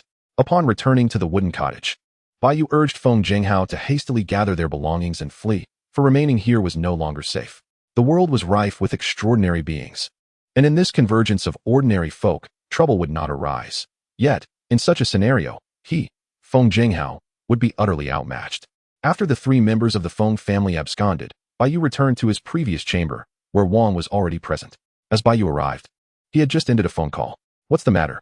He inquired, raising an eyebrow. Wang Yi, lifting his weary eyelids, replied, I've clearly arranged an escape route for you. Yet why do you insist on courting danger? Bai Yu responded, you wouldn't understand. Just watch and observe as a spectator. Then why do you still want me to guess what he is about to say? Bai Yu quickly clarified, it's different. I only need you to handle this one task, and you haven't accomplished it yet. After discussing another target with Wang Yi, it wasn't long before Zhang Lingyu unexpectedly arrived to deliver dinner. Observing his hesitance to speak, Bai Yu chose not to prompt a conversation, simply finishing his meal before sending him away. Time flew by swiftly, and soon darkness enveloped the sky. In the dead of night, Bai Yu could sense the hidden currents swirling within the entire Tianshi mansion. Spirits and demons were stirring, all converging upon this place. You may be numerous, but do not blame me for disregarding martial ethics and suppressing everything with overwhelming force. He muttered under his breath, closing his eyes, in the realm of the golden finger. Upon reopening his eyes, Bai Yu found himself standing within a corridor. He stepped out of the dim passage, and as his vision adjusted, he was met with a gathering of Bai Yes, each seated and focused on him. Naruto Bai Yu, Marvel Bai Yu, Slaughter Bai Yu, Gintama Bai Yu, Wuxiao Bai Yu, Detective Conan Bai Yu, and Uncle Jiu Bai Yu. The assembly was complete. Looking at him, Naruto Bai Yu exclaimed, Brother, as expected of the elder brother. You have mastered this world completely. In this place, the singular Bai Yu was indeed the first to arrive, rendering the title of elder brother somewhat misplaced. He had previously come to regain his composure, and the events of the day were already known to these other Bai Yes. Wuxiao Bai Yu remarked, truly a miraculous physician. Your methods are quite audacious. When it comes to tormenting others, I shall only defer to you henceforth. Uncle Jiu Bai Yu added, your approach is commendable. I wish to cultivate an unrivaled spirit. If that individual first endures this torment to accumulate resentment, and then is transformed into a spirit, ha ha ha. Gintama Bai Yu, sitting nearby, cast a sidelong glance and quickly shifted in his seat, muttering, damn, that's even more wicked than the king of my yellow discs. What did you say? Uncle Jiu Bai Yu turned, his gaze dangerous. All being Bai Yes, Gintama Bai Yu would not be intimidated, boldly retorting, what of it? If you're unconvinced, let us settle this one-on-one. Uncle Jiu Bai Yu slammed his hand on the table, rising in anger, nonsense. Today, I shall properly teach you a lesson. As tensions rose toward an imminent internal conflict, the singular Bai Yu hastily signaled to Marvel Bai Yu. With a flicker of electric energy, the world suddenly fell silent. Marvel Bai Yu rapped on the table, asserting, let us establish who is the authority here. I haven't even spoken yet. Uncle Jiu Bai Yu and Gintama Bai Yu fell silent, hastily taking their seats, trembling in fear. There was no choice. He possessed the electric baton. In this realm, everyone else had the physical prowess of ordinary humans, while he alone could wield an electric baton. Who would dare to offend him? After all, who could forget the battle at Times Square, known far and wide? Taking his seat, the singular Bai Yu cleared his throat and said, you are all aware of the situation. Let us proceed to a vote, as this is what we previously agreed upon. It is essential that all Bai Yes are present and reach a consensus before we can adjust the settings. Whether or not to engage this mode is indeed a matter of discussion. Unless it is absolutely necessary, how can you, White Feather, enjoy the fruits of others' labor while they toil tirelessly before your eyes? Are you expecting them to work for you? We are not mere cotton-picking machines. The current situation of one White Feather aligns perfectly with the conditions for exploitation. One by one, they raised their hands in agreement, with no dissenting voices. Once consensus was reached, one White Feather stood and declared, adjust the dial. With a swift motion, All the white feathers rose in unison. One white feather turned and walked deliberately toward the passage that represented his world. Upon reaching the entrance, he paused, his gaze fixed on a circular button embedded in the adjacent wall. The entrance was arched, adorned with a small electronic display that read 1. This was the ultimate version of the cheat code, and he was about to become the first to experience it. Taking a deep breath, he pressed his hand against the circular button.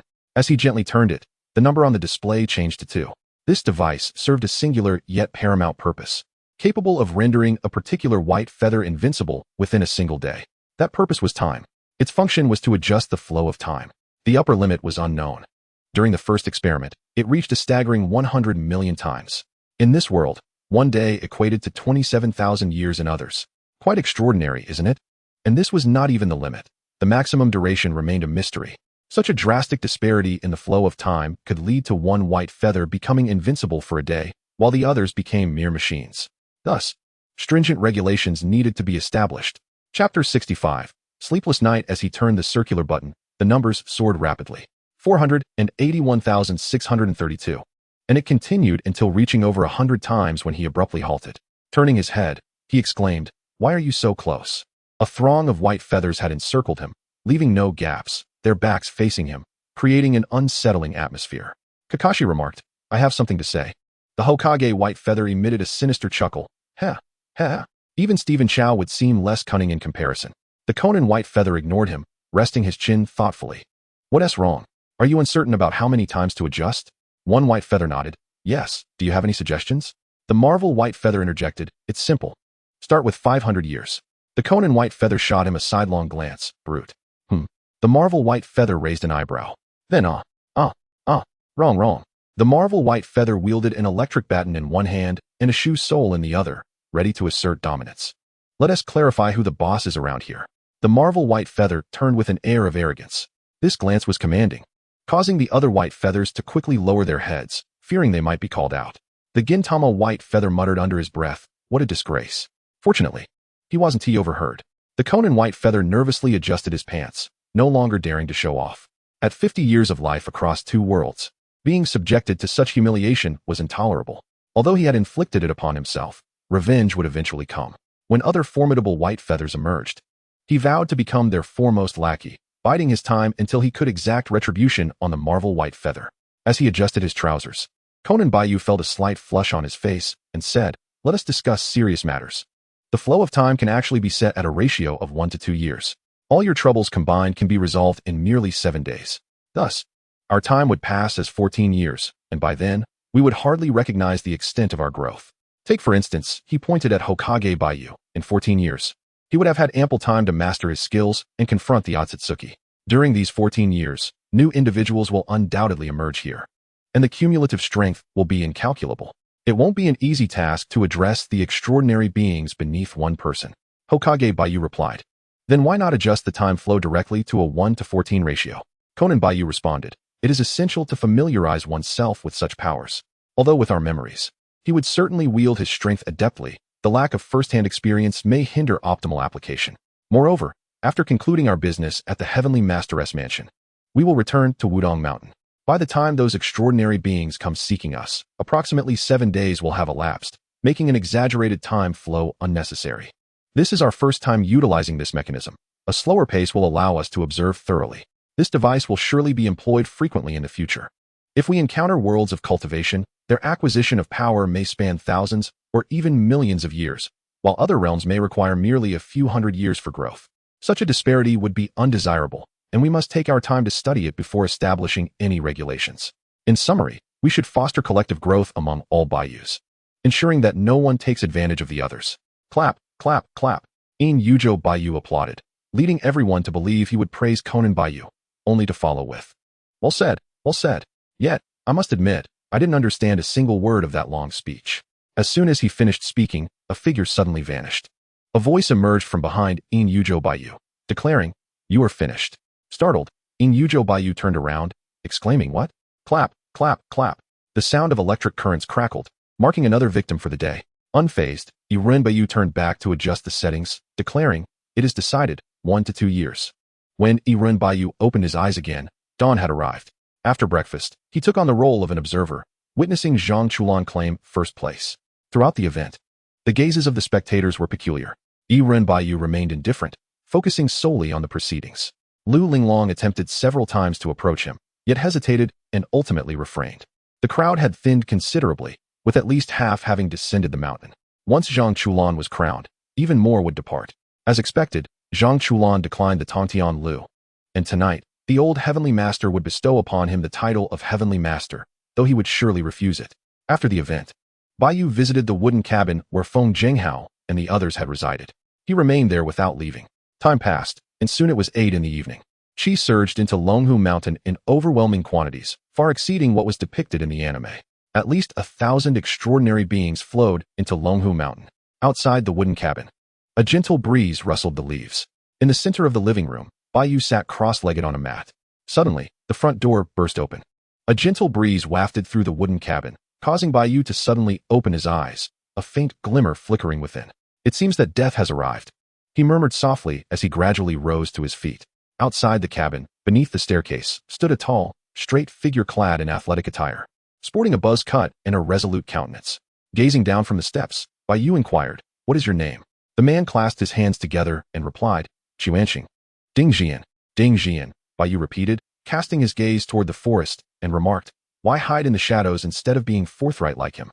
Within the woods, shadows flickered, and upon hearing his words, several individuals gradually emerged. One after another, soon a crowd of dozens stood outside the cabin. Bai Yu's eyes fell upon an elderly man and a young one. "What do you go by?" The elder, hands clasped behind his back, replied, "Xuanxing, Xiaoluqing." The younger one bowed and said, "Baron." "Oh," Bai Yu narrowed his eyes, somewhat astonished. "Shouldn't these two have been targeting Feng Baobao? It seems that is no longer relevant, saving him an extra trip." Surveying the crowd, Bai Yu said, "Please introduce yourselves so that I need not inquire individually."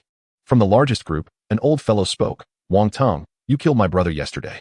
A middle-aged man added, "Wang Jun, you took my son's life yesterday." Behind these two, there were about 10 others, presumably from the Wang family. One by one, they revealed their identities, some of whom were unfamiliar to Bai Yu. Not mentioned in the original work, yet they possessed notable backgrounds, even some being former spectators. Once they completed their introductions, Bai Yu turned his gaze toward a certain spot in the forest and remarked, "Even one of the 10 elders is so timid? Are you afraid that your reputation might suffer if others see you?" After a prolonged silence, a cold snort emanated from within. The one-eyed elder, Lu Xi, approached, flanked by 2 members of the Lu family. As he walked, Lu Xi stated, "By Changsheng, surrender your 8 extraordinary techniques and divulge your formidable secrets to me. I shall assist you in dealing with these individuals. How does that sound?" Upon hearing this, no one raised their voice. Most merely regarded him with indifference. "Humph." Bai Yu scoffed, "Do you think you are worthy? You are nothing more than a match for Wang Ai. These individuals will stop at nothing to achieve their goals. Do you really believe that the Lu family can deter them with mere words?" Lu Xi scanned the crowd, his expression darkening. Suddenly, 3 figures descended from the sky, landing beside Bai Yu. A diminutive elder positioned himself protectively in front of Bai Yu. Without turning back, he said, "Little Changsheng, go about your business. I shall take this opportunity to stretch my limbs." Chapter 66. The world's confusion master, grandmaster, ancestor, Bai Yu greeted the trio in turn. Yunlong shot a glare at Bai Yu. "You rascal, I knew bringing you to the Luotian grand ceremony would lead to trouble. Now you've stirred a great mess." Yunlong's master interrupted, "Yunlong, this is not the time for such matters." Lu Xi narrowed his eyes at the diminutive elder before Bai Yu, Zhou Meng. "So you insist on protecting this young lad?" The head of Wudong Mountain, Zhou Meng, retorted, "Old Lu, what nonsense are you spouting? At your age, you should know better. All 4 generations of Wudong stand here. What do you say?" Zhou Meng, the 1st generation. Yunlong's master, the 2nd. Yunlong, the 3rd. Bai Yu, forever the apprentice. LCI wished to convey more, but Zhou Meng waved his hand dismissively, declaring, "Words are futile. We must resort to action. Xiao Changsheng, attend to your matters." As his voice faded, figures began to emerge from the forest, clad in the garments of Wudong. The living 2nd generation of Wudong had all arrived. A brief glance was enough for Bai Yu to ascertain that he could leave this to them. His own affairs were of greater importance. In a flash, Bai Yu vanished from his spot. When he reappeared, he stood before Xiaoluqing and Baron. The two were taken aback, instinctively retreating. Bai Yu approached Baron like a shadow. Baron, bewildered, wondered how he had become the target of this confrontation when he had merely come to observe. However, there was no time for contemplation. Bai Yu struck directly at Baron's chest, his palm radiating a blue energy.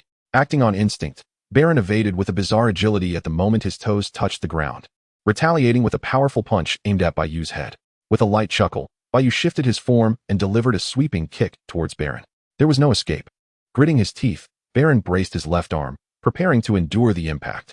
The sound of a tremendous crash echoed as Baron was sent flying, a scream escaping his lips. In an instant, Bai Yu materialized behind him, delivering a swift chop to the back of his neck. The scream abruptly ceased, and Bai Yu, holding him aloft, murmured, "One. The pinnacle of physical refinement is merely this. Release him." Xia Luqing erupted with a formidable energy, charging towards Bai Yu.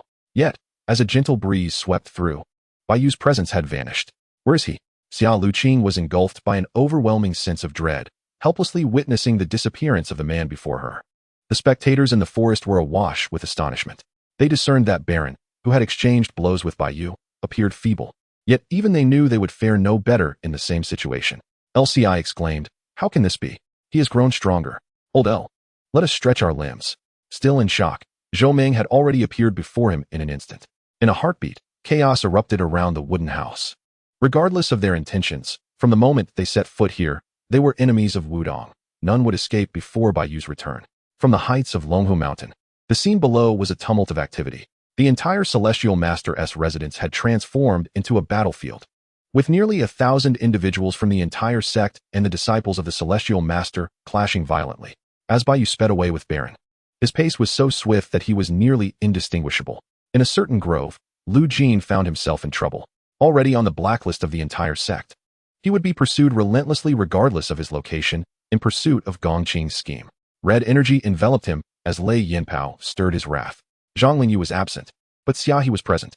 Bai Yu's circumstances had transformed beyond mere fluttering of butterfly wings. Many things had changed. The entire sect was not merely a fragment, but had mobilized entirely.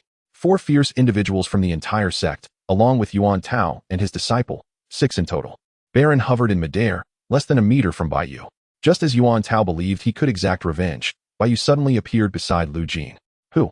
Lu Jin roared, spinning around and striking towards Bai Yu with a palm. Bai Yu raised his hand to meet the attack. A colossal Taiji symbol materialized, and as soon as the palms came into contact, all of Lu Jin's strength was nullified. Bai Yu swiftly struck Lu Jin's face with a forceful blow. Slap. With that single strike, Lu Jin was jolted from his furious state. At that moment, the members of Chuanqing finally regained their composure. Yuan Tao exclaimed by Chongsheng, "How did you end up here?" Frustrated at the disruption of his plans, his anger was palpable. Lei Yinpao, stunned, uttered, "How is it possible that a single slap shattered my technique?" Lu Jin, now alert, gazed at Bai Chongsheng with a mix of surprise and suspicion, asking, "Why haven't you fled yet?" He had assumed Bai Yu to be a clever individual who would have already escaped, yet to his astonishment, he remained. Bai Yu turned his attention to the members of Chuanqing and remarked, "Old Master Lu, let us dispense with idle chatter. My time is limited." With that, Bai Yu dashed towards the group at full speed. "What are you doing?" Yuan Tao shouted, quick to react. In an instant, the 4 members of Chuanqing responded simultaneously. A series of resounding collisions ensued. After 10 exchanges, Bai Yu returned to Lu Jin's side, accompanied by an additional figure floating behind him. He murmured, too. Lu Jin's eyes nearly bulged from their sockets. "Is this fellow 18? Just turned 18. How outrageous." Though shocked, he still had to inquire, "What are you doing with Lei Yinpao?" After all, it was Lei Yinpao who had nearly ensnared him moments ago. Floating behind Bai Yu, Baron and Gao Ning were suspended, unconscious, one on each side. Bai Yu did not address Lu Jin's question, but replied, "You need not concern yourself with that. Let's save the pleasantries for another time. Perhaps at Wudong Mountain." With that, Bai Yu vanished once more, as though he were hastening to another engagement. Bai Yu had abducted Gao Ning, rendering the remaining members of Chuanqing a mere joke, unable to impede Lu Jin's progress. Navigating through the forest, Bai Yu swiftly arrived at his next destination. In a clearing, several young individuals, including Zhang Lingyu, were encircled by Chuanqing. Each one bore the scars of a brutal beating. The members of Chuanqing relished their dominance, akin to tigers toying with their prey, in no rush to devour them. At the forefront stood Tu Junfang, flanked by over 20 grinning members of Chuanqing. Lu Linglong unleashed her full strength, yet her swaying form clearly struggled to maintain balance. As a fist flew toward her, her eyes glazed over, rendering her unable to retaliate. In the next instant, a figure surged forth from behind her. Bang! A punch sent a mass of flesh flying. Bai Yu steadied Lu Linglong, saying, "No need for thanks. Call me by Lei Fengyu." Regaining her senses, Lu Linglong gazed in disbelief at Bai Yu's handsome visage. Time was of the essence. Bai Yu swiftly passed Lu Linglong to Zhi Jinhua. then plunged into the throng with the two captives. In a flash of lightning, a moment later, Bai Yu had captured yet another prisoner, Tu Junfang himself. The third, casting a glance at Zhang Lingyu and the others, Bai Yu vanished once more. Moving away from the cacophony, Bai Yu arrived in a relatively secluded area. Just one more to go. Luliang, the back mountain, in Tianjinzong's courtyard. The missing Wang was now confronting Lu Liang and Gong Qing. Thankfully, he had not arrived too late. In a moment of leaping, Bai Yu landed beside Wang Yi. He truly feared that he would arrive too late and let L Liang escape. Wang Yi turned his head to inquire about the figures behind him. Are these three your targets? Bai Yu gazed at L Liang and replied. There is one more here, Bai Changsheng.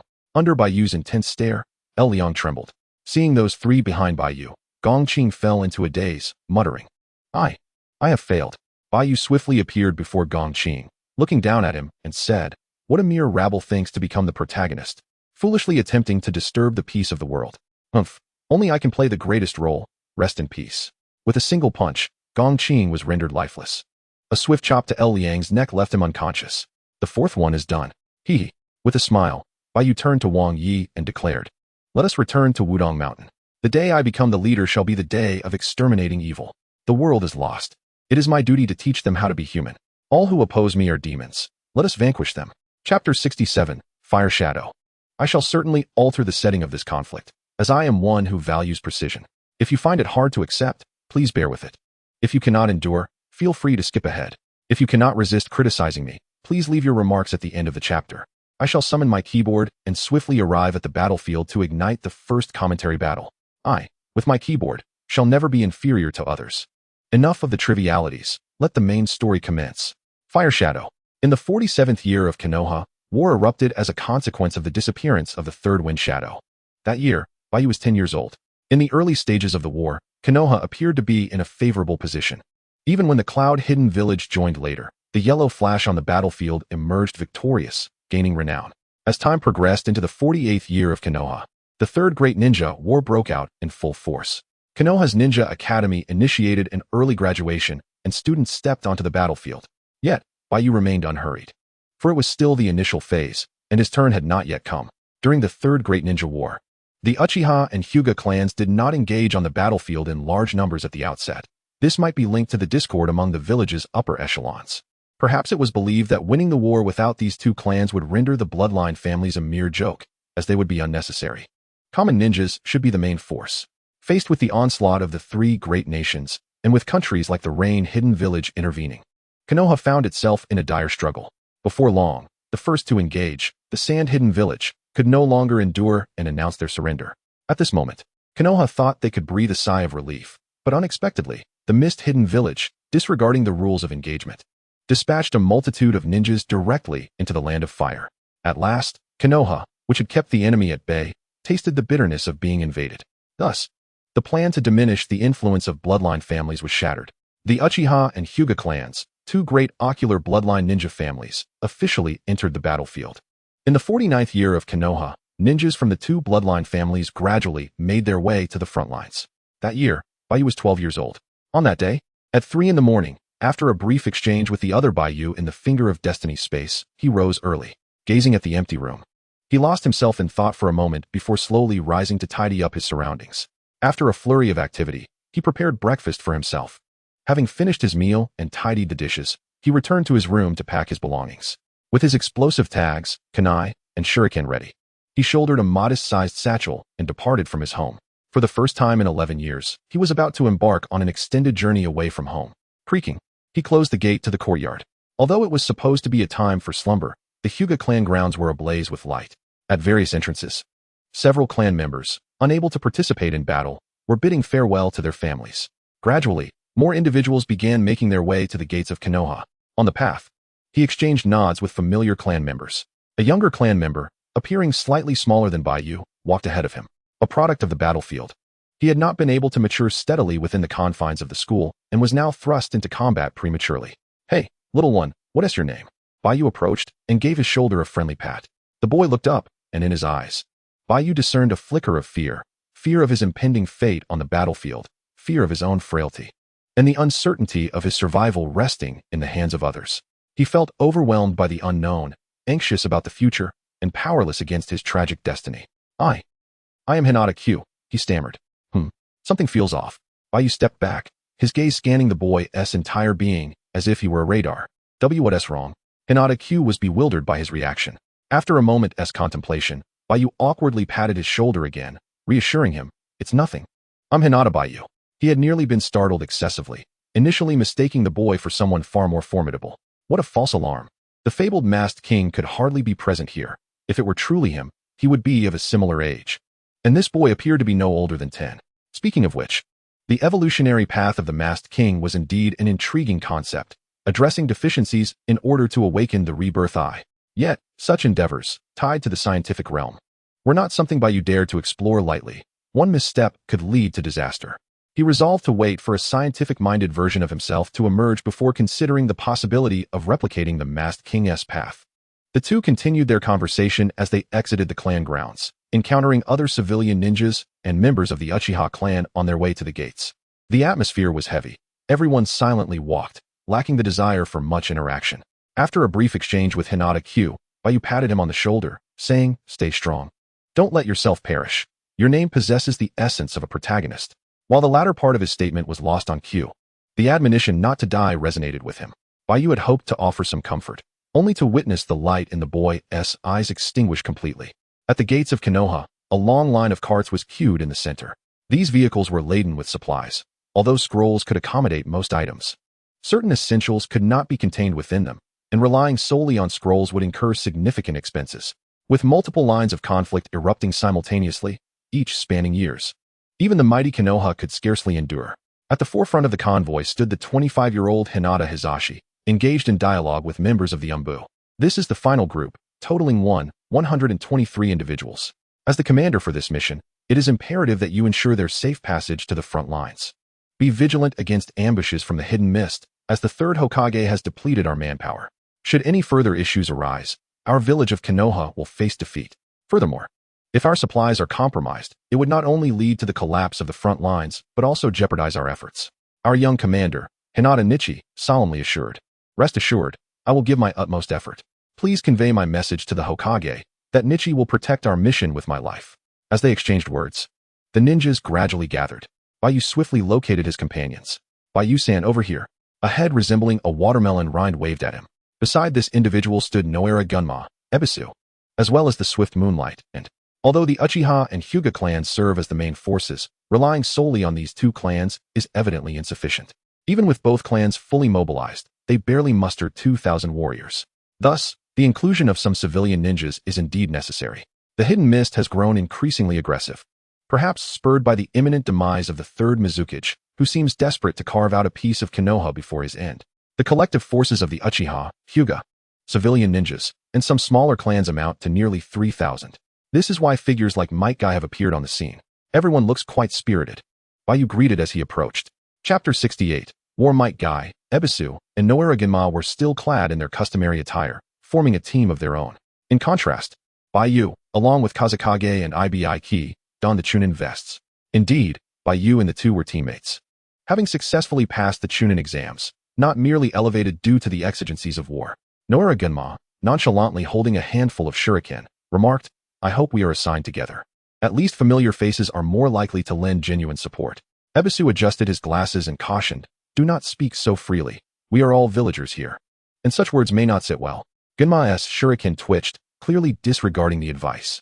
Having fought on other battlefronts, he bore a palpable disdain for warfare. In times of conflict, even allies from the same village can find themselves estranged. There are always heroes, and there are always cowards. After a brief period of idle chatter, they soon received notice to assemble. Hinata Nichi served as the overall commander for this frontline deployment, but many squad leaders remained beneath him. As the squad leaders began to call the roll, some individuals found themselves fortunate, or perhaps strategically arranged, enabling them to remain together until they reached the battlefield. Protecting the latter half of the supplies was a relatively decent assignment. Konoha had organized its deployment into 3 batches. The first batch, led by Orochimaru as the supreme commander, was dispatched promptly to prevent the hidden mist from advancing further. The second batch was led by Uchiha Fugaku, bringing forth the core of the second wave along with a portion of supplies. The third batch, under Hinata Nichi, primarily consisted of expendable forces. It can be said that those who remain in this third unit are destined to serve as cannon fodder, while also tasked with transporting a substantial amount of supplies. Among the over 1,000 members, there are merely around 20 elite ninjas, with only 50 high-ranking ninjas, followed by a considerable number of mid-level and low-level ninjas. In the first phase of combat, Orochimaru leads the assault team to impede the enemy's advance. The second phase sees Fugaku and others arriving to establish a defensive line.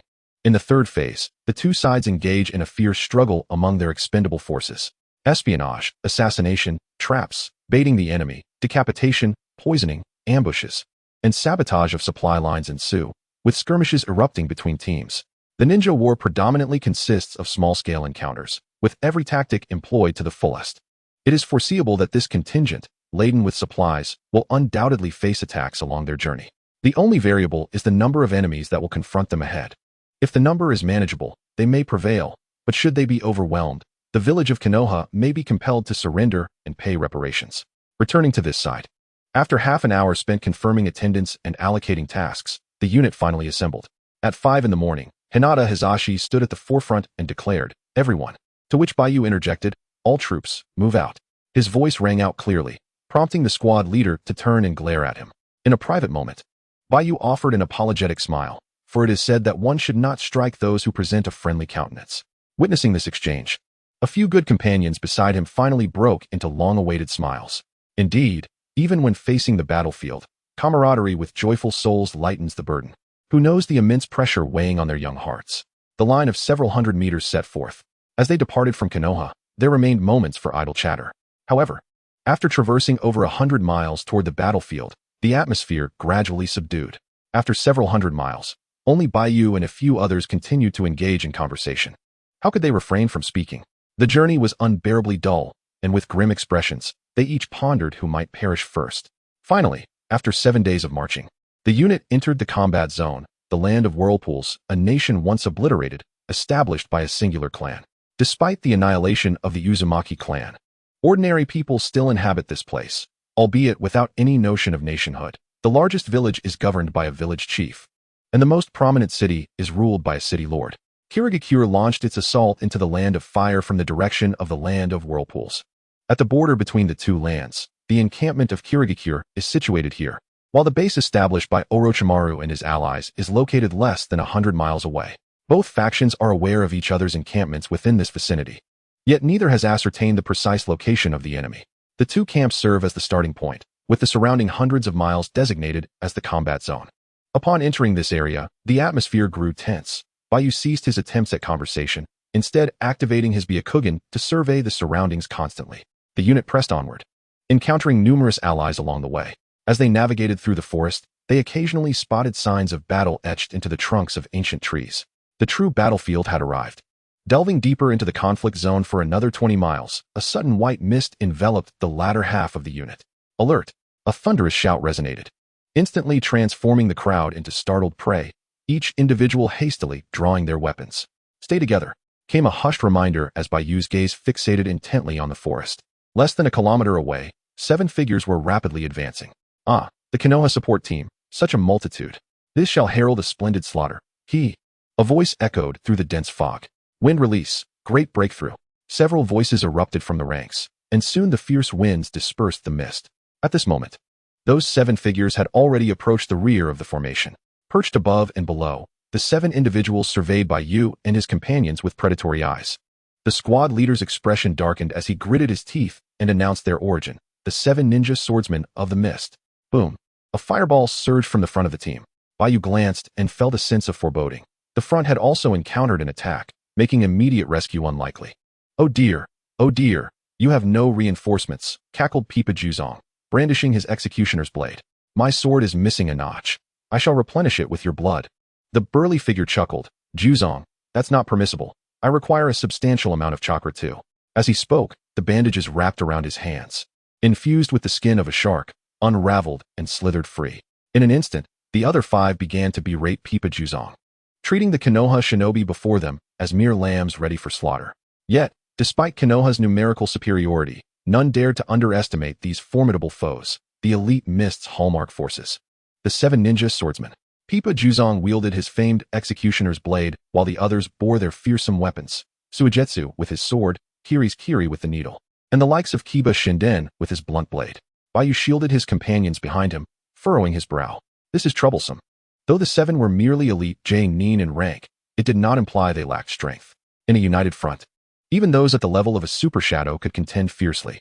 The seven formed a battalion, hence the title of Ace Unit. Now, nearly 200 members of their team were intimidated by these seven.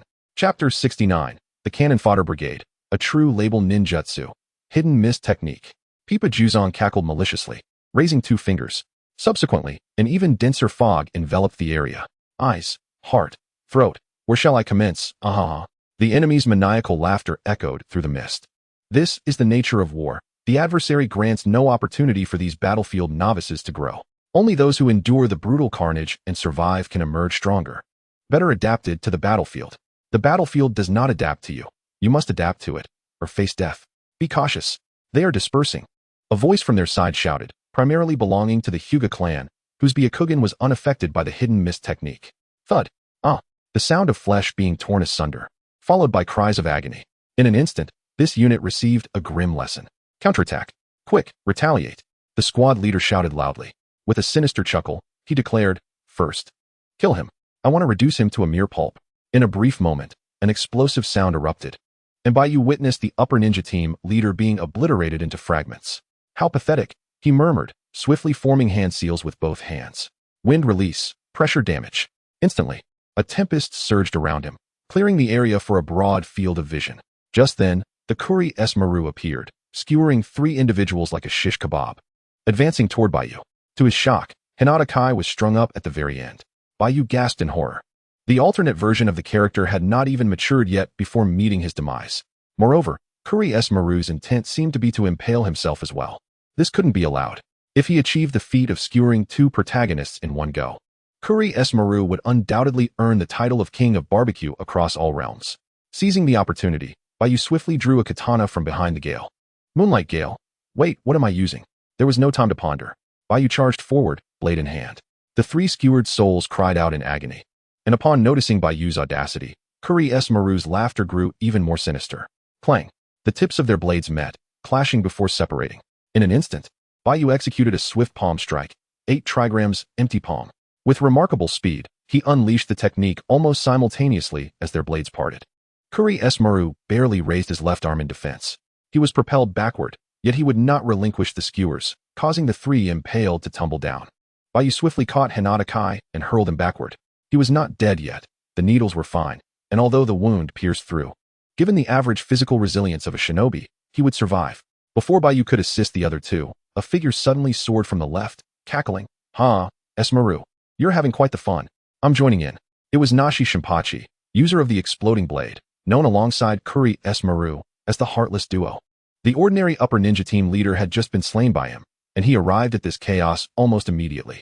The scene was too tumultuous for Bai Yu to keep track of everyone's positions. By the time he approached, his Byakugan granted him clarity.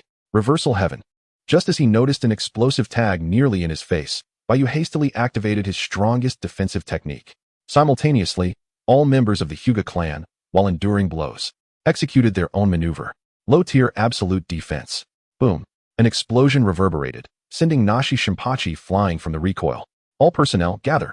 A voice rang out as one of the 3 upper ninjas, sensing the right moment, called loudly. The many users of Reversal Heaven gained a fleeting moment of respite. Though the weaker ones were slower, over a dozen special upper ninjas and another upper ninja had already assembled in a second or 2. With 2 upper ninjas and several special upper ninjas, they formed a formidable force. United, they faced the 5 opponents, bolstering their collective confidence. However, calculations were not so simple. With a crooked smile, Suka Sanha raised his hands, rapidly forming seals, water release, exploding water shockwave. A high-level ninjutsu, yet its effects varied significantly depending on the user. For a Jinchuriki like the one wielding the shark skin, its power reached extraordinary heights. Transforming into a water sprite, torrents of water gushed forth from his mouth. Earth Escape, Earth Barrier. Several adept allies executed their techniques in rapid succession, attempting to intercept, but the deluge was overwhelming, crashing through the earth barrier with ease. As the shattered remnants of the barrier fell apart, Hachigo TZ brandished his decapitating sword and charged forward. Leading the assault was Uchiha, whose audacious nature rendered him unperturbed. He drew his long blade, prepared for a direct confrontation. Unexpectedly, a voice emerged from behind Hachigo TZ. Flatfish. A sphere of gaseous energy surged forward, hurtling towards the Uchiha ninja. The decapitating sword and energy sphere converged simultaneously, rendering any defense futile, plunging them into a dire predicament. Fortunately, behind them stood a jonin of the Hyūga clan, who, upon witnessing the situation, swiftly closed the distance and executed a rotation technique. Thud! Hachigo TZ was sent flying, yet another assailant appeared.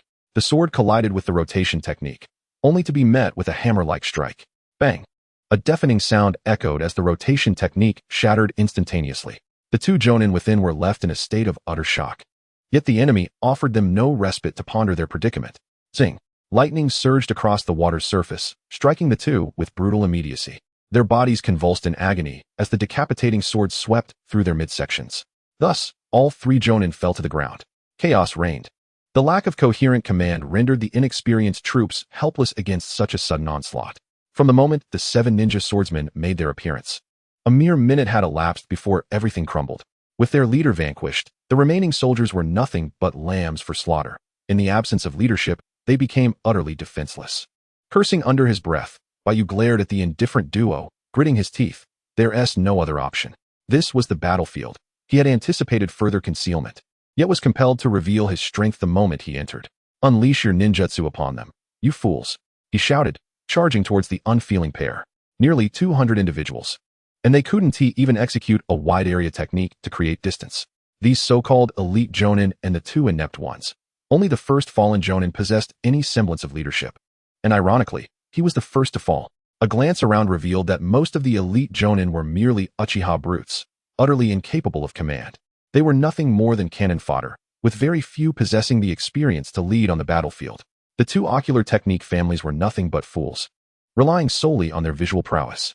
After venting his frustration, some individuals finally began to react, unleashing the great fireball technique.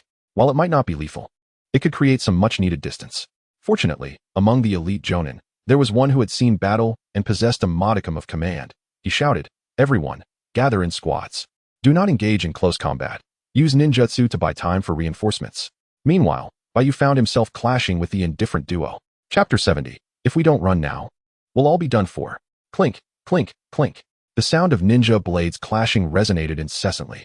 After a brief exchange of blows, Kurasame Shiranui called out, "Shinbashi, this kid is a problem." Hearing this, Unri Shinbashi promptly approached, saying, "Oh, let me see." The explosive blade unfurled, and a flurry of explosive tags flew towards Bai Yu's back. In the obscure corner, Bai Yu remained unseen, unable to rely on sight. He had to judge when his opponent was within striking distance. Dodging the needle's thrust, Bai Yu suddenly surged towards El Shi In Chu In WN. El Shi In Chu In WN coldly swung the needle's tail. With a ripping sound, countless steel wires ensnared Bai Yu. Almost there, Bai Yu twisted his body and unleashed his technique. Boom! With a resounding crash, both were propelled backward, their bodies experiencing a significant impact, while others might break under pressure. His technique could not be easily shattered by ordinary individuals. Steel fist. With a powerful stomp on the ground, Bai Yu glided low towards El Shi In Chu In WN, arriving below him before he landed. "Little brat, do not underestimate me." El Shi In Chu In WN flicked the needle's tail, and nearly imperceptible threads suddenly tightened. Mid-air, he was abruptly pulled away, leaving Bai Yu to strike at nothing. El Shi In Chu In WN perched atop a tree, while WLSHNB stood below. Observing the two, Bai Yu scratched his head and remarked, "Oh, you two are indeed quite troublesome. I thought my earlier combo would work, but it seems you evaded it." Glancing back, he noted that the others were still engaged in a fierce battle. Even with a rhythmic resistance, lives continued to be lost. At this rate, it was likely that within 10 minutes, everyone would perish. The advance team had not yet arrived to provide support. WLSHNB's expression grew serious as he said, "Little brat, state your name." Hyūga Q. Bai Yu promptly declared his name without hesitation. El Shi In Chu In WN pointed his needle at him and proclaimed, "Hyūga Q, I shall remember your name, and you will become one of my prized possessions." Meanwhile, the fallen Hyūga Q couldn't help but lift his head, trembling as he uttered, "What?" The expressions of Inazuma Genkan and the others twitched involuntarily. Only a few remained in this area, while the rest were a considerable distance away, safe in their zone. WLSHNB charged at Bai Yu, wielding an explosive blade. While dealing with El Shi In Chu In WN posed no real trouble for Bai Yu. WLSHNB was indeed a formidable challenge. The continuous explosions were perilous. Although they were fragile, so was Bai Yu, and he would not employ his lightning technique like a shadow. WLSHNB was fast, but LSHNCHUNWN was faster. With a leap, he launched himself using the threads as if utilizing a mobility device from a giant's world. I will sew you into a doll. Bai Yu leaped away, cursing, Bah, there will always be schemers coveting my form. Suddenly, WLSHNB sprang from the corner of his vision, aiming to intercept Bai Yu midair. The explosive tags on his blade shimmered ominously. Return. Bai Yu invoked his technique once more, finding it quite troublesome. Upon landing, he initially targeted LSHNCHUNWN, hoping to resolve this encounter swiftly.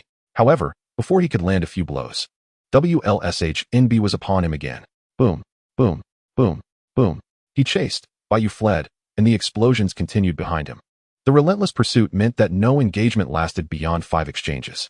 Frustrated, Bai Yu glanced towards the direction of the main force before pivoting and darting into the woods. This area had been thoroughly ravaged, rendering guerrilla tactics impossible. Li Sanchuan exclaimed, capture him. Today, we must turn this rascal into a doll.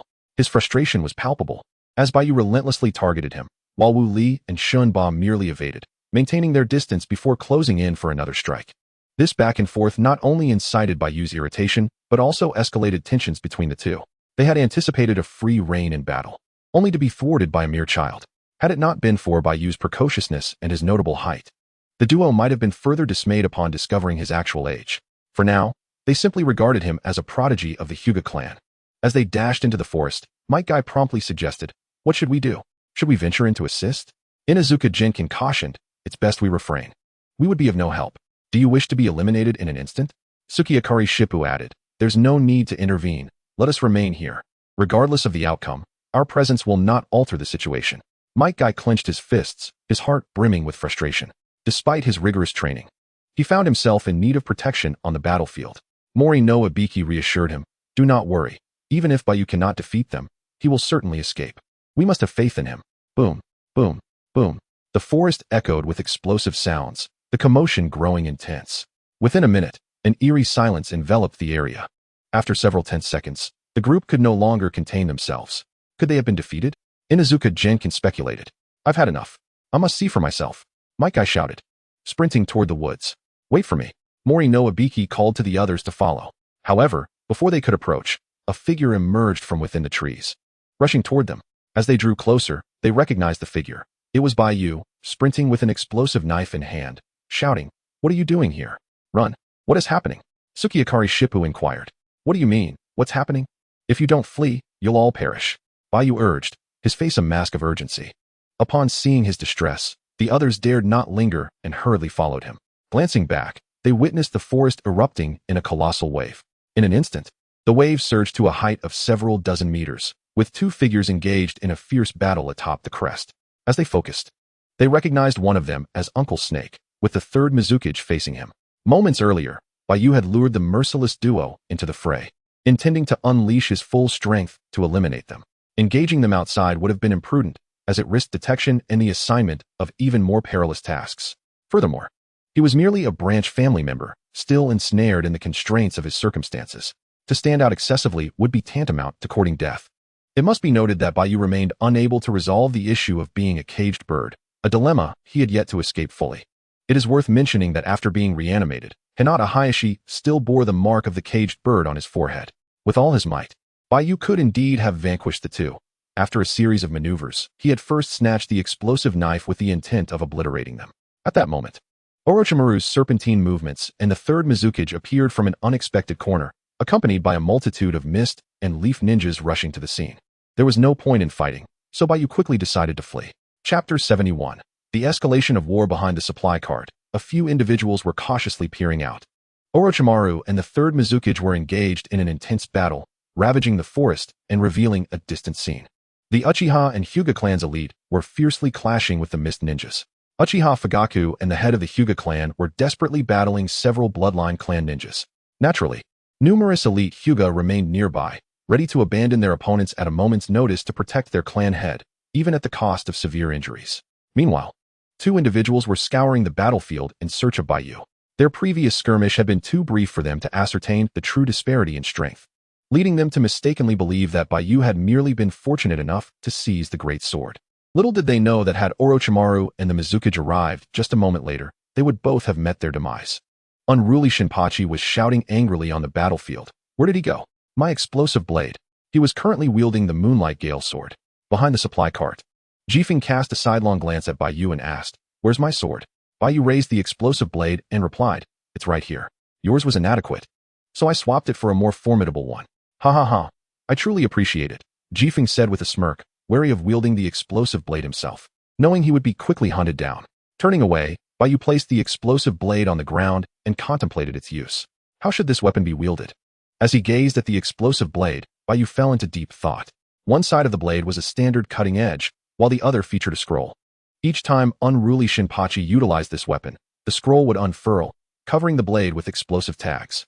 After some contemplation, Bai Yu unfurled the scroll, revealing it densely packed with explosive tags. As he extended it, he finally noticed a central technique inscribed, Summoning Technique. Furrowing his brow, Bai Yu realized he could not utilize it, and thus retracted the scroll. The explosive tags were summoned through the Summoning Technique, and aside from the tags, the blade's only merit was its exceptional hardness. Understanding the principle, Bai Yu felt he could craft a similar weapon himself. The sole challenge lay in devising the summoning technique and ensuring a sufficient supply of explosive tags at all times. Caution was necessary when using it, as it could harm both the enemy and the wielder. The overall difficulty level was rated at 2 stars. Mike Guy and others had been observing his actions intently, and at that moment, Jifeng inquired, "So can it be used?" Compared to his previous state of weakness, Jifeng now exhibited no such issues. Bai Yu had discerned this during their school days. Jifeng had simply overexerted himself, training with fervor akin to Mike Guy. However, unlike Mike Guy, who had his father to assist in maintaining his health, Jifeng's father had long since passed. Ultimately, Bai Yu had compelled him to rest and recuperate, subsequently devising a more effective training regimen. Now, with improved health, he had become a capable chunin. Bai Yu shook his head and remarked, "It is usable, but only to a limited extent. After one clash, it becomes a useless sword, unless I apply an explosive talisman myself, which would compromise its convenience." Upon hearing this, the others felt a hint of disappointment. However, Bai Yu rose and gazed towards the battlefield, declaring, "Even so, I shall be a star of prominence for a day." Mike Guy interjected, "What exactly is a star of prominence?" The battlefield, originally spanning a mere 100 meters, had now expanded to over 1,000. The forest lay flattened, revealing a scene where countless individuals were locked in a struggle for life and death.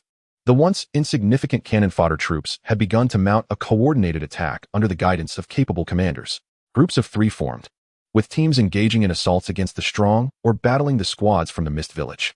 The 7 ninja swordsmen could no longer flaunt their prowess.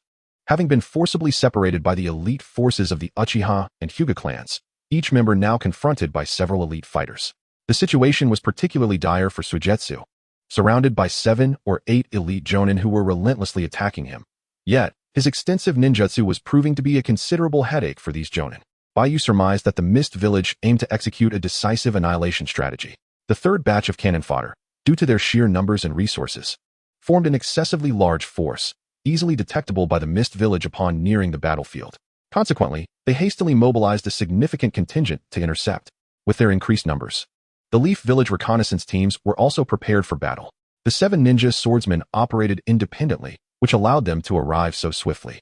As for the convoy ahead, they likely encountered another elite unit from the Mist Village. Otherwise, they would have already provided support.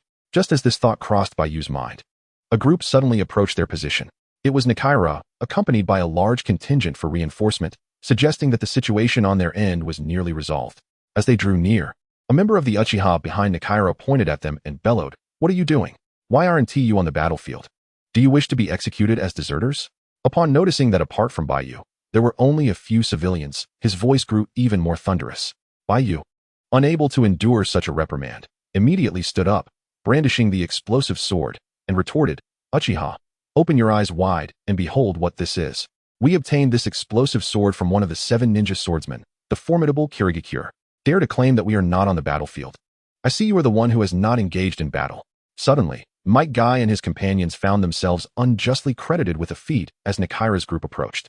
The furious Uchiha pointed at Bai Yu, exclaiming, "Impossible, just based on you few brats?" Nakaira, raising a hand towards the explosive sword, stated, "This is indeed the explosive sword."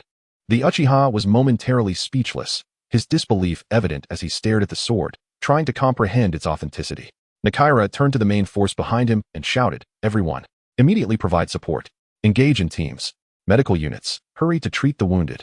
"Yes, The rallying cry echoed, and everyone responded in unison, swiftly organizing themselves into teams to join the fray. Although most were merely cannon fodder, their numerical advantage surged forth into the battlefield, ready to catch the mist village off guard. The chaos of large-scale warfare is overwhelming. No one can survey the entire battlefield, especially since both commanders are embroiled in fierce combat. It is quite uncertain which side currently holds the advantage.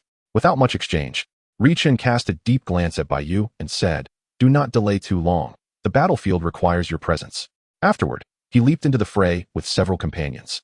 The medical team remained behind, hurriedly tending to the 3 injured individuals nearby. It appears that the king of the otherworld, disguised as a mere commoner, is not destined to perish just yet.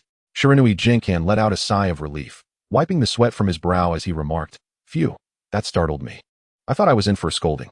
Bai Yu turned to survey the battlefield and instructed, "From now on, things will not be easy. You 5 must stay together and not stray too far from me, understood?" Upon hearing this, the group nodded in agreement. Bai Yu then ascended onto a pile of supplies and declared, "Let us go." Once the 6 joined the battle, considerable noise ensued. Bai Yu wielded his explosive blade, cleaving through foes with fervor. Art is an explosion of stars. Boom. An explosion of stars. Boom. Our explosion. Boom. My explosion. Boom. Chapter 72. The abundance of shameless individuals. How infuriating. At last, after Bai Yu exhibited his artistry for a while, Wooly Shiba caught up. Observing Bai Yu swinging his prized weapon and striking his own comrades, his eyes nearly bulged with rage. "Return my fama," he bellowed as he approached swiftly, wielding his ninja blade. In an instant, he arrived, forcing Bai Yu to abandon his pursuit of the middle ninja and turn to face Wooly Shiba. Clang!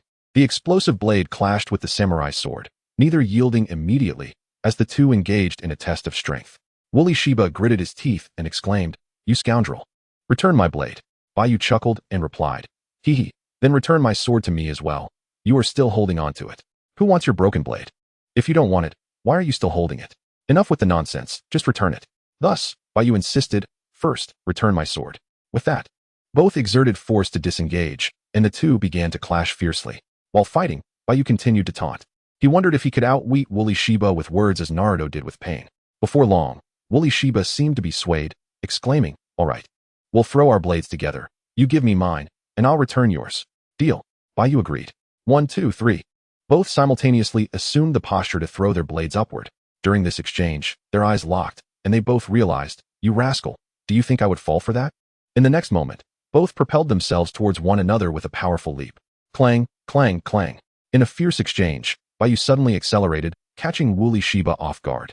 He had yet to complete his defensive stance when Bai Yu swung his massive blade downwards with ferocity. The moment the blade made contact, Wooly Shiba was taken aback. He twisted his samurai sword to rest on his shoulder, one knee already on the ground. Throughout their confrontation, they had relied solely on physical prowess, without employing any ninjutsu. Thud! Bai Yu delivered a powerful kick, sending Wooly Shiba flying, and synchronized his movement with Wooly Shiba's trajectory, activating the final explosive tag on his blade. Art is an explosion of stars. Boom! A cloud of dust ascended, and a katana soared from within, landing at Bai Yu's feet, embedded in the ground.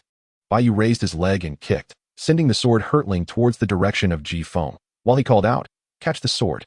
Ji-Feng already possessed a blade, albeit one that felt unwieldy in his hands. Upon seeing his own weapon approaching, he hurriedly caught it. As the dust settled, Wooly Shun-Ba knelt some distance away, his left hand pressed against his right.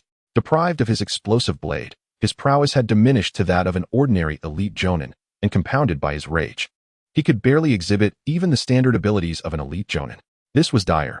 He had become effectively incapacitated. Bai Yu narrowed his eyes, a smirk gracing his lips as he turned to call out to Might Guy and the others, "Hey, you 5, come over here. We have a disabled member of the 7 ninja swordsmen.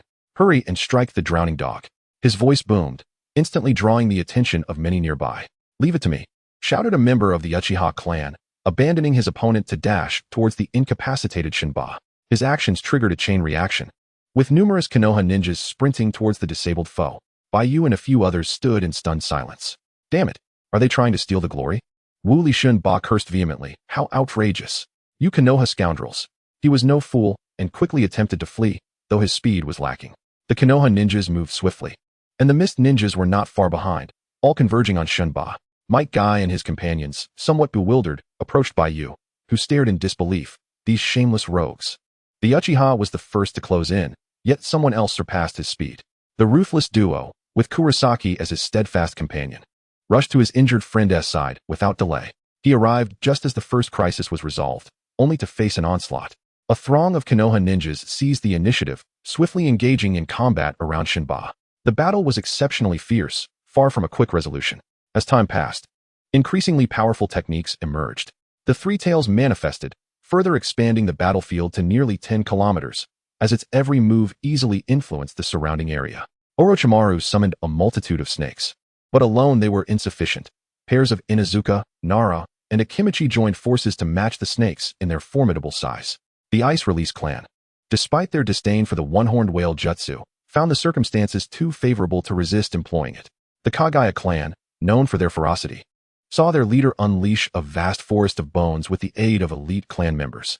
With this ability, he could traverse the bones with astonishing speed, leaving a trail of blood as he eliminated numerous Konoha ninjas within the bone forest. After such feats, his own survival was doubtful.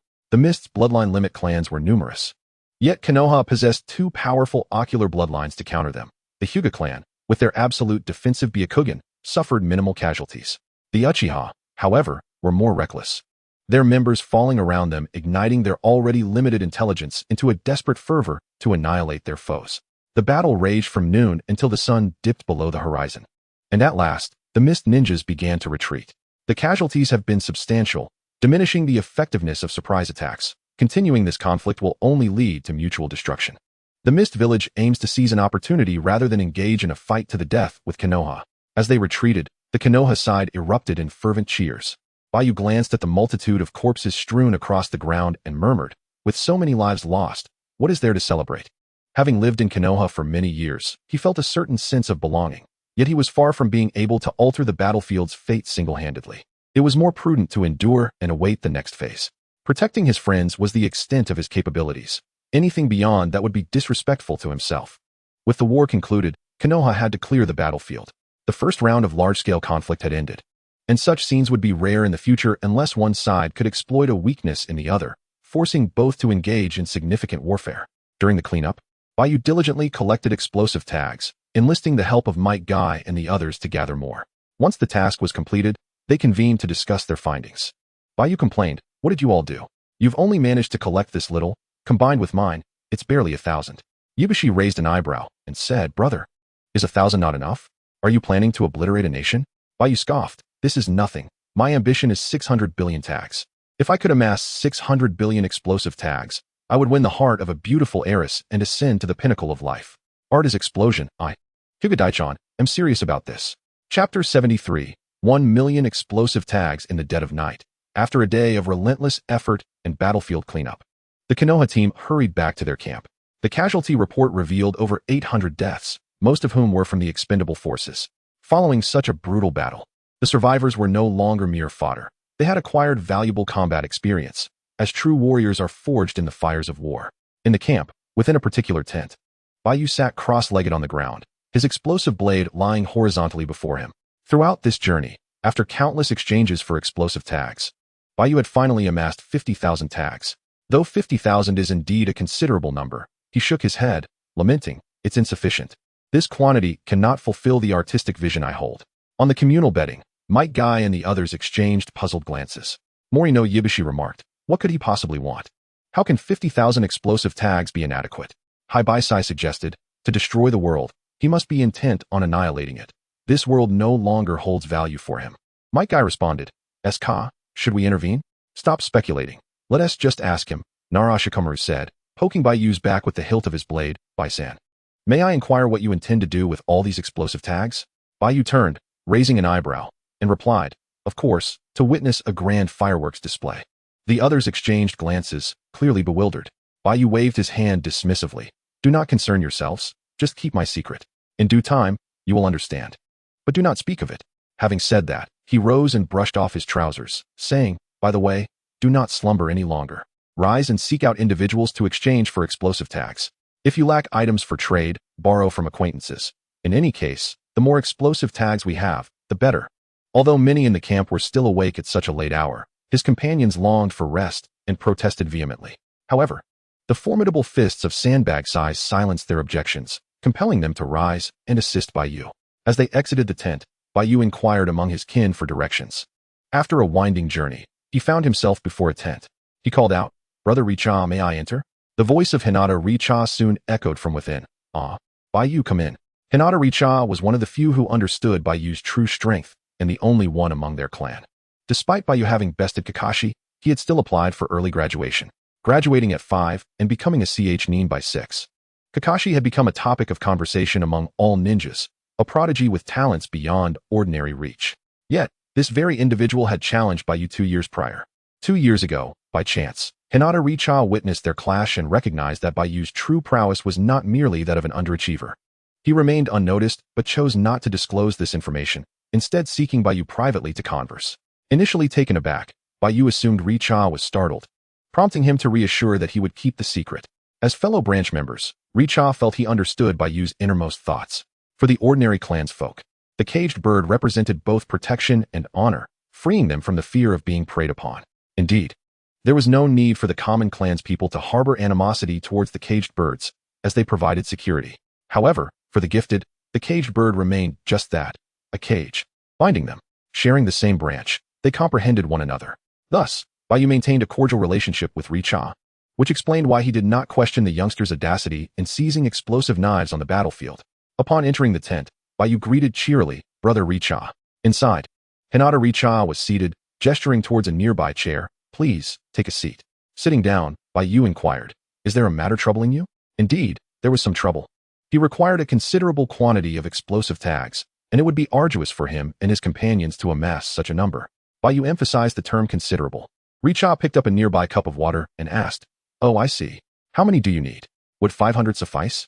Bai Yu replied, "If there were a 10,000 quantity, that should be adequate, but I currently possess only 50,000. Uft. Richa expelled the water he had just sipped, standing up and exclaiming, "How much?" Bai Yu, slightly abashed, replied, "If there were 500,000, that should be sufficient." As he spoke, he unfastened a scroll from his waist and unfurled it to reveal the release technique. With a resounding bang, 50,000 explosive tags were neatly stacked into 10 sizable piles. Richa's eyes twitched in disbelief. What is this jest? 50,000 is confirmed. It seems he is not exaggerating. But 500,000, if dispersed, would be enough to obliterate Konoha. As the dawn broke, Richa pondered the reasons behind Bai Yu's mysterious demeanor, who urged him to hasten his collection efforts, lest they run out of time. After a moment's contemplation, Richa resolved to assist, deeming this minor task trivial given their camaraderie. He summoned several individuals from the branch family, instructing them to gather all explosive tags from the clan members, while also dispatching someone to seek the aid of Uchiha Fugaku for the exchange of additional explosive tags. Despite the historical discord between the Hyūga and Uchiha clans, on the battlefield, they were comrades entrusted with each other's backs. Such a trivial matter would not hinder cooperation from Fugaku and the Uchiha. The commotion quickly caught the attention of Orochimaru, whose serpent-like eyes narrowed in curiosity. What does Richa intend to do with such a massive collection of explosive tags? As the commander, he needed to be apprised of all developments, and explosive tags, being a strategic resource, were certainly within his purview. However, given that Richa was the one collecting them and had not reported back, there must be a reason for it. After some deliberation, Orochimaru decided to wait for Richa to report in due course. Before long, within the span of an hour, all the explosive tags that could be gathered were amassed, a staggering total of over 1 million, constituting roughly half of the camp's supply. During wartime, each individual typically carried hundreds to thousands of explosive tags, as they were invaluable for setting traps and conserving chakra. While over 1 million tags were sufficient, Bai Yu and his companions found themselves financially depleted. Not only had they exhausted their resources, but they also incurred substantial debts. Although the extensive collection of explosive tags drew little attention, only those with a comprehensive perspective could discern its significance. Upon returning to his tent, Bai Yu promptly unfurled a scroll containing 100,000 explosive tags and pointed at the explosive blade, commanding, "Apply them all." Bewildered, his companions exchanged glances but swiftly set to work. In no time, the explosive blade was altered beyond recognition, enveloped by the tags. "Continue," Bai Yu directed. Art is an explosion. Although he could not execute the flamboyant maneuvers himself or lead Konoha to victory, he resolved to assist in gaining a slight advantage within his capabilities. As the sun began to rise, Bai Yu's companions lay exhausted on the ground. Within the tent, there was no longer any sign of the explosive blade. Instead, a colossal, irregularly shaped sphere stood at its center. Bai Yu chose to name it Pikachu Generation, for after all, SpongeBob SquarePants had yet to be born. At this point, Those in the know could surely surmise Bai Yu's intentions. The 7 ninja blades, part of the Mist Village's armament, were safeguarded with anti-theft measures. The Mist possessed summoning scrolls for these 7 blades, which were not kept by the 7 themselves, but required approval from higher authorities. With Noera severely injured and currently incapacitated, he would undoubtedly summon the explosive blade as soon as he regained consciousness. He had already missed the opportune moment. After all, Bai Yu had invested considerable time in collecting the explosive tags. Had Noera summoned the blade during that period, it would have posed no issue. Now, however, Bai Yu gazed at the explosive orb, a sinister smile gracing his lips. Where would Wooly Shinba summon the explosive blade? Naturally, it would be at the Hidden Mist encampment. With the deed accomplished, Bai Yu would remain in the shadows, shunning the limelight. He sought no fame for this act. It was solely for the sake of his friends he had cherished for over a decade. After traversing through the years, he had indeed stirred the wings of a butterfly. Although the ripples were not yet significant, their impact was undeniable. Once this mission was fulfilled, Might Guy would no longer face the dire situation of confronting the 7 ninja swordsmen, and Kai would not have to suffer the loss of his father. The Hidden Mist battlefield would gain an advantage, and his friends would remain out of harm's way. The members of the branch family would no longer need to fight desperately. Initially, Bai Yu intended merely to survive the battlefield, and just hours before, he had planned to eliminate the Heartless duo. However, when the opportunity presented itself, he felt compelled to act. With the chance laid before him, failing to take action would be a breach of courtesy. Within the Hidden Mist encampment, Wooly Shinba, who had been unconscious for an entire night, finally awoke. My blade. He had dreamt of Bai Yu wielding his sword against him. If Bai Yu lived, it would haunt him for a lifetime. As an elite among elites, losing his treasured weapon was unacceptable. Enduring the agony coursing through his body, he hastily made his way to the Water Shadow's tent. Upon arrival, he promptly stated his purpose. The Water Shadow cast a glance at him, muttering, useless. Not even worthy of Black Shovel Thunder Fong. Wooly Shinba hung his head in shame, too embarrassed to retort. It was widely known that Black Shovel Thunder Fong was a mere disappointment, and now, having lost the explosive blade, he found himself equated to that very failure in the eyes of the Water Shadow. The ninja swords were nearly aligned in attributes, meaning that the choice of blade also determined the wielder. Black Shovel Thunder Fong had merely been fortunate, and his true strength did not merit the title of 7 ninja swordsman. Despite the scorn, the Water Shadow still summoned assistance to conjure the explosive blade. For while the wielder may err, the blade itself was invaluable and should not be lost to the forces of Konoha. Shortly thereafter, those tasked with summoning the 7 blades arrived. Upon receiving the command, even he who had been derided cast a mocking glance at Wooly Shinba. Unfurling the scroll, he pressed his palm upon it, initiating the summoning technique. Bang! In an instant, before anyone in the tent could comprehend the situation, a colossal entity abruptly occupied a vast expanse of space. Hiss! The sound of burning resonated, and when they finally discerned the scene, they beheld that a massive orb adorned with explosive seals was ablaze. Wooly Shinba's face was a canvas of astonishment, while the Water Shadow was stricken with horror. Yet, they had no time to react. A blinding light erupted, and soon, a tremendous mushroom cloud ascended above the Hidden Mist encampment. Boom! The earth began to tremble, and the terrifying shockwaves radiated outward. Even 100 miles away, the Konoha encampment felt the ground suddenly shake. Boom! Like a clap of thunder. A deafening roar echoed through the air. Everyone emerged from their tents to gaze into the distance, where they witnessed the mushroom cloud rising majestically into the sky. Might Guy and his companions stood at the entrance of their tent, observing, while Bai Yu, content in his anonymity, reclined on his bed with a smile. Having spent a sleepless night, it is time for a well-deserved rest. In the aftermath, Might Kai and his companions comprehended the entirety of the situation, yet they remained tight-lipped, revealing not a single word. As one of the involved parties, Nichicha had his own suspicions, particularly when, a few days later, the Hidden Mist donned mourning attire, leaving him utterly astonished. Such a significant event could not remain concealed. Within a few days, news of the catastrophic explosion at the Hidden Mist encampment that led to the demise of the 3rd Mizukage spread swiftly. Indeed, at such a distance, the 3rd Mizukage stood no chance of survival.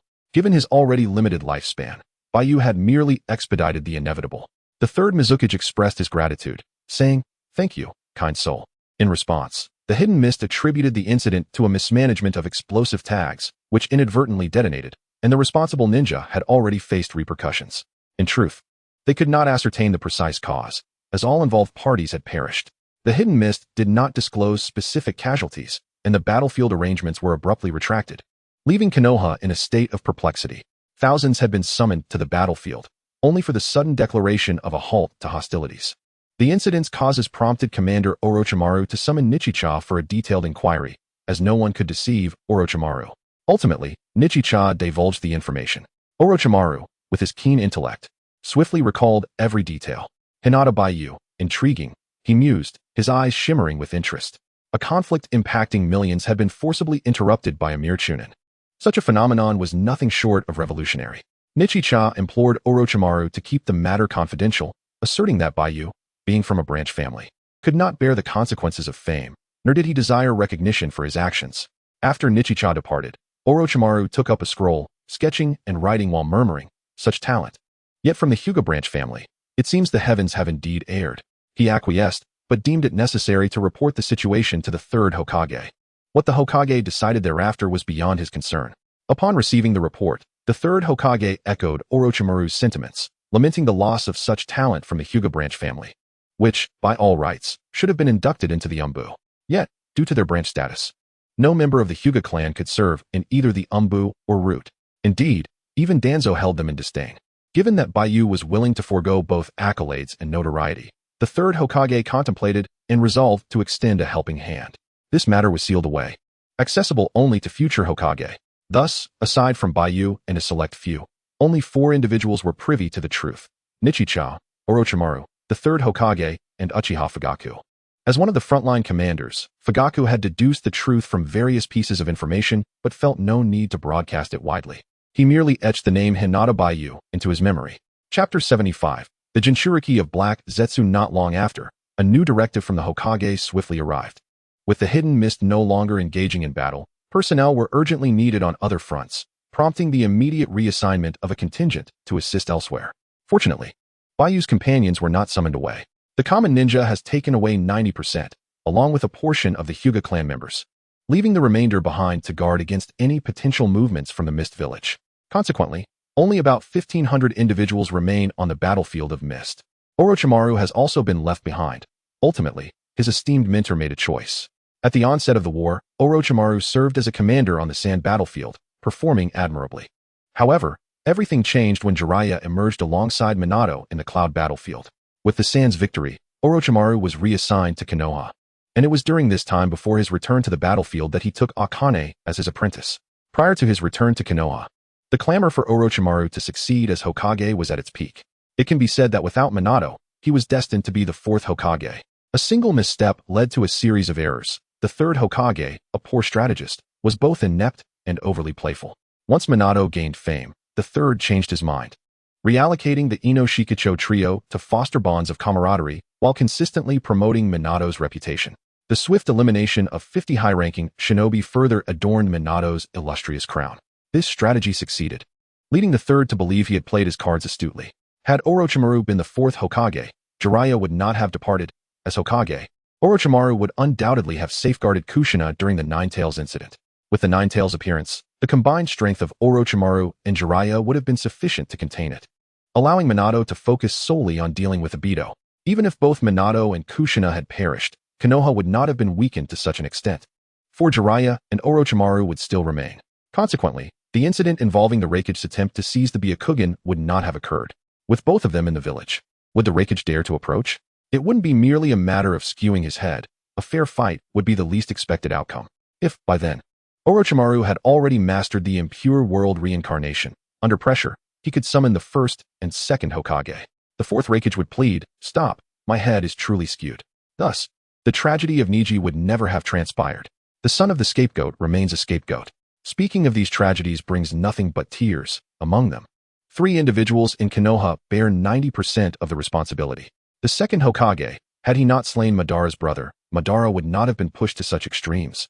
Nor would there have been the conditions to unlock the eternal Mangekyo Sharingan, let alone the Rinnegan. He also mentored 2 peculiar disciples, perpetuating his legacy. Together, these 3 account for 90% of the blame, leaving only 10% to Kagaya's will. As for Kagaya, that foolish puppet, it has been a millennium, yet it could not manifest even a whisper. How did it manage to do so here? It was simply due to the favorable conditions. For those 3 gentlemen were adept at creating an environment for him, practically born to be Kagaya's vessel. Upon reflection, isn't this precisely the situation? Indra and Ashura have been reincarnating countless times. According to the Sage of 6 Paths, they have perpetually clashed in every lifetime. yet Kagaya has never succeeded. The third Hokage cannot absolve himself of blame, nor can he with regard to Kakashi's father. The stains run deep, leaving no chance for redemption. 1 against 2. 1 against 3. A royal flush. No, if I face 3 opponents, what do I gain from being bombarded? Hibiki adjusted his glasses and raised a card in his hand, declaring, I have no cards left, 3 big planes. Bai Yu's expression darkened, and he immediately disrupted the cards, exclaiming, unfair tactics. I'm done, I can't compete. Noera Jinkan, fuming, retorted, if you don't want to play, then don't come. Your inability to win makes you resort to such underhandedness. Life has largely become this way. Without battles to fight, they could only pass the time playing Do Di Ju until it was their turn to stand guard again. It had been half a month since the retreat from the Mist Village, and if they waited another half-month without any sign of Mist Village returning, the remaining personnel would also have to withdraw. Bai Yu surmised that this was indeed the case. Rumor had it that after the funeral, the Mist Village had commenced the competition for the 4th Mizukage. It was said that the fiercest clashes were between Suka and Hyūga. Bai Yu had seen this unfold. He was certain that Hyūga would ultimately prevail. After all, Suka was merely strong in terms of power. When it came to interpersonal relationships, he could not match Hyūga's adeptness. Moreover, Hyūga had been trusted by the 3rd Mizukage and had previously assisted in handling various matters at the rear base and military logistics, while Suka, being a brash brute, lacked such finesse. As the days passed, nearly a month had elapsed, and Bai Yu also received news of Kakashi's promotion to Jonin. It's coming, Bai Yu murmured softly. Regrettably, without any new formidable allies joining him, he wished he could muster enough strength to stand by Obito in his time of need, given their long-standing friendship. However, that was not feasible now. Good brother, you cannot evade this calamity, he thought. The foolish one was about to evolve into a dark hand, although his mental shortcomings remained unchanged. As for providing him with an unfair advantage, Bai Yu would not agree, for there were already few who could lend strength, and the power dynamics in the Naruto world were formidable. If he continued to seek advantages, no one would be able to play for a long while. Bai Yu was the first to object, as he was currently preparing to expose Conan as the Grim Reaper, and then, using supernatural abilities, craft the perfect murder. He was eager to uncover the truth behind Conan. Was it a mere dream or the machinations of a cosmic will? Therefore, strength was essential. He would not consent again unless his own life was at stake. Sighing, Bai Yu remarked, let us use that photo Obito took last time as a memorial portrait. Oh, and Rin-S as well. At least there should be a photo to remember the deceased. Thank you, kind-hearted person, Obito replied. On this day, with the retreat imminent, Orochimaru sent out a final team to scour the area. If it was confirmed that the Mist Village had not returned, everyone could withdraw. Many received this assignment, including Bai Yu and his companions. Uchiha Fugaku and the Hyūga clan led a team of over 100 to conduct a thorough investigation. The group arrived at the former camp of the Mist Village, which lay in ruins and charred earth. Upon arrival, Uchiha Fugaku commanded, scatter and search. The range is 100 kilometers around. All teams, disperse. Once he issued the order, everyone sprang into action. They scoured from morning until afternoon, and as dinner time approached, everyone began to return one by one. As the assembly of individuals neared completion, Uchiha Fugaku first called out the names, only to realize that some were still absent. Thus, he continued to wait. Soon, a few returned, yet others were still missing. Bai Yu furrowed his brow and remarked, could they be indisposed? The wait extended until the sun was nearly setting, at which point everyone began to sense something amiss. The Hyūga clan members activated their Byakugan in vigilance. Finally, at a certain moment, a member of the Hyūga clan shouted, there are people. A multitude is approaching from nearly a kilometer away. Uchiha Fugaku shouted, let us move. Everyone retreat. Chapter 76. Carnage. It was undoubtedly the Mist Village. Through Bai Yu's Byakugan, he discerned at least several hundred figures racing towards them. Under Fugaku's leadership, everyone gathered to retreat. However, they found themselves pursued from behind while obstacles blocked their path ahead. A Hyūga clan member bellowed a warning. Enemies are approaching from this direction as well. Without hesitation, Fugaku commanded, change direction. At this moment, Bai Yu realized that escape was no longer feasible. With both front and back sealed off, it was evident that the enemy had meticulously prepared before encroaching upon their alert zone. As he anticipated, they were now cornered, with foes blocking all avenues of escape. How could this happen? The main family member's face was etched with terror. He had initially thought it was merely a routine march to the battlefield, reassured by the presence of so many branch family members for protection. Yet now they found themselves trapped. As a proud member of the main family, how could he perish here? At that moment, the elite members of the branch family encircled him protectively. Bai Yu stood at the outermost edge of the formation, with Might Guy and others shielded behind him. His gaze fixed on the approaching adversaries as he declared, if you wish to survive, stay close. I will carve a path for your escape. A cursory glance revealed at least 1,000 members of the Mist Village forces. Bai Yu understood that today would not end favorably. It was likely that the election for the fourth Mizukage had concluded, though it had not been widely announced. Hyūga, in a bid to alleviate internal pressures, had once again opted to initiate war. Perhaps his previous miscalculations had led to facing an even more ferocious Mist Village. Observing through his Byakugan, Bai Yu noticed a particularly fearsome figure approaching from the front. Shortly thereafter, a group of mist ninjas emerged from the woods, led by the formidable Suigetsu and a cadre of bloodline wielders. Bai Yu's eyes fixated on an elder standing beside Suigetsu, whispering softly, the Six Tails. In the mission to annihilate the Uzumaki clan, the mist had undoubtedly been the principal force. Consequently, they had acquired a plethora of sealing techniques, enabling them to cultivate their own perfect Jinchuriki. The Six Tails had not appeared last time, but this time, he had come. The Three Tails might not have posed too great a challenge, yet the Six Tails? Even at this stage, Orochimaru would find it difficult to contend. Suigetsu, wielding the Samahata, looked at the Konoha group with a grin, saying, well, Konoha, we meet again. This time, we certainly won't let you slip away easily. A cacophony of derisive laughter erupted from the mist ninjas, each one regarding them as mere prey. Uchiha Fugaku's expression grew serious as he inhaled deeply and proclaimed, prepare yourselves for death. Fate dictates our lives, and fortune lies with the heavens. Let us break through. With a thunderous shout, Fugaku was the first to charge forward. On the opposite side, the formidable figure of the Watermelon Mountain, the pufferfish, brandished his sharp claws and declared, eliminate the inhabitants of the hidden leaf. A cacophony of savage cries erupted, all faces contorted in a frenzy of rage. Forward. Without hesitation, Bai Yu veered towards the weakest point of their encirclement. The 5 members of Might Guy were utterly terrified, their faces pale with dread, instinctively following Bai Yu's lead. It was evident to any discerning observer that their fate was sealed. Over 100 of them were surrounded by more than 1,000 from the hidden mist, leaving them with no escape. Bai Yu was their last hope, a beacon of strength they had long kept in secret, though they remained uncertain of just how formidable he truly was and whether he could lead them to safety. They dispersed to launch a surprise attack, ensuring that every direction was manned. At the forefront, Bai Yu's countenance was resolute as he formed hand seals. Multiple shadow clone technique. In an instant, a thick fog enveloped the battlefield, blinding many. Kill. Let the hidden mist witness my might. How dare they ambush us? With 1,000 years of vengeance, we shall pierce them one by one. What are we afraid of? Release your full power and slay them ruthlessly. First, eliminate the clan. Let us march upon the hidden mist. We shall desecrate the third Mizukage's corpse. Over 100 Bai Yu clones shouted in unison, their voices a tumultuous chorus clamoring for bloodshed. Such a scene left not only their enemies, but even their allies nearby in utter shock. Although they could have summoned over 1,000 clones, their power would have been too weak, inferior even to mere Genin, so Bai Yu opted for 100. In an instant, they clashed with the enemy, cutting through the throngs with sheer force. Utilizing taijutsu and ninjutsu, they cleared a path. Just keep running. Leave everything to me. Bai Yu shouted, kicking aside an obstructing foe. The sheer number of adversaries was overwhelming. Even with over 100 shadow clones, they could not block everyone. Waves of hidden mist ninjas surged forward, breaching Bai Yu's defenses and attacking relentlessly. The mist had long shrouded the forest, and Bai Yu relied on his Byakugan to navigate towards the areas with minimal chakra presence. Occasionally, foes would burst forth from the fog to strike, and the shadow clones tasked with protecting the 5 engaged fiercely with the enemy amidst the haze. At that moment, another adversary emerged, wielding a katana and approaching Bai Yu with a sinister grin. You, my friend, possess an extraordinary amount of chakra. Sharp pepper? Bai Yu furrowed his brow as he advanced, his kunai clashing against the katana. The 15-year-old Kisame Hashigaki bore markings reminiscent of a shark. The clash of metal rang out as they exchanged blows.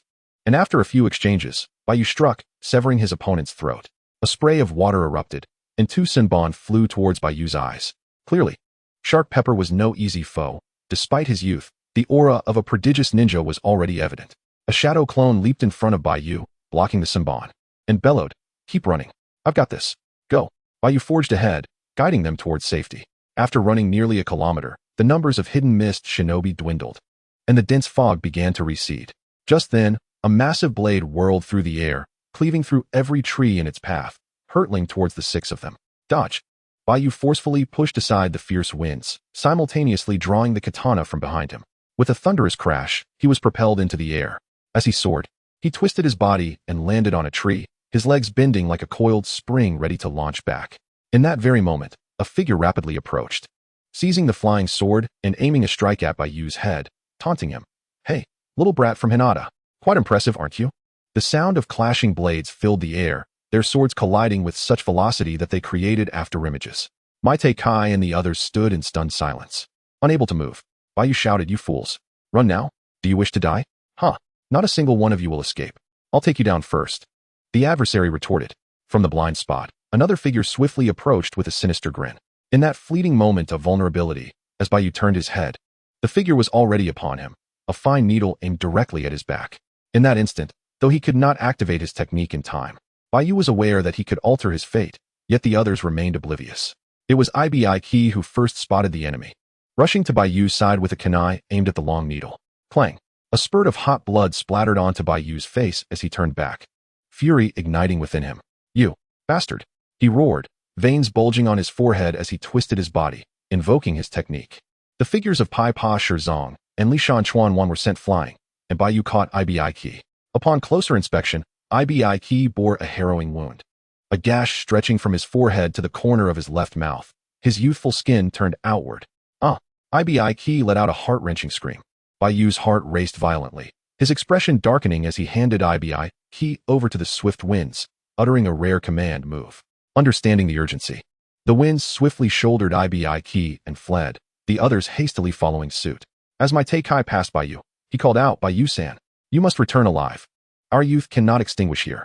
Bai Yu glanced at him and replied, "Fear not. It is they who shall be extinguished." Pai Pa Shizong did not pursue. Instead, he observed Bai Yu from a distance, gripping his executioner's blade tightly, his entire being tensed. After Maite Kai and the others had covered several meters, Li Shan Chuan Wan propelled himself towards them, believing they could escape. How naive! Bai Yu raised his left hand and commanded, "Dissolve." In that instant, all the images of Bai Yu in the forest transformed into a cloud of white smoke, all power returning to its source. Bai Yu stomped his right foot, gliding low through the air towards Maite Kai and the others. Arriving just in time, he intercepted Li Shan Chuan Wan even faster, muscles in his sleeves swelling as he struck downwards. The first strike. Clang. Time seemed to decelerate. Disbelief etched on Li Shan Chuan Wan's face as his right hand trembled under the sheer force. The second strike. Bai Yu, seizing the moment, flicked his right hand upwards, sending an arm and the needles soaring into the sky. Li Shan Chuan Wan's expression turned to horror, feeling as if time itself had slowed, adrenaline coursing through him. He could perceive Bai Yu's movements, yet his body, even under the influence of adrenaline, remained unresponsive. The third strike. Thud. The katana descended from above, head in, and out through the groin. Thud. The split chestnut-like figure fell backward, a torrent of fresh blood staining the grass beneath. With 3 swift strikes, a life was extinguished. And without so much as a glance back, Pipa Shizong departed the scene. With a swift motion, Bai Yu discarded the obstructive long robe, revealing a fitted undershirt that accentuated his youthful, chiseled physique. He brandished his blade and began to retrace his steps, a harbinger of true slaughter that was only now commencing. Chapter 77. They shall perish here. Eliminate the brat. I shall pierce his eyes. I shall pierce his heart. Charge. Everyone, attack together. This brat poses a threat. Utilize ninjutsu. Cease this madness. Quickly. Surround him in squads. Medical team. Where's the medical team? Where are the elite shinobi? All elite shinobi, move in. The weaklings, stand clear. Ninjutsu and taijutsu are ineffective. Jinjutsu. Where's the Jinjutsu team? The clan heads of the bloodline families? They are dead. All dead. Flee. You scoundrel. Do not outrun me. Spare me. Do not kill me. I am sorry, I was wrong. I beseech you, spare me. I have family. The cries for mercy and wails of despair echoed relentlessly from the forest. Gradually, the fighting between the forces of Konoha and Kirigakure came to a halt. All gazes converged upon the depths of the forest. Darkness had descended, and only shadowy figures could be discerned darting through the trees, swiftly pursued and dispatched by a solitary figure. Soon, 3 Kirigakure ninjas emerged, howling in terror, their faces alight with the thrill of survival, calling for their comrades to assist them. Yet before the external forces of Kirigakure could react, a figure shot forth from the forest like a cannonball. With a sickening crunch, 2 fell, and a third staggered, barely clinging to life, the blade having merely grazed him. Bai Yu crushed the last one's skull beneath his foot and surveyed the scene. Among the Kirigakure, nearly 99% of those who met his gaze involuntarily recoiled a step. At that moment, Bai Yu was drenched in blood, his black bodysuit stained crimson, his flowing cloak splattered with gore, and his hair tangled in disarray. His white trousers and black boots were also soaked in blood. his face and hands smeared with the remnants of others' lives. A single drop of blood slid from his forehead protector down his cheek. Illuminated by the faint flicker of firelight, his visage resembled that of the grim reaper come to harvest souls. What has transpired? Where are the others?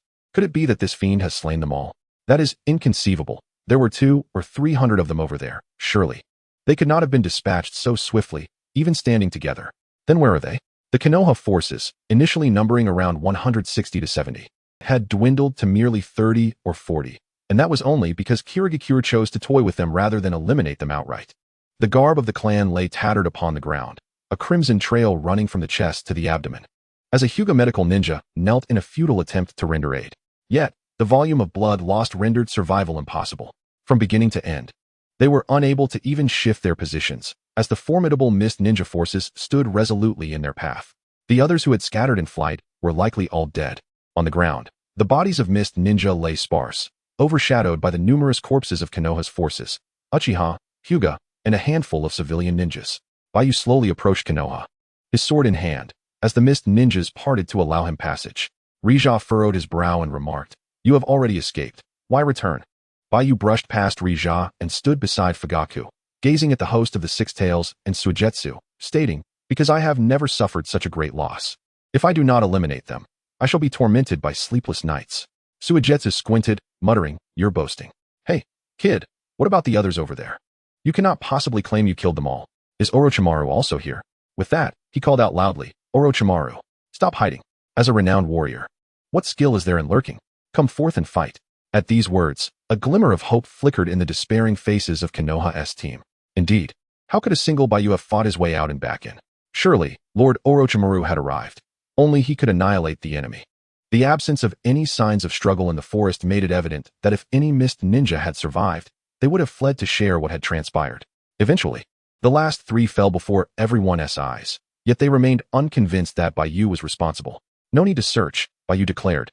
Discarding his blade and seizing the weapon from an Uchiha nearby, he pointed the blade at the Six Tails and Suigetsu, proclaiming, "Orochimaru is not here. It is only I. And you shall all perish here." In the realm of Hokage, the aura of slaughter was palpable.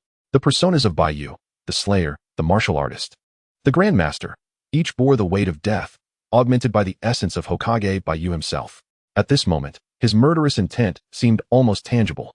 Suigetsu and the Six Tails were taken aback, the former's expression darkening. "Impossible." The Six Tails host warned gravely, "Be cautious. This individual is unlike those from the Hyūga clan. He is no ordinary foe." Bai Yu raised his left hand, forming the hand seals for the shadow clone technique. With a series of explosive sounds, 2 shadow clones appeared at his side, all 3 brandishing their swords towards the mist ninja, declaring in unison, "Come forth. Let us commence a new round of slaughter. None of you shall leave alive." Chapter 78. Fierce battle. The 3 Bai Yu moved in perfect synchrony, dashing towards the mist forces. The original confronted the Six Tails. One clone charged at Suigetsu, while the other steadfastly protected their comrades from Konoha. In a clash, Suigetsu shouted, "Everyone, give it your all. Let us eliminate them at once. I shall be the one to take you down first." The shadow clone swung its katana wildly, aiming to slay him solely through brute force. "If the shark's skin absorbs chakra, then simply do not provide it. I shall vanquish him with pure physical prowess." Meanwhile, the original engaged with the Six Tails, delivering a powerful kick that sent him flying after a brief exchange. As the Six Tails Jinchuriki tumbled and twisted through the air, he finally landed and skidded to a halt. A bead of cold sweat trickled down his aged visage as he murmured, "It seems I have no choice." Having shared an era with the 3rd Mizukichi, his days were already numbered, and he was compelled to join the fray. He had intended to seize the opportunity to unleash his full potential against the Konoha forces, but unexpectedly found himself confronted with a formidable adversary. His hands trembled, a consequence of the earlier clash where he had defended against a powerful strike. White Feather remained silent, merely raising his left hand and beckoning him with a curled finger. "Humph." The Six Tails Jinchuriki let out a scoff, and in an instant, his body began to bubble with energy, his crimson chakra manifesting. A single red chakra tail swayed, a flicker of pain crossing his face. Though his tailed beast form appeared potent and his regenerative abilities were heightened, such transformations would inevitably diminish the lifespan of the Jinchuriki. Clenching his teeth, he propelled himself towards White Feather with a speed unmatched by his prior movements. With just one tail, White Feather gradually discarded his katana. The blade was rendered useless. The Six Tails Jinchuriki could not be slain by mere cuts unless he stood still, and allowed himself to be cleaved into pieces. Thud, thud, thud. The two engaged in a rapid exchange of blows, each impact resonating like hammers striking against one another. Suddenly, White Feather smirked disdainfully, transforming his left fist into an open palm, twisting the Jinchuriki's fist upward while raising his right fist. Boom! A thunderous crack echoed as a large crater formed beneath them, with the six-tails Jinchuriki now lying within it. White Feather regarded him and said, "Let us be straightforward. Let us duel with all six tails." At that moment, a hidden mist shinobi surged forth from behind White Feather. Without turning, White Feather tilted his head to see a fist approaching. Grabbing both hands, he executed a shoulder throw, leaving a puddle of water in the Jinchuriki's wake. "The Kirigakure clan," he remarked as he swiftly formed hand seals, his chest swelling with energy. "Fire release, great fireball technique." The inferno roared to life, and it was evident without needing to look that the Kirigakure warrior was beyond salvation. "How audacious!" he exclaimed. Shouts erupted from either side, prompting White Feather to furrow his brow and cease his offensive. Bang, bang, bang. After a brief skirmish, two lesser foes were sent flying, each ignited by explosive tags they had unwittingly activated. Just as more insignificant adversaries attempted to intervene, White Feather turned and bellowed, "Filth, begone!" At this roar, his assailants halted in their tracks, caught in a dilemma of advance or retreat. From the flames, the voice of the six-tails Jinchuriki emerged. "You all fall back." Sizzling sounds resonated as the flames gradually subsided, revealing the Jinchuriki on all fours, his head swaying, evidently affected by that devastating blow. A roar erupted as a third tail emerged, cloaking him in a dark crimson-tailed beast aura. Yet it did not end there. Forth came the fourth and fifth tails as well. However, it was clear he did not intend to fully transform into his tailed beast form. Though merely in a half-tailed beast state, his power was already sufficient to dominate the ninja world. White Feather smiled and remarked, "Now this is beginning to resemble something formidable." With a hissing exhale, the creature expelled scalding breath, a droplet of saliva falling to the ground, corroding and scorching the earth beneath. Whoosh! In an instant, he appeared before Bai Yu as if teleporting, his five tails forming a colossal fist behind him. Being struck by such a force would be excruciating. Bai Yu sidestepped to evade, simultaneously sweeping his right leg horizontally at the creature's head. Thud! The tail fist slammed into the ground, ensnaring Bai Yu's right foot. With a sweeping motion of its tail, Bai Yu attempted to block with crossed arms, yet was still sent flying. The magnitude of the force rendered his hands numb. He soared through the air for dozens of meters before finally beginning to descend, only to find the six tails Jinchuriki unleashing a barrage of energy orbs toward him.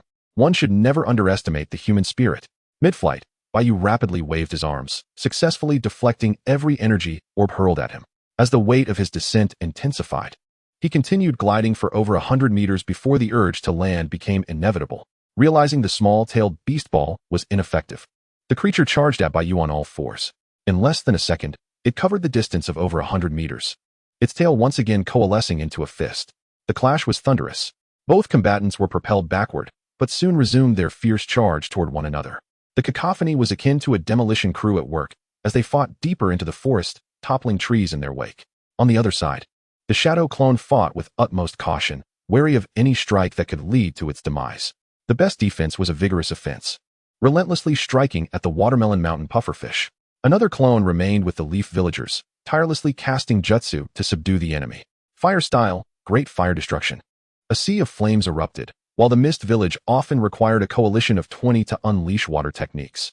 Yet, despite the shadow clone exhausting its energy, comrades continued to fall around it. The enemy was overwhelming, an unending tide of foes. This was precisely why Bai Yu had instructed his companions to retreat first. Human strength is finite. He could fight, but not protect them all. Such a defensive strategy would only hinder him. To truly unleash his power, he must charge in and wreak havoc. The mist had dispatched over 1,000 troops, likely only the vanguard. More would undoubtedly follow. The cries of his teammates echoed incessantly, and Bai Yu had grown numb to their suffering. Perhaps further attempts to shield them were futile. These individuals were destined to perish here. Encircled by layers of enemies, even Bai Yu's expansive jutsu could not carve out an escape route. Water style, fire style, these two techniques collided, creating a devastating effect. Under the cover of night, the heavens unleashed a torrential downpour. A thunderous roar resonated through the skies. As a colossal figure emerged several kilometers away, the six tails had arrived. Bang! The shadow clone, which had battered the watermelon mountain pufferfish, suddenly vanished. The remaining clone glanced back, noting a mere 7 comrades remained. One lay on the ground, a member of the main family, while another tended to him from the branch family. Nicho was bloodied, yet his hands remained raised, shielding the two as he attacked anyone who dared approach. The main family member proved remarkably resilient. 3 of the remaining allies were Uchiha, with the last being Fugaku. A brief lull enveloped the battlefield. The commotion from the Six Tails was unmistakable, and the shadow clone sensed its own impending dissolution. The Six Tails is not easily dealt with. Once that happens, he cast a deep glance at Nakaira and said, "Why continue to protect him? Are you willing to drag yourself down with him?" Chapter 79. If I had sufficient power with disheveled hair, the mark of a caged bird appeared on his forehead. Nakaira still held up his hand, assuming a stance of soft fists, and declared, "It is my duty to protect him. I do not expect you to do the same. But you cannot interfere with my actions. Each person has their own way of living. I am weak, lacking the strength to change everything, and can only live according to the preordained path. You are different. You possess talents and powers that ordinary people cannot hope to attain. We are beyond salvation. He will die, and so will I, yet I will protect him until the very last moment. I implore you, after we are gone, please destroy his eyes. The Byakugan must not fall into the wrong hands." Aside from the relationship between the main and branch families, the one lying on the ground is also his brother. Upon hearing this, the shadow clone felt a lump in his throat. A trace of regret appeared on Nakaira's face as he continued, "It is a pity, though. Before we set off, your sister-in-law was already pregnant, and I fear I will not witness the birth of that child. May I ask you for a favor? After you escape and return to the village, please help me take care of them. Take care of that child. You are incredibly strong. If my child could be as strong as you, it would be a blessing, regardless of whether it is a boy or a girl. Please guide them in their growth."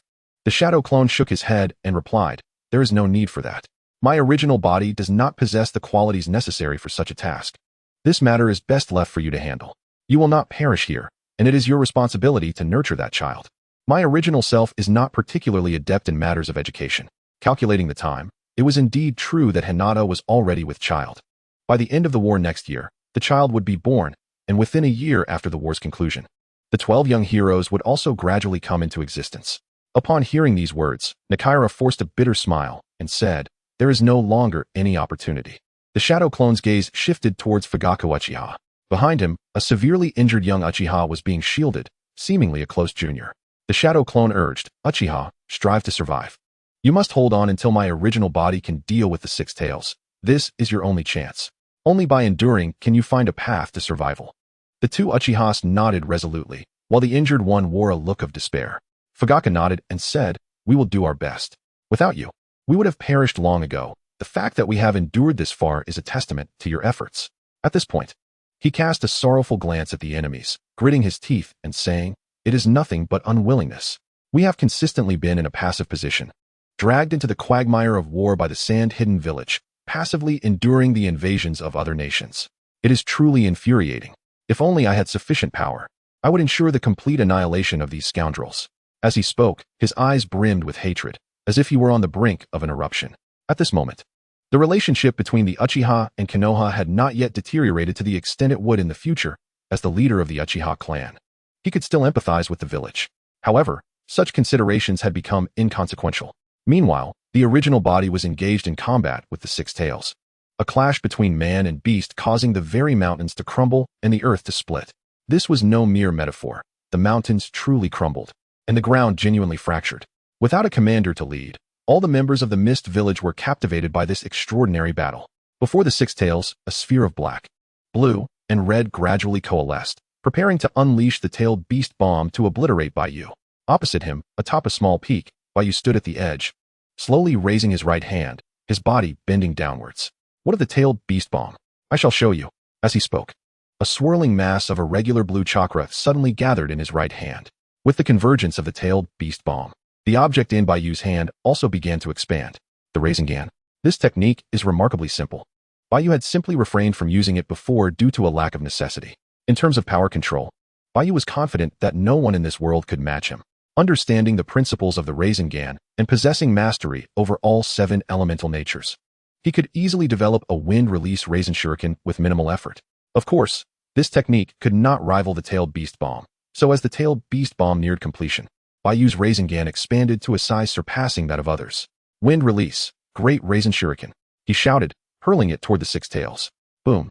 At that very moment, the tailed beast bomb was also launched. In an instant, the two collided. Do not underestimate the wind release. great raisin shuriken for its size pales in comparison to the tailed beast bomb. However, Bai Yu held absolute confidence in its potency. The tailed beast bomb was merely a brute force chakra explosive, crudely compressed into a sphere and fired. The Rasengan, on the other hand, was the culmination of Minato's wisdom. Its potential limited only by the user's chakra reserves, control, and physical condition. Though Bai Yu could not utilize Sage Mode, his physical capabilities far surpassed those of Naruto. When it comes to comparing resilience, it depends on the context. While it may seem fragile against ninjutsu in a taijutsu contest, it would be presumptuous to compare them. Even against Naruto in Sage Mode, Bai Yu would undoubtedly excel in durability and natural physical defense. As the two techniques clashed, although Bai Yu had not witnessed the power of 1,000,000 explosive tags firsthand, the traces left on the ground allowed for some deductions. Boom. A blinding flash, trembling earth, and forests reduced to ash.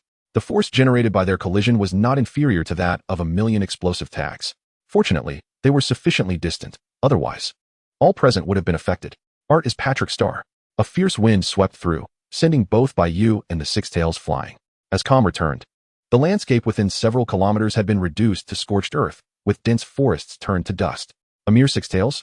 I shall vanquish you. Bai Yu emerged from a hidden corner, sprinting furiously towards the Six Tails. Meanwhile, after a brief moment of shock, everyone regained their composure. The watermelon-sized pufferfish that had been relentlessly pursued had vanished.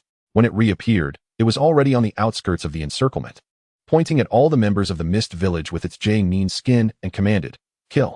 Kill them all." Upon hearing this, the Mist Village, regaining their senses, launched another assault. Fire release, great fire destruction.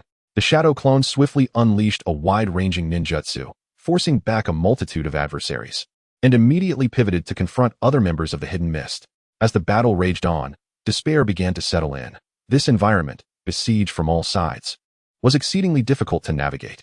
Time passed, and gradually, among the 7 remaining, some began to fall. First, 2 Uchiha succumbed, followed closely by the Hyūga who had been providing treatment to the clan. With no assistance available, it was likely that the clan would succumb within a minute. His vitality was remarkably resilient, driven by an intense will to survive. There remained only 3, Nichi, Uchiha Fugaku, and his junior. Chapter 80, The Six Tails, Downfall. The Colossal Rasengan. A massive orb sent 7 or 8 individuals flying, and as it landed, the shadow clone was left gasping for breath. He was on the brink of collapse.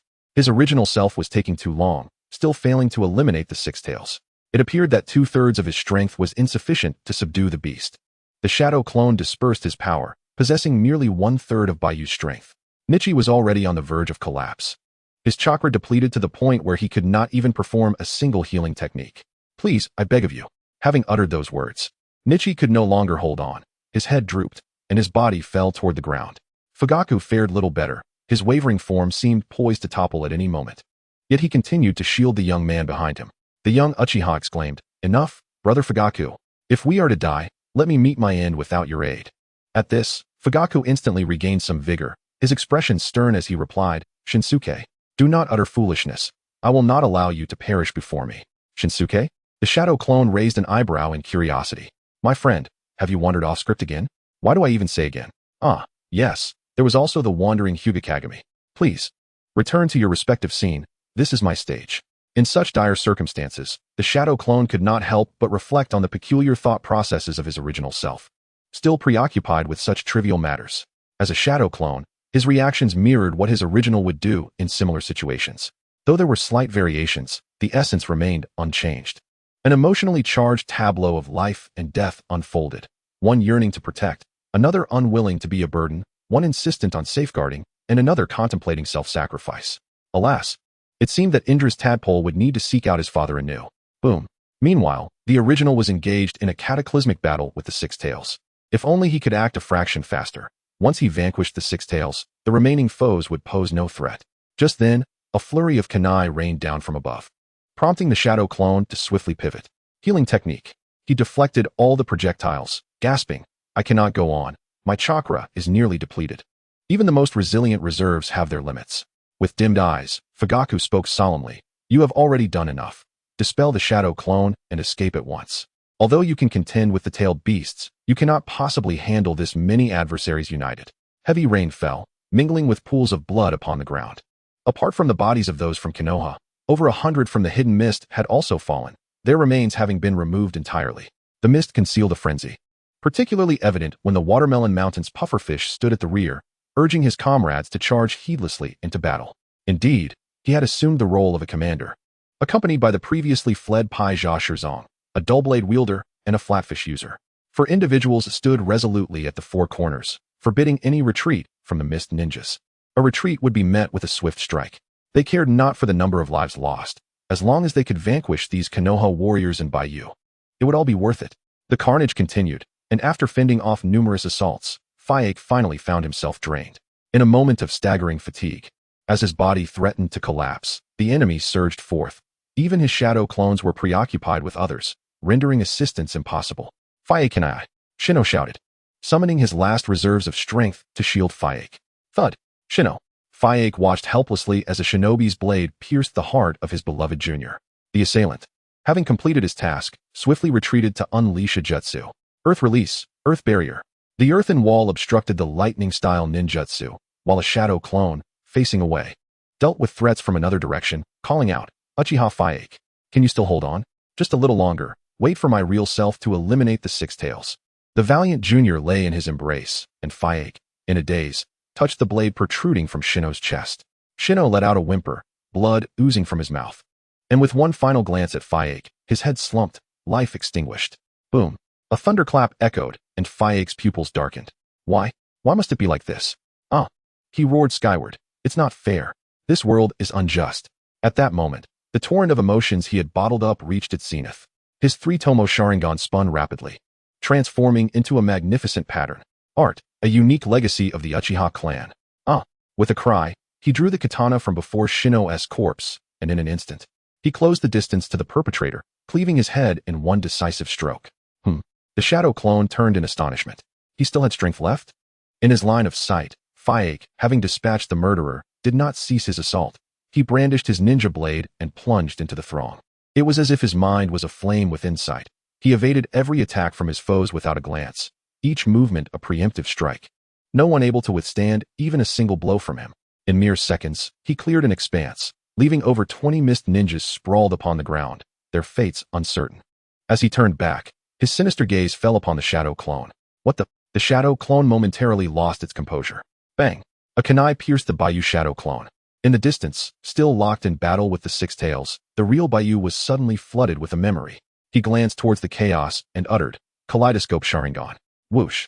Acid surged towards him, but Bai Yu evaded with a backward leap, refocusing on the six tails. Bai Yu concentrated and bellowed, Beast! It's time to settle this. Boom! Thunder rumbled, and torrents of rain cascaded down. With that declaration, he left behind an afterimage and charged towards the six tails with unparalleled speed. Boom!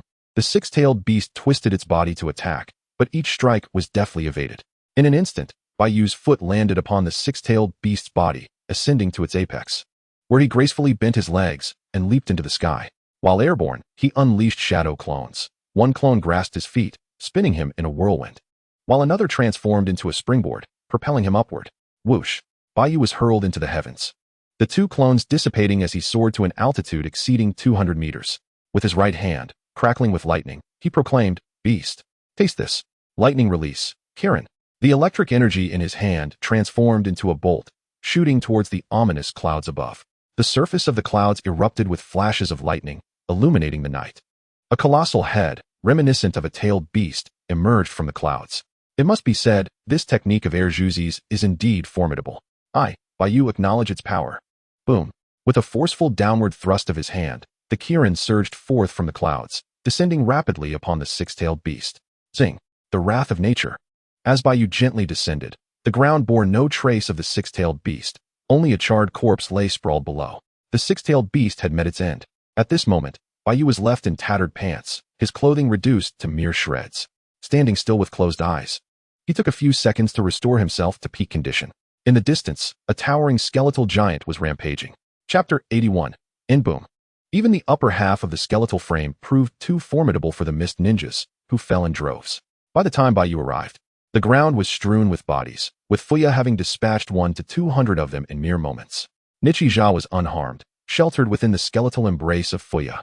The fate of the mist ninjas was sealed. Fuya's resolve was evident. He was determined to eradicate every last one present. Observing from a small hill, Bai Yu knew he could join the fray in an instant, yet he remained patient, contemplating how to ensure not a single one of the mist ninjas would escape. The situation had not exceeded his control, but the next crucial step was to contain the information. Only when every last one perished would the news remain concealed from the clan. He could not return, lest Nichija's father and the father of the fallen figure seek to extract secrets from him.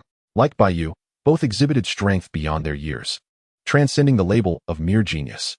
Nichija was a kind-hearted individual. Bai Yu could not bring himself to eliminate him, which meant the information would inevitably surface. Thus, the conflict with the clan was nearing the surface. Were he merely an ordinary branch family member without any advantages, he would harbor no disdain for the caged birds, perhaps even feeling grateful for their existence. The worth of the caged bird is determined solely by one's perspective. At this juncture, a resolution must be reached. Though it may only delay the inevitable, it appears that an extreme measure may be required, Bai Yu murmured softly. There were indeed several solutions at hand, albeit somewhat radical in nature. The most straightforward approach would be to return directly to the village after the war concludes, and when the clan gathers for a meeting, discreetly hurl a spiral shuriken, thereby eliminating all troubles. However, such an action would inevitably present new dilemmas. Frankly speaking, all of Bai Yu's friends reside in the village, and he has no desire to betray his home. Remaining in the village, occasionally indulging in a bath or a massage, or savoring a bowl of Otsutsuki ramen, is a life of comfort. Wandering alone is indeed rather dreary. As for dominating the ninja world, given his current strength, it would likely take a considerable amount of time, certainly not achievable within the next few years. After much contemplation, Bai Yu resolved to employ the most extreme method. With his decision made, he redirected his focus back to the battlefield, surveying the positions of the members of the 7 ninja swordsmen. The primary concern lay with these individuals, as their prowess in evasion was formidable. Failing to eliminate them would leave no time to delay their escape. If he were to strike them down now, the mist ninjas, lacking a supervising officer, would undoubtedly scatter and make pursuit difficult. The Watermelon Mountain's pufferfish had already noticed the missing 6 tails and was now cautiously searching. Should the situation spiral out of his control, he would be the first to flee. After a moment's thought, Bai Yu decided to create several shadow clones at weaker points, instructing them merely to observe without engaging. Just as he finished forming the clones, an individual from the crowd stealthily approached the pile of corpses in Konoha. His target was the clan, and upon arrival, he wasted no time in attempting to extract an eye. Humph! With a cold scoff, Bai Yu propelled himself from the hillside. Before the intruder could remove the eye, Bai Yu seized his hand, inquiring, "What is your name?" Appearing to be in his early 20s, the man trembled in fear, stammering, "I am called Qing." With a sardonic twist of his lips, Bai Yu remarked, "Ah, so it is you. You may now meet your end." With a swift motion of his right hand, a perfectly healthy head fell to the ground. Bai Yu slowly crouched down, extending his hand toward the pristine white eyes, murmuring, "What a surprise. I had thought these eyes would only be mine once the war was nearing its conclusion." Protected by numerous elites, this individual was not easily dispatched. Bai Yu was unaware of how Qing had been captured in the original narrative, but he could surmise that it was certainly not during the early stages of the war. The opportunity must have arisen when both sides were exhausted. After extracting the 2 eyes and stowing them in his pocket, Bai Yu hurriedly made his way toward Fugaku.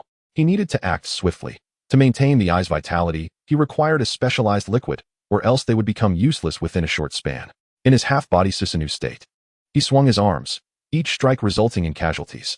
Blood streamed from Fugaku's eyes, yet he continued to scream in a fit of rage, "I will kill you. I will annihilate you all. You shall all perish." Upon Bai Yu's arrival, he wasted no words. In peak condition, he joined forces with Fugaku to commence their slaughter. 2 minutes later, Fugaku could no longer sustain the Susanoo state and collapsed. Nevertheless, aside from his eyes being strained, he retained formidable strength. The two stood back to back, each wielding a katana, continuing their relentless massacre in unison. As of now, only 200 to 300 members of the Mist Hidden remain. Nonetheless, the 4 supervising officers still forbade any retreat. Fugaku had already exited that state, and after such a lengthy battle, they did not believe that these 2 monsters could annihilate their ranks and still possess the strength to confront their combined might. Another 10 minutes elapsed, and merely dozens of individuals from the Mist Hidden remained, yet these few were formidable adversaries. Apart from their keen insight, each was exceptionally powerful, with none being less than a special jonin. They gazed at the 2 with trepidation, particularly fearful of Bai Yu, who appeared as vibrant as ever, occasionally unleashing wide-ranging ninjutsu. Seemingly with limitless stamina and chakra, Fugaku could no longer continue. Despite having strengthened his resolve once, he had grown numb and weakened. Bai Yu declared, "Leave the next phase to me. Take a moment to rest." We shall soon vanquish them all. With that, Bai Yu resumed his onslaught, brimming with vitality, effortlessly executing powerful techniques. In no time, half of the remaining foes were eliminated. The elite of the mist hidden could no longer endure. Their spirits had shattered. The 4 supervising officers found themselves rendered useless, as they too contemplated fleeing. Once these individuals turned to escape, the force swiftly followed suit. Survival meant outpacing their comrades. As 20 or so individuals fled simultaneously, this was no Dragon Ball. Bai Yu lacked the power to intercept them. He did not pursue, but instead stood firm, forming hand seals to redistribute his chakra, ultimately conjuring 20 shadow clones. These clones surged after the fleeing figures, each assigned a specific target. Fugaku sat on the ground, gasping for breath, while Bai Yu regarded him, saying, "Uchiha Fugaku, let us keep our secrets guarded.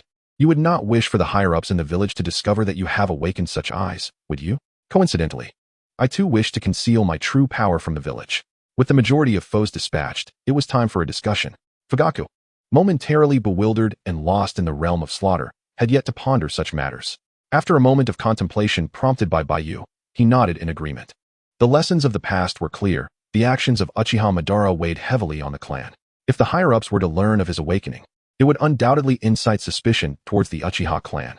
Of course, at this juncture, they had no intention of pursuing anything. The subsequent events would be born of compulsion. After a brief exchange, Bai Yu concluded, "I must ask for your assistance in one final matter. I cannot return just yet. Upon your return, please add my name to the list of the deceased." Uchiha Fugaku gasped, "What do you intend to do?" Bai Yu replied, "Given the current situation, returning is not prudent. It would only exacerbate tensions between the branch and main families, leading to a series of troublesome events. I must disappear for a time. However, disappearing for too long is also unwise. The Hyūga clan has no traitors because the caged birds possess a tracking function, allowing for a few days of subterfuge. As long as they can mislead for a few days, the caged birds will eventually be rendered inoperative." With his instructions conveyed, Fugaku acquiesced. Bai Yu closed his eyes, then opened them once more, restoring himself to peak condition before turning to pursue the fleeing mist-hidden ninjas. Promises must be kept. They all must perish. Chapter 82. The Newcomer, Bowing to the Great One. In the distance, the sun ascends. By the seaside, the sky is a brilliant azure, and Bai Yu finally catches up with the last individual in the early morning. Behind Pai Pa Shirzong lies the vast ocean, and he gasps, "Spare me." "How can I be spared?" Bai Yu, unperturbed, approaches slowly, remarking, "How intriguing. Not long ago, you boasted about how you would kill. Yet here you are, begging for mercy as one of the 7 ninja swordsmen. Is this a trait shared among your group?" The other 3 have similarly pleaded for their lives. Shiguashan He Tun even knelt, weeping and begging me not to end his life. With the demise of the other 3, should he eliminate this one, the 7 ninja swordsmen would be entirely vanquished by Bai Yu. I inquired earlier, and it appears that Heichi Leiya and Wu Li Shun Ba perished in the great explosion. Not in haste to kill him, Bai Yu casually raises a hand and says, "Share your thoughts on survival. Perhaps I might find them somewhat compelling and consider sparing you." Pai Pa Shirzong, drenched in sweat, lamented his misfortune at encountering such a creature. Gathering his wits, he nervously proposed, "A person as formidable as you must have subordinates. My abilities are decent. May I join your ranks?" Bai Yu disdainfully gazed at him, responding, "Not at all. Your skills are indeed respectable, but they represent your peak potential. With arduous training, you might improve only marginally."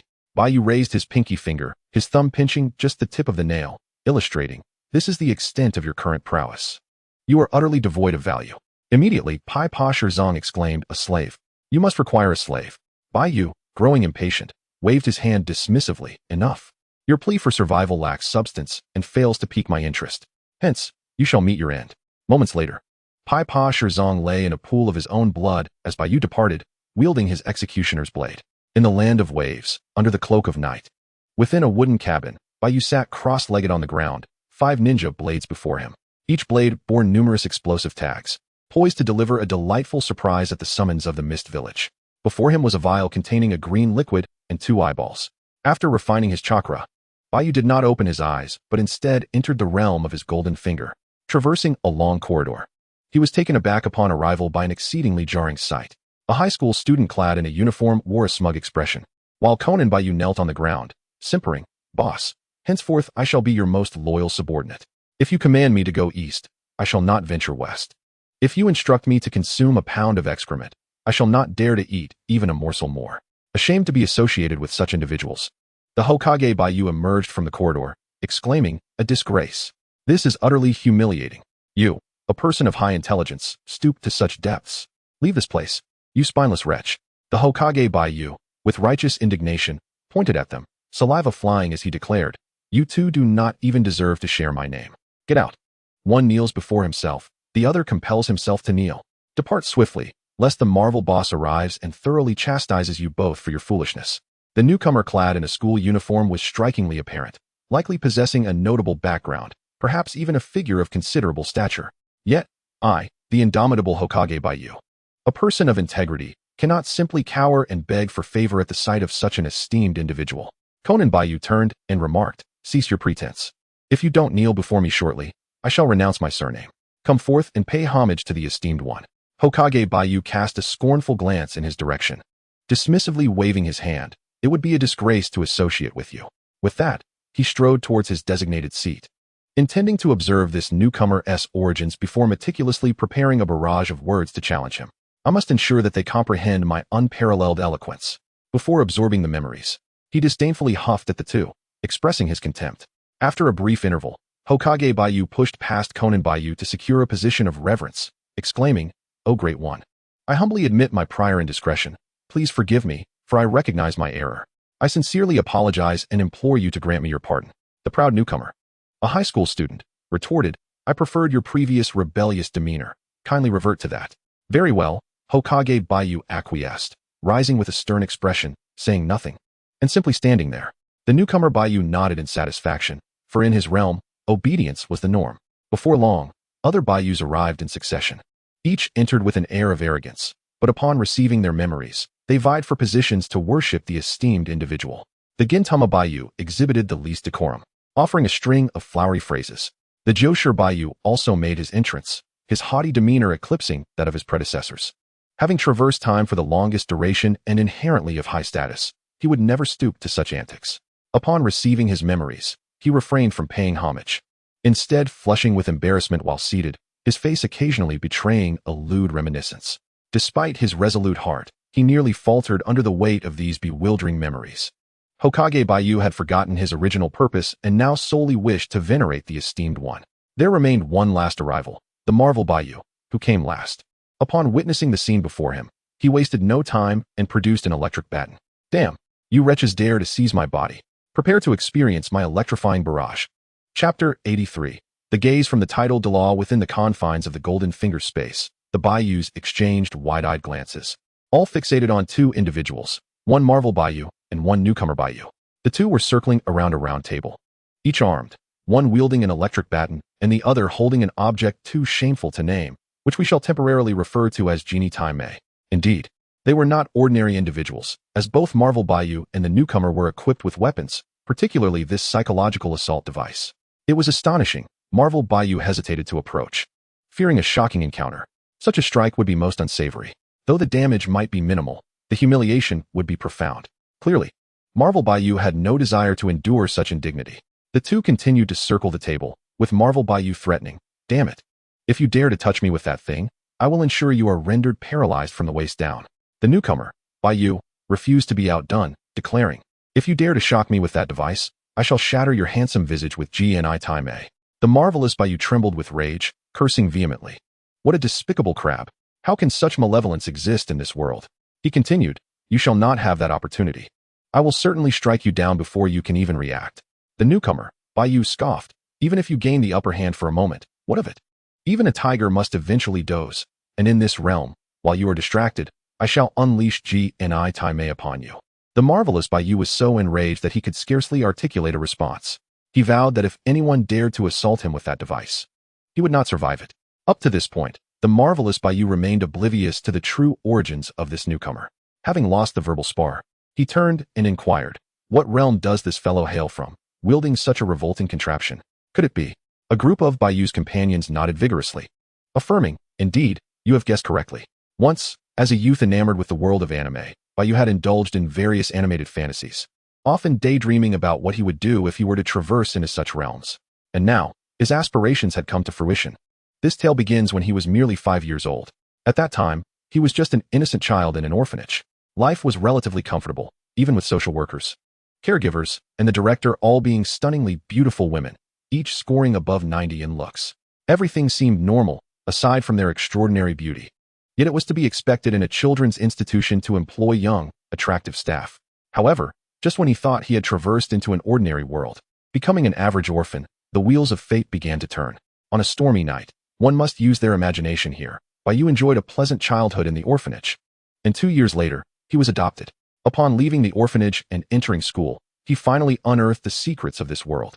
At school, the teachers, the principal, the staff, 90% were women, and all possessed beauty surpassing 58 in appearance, as if the exquisite beauties of his past life were now ubiquitous. The men, on the other hand, were peculiar in their shapes, yet the young boys seemed rather pleasing to the eye. How strange indeed. He sensed something, yet remained uncertain. One day, he resolved to take the subway. Again, imagination is required. Upon entering the carriage, he was greeted by a familiar scent. As he beheld the stunning women encircled in the middle of the train after it set in motion, enlightenment struck him. It was indeed that ludicrous world. From that moment forth, at any time, in any place, the Golden Kidney Warrior was ready for battle. Though he was merely 16, he had already been through countless trials. Currently, he attended a certain high school, and merely the names of his classmates drove other Bai Yus to the brink of envy. Gu Yin Yi, Shi Yuan Si Shijia, Chiu Yu Ai Li, Chiu Yu Jin Li Na, Shan Xing De Shun, Ba Nu Yu Ka Nai, and Lanzi. Bai Yu was not one to be trifled with. As a transmigrator, he would not be outdone, and thus he resolved to conquer them all. Aside from these classmates, there are many familiar names in other classes, particularly within one organization at the school. The student council's president is Kurahara Mari, the vice president is Shiraki Maiko, and the journalist is Midori Kawahana. Furthermore, even the teachers are notable figures: Kitami Rika, Siki Kaori, and Shioyu Eshao. However, the latter is of little consequence, as she has already been killed by the character Shiraquane. Indeed, despite her seemingly frail appearance, she possesses magical abilities. This brings us to the story of a succubus summoned years ago, which has since clarified his understanding of this world. It is a realm not only inhabited by succubi, but also by hell and heaven. Without exception, even figures like Satan and God are depicted as female. Upon realizing this, he understood that his arrival in this world must serve a purpose, to submit to both Satan and God. In this arena, his strength is formidable, and he is certain he can succeed. Coincidentally, he has been troubled by the decline of his Golden Kidney Warrior physique. Just as he was feeling drowsy, an opportunity presented itself. After some discussion, the newcomer Shiraquane no longer confronted the Marvel Shiraquane. He smiled and expressed gratitude for the enhanced physique, stating he would return to challenge his weaknesses. He turned to leave, declaring, "This time, I shall strike down 100. The newcomer Shiraquane recognized it was time to depart. Lingering would be impolite. The presence had already attracted the attention of the titled Delaw, and staying further would be discourteous to the other Shirakahanes. His intricate life, filled with countless details, could only be condensed into a mere few thousand words. How frustrating, such is fate. Once he departed, the remaining Shirakahanes exchanged glances. The Slaughter Shiraquane remarked, "Everyone, I have matters to attend to, so I shall take my leave." The uncle Shiraquane immediately retorted, "Nonsense. You clearly wish to return and test yourself." The Slaughter Shiraquane dismissed him entirely, becoming ethereal. The martial arts Shiraquane, with a resolute expression, stated, "I too shall depart. The little dragon girl is waiting for me." Soon, one by one, they left, leaving only the Hokage Shiraquane and the Konin Shiraquane staring at each other. The Hokage Shiraquane asked, "How old are you?" The Konin Shiraquane replied, 8. The Hokage Shiraquane sighed in relief, glad he was not the only one yet to fully mature. The Konin Shiraquane clenched his teeth, determined to make Konin, that foolish boy, realize how strange the world is. At that moment, his resolve to continue maturing was stronger than ever. The Hokage Shiraquane also departed, and upon returning to the Hokage world, after some reflection, he suddenly exclaimed, "Wait. What was I supposed to do?" Title Doloa, taste my revised manuscript. Chapter 84, Card Failure in the Hokage World. That man, who would have thought that even the mention of his name constitutes a violation? He is nothing more than a 404 aggregation. Henceforth, he shall be referred to as 404 Shiraquane. The Hokage Shiraquane initially sought assistance, but lost his train of thought due to the interruption by 404 Shiraquane. Reluctantly, he had to wait until evening when everyone gathered. Going now would be futile. It would be best if the Uncle Shiraquane could glean the situation from his memories, allowing for earlier preparations. Time, after all, could be delayed for a few days. There was no urgency. Days passed swiftly, and Bai Yu remained ensconced in the inn, relying on room service for his meals. As night fell, he ventured once more into the realm of the Golden Finger. After conversing with Uncle Gio Bai Yu and securing his agreement, Bai Yu continued to await developments in his modest lodgings, completely oblivious to the occurrences in the outside world.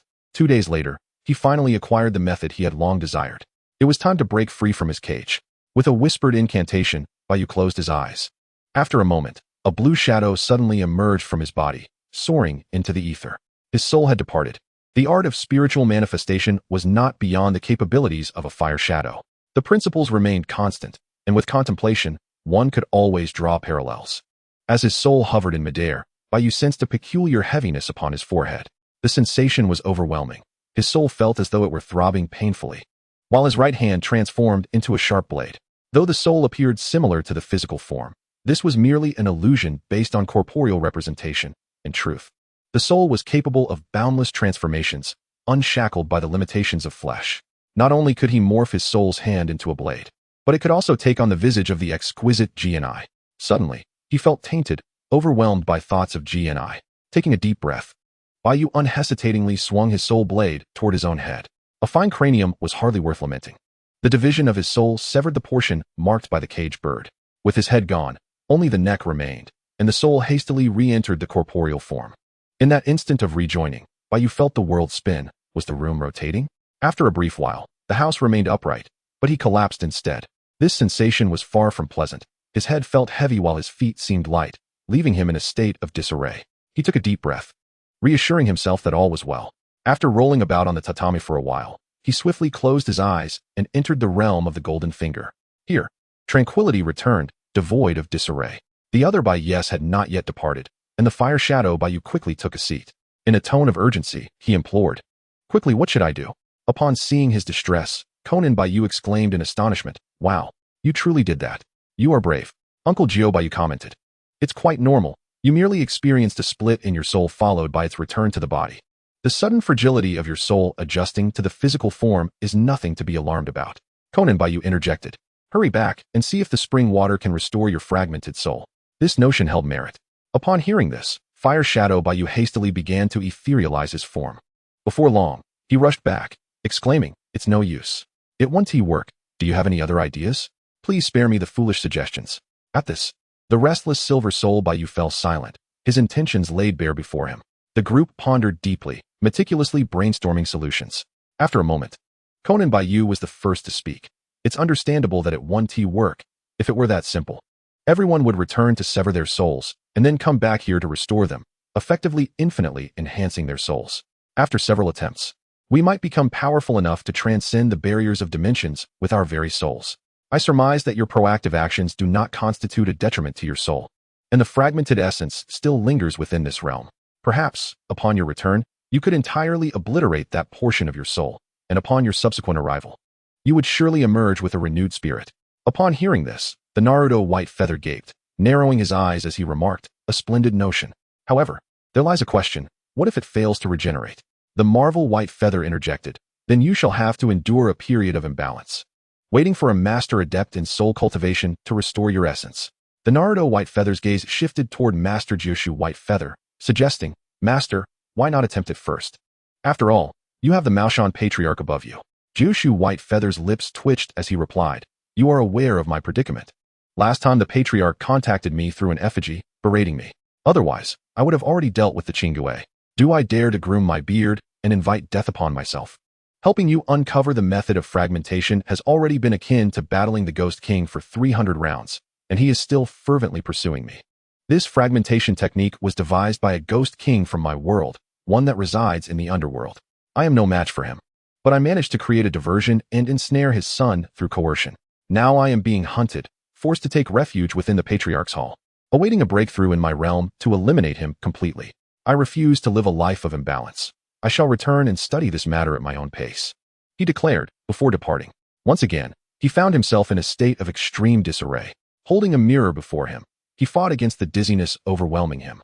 Drawing forth a kunai, the blade sliced the corner of his eye, leaving no blood, for White Feather had already sealed his essence.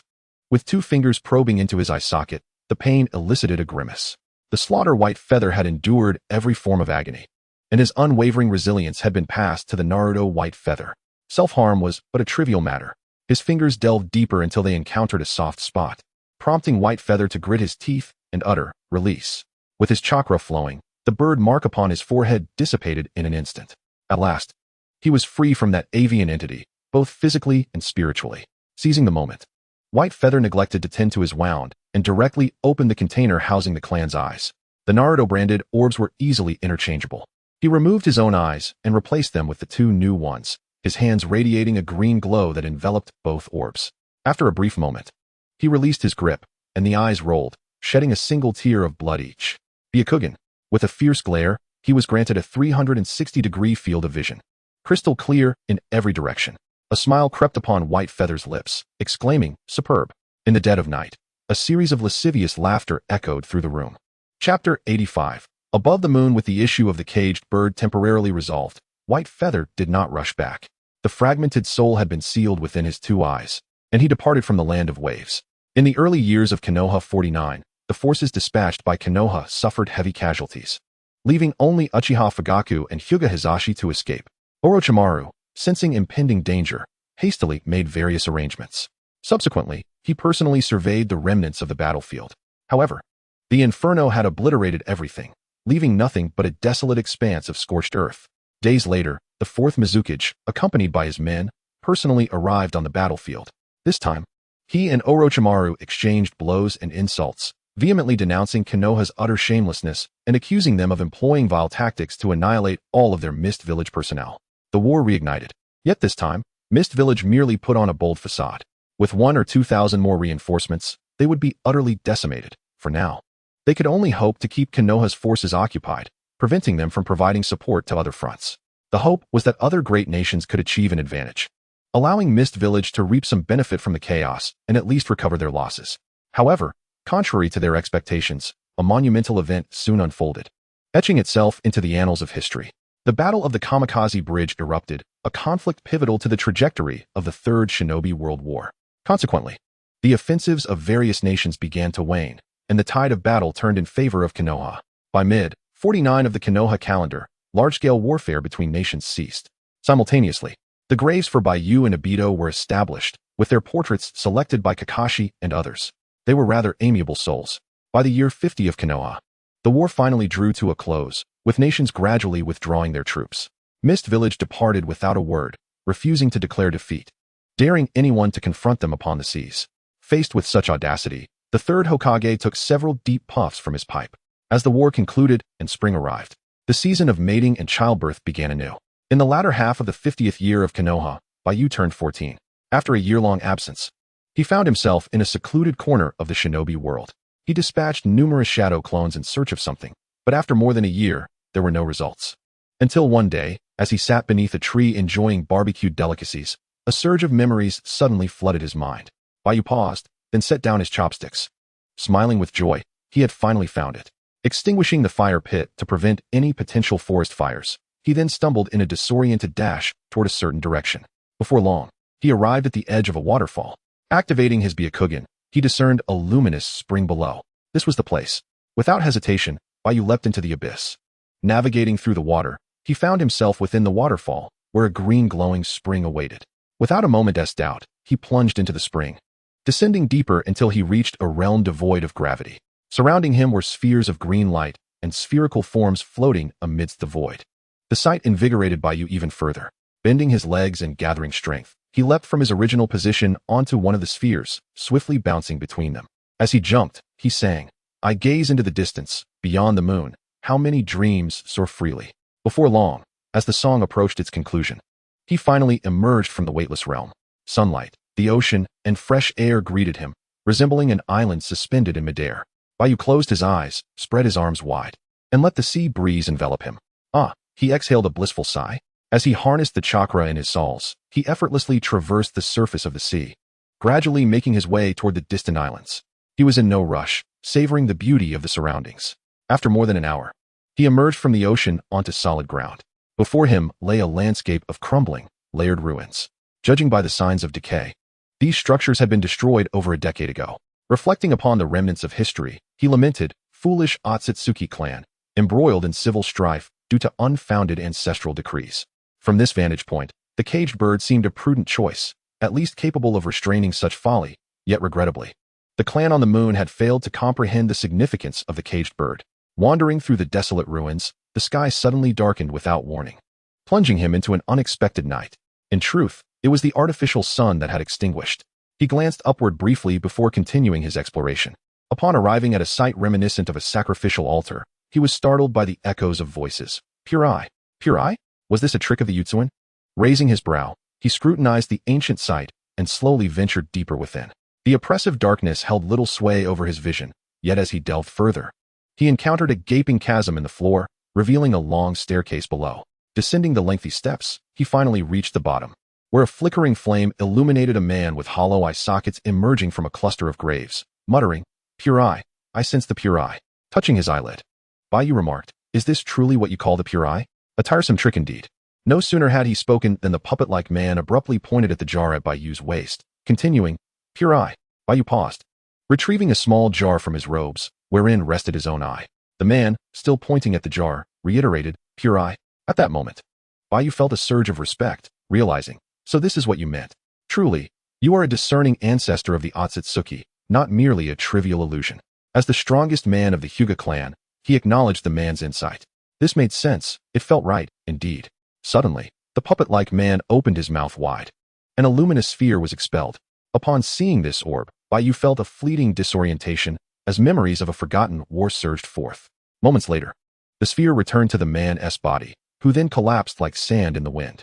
Turning away, Bai Yu mused, "I am indeed the protagonist, recognized even by these elders. They possess keen insight, ha ha ha." His laughter echoed through the dark ruins, a sound that would have terrified any living soul present. Above the moon, on another continent, a grand castle stood tall. Within its walls, puppets busied themselves with cleaning, oblivious to a fleeting shadow that passed unnoticed. In the expansive, intricate castle, this specter wandered for a considerable time before locating its target. In one chamber, a swaddled infant lay peacefully asleep in a crib, while beside the bed, an elderly figure sat, intently gazing at the child. The elderly man murmured cryptically, "The future of the Otsutsuki clan and the duty of preserving our ancestors' words shall one day rest upon your shoulders." He was aware that the infant could not comprehend his words. He simply wished to utter them. Suddenly, a voice broke the stillness of the room from behind him. "Where are his parents?" Chapter 86. The hostage in hand. With a loud crash, a chair fell to the ground as the old man, in a state of panic, turned around. A gentle breeze swept through, revealing nothing behind him. His complexion shifted dramatically. When he looked back at the bed, the infant had vanished. By the window, Bai Yu cradled the baby in his arms, his pure white eyes gazing at the peacefully sleeping child. "Is this the last remnant of the moon? Quite adorable indeed." The old man noticed him, raising his right arm with a sharp command. "Who are you? Put him down." Pausing, the elder's gaze fell upon Bai Yu's eyes, and in a daze, he murmured, white-eyed, "You cannot be a descendant of the clan, as they have all perished. It is impossible for you to be of this age. Who exactly are you?"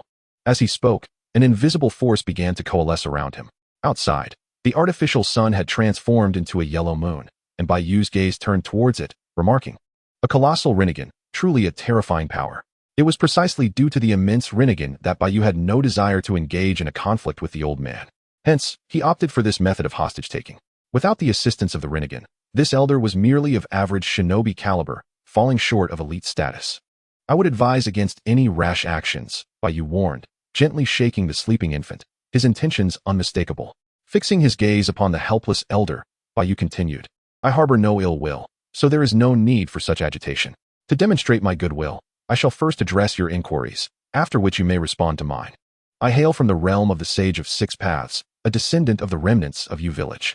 The old man's eyes widened in realization, though confusion lingered. Bai Yu spoke on, "However, I must correct you.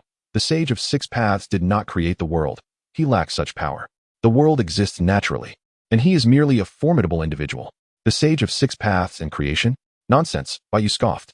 He detested those who fancied themselves as deities or were mistakenly revered as such by the ignorant. Even in worlds with true gods, those divine beings were not so presumptuous.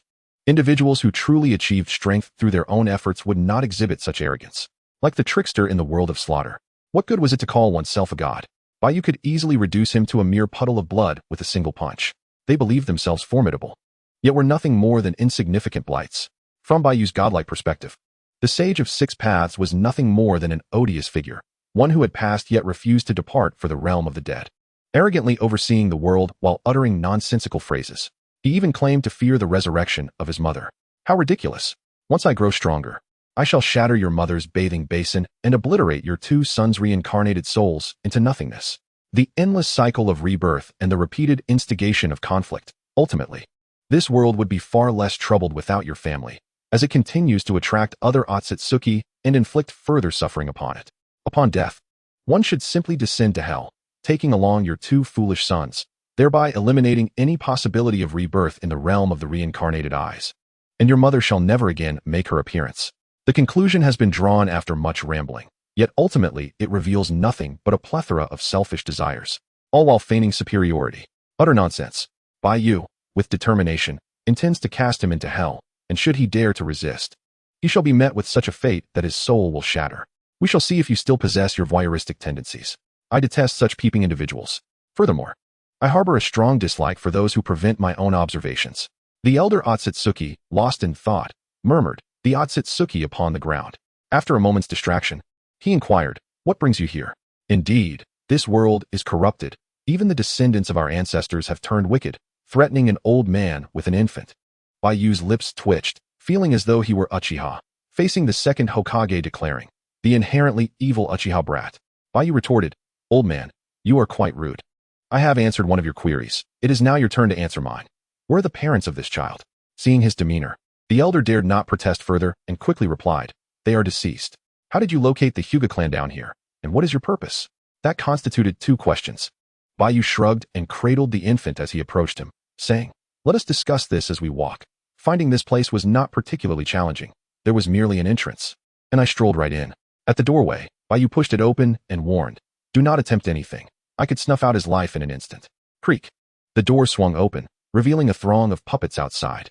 Bai Yu remarked with a hint of mockery, oh my, there are so many puppets. It seems they wish to do me harm. How frightful. He stepped outside, and the puppets promptly parted, allowing him passage. The elder Otsutsuki's expression darkened. Yet he had no choice but to follow. As they traversed the lengthy corridor, Bai Yu continued, I have answered your question. Now it is my turn. Aside from the 2 of you, are there any living souls here? The elder responded, none remain. All have perished, leaving only myself and this child. They exchanged inquiries and responses until they swiftly exited the castle. What precisely do you intend to do? The elder Otsutsuki asked once more. Bai Yu replied, that question necessitates your accompaniment. He pointed to a nearby war machine and added, this contraption can fly, yes? Let us embark on a journey. With that, he leaped onto it. With the hostage in hand, the elder Otsutsuki had no choice but to acquiesce. The 2 were escorted by numerous puppets to the desolate ruins. In what appeared to be a sacrificial site, Bai Yu led him into an underground passage, stating, I am already aware of the division between the branch and main families on the moon. All of your conflicts are utterly meaningless. The deaths of so many have served no purpose. This was tantamount to denying the elder's beliefs, prompting him to instinctively raise his voice in protest. Bai Yu quickly interjected, what is the haste? Simply inquire with your ancestors, and you shall find the answers. Before the tomb, Bai Yu swiftly positioned himself behind the elder, placing a hand upon the back of his head. The old man's gaze suddenly shifted, transforming the filthy graveyard into a pristine expanse of white. An array of immaculate tombs emerged, followed by the souls of the deceased clan members, each filled with righteous indignation, wishing to exact vengeance upon him. Due to the colossal reincarnation eye, the fragmented souls of these individuals were unable to transition to the realm of the dead, trapping them in this limbo. The foremost spirit was the clan leader, who unleashed a torrent of curses upon the old man. Yet, before he could utter more than a few words, they vanished, replaced by a figure seated cross-legged in midair. Otsutsuki Yumura. Chapter 87. The burden you are. The presence of Yumura left the old man in a state of shock, his pupils trembling, momentarily rendered speechless. Yumura cast a glance at Bai Yu and sighed deeply before addressing the old man. Child, you have chosen the wrong path, misinterpreting the essence of my final words. What followed was a lengthy and tiresome lecture. By the end, the old man was on his knees, tears streaming down his face, his mind overwhelmed by this revelation. The beliefs he had clung to for a lifetime were now repudiated by his ancestors. The collapse of faith is an utterly devastating experience. He had fought against his own kin for this belief, only to realize that all his actions were misguided. Yumura turned his gaze to Bai Yu and inquired, why have you exchanged your eyes for another pair? Your own are far purer. Bai Yu shrugged and replied, due to certain circumstances. My eyes are flawed and cannot be restored for the time being. Otherwise, malevolent individuals might discover my location and threaten me through my eyes. His eyes, purer than those of the clan, led Bai Yu to surmise certain truths. Initially, he may have fallen short, but as he shared more of himself, particularly with the likes of Jioshu Bai Yu from the realm of cultivation, his bloodline's power, though not manifesting in this world, continuously fortified him, with his eyes perpetually evolving. Without further contemplation, Yumura continued, "Why do you reject my chakra? You possess formidable strength, and the reincarnation I must be entrusted to you for its destruction. If the colossal reincarnation I is not destroyed, the souls behind me cannot enter the realm of the dead." Bai Yu waved his hand dismissively, stating, "No, I still need the colossal reincarnation I. It cannot be destroyed at this moment. Let us wait. Once everything is resolved in a decade or so, I will willingly destroy it." Should Bai Yu accept Yumura's chakra, he would become akin to a direct descendant of Yumura, potentially awakening the reincarnation I on its own. However, Bai Yu was uninterested. He held the reincarnation I in disdain. The Otsutsuki Shinsen was so weak that even Naruto in his Nine-Tails mode could not defeat it, leading to the extraction of its eyes. Although there were reasons for his lack of performance, it was evident that the reincarnation I would only grant him power comparable to that of Uchiha Madara's Rinnegan. Without achieving the 6 paths, one remains an insignificant insect. This reincarnation I would interfere with Bai Yu's original intentions. He had already formulated some speculation in his heart, planning to forcefully transcend to the level of the 6 paths in the future, not destroying it. Yumura furrowed his brow and said, "Do you not understand? If the colossal reincarnation I is not destroyed, the clan on the moon and the branch families will be unable to enter the realm of the dead." Bai Yu nodded and said, "I understand, but after all these years, I ask everyone to endure a little longer. With so many of us together, it won't be boring. Moreover," he pointed to himself with his thumb, "if I were not here, they would never know of this place, nor would they realize their mistakes. They would remain forever separated from the world of the deceased. Thus, it is entirely due to my efforts that they have a chance at redemption. Shouldn't they wait a little longer for my sake?" Yumura seemed unable to depart for some reason, and Bai Yu speculated it was perhaps due to his lack of strength compared to the Sage of 6 Paths. There must be a disparity between the two brothers. One had been the Jinchuriki of the 10 Tails while the other had not, resulting in differences in chakra and experience. Before Yumura could speak, a line of ancestral spirits appeared behind him. The head of the clan addressed Bai Yu, saying, "Ancestor, he is correct. Since this descendant has a need, let us wait a little longer." He turned his gaze to Bai Yu and continued, "Descendant, please uphold your promise and do not keep us waiting too long." Bai Yu signaled with his hand, replying, "No problem, it's a trivial matter." Just as their agreement was reached, the elder Tsutsuki, kneeling on the ground, suddenly let out a wail, thrusting his hand directly into his own chest. "Wait!" Bai Yu shouted, hurrying to assess his condition. It was too late. He had literally ripped his heart out. Bai Yu, in disbelief, exclaimed, "Isn't that a bit rash for a suicide?" Yumura sighed deeply, beckoning with his hand as a spirit emerged from the elder Tsutsuki's corpse. This spirit cried out, "Ancestor, I was wrong. We were all wrong." A look of compassion crossed Yumura's face as he gently stroked the spirit's head, comforting him. "It's all right. Realizing your mistakes is the first step. There is still time to amend everything, and my brother's world has not been destroyed." Bai Yu, taken aback, held the infant in his arms and stared dumbfoundedly at the two. After a long moment, he turned to the elder Tsutsuki and asked, "But you mentioned that there are no living beings on the moon anymore. What will happen to this child after your suicide?" The elder Tsutsuki rubbed his spirit's eyes and replied, "I leave him in your care. Please take him with you to the world of the Sage of 6 Paths and teach this child to become a person of value to the world, to rectify the mistakes we have made. In exchange, I will grant you the knowledge to control the Rinnegan." Bai Yu's expression darkened as he shouted, "Hey, don't just casually entrust him to me. I'm not well versed in education." The elder Tsutsuki shrugged, "There is no other choice. I can no longer face the world. This child cannot be left uncared for. We cannot let a bunch of puppets teach him, can we? I trust you, although you are somewhat despicable. I believe you are a good person." With that, he bowed, saying, "I beg of you." The rest of the Tsutsuki clan followed suit, bowing as well. Bai Yu sighed in resignation. In the end, he acquired the colossal Rinnegan, along with an unexpected burden. On Earth, at dawn, Bai Yu emerged from the waterfall with the child of Tsutsuki. Riding on a puppet, he journeyed to the land of hot water, where he finally paused to rest. The child was hungry, and Bai Yu spent some money to find a nursemaid. Soaking in the hot spring, Bai Yu exhaled deeply, feeling his fatigue dissipate. He turned around and leaned against the edge of the pool, retrieving a jar containing his own eyes. He had grown weary of a life devoid of direction and clarity. It was now time to reclaim his peak state. With the ocular power of the Rinnegan, easily interchangeable, he reinserted his own eyes, causing them to spin and shed 2 lines of blood tears. Wiping away the crimson drops, Bai Yu raised a hand and declared, "Rinnegan, come forth."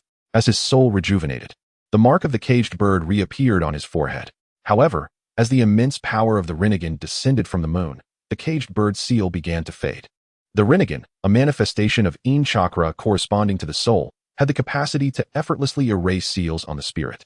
This colossal Rinnegan housed an abundance of chakra, likely surpassing the 9 tails in quantity, second only to the 10 tails, as it was a culmination of nearly 10,000 members of the Byakugan clan. With his own eyes restored, Bai Yu felt a wave of comfort. Only his own eyes were truly suitable for him. After pondering for a moment while immersed in the pool, Bai Yu decided against returning to Konoha just yet. He resolved to wait until Obito had completed his revenge before going back, as returning now would mean facing Minato and enduring a barrage of inquiries. It would be wiser to return during a time of chaos in Konoha, when most attention would be diverted elsewhere. Chapter 88. I do not want to be a stepmother. In the early days of the 51st year of Konoha, the date of Naruto's birth drew closer. In the land of hot water, in a quaint courtyard, Bai Yu was diligently practicing his punches. On the wooden corridor, a little over a year old, Otsutsuki Shurin watched him with wide, curious eyes. After completing a set of martial arts, Bai Yu sighed and turned around. Upon seeing Shurin, he shook his head in resignation. It was perplexing. He himself had yet to fully mature, yet here he was, inexplicably tasked with caring for a small child. Fortunately, with his financial resources, he could occasionally hire someone to assist. Returning to the house, Shurin eagerly followed him. After a busy period, Bai Yu donned a pair of goggles and said, "Shurin, don't demolish the house while I'm out. I'm going to buy some things." Shurin, with his innocent round eyes, responded eagerly, "Hi." While the agreement was promising, Bai Yu still shook his head in exasperation before turning to leave. As soon as Bai Yu departed, Shurin erupted into gleeful laughter, frolicking about in his diaper. Once outside, it wasn't long before Bai Yu found himself on a bustling street. Passing by a row of izakayas, the young women waved enthusiastically at him. Bai Yu waved back, saying, next time, there will always be opportunities." No, chatting was certainly possible, and Bai Yu enjoyed conversing with these young women, as they often shared unexpected nuggets of wisdom. At the marketplace, Bai Yu selectively purchased a variety of items, preparing to return home to cook dinner. Passing by a dumpling shop, he bought 2 skewers of dumplings as well. After paying, he turned around with a skewer in his mouth. Across the street, a girl clad in a red and white outfit was staring intently at him with her striking crimson eyes, also holding a skewer of dumplings. Bai Yu turned his head, and through his goggles, their gazes met. The crowd surged incessantly, yet the two remained motionless, locked in a dazed gaze until a boisterous youth, laden with a myriad of items, approached the girl with exuberance, exclaiming, "Hong, look, I bought everything." Noticing her lack of response, he cast a puzzled glance at her, then followed her line of sight. Stunned, he exclaimed, "Bai Yu." The 2 individuals were none other than the mission-executing Yuhi Kurenai and Asuma Saratobi. Although Bai Yu donned protective goggles, recognizing him was hardly a challenge. At this juncture, Bai Yu raised a hand and greeted, "Ah, Sashi, do not ignore Dana." As his words hung in the air, tears slipped from Kurenai's eyes, and she leaped into Bai Yu's embrace. Her delicate form nestled against him. Bai Yu's hand hesitated in midair before he ultimately wrapped his arms around her, casting an apologetic glance at Asuma. A palpable sense of intimacy enveloped them. To recount, Bai Yu had known Kurenai for nearly a decade. Before attending school, at the tender age of 3, Bai Yu first met Obito, and during their playful escapades, he encountered Noira Rin and Kurenai. Kurenai and Rin shared a close friendship, often spending time together. Obito, captivated by Rin, eagerly sought her friendship, which naturally led to their group forming strong bonds. Over time, Bai Yu, possessing an appealing appearance and an occasional penchant for mischief, began to evoke deeper sentiments within Kurenai in the prematurely mature world of ninjas. In contrast to the more mature and serious Asuma, Bai Yu's presence was far more charming, and their lengthy acquaintance, coupled with Obito's constant attention on Rin, allowed for ample interaction between them. During their school days, Bai Yu paid little heed to such matters, as he was still in the early stages of adolescence and lacked an inclination towards nurturing relationships. After graduating early, Kurenai and Asuma became teammates, quickly thrust into the battlefield. Bai Yu had assumed that time would dull such feelings, perhaps even allowing her to develop a bond with Asuma. However, the current situation suggested otherwise. A resigned sigh escaped Bai Yu's heart. It seemed he was too captivating, inadvertently ensnaring the affections of a young maiden once more. In a secluded staircase, Bai Yu had already removed his goggles, relishing some dumplings while recounting his recent experiences. He shared selectively, revealing certain aspects while concealing others, as they were both aware of some of his abilities. Upon hearing his tale, Kurena's eyes glistened with tears, and she remarked, "So, you feigned death to free the caged bird, knowing I would understand." Well, I can see that. It was likely she felt a profound sadness while standing at the threshold of her own grave. Asuma's expression dimmed, murmuring, "As long as we live, that's what matters." Bai Yu cast him a sidelong glance, gently patting his shoulder. Discarding the bamboo skewer that had held his dumplings, Bai Yu rose and declared, "Let us go. I shall prepare a meal for you both." He guided them through the streets until they arrived at the small courtyard where he had made his purchases. Even before opening the door, Bai Yu discerned a cacophony of chaotic sounds emanating from within, a wry smile creeping onto his lips. It seemed he had been away for too long. The interior was likely in disarray. Upon turning the doorknob, a sudden silence fell within. When he pushed the door open, a colorful figure clad only in a diaper stood at the entrance, giggling with delight. Bai Yu sighed, exasperated, thinking to himself that he had already asserted his ineptitude in matters of education, yet he had been entrusted with such troublesome responsibilities. Though rendered speechless, "I must ensure this lad is tidied up." Setting down his belongings, Bai Yu reluctantly stepped into the house, his gaze ominously fixed as he warned, "You little rascal. If you continue this way, I shall have no choice but to discipline you. Do you wish to feel the force of Vadisaiva's fist?" Just as he prepared to lift the child for a clean-up, a figure suddenly darted past Bai Yu and snatched the child away. Looking up, Bai Yu saw Shiri Hong staring at the child with a face full of existential doubt, particularly fixating on the child's white pupils. Bai Yu had yet to explain. Detailing the complexities of the caged birds was certainly beyond what they could discuss, let alone the matters of the moon. Indeed, upon confirming the child's peculiar eyes, tears began to stream down Shiri Hong's face as she cried out, "What is happening? How do you have a child? You deceitful scoundrel." Outside the door, Asma's eyes sparkled with renewed vigor. The child, too, seemed to join in the fray, staring at Shiri Hong and calling out, "Mama." Taken aback, Shiri Hong froze for a moment before her sobs grew louder, wailing, "Is my mother gone? I don't want this. I haven't grown up yet. I refuse to be a stepmother." Bai Yu felt utterly exasperated. What in the world was happening? They had not even established their relationship yet, and here she was, contemplating being a stepmother. Furthermore, he was not the child's father. He was merely 14, still a child himself. Overwhelmed, Bai Yu hung his head and began to explain. An hour later, after finally clarifying the situation and tidying up the house, dinner was prepared. Shiri Hong had transformed, now feeding the child with a small bowl and spoon. Bai Yu, utterly drained, ate in silence. Asma, witnessing the tender scene, felt tears well up in his eyes as he turned away to discreetly wipe them. A melancholic realization dawning upon him that he was, after all, superfluous. Asma thought, "I should be outside, not inside." 3 days later, after incessant persuasion from the two, Bai Yu decided to return to Konoha with them. The tranquility of his life had been disrupted, yet making a new choice was not without merit. Bai Yu inquired about Kushina's condition, learning that she was nearing her time. With his belongings in tow, he departed once more from a home. For the time being, this house would serve as a home for both Bai Yu and the child. The four of them embarked on their journey back, Bai Yu, Hong, and the child nestled within the cart, while Asma drove from outside. From the moment Bai Yu appeared, he had sensed his own hopelessness, which had cast a shadow over his mood these past few days. Bai Yu was at a loss for how to comfort him, fearing that any attempt at solace might lead Asma to truly move to Gotham. After all, he was not skilled in the art of consolation. The last person he had attempted to comfort was Hinata Q, and that had seemingly made things worse. As they traveled, Hong shared many tales of what had transpired during Bai Yu's absence, stories of Obito, Kakashi, Rin, the village, and the village head. Bai Yu listened, feeling somewhat dazed, as he realized how much he had missed. In contrast to the anime previously viewed, which narrated the tale from Naruto's perspective, it is evident that Kakashi's generation possesses their own stories to tell. Now, Bai Yu has integrated into this narrative, feeling a tinge of nostalgia as he listens to the tales of his companions. Nara Shikaku, Inazuka Kiba, and Yamanaka Ino have all become members of the Hokage's guard, and it is rumored that the trio can jointly execute the Flying Thunder God technique. Bai Yu chuckled at this notion, realizing that their combined efforts required a preparatory motion to perform the technique. What good is that? It is hardly more useful than being unable to perform it at all. Could this be deemed a clumsy version of the Flying Thunder God? After several days of arduous travel, the group finally returned to the village of the leaves.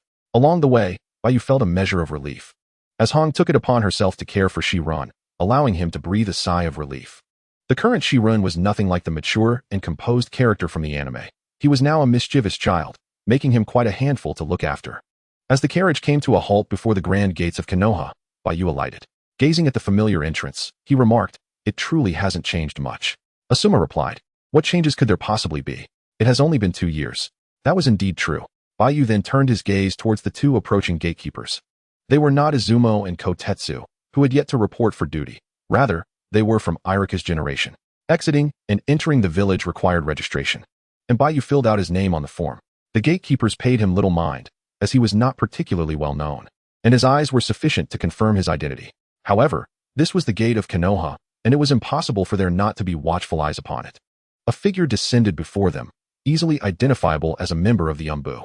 The Umbu unveiled their mask, revealing a resolute face. Bai Yu was taken aback, glancing back at Hong before awkwardly calling out to the newcomer, Uncle Zhenhong. Yuhi Zhenhong, father of Yuhi Hong and vice-captain of the Umbu, was unexpectedly stationed at the village entrance, and he had unknowingly intercepted Bai Yu. Zhenhong, in astonishment, murmured, Nara Bai Yu, I thought you were dead? He then turned his gaze to his daughter, noticing the child she held in her arms. With a serious demeanor, Zhenhong addressed Hong, whose child is this? And with Byakugan? Could it be? He glanced at Bai Yu and then back at his daughter, noticing her intent to speak. Bai Yu interjected, Dang, Gui Hua. How are you downstairs? You've been gone for 3 months. How is it that you already have a child? Zhenhong exclaimed in disbelief. Dad. Yuhi Hong was equally overwhelmed. Bai Yu could only be speechless, realizing that they were indeed father and daughter. Their thought processes astonishingly aligned.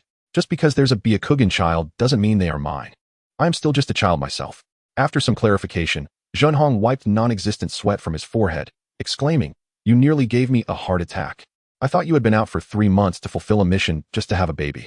It would be rather reasonable, though, if one were to disguise oneself in the village for 7 months, and then go out for 3 months to give birth. Just as they were clearing up the misunderstanding, another Umbu approached them.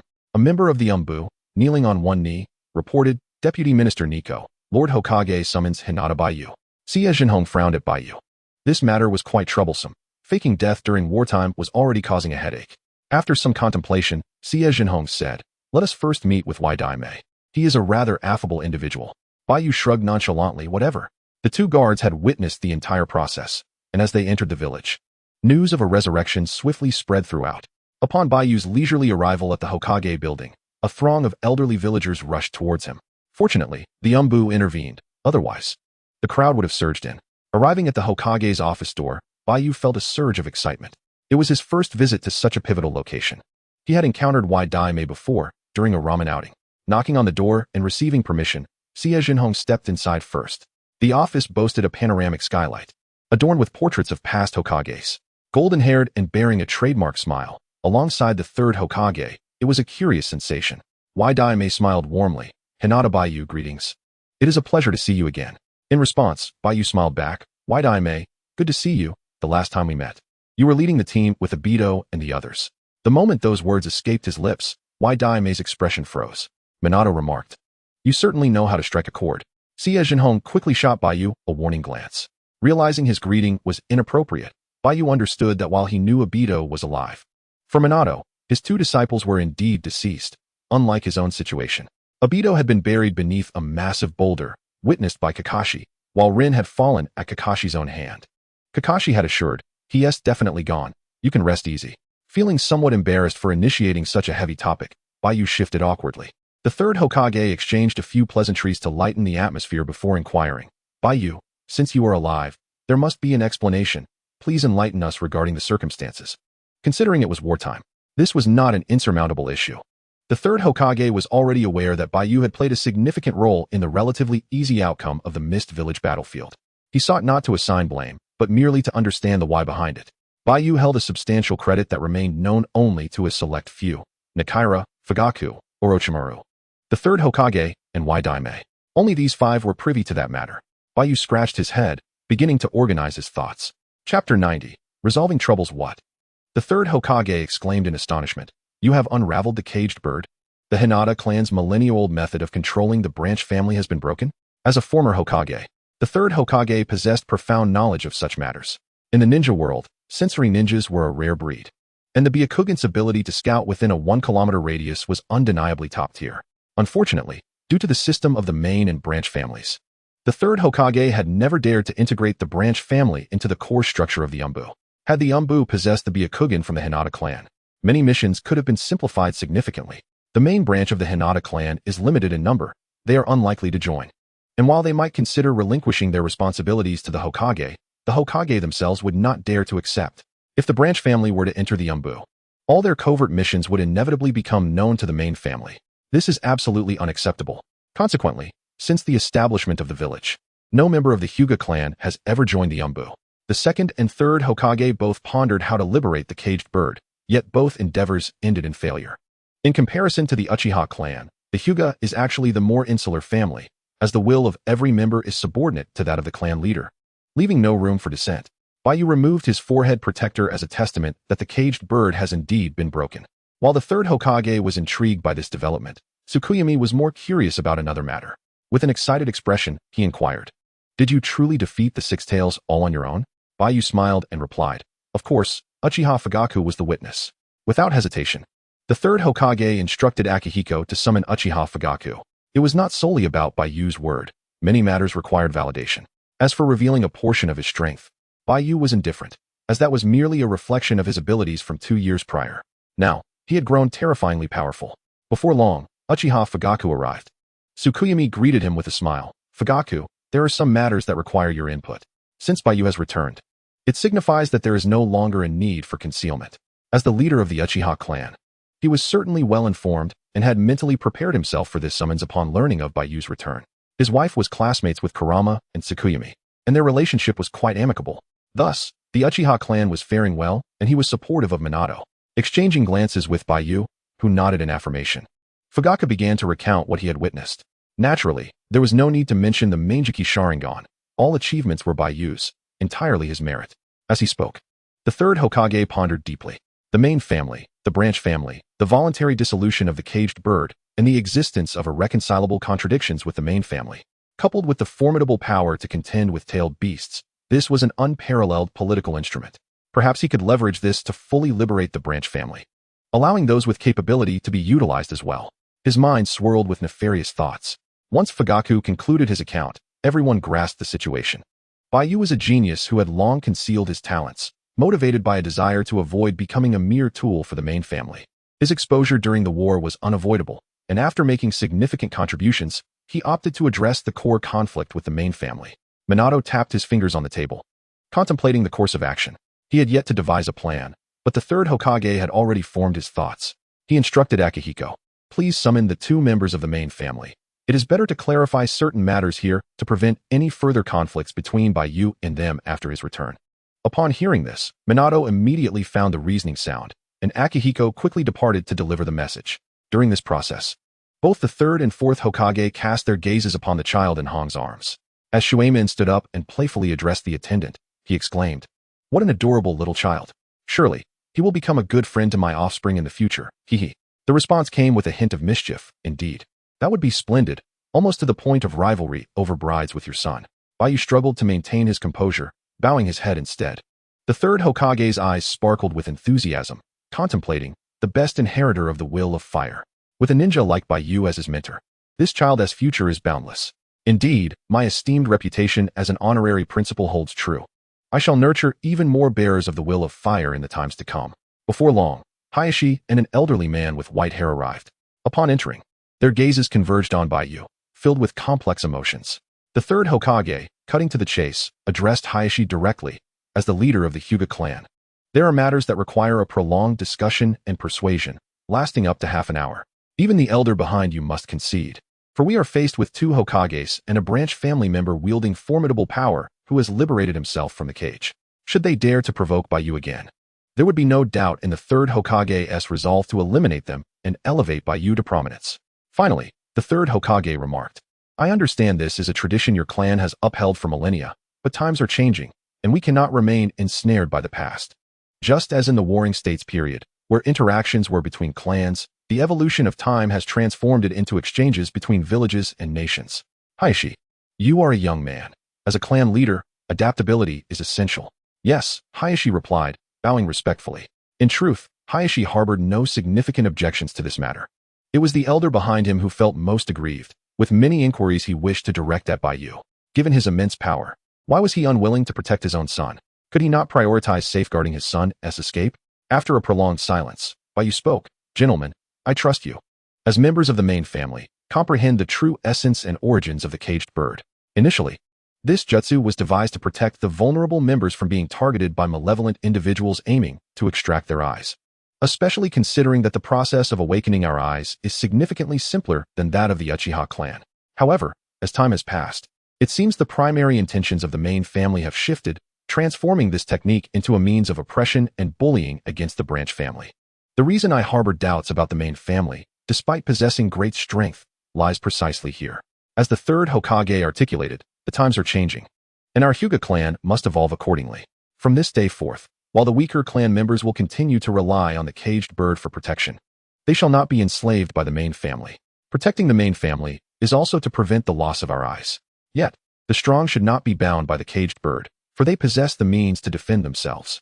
Henceforth, if the elite jonin of our clan require assistance, they may seek me out, and I shall liberate them from the caged bird. The elder of the main family was ready to voice his dissent, but Hayashi raised a hand to halt his impending words. Afterward, Hayashi turned to the third and fourth Hokages, bowing. The Hyūga clan comprehends the intentions of both Hokages and assures there will be no internal discord. You may rest assured. Shueimon exhaled a sigh of relief. That is splendid news. The sun has set, casting a melancholic shadow, while another elder, visibly agitated, immediately began to interrogate Rizu about why he had not fought for the clan's rights. The elder exclaimed, "Rizu, you shall come to regret this."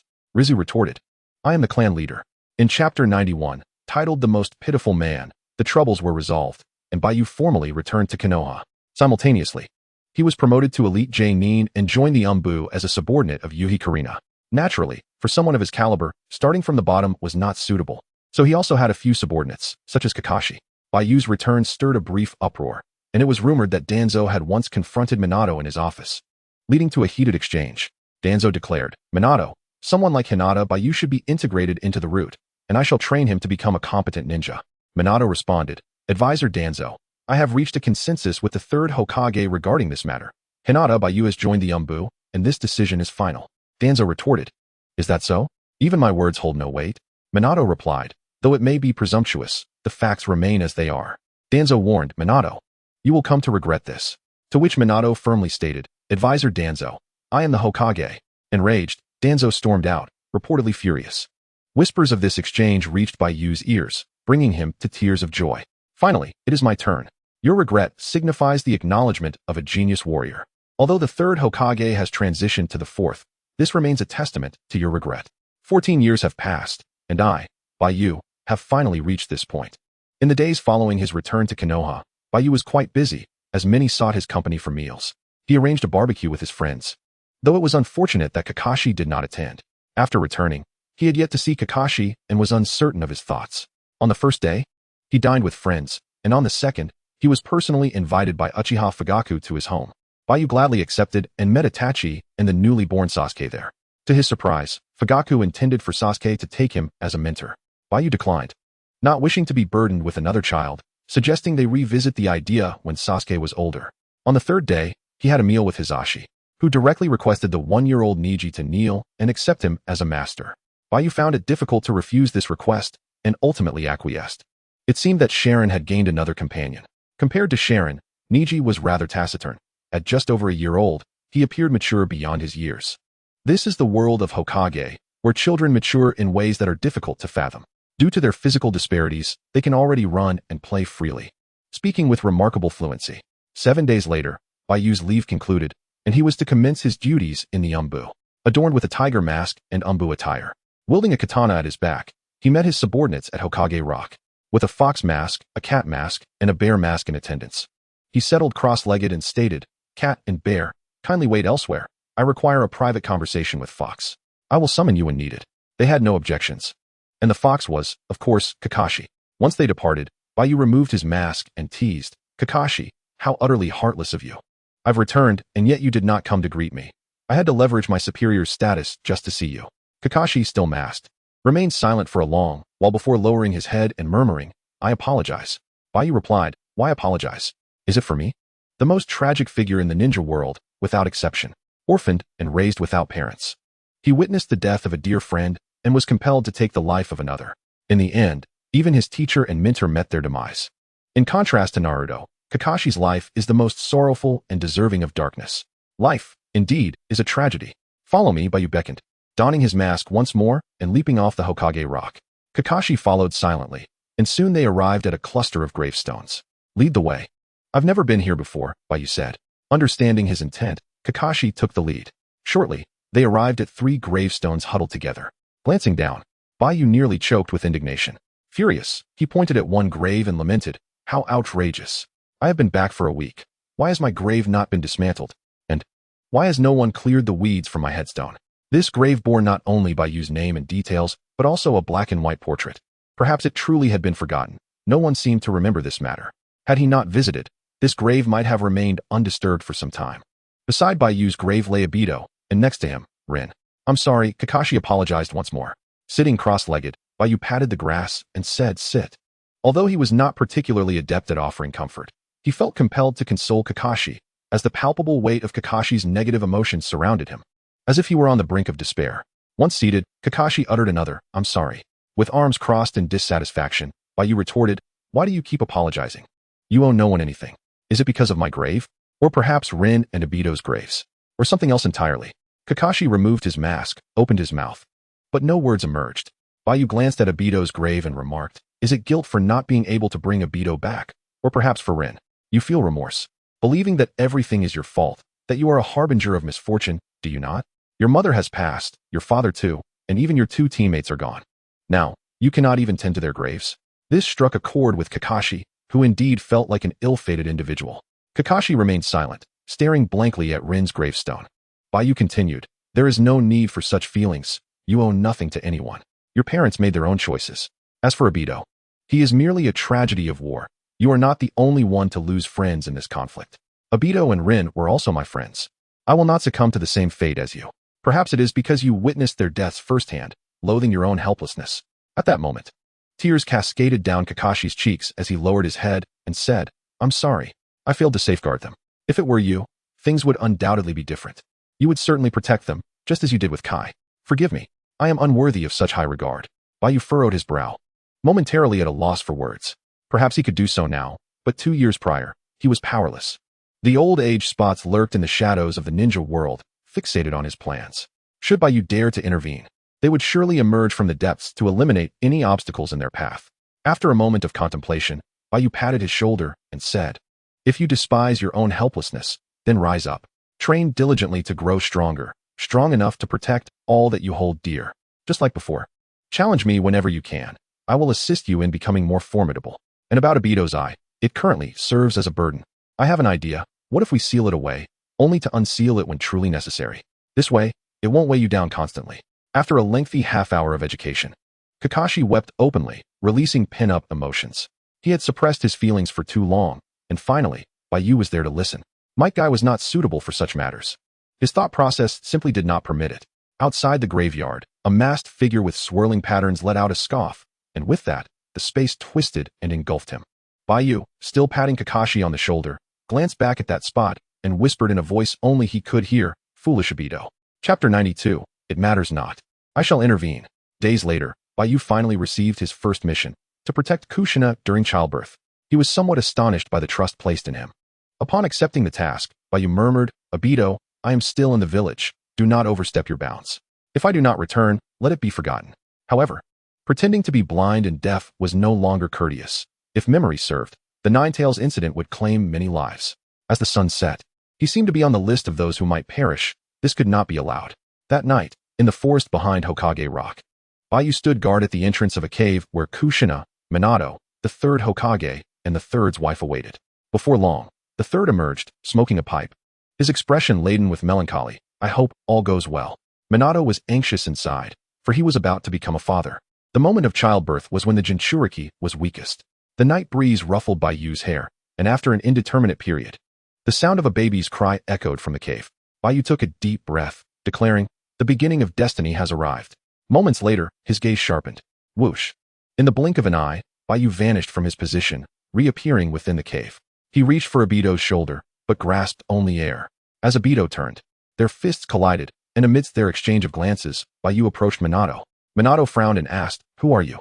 Obito, wielding a kunai poised above Naruto, replied in a grave tone, "Obito Uchiha, You must distance yourself and your subordinates from the Jinchuriki at once, or this child's life will be reduced to merely 1 minute.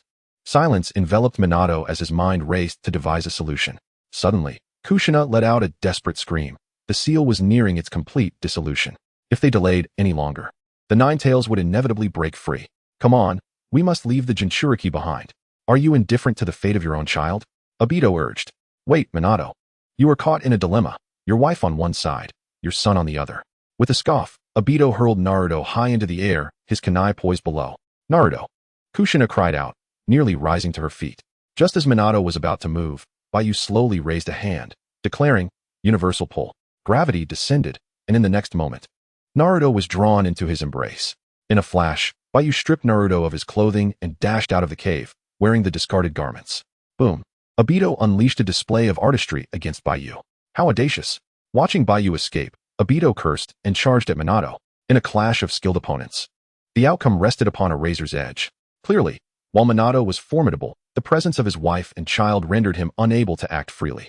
Before he could relocate them, Kushina had already been seized by Obito.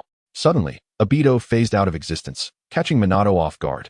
When Bai Yu re-entered, Kushina had vanished, swept away with Obito into a swirling vortex.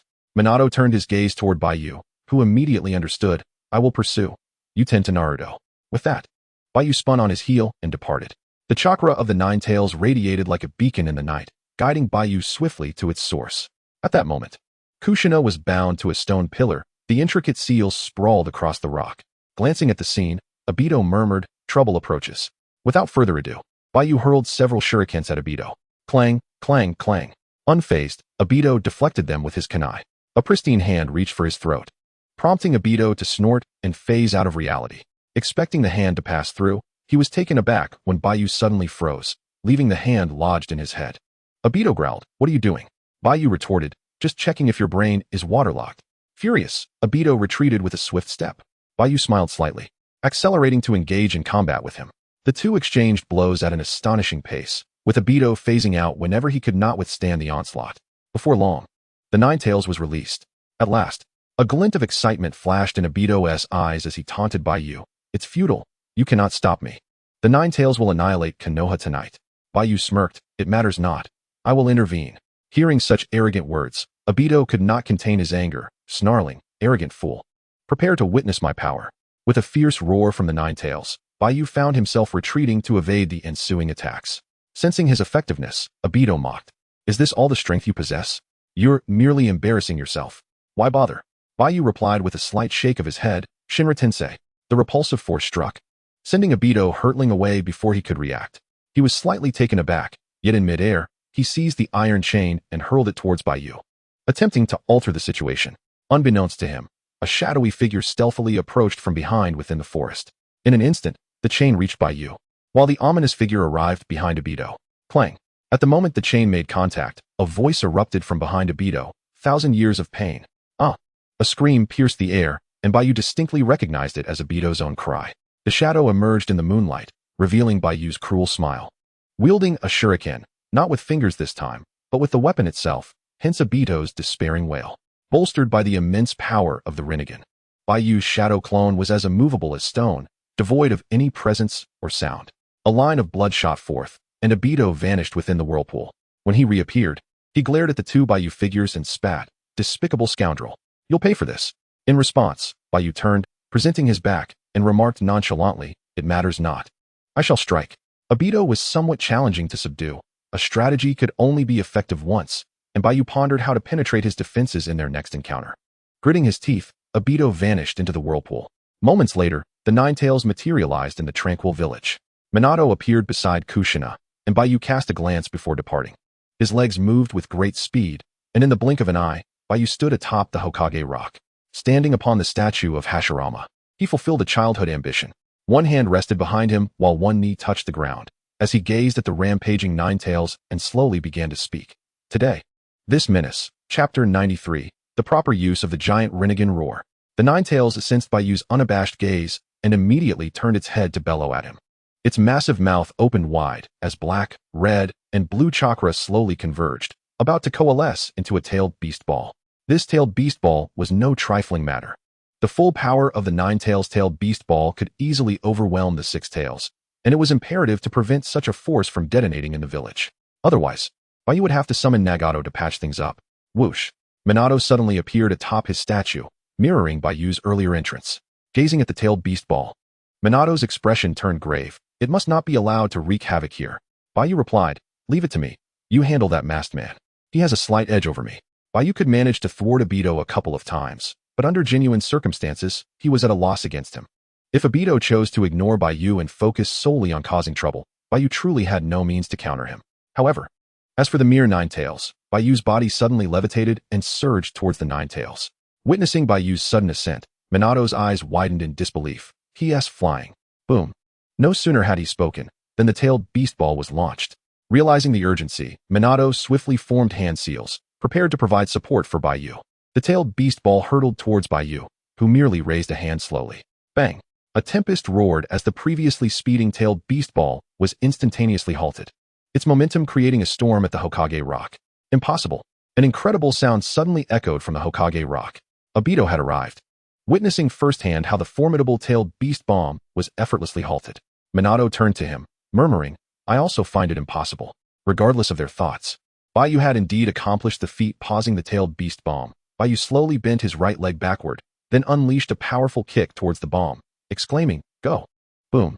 With a single strike, the tailed beast bomb soared into the sky at a speed akin to its initial launch. The air quivered, and the heavens erupted with blinding light, drawing the gaze of every villager upward. Bathed in brilliance, Bai Yu descended to the ground and swiftly approached the nine tails. He felt his speed was insufficient, as this was merely utilizing repulsion, making flight less than effortless. As he closed the distance, Bai Yu extended his palm towards the nine tails' abdomen. Ultra God Realm. This was a targeted strike, not the broad scale employed by Nagato. The formidable repulsion was concentrated into a singular line that surged towards the nine tails. Ultimately, the nine tails bore the brunt of the attack. Boom! The ground trembled as the colossal form of the nine tails, towering over 100 meters, was propelled away. Before it could even showcase its power, the nine tails was already ejected from the Hidden Leaf Village. Soaring through the air, the nine tails flew over 30 kilometers. With a mournful howl, its immense body crashed to the ground, clearing a vast expanse of forest. Bai Yu followed closely, observing from above. Having drawn inspiration from Dragon Ball, Bai Yu had effectively hitched a ride on the Nine Tails Express. Otherwise, he would have struggled to keep up. After tumbling a few times, the nine tails rose and roared at Bai Yu, its nine enormous tails sweeping towards him. After deftly evading each attack, Bai Yu ascended higher, raising his right hand with a fierce expression and lamenting, "What a pity, there are no spectators." Nonetheless, he resolved to demonstrate the proper use of the giant Rinnegan to this beast. With every fiber of his being straining, veins bulged on his forehead. Once completed, Bai Yu exhaled deeply, crossing his arms, let the bullets fly for a moment. The nine tails, clearly unwilling to wait, opened its gaping maw once more, gathering another tailed beast bomb. Without sparing it a glance, Bai Yu gazed skyward. Boom! The tailed beast bomb launched, only to rebound as if colliding with a spring. Crash! It struck true, exploding beneath the nine tails. The tremors lingered, and it took a while for the nine tails to re-emerge from the cloud of dust. Its fur bristled. The kaleidoscope within its pupils gradually dissipated, and its crimson fox eyes returned. It seemed that Minato had intervened, successfully severing the control between the nine tails and Obito. "Who are you?" The nine tails questioned Bai Yu. Without responding, Bai Yu waited a few moments, allowing a smile to grace his face as he opened his arms towards the nine tails, saying, "This is the true application of the giant Rinnegan." As his words fell, the sky above Bai Yu was suddenly torn asunder. A massive meteor pierced the clouds, ignited with flames, plummeting rapidly towards the nine tails' location. "What nonsense is this?" The nine tails snarled in fury. "Who am I, and why am I here? Is it my fate to be beaten as soon as I emerge, even by meteors?" Without a moment's hesitation, the nine tails turned to flee. But there was no escape. Bai Yu raised his right hand, aiming at the retreating nine tails. Universal pull. As the nine tails ran, it ascended into the air, only to be forcefully returned to its original position. Stop! The meteor loomed ominously close, and the nine tails let out a furious roar, its mouth agape. This time, the tailed beast bomb gathered at an unprecedented speed. Bang! The tailed beast bomb collided with the meteor, successfully slowing its descent, while simultaneously creating several fissures on the meteor's surface. How could this be repaired? The danger was imminent, and the nine tails hastily raised both hands to brace itself. Yet, the weight of the meteor was beyond its capacity to withstand. As its nine tails and hands made contact with the meteor, The Ninetales emitted a chilling scream. Stop! Its eyes were bloodshot, and no amount of shouting could halt the meteor's advance. In the next instant, just as the meteor was about to crush it into the ground, the Ninetales, not entirely foolish, clawed and lashed at the fissures created by the tailed beast bomb. Bang! The meteor struck the ground, producing a terrifying shockwave. But it managed to pry open those fissures. The recoil upon landing caused the fissures to spread rapidly, and the meteor cracked. Dust rose to a height of 1,000 meters, and Bai Yu could only assess the Ninetales' condition through his Byakugan. Truly, the Ninetales was resilient. It had survived yet again. Bai Yu marveled. As the dust settled, the majority of the Ninetales' body was buried in the ground. Its head turned awkwardly as it lay there, a massive boulder pinning it down. The Ninetales had certainly fallen victim to misfortune, suffering for QB's sake. Bai Yu descended before the overturned head of the enormous fox, teasing. Your vitality is remarkable. Had it been the Eight Tails, it would have perished long ago, yet you remain tenacious. The Ninetales' inverted eyes fixed intently on Bai Yu's, filled with fury. You are a descendant of Yu village, how despicable. Just then, a vortex suddenly appeared behind Bai Yu, and Obito's enraged voice echoed. You scoundrel! How dare you ruin all my plans? A vortex enveloped Bai Yu, but he swiftly dodged. You shall not escape. Obito yelled, closing in rapidly. Upon contact, Obito phased through and suddenly grasped Bai Yu's hands, exclaiming excitedly, You cannot evade now. Bai Yu shot him a sidelong glance, retorting, foolish Obito. Men do not engage in such exchanges. What? Obito exclaimed. The vortex swirled, and the two vanished without a trace. Chapter 94, Bai's orphaned feather. Time passed. When Bai Yu emerged once more, the Ninetales remained in place, though 3 additional figures had appeared. The Namikaze family had arrived. A sealing technique enveloped the area, and behind Minato floated a colossal Grim Reaper, who was quietly conversing with his wife and child. Some may wonder why Minato did not seal the Ninetales back into Kushina. In truth, the consensus in the ninja world at that time was that if a tailed beast left its Jinchuriki, the Jinchuriki would surely perish. They were unaware that sealing the tailed beast back would allow the Jinchuriki to survive. In the original storyline, Naruto's survival was attributed to the Ninetales, which revealed to him a means to endure. However, who will impart such knowledge now? The Ninetales would gladly rend their entire family to shreds. Minato has already sealed half of the Ninetales within himself using the Reaper Death Seal. Like Kushina, their lives are drawing to a close. A shrine has been placed before the inverted head of the Ninetales, and Minato lays Naruto upon it, declaring, Now, we shall proceed with the 8 trigram seal, sealing the Ninetales within Naruto's body. Foolish child, the Ninetales roars, yet the situation has diverged from the original narrative.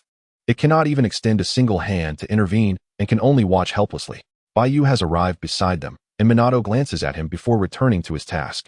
Moments later, Minato tosses a massive sealing scroll to Bai Yu, stating, Bai Yu, you are the only one in the village capable of suppressing the Ninetales. I entrust the sealing key to your care. Although it may seem irresponsible and presumptuous, I must ask you to look after Naruto if possible. I believe that Shuren's child can still become a good friend to him. Taking the scroll, Bai Yu's mouth twitches. Good grief, I've been entrusted with another life. However, Bai Yu's gaze shifts to Naruto, a complex emotion stirring within him. Once preparations are complete, Minato turns to his wife and says, Kushina, my time is limited. Behind Minato, the Grim Reaper is eager.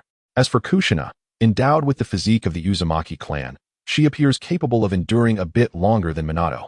Exhausted, Kushina lies beside Naruto, tenderly caressing him while weakly whispering, Naruto. After a lengthy farewell, Minato can no longer hold on. He performs the necessary hand seals and draws the Ninetales into Naruto's body before lying down beside him. In his final moments, he gazes lovingly at his child and wife before gently closing his eyes. Minato has passed away. With tear-streaked eyes, Kushina turns to Bai Yu and implores, May I ask you a favor? Please raise Naruto. I have heard Minato speak of your story, compared to those elders. You seem the more reliable choice. Bai Yu scratches his head and steps closer, saying slowly, Honestly, do you all perceive me as possessing some special attribute? Otsutsuki was like this. Fugaku was like this, and so was Hayashi. You and the 4th Hokage are no different. Sighing in resignation, Bai Yu continues, However, I am truly not adept in the realm of education. With that, Bai Yu's right hand glows faintly as he gently places it upon Kushina's collarbone, saying, Naruto appears to be quite a handful. It is best that you, as his mother, care for him. No need to thank me. I am merely doing good deeds without seeking recognition. On the moon, the enormous Rinnegan suddenly flickers. Boom. Kushina's previously faint heartbeat quickens dramatically. In the next moment, her pallid complexion visibly regains color. Even her dark circles and bags beneath her eyes quickly dissipate. Her weak breaths transform into strong, vigorous ones, and Kushina, in disbelief, sits up to examine her hands. Am I not on the brink of death? She looks up at Bai Yu. Bai Yu shook his head and said with regret, it is unfortunate that you did not perish. Thus Naruto must be entrusted to your care. Furthermore, I have saved you, so do not seek death again. Otherwise, the efforts of the fourth Hokage would have been in vain. I apologize, but due to the use of the Shiki F gene technique, which pertains to the realm of souls, I am unable to revive him. After a brief moment of stunned silence, Jiuxingnai accepted this reality. Acceptance was inevitable. For Naruto's sake, she must remain strong and endure. Thus, the turmoil of the Nine Tails came to a close. The villagers of Konohagakure found it difficult to come to terms with the news of the fourth Hokage's demise, yet the truth was undeniable. Minato's body was carried back to the village, and along the way, Bai Yu encountered Kakashi and others rushing in haste. Sensei, how is he? Kakashi inquired anxiously. Bai Yu placed a reassuring hand on his shoulder and replied, I am sorry, he sacrificed himself. However, fortunately, his child and Jiuxingnai survived. Therefore, Kakashi, strive to become stronger, so that you can protect them both. Kakashi, this is a sorrowful tale. It is likely that Kakashi will require a long time to recover, perhaps needing Guy to reignite his fighting spirit or to care for Naruto for a day. As time passed, with news of Minato's death spreading throughout the ninja world, the previously tranquil existence was once again disrupted. A month later, Hyūga suddenly dispatched a large number of ninjas to breach the defenses of Konoha. War had come again. In contrast to the original narrative where Konoha was severely weakened due to the Nine Tails rampage, this time, thanks to Bai Yu, Konoha was fortified and ready for battle. However, during this period, Konoha surprisingly could not muster a single commander. After much deliberation, they ultimately assigned Danzo to the role. Bai Yu did not participate in the battlefield. He was assigned other tasks by the third Hokage. In the early years of Konoha 52, Iwagakure also unexpectedly launched an attack. To put it plainly, this was merely a continuation of the Third Great Ninja War. That year, Bai Yu was 15, and he stepped onto the battlefield of Iwagakure. The responsibility of command nearly fell to two advisors of the Hokage, but fortunately, Jiraiya returned just in time, preventing these two old men from taking the field. In the early years of Konoha 53, Iwagakure could no longer sustain its offensive, and 16-year-old Bai Yu achieved remarkable fame. Yet, Hyūga remained unsatisfied and desired to continue the conflict. By the end of Konoha 53, Hyūga seemed unable to endure any longer, and the pace of war began to slow. In truth, compared to the Third Great Ninja War, the battles fought during these 2 years were insignificant skirmishes, involving only small teams of ninjas, hence the casualties were minimal. At the beginning of Konoha 54, Bai Yu, now 17, prepared to break the seal with Hyūga in just one more year. The title of Dolaw remained vigilant here, and Bai Yu was cautious not to act recklessly. In the village of Konoha, Bai Yu shouldered his pack and set out with 2 young companions. To his left and right, Sharon and Neji obediently followed him out of the village. Along the way, Sharon curiously asked, Senri, where are we heading? Neji also looked on with curiosity, and as they walked, Bai Yu replied, I must confess, I am truly at the mercy of my discerning friends. I am off to find you a new companion. Upon hearing this, Sharon inquired with excitement, what kind of companion? Bai Yu turned to glance at the white hair atop his head and remarked, what a handsome young man you are, at least 1/3 as charming as I am. Sharing the beauty of this season, and you too possess white hair. Ren's eyes widened in anticipation. Ningxi bit his fingertip, feeling a surge of indignation as he thought, am I not handsome? However, being slightly introverted, he refrained from voicing his thoughts. As the trio traversed the mountains and rivers, they eventually arrived at the edge of the sea in the land of waves. They secured a boat and set sail towards the land of water. Chapter 95, United we stand, stronger together. Regarding Minato, I believe a true man like him would not simply watch his wife perish while he continues to live. After all, Naruto is under the care of the third Hokage, and Minato is currently quite fond of him. While Bai Yu was having a private conversation with Obito, he had already utilized the impure world reincarnation technique, sealing his fate. It is not to say that he did nothing. Bai Yu indeed safeguarded the village from the devastation wrought by the Nine Tails. In the original story, aside from Minato, many others perished. Thus, it is unfair to focus solely on him. During the Nine Tails rampage, only Minato died. It is impossible that nothing changed. Kurenai is alive, Hyuki is alive, Iruka's parents are alive, and Asuma's mother too. So, having patiently reached this point, why not continue to see what unfolds? Perhaps there are surprises in store, or perhaps an even larger disaster. The main story commences. In the land of water, mist-covered and shrouded in darkness, the once mighty Kirigakure has succumbed to internal strife. Even when 3 Byakugan users arrived in the land of water, they found themselves too preoccupied to intervene. Obito still played his cards well, nearly dismantling the bloodline clans of Kirigakure. It was early in the year, winter lingering as snow continued to fall from the sky. Upon disembarking from the boat, Bai Yu took the hands of his companions and made their way to the Hidden Mist Village. The land of water is vast, and traveling to the Hidden Mist Village required some time. They paused in the nearest town to rest for a while. In the inn's corridor, Bai Yu turned the doorknob, preparing to enter their room. Creak. Suddenly, the door to the neighboring room swung open, revealing a somewhat disheveled man. Bai Yu turned to look, his pupils narrowing. He had expected to encounter him only at the end, yet here he was right at the beginning, dressed in white, with disheveled hair and serpentine-slitted eyes. It was none other than Orochimaru. "Oh, is that you, Bai Yu-kun?" he greeted with a sinister smile. The two young companions were startled, quickly hiding behind Bai Yu, each clutching a leg. Bai Yu raised an eyebrow, smiling as he replied, "Orochimaru, what a coincidence. I didn't expect to run into you here." "Ha ha ha," Orochimaru laughed, his voice raspy. "I thought Bai Yu-kun would come at me with shouts of attack. This is quite unexpected." As he spoke, his serpent-like gaze fell upon the two young Byakugan users, and he waved in greeting. "How intriguing. It seems we have two young prodigies here. Greetings, I am Orochimaru." At his words, the two little ones immediately buried their heads into Bai Yu's calves, too frightened to glance at Orochimaru. "Ha ha ha, do I really appear that terrifying?" Orochimaru chuckled self-deprecatingly. Bai Yu responded, "Is that even a question? You have frightened the children." Orochimaru paid little heed to the matter at hand, and addressed Bai Yu with a warm smile. "It has indeed been a long while, Bai Yu-kun. Since you do not mind my status as a rogue ninja, how about we share a drink together?" After a moment of contemplation, Bai Yu turned and gently patted the heads of the two young boys, saying, "Hey, do you two want a midnight snack?" The two pairs of wide eyes gazed at Bai Yu in innocent confusion. Niji, casting a fearful glance at Orochimaru, asked, Is he a bad person?" Bai Yu stroked Niji's head and replied, "Not necessarily. To some children, he may appear as a villain, while to others, he is a good person." Niji's face contorted in puzzlement as he said, "It's all so complicated, but I'm a bit tired." Shonen suddenly interjected, "You fool, Niji. Whether he is good or bad doesn't matter. Senpai is here. I'm hungry for barbecue, and if you don't come, you can just stay here and sleep alone. Without Senpai, bad people will surely come to take you away." Startled, Niji clutched Bai Yu's leg tightly, exclaiming, "Wait. I want to go eat barbecue too." Orochimaru, with an amused smile and a glint in his eye, licked his lips and said, "How delightful to have such interesting children." "Let us go," Bai Yu said, taking the hands of both boys as they turned to descend the stairs. Though night had fallen, the city remained vibrant and bustling.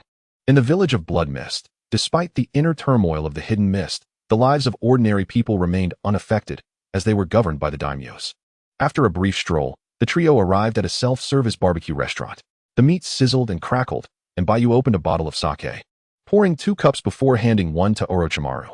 "Thank you." Orochimaru accepted the sake. Bai Yu raised his cup and declared, "Cheers." After a brief pause, Orochimaru smiled and clinked his cup against Bai Yu's before taking a hearty sip. "The flavor is quite pleasant," he remarked, savoring the taste. "Time truly flies. The last time I conversed with you, Bai Yu-kun, was on the battlefield, and now 5 years have swiftly passed." "Indeed," Bai Yu replied, busily preparing meat for the two little ones. "I still recall the first time I saw you. You were charging towards me alongside the third Mizukage, almost giving me a heart attack." Hearing this, Orochimaru's lips curled into a smirk. "Is that so?" At that moment, Bai Yu-kun, "You must have been on the verge of wanting to eliminate us both." He regarded Bai Yu with admiration. "It is truly hard to fathom such genius. I witnessed your final battle against Fugaku. You were formidable, powerful enough to instill a sense of fear within me. A mere 12-year-old boy, it defies logic." Bai Yu's hand, which was pinching the meat, trembled slightly. He had not anticipated that he would eventually fall prey to Orochimaru's words. Orochimaru's serpent-like demeanor lingered. "Young man, you are indeed a marvel of nature." Bai Yu quickly shifted the topic. "So you witnessed that moment while hiding nearby?" Orochimaru shook his head, partly yes and partly no. "However, my main body was not present at that time. Otherwise, I would have assisted you in holding off the 6 tails, allowing you to eliminate those mist ninjas without restraint." Bai Yu nodded slightly, surmising that Orochimaru must have had some plans in place, at least keeping a watchful eye on the proceedings. Orochimaru's lack of intervention during his feigned death was likely a test to see if Bai Yu could truly escape the confines of a caged bird. Should he succeed, it would undoubtedly be a splendid artistic spectacle. 5 years have passed. I presume Bai Yu-kun has grown even stronger. Orochimaru's serpent-like eyes gleamed with intensity as he inquired. "With power akin to that of a deity, why do you remain in a village as narrow-minded and rife with treachery as Konoha? Why not defect and join forces with me? Together, we shall transform this world," for no one can thwart our alliance. What do you think? A splendid idea, is it not? A glint of madness sparkled in Orochimaru's gaze. You possess remarkable talent, and I harbor an insatiable curiosity to explore all. Together, we could command every jutsu in existence, unravel the mysteries of this world, and pursue eternal life. Life is but a fleeting few decades. True immortality is the ultimate aspiration. Should you choose to ally with me, I would gladly share my discoveries. The path to eternal life can be a lonely one. Having a companion may prove to be a wise choice.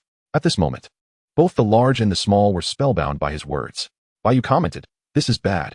He is coming for me." Chapter 96. Your name. Orochimaru's proposition caught Bai Yu off guard. He had initially assumed Orochimaru sought to abduct a child from the hidden mist. Yet he was taken aback by the enormity of his ambition, even attempting to recruit a mere 17-year-old. Bai Yu declined his offer, but Orochimaru remained unperturbed, merely stating, "One day, you will see. I once held fervent passion for that village, yet such fervor is inevitably extinguished by the inept." A flicker of melancholy passed through Orochimaru's eyes. In truth, he had never aspired to be Hokage. He had participated solely because his teacher had once wished for him to bear that responsibility.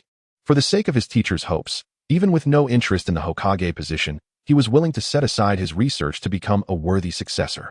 He had prepared for everything, only to be betrayed by his own mentor one fateful day.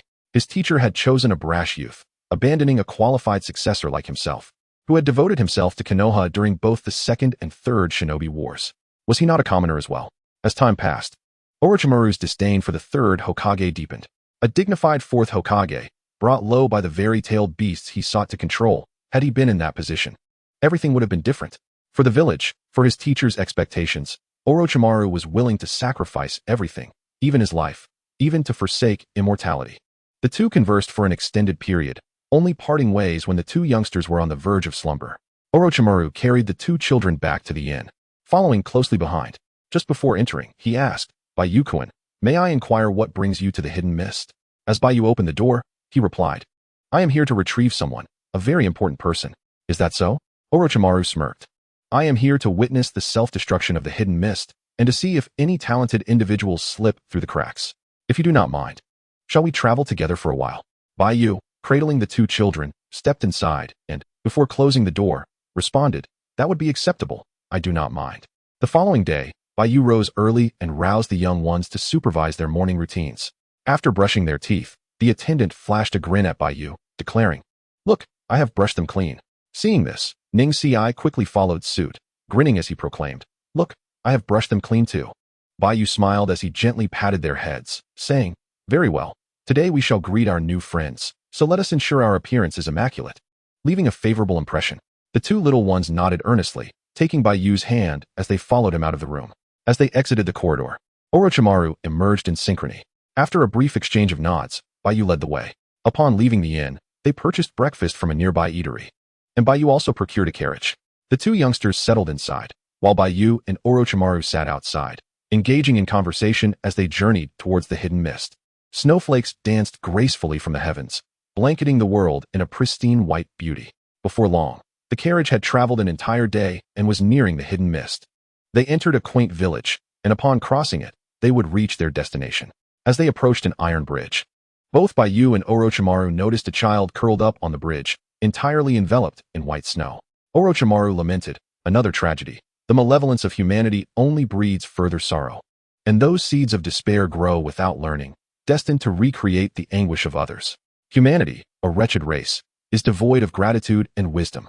Casting a sidelong glance at him, Bai Yu's gaze shifted to the opposite side of the bridge where a figure, burdened with a travel pack and clad in the garb of a hidden mist ninja, was partially obscured by bandages, with a forehead protector marking his allegiance.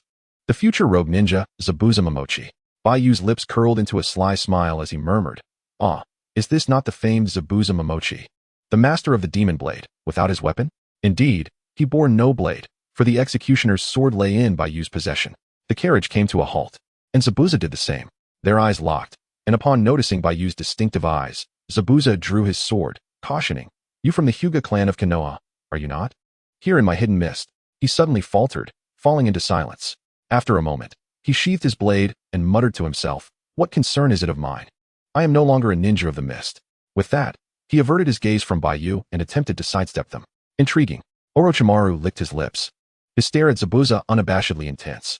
Just as Zabuza was about to pass the carriage, he abruptly unsheathed his sword and lunged at Orochimaru, exclaiming, "You bastard! I detest that look in your eyes, die?" At 16, Zabuza was still somewhat inexperienced. Orochimaru raised 2 fingers to catch the blade, licking his lips as he remarked, "A rogue ninja from the mist, what is your name?" Clang. Orochimaru released the blade, flicking it with a sound. After relinquishing his grip, Zabuza leaped onto the bridge's railing, eyeing Orochimaru with newfound caution. "You, it seems, possess some skill. I am Zabuza Momochi, what is your name?" Orochimaru's eyes sparkled with intrigue as he replied, "The demon of the mist, Zabuza Momochi, who slaughtered all his comrades during the graduation exams a few years ago. Indeed, it must be you." Zabuza's reputation resonated loudly. He was, after all, the first of his kind in the annals of the ninja world. With a slight elevation of his chin, Zabuza affirmed, "Indeed, that is I." Fascinating. Orochimaru licked his lips and introduced himself. "Greetings, I am Orochimaru." Zabuza replied, "Pardon my intrusion." He then turned to leave, as if resolutely determined. Orochimaru mused to himself, wondering why this peculiar individual seemed so familiar, only to realize he was a renowned figure in the ninja world. "Bai Yu, please attend to your affairs. I find myself intrigued by this individual and shall seek you out later." With that, Orochimaru promptly pursued Zabuza's departing figure.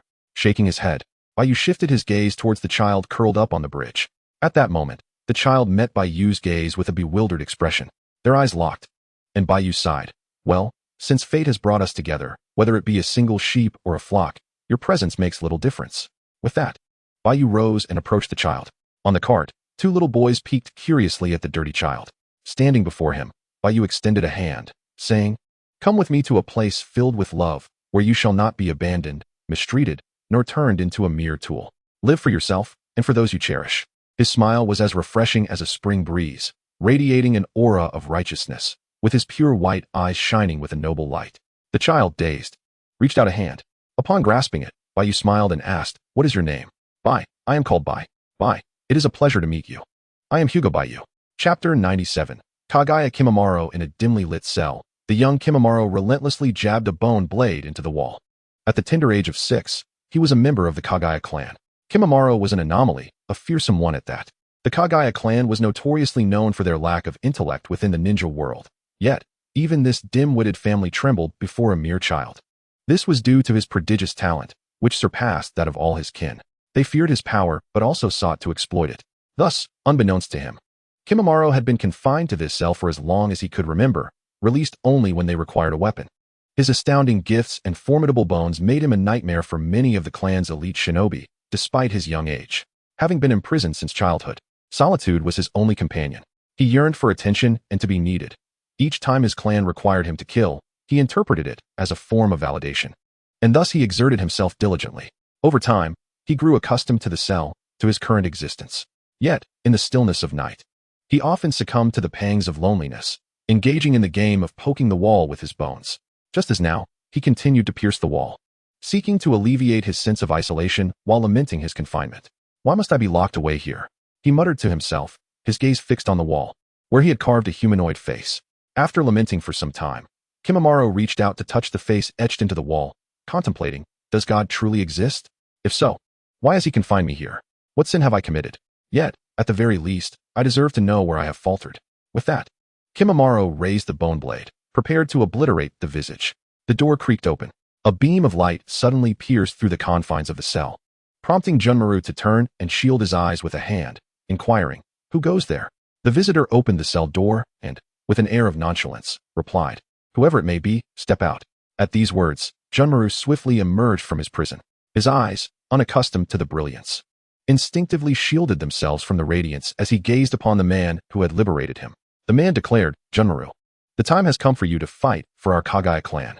To be needed. This was the very essence of Junmaru's desire. He followed the man, soon arriving at a desolate wilderness where a multitude of Kagaya clan ninjas congregated. Each one wore a frenzied expression, fervently discussing their plans to annihilate the hidden mist. The man who had freed Junmaru raised his hand and bellowed, "Let us go forth and obliterate the hidden mist." With that command, the Kagaya clan members dispersed in all directions. Only Junmaru remained, standing still. The man urged, "Junmaru, what are you waiting for? Hurry." Junmaru looked at him and asked, "What must I do?" The man, with a wild demeanor, replied, "Do not overthink it. on your way to the hidden mist village. Eliminate all who stand in your path and unleash your terrifying power. With a maniacal laugh, he departed, leaving Junmaru alone. He drew forth a bone blade, directing his gaze toward the hidden mist village, and set forth toward his objective. Kill all who inhabit the hidden mist. He pressed onward until he reached the edge of a cliff, which offered a panoramic view of the hidden mist below, ablaze with fire and echoing with the sounds of battle. 4 silhouettes, 1 large and 3 small, stood observing the scene. Without hesitation, Junmaru charged toward the tallest figure. Huh! He shouted as he leaped high into the air. Suddenly, a snow-white hand emerged, effortlessly seizing him by the throat. The figure turned, revealing a pair of pure white eyes that locked onto Junmaru's. Momentarily entranced, he murmured, "So beautiful." He was released, but remained captivated by those astonishing eyes. "Hey, who are you, and why did you ambush us?" A voice interjected. Junmaru turned to face it and was taken aback. A child with white hair, possessing eyes as striking as the man's. After a brief moment of daze, Junmaru regained his composure and raised his bone blade, stating, "I am Junmaru, here to slay the inhabitants of the hidden mist." "You are from the hidden mist, are you not?" "No," the child replied, pointing toward the hidden mist village. "Your target lies over there." Junmaru paused, perplexed, and asked, "Isn't this hidden mist?" He glanced once more into the child's eyes, then refrained from attacking, instead leaping down past the group, saying, "Pardon my intrusion." Observing his retreating figure, the child smiled slightly, quite polite. The boy named Sharon appeared puzzled, while Niji tugged at the child's pant leg, asking, "Is he a new ally, Mori?" The child affectionately ruffled Niji's hair. "Indeed, what do you think?" Niji, still bewildered, replied, "He seems somewhat formidable." Sharon, feeling competitive yet focusing on a different aspect, retorted, "Mediocre, really. Not nearly as handsome as Mori describes, at least. He isn't as handsome as I am. Mama Red says I am the most handsome." "Haha," Bai Yu chuckled, "you are indeed quite confident." Ever since that fateful call of mother years ago, although Hong no longer resided at Bai Yu's home, she would come daily to care for the young one. Gradually, the child began to refer to her as Mom Hong. Listening to their exchange, Bai realized they had specifically come to seek Junma Lu, causing the initial joy of being adopted to wane slightly, replaced by a hint of disappointment in his gaze. Suddenly, a hand gently caressed the top of his head. Lifting his gaze, Bai observed Bai Yu's warm and amiable smile, which left him momentarily stunned, his cheeks flushing as he quickly diverted his eyes towards the direction of the mist. The fires illuminated almost the entire village. Tonight marked not only the final frenzy of the Kagaya clan, but also the carnage of several other bloodline clans. This bloodshed persisted until the latter half of the night. After having claimed countless lives, Junma Lu took a brief respite atop a large tree. Not far beneath, his frenzied kin lay piled like a small mountain, with him being the sole survivor. Although not particularly astute, he possessed enough awareness to understand that continuing the slaughter at that moment would only bring about his own demise. Acting on instinct, Junma Lu resolved to change direction and continue his rampage. As he sprinted away, an image of a pair of white eyes suddenly flashed in his mind. He halted momentarily, then abruptly reversed his course. Soon, he found himself once again at the cliff's edge, where the 4 silhouettes remained steadfast, all gazing at him. Curiosity piqued, Junma Lu inquired, "Why are you still here?" The young one eagerly responded, "We're waiting for you." "Waiting for me?" Junma Lu asked incredulously, pointing to himself in confusion. "Why?" In the distance, 2 figures approached. They were Orochimaru and Zabuza. After casting a glance at them, Bai Yu smiled and moved closer to Junma Lu. Once within sufficient proximity, Junma Lu cautiously raised his bone blade. Bai Yu smiled and said, "I am here to take you with me. From now on, I will look after you. The Kagaya clan has perished, hasn't it? If you are the last one left, what are your plans for the future? Having been confined since childhood, you must be curious about the world outside. Do you wish to comprehend the meaning of life? Do you desire to truly live?" Chapter 98. A ray of light in the darkness, the meaning of life. To truly live. Under the hazy moonlight, Junma Lu gazed into Bai Yu's eyes, rendered speechless for a long moment. For the first time in his life, he felt a profound shock. It dawned on him that life could indeed hold meaning, and he had not truly been living. Bai Yu crouched down and asked, "What is your name?" Junma Lu continued to fixate on Bai Yu's eyes, stammering, "Junma Lu, my name is Kagaya Junma Lu." Bai Yu extended a hand and said, "Hello, Junma Lu. I am Hyūga Bai Yu." Clattering. As Junma Lu looked at Bai Yu's outstretched hand, he released his grip on the bone blade and, in a daze, took hold of it. Observing Bai Yu's youthful visage, he could no longer contain himself and suddenly reached out to touch his face. Junma Lu instinctively stepped back. As a qualified weapon, he was certainly attuned to the intent to kill, yet there was no danger present now. Feeling the warmth of the hand, Junma Lu's cheeks flushed crimson.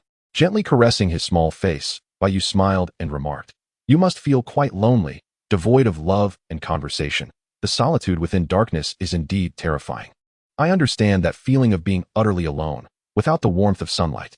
If your darkness yearns for a ray of light, allow me to be that beacon." Releasing his hand, Bai Yu rose and said slowly, "Then, Junma Lu, will you accompany me in the quest for the meaning of life? Do you wish to truly live?" At that moment, Bai Yu's smile and his profound, pure white eyes etched themselves into Junma Lu's heart under the moonlight. In a daze, Junma Lu murmured, "God, have you come to save me? I am willing to follow you." Although he did not catch everything, he clearly heard the part about following, so Bai Yu extended his hand and said, "Ah, good child, come with me." Grasping the larger hand, Junma Lu's cheeks flushed as he beamed with joy. Clap, clap, clap, hee hee hee. Observing much of the scene, Orochimaru clapped and chuckled. Truly remarkable. I initially believed Bai Yu merely surpassed me in strength, but it seems he also excels in eloquence. As he spoke, a glimmer of intrigue sparkled in Orochimaru's eyes, and with a sly smile, he added, "Moreover, Bai Yu appears to possess a deeper understanding of life's significance. How splendid." At this, Orochimaru's face lit up with rapture, one hand covering his face as he exclaimed, "Truly splendid." In the next instant, he approached the attendant from behind, pressing a kunai against the attendant's neck, and continued with a grin, "I had intended to snatch him away directly, but that now seems inappropriate." Turning to Junma Lu, Orochimaru remarked, "Just like that child. These two seem to be quite dependent on you, which puts me in quite a predicament." Bai Yu halted, his smile gradually fading. "Huh?" The attendant looked up at Orochimaru in confusion, asking, "Mister, are you going to kidnap me?" Orochimaru lowered his gaze and replied, "Indeed. Would you be willing to come with me?" The attendant shook his head, "No way." Suddenly, a shard of ice shot towards Orochimaru, who deflected it effortlessly with his kunai. Bai Yu gathered multiple ice spikes in his hand, with Ning Ci shielded behind him. Orochimaru regarded Bai Yu with a hint of admiration. "See, in such a brief time, this child has shown you unwavering loyalty." Beside them, Zabuza wore a conflicted expression. It seemed he had followed a kidnapper, who was now attempting to snatch another child. Where did all these kidnappers come from? The ninja world has transformed into something entirely unrecognizable to me. Not far away, Bai Yu narrowed his eyes, emanating a dangerous aura, and warned Orochimaru it would be wise not to proceed, for the consequences could be dire. With a thunderous roar, the murderous intent and chakra coalesced, and Bai Yu instantly manifested into a formidable presence. The second Hokage could induce cold sweat in Orochimaru merely by raising a finger. Yet Bai Yu now surpassed even the second Hokage. In that moment, everyone present was filled with fear and trepidation. Zabuza could not help but retreat, thinking, "This kidnapper is even stronger." A group of young spirits gazed incredulously at Bai Yu, while Orochimaru, beads of sweat trickling down his forehead, remarked with an unnatural demeanor, What a formidable aura." However, before he could finish his sentence, Bai Yu had vanished, reappearing to send a shiver down Orochimaru's spine. "Here you go." Without hesitation, Orochimaru thrust the boy Sharon towards Bai Yu and, in a swift motion, fled with Zabuza in tow. Catching Sharon, Bai Yu chose not to pursue but instead found amusement in Orochimaru's hasty retreat. Chuckling, "You are quite easily frightened. I wouldn't truly harm you." Bai Yu had long discerned Orochimaru's intentions, yet he found it entertaining to toy with him in the face of overwhelming strength. At this juncture, Orochimaru had certainly not developed the technique of body reanimation. Otherwise, he would have shown more audacity and not fled in disarray. He had yet to encounter the man who bore 3 marks, a figure currently in the village tending to his brother.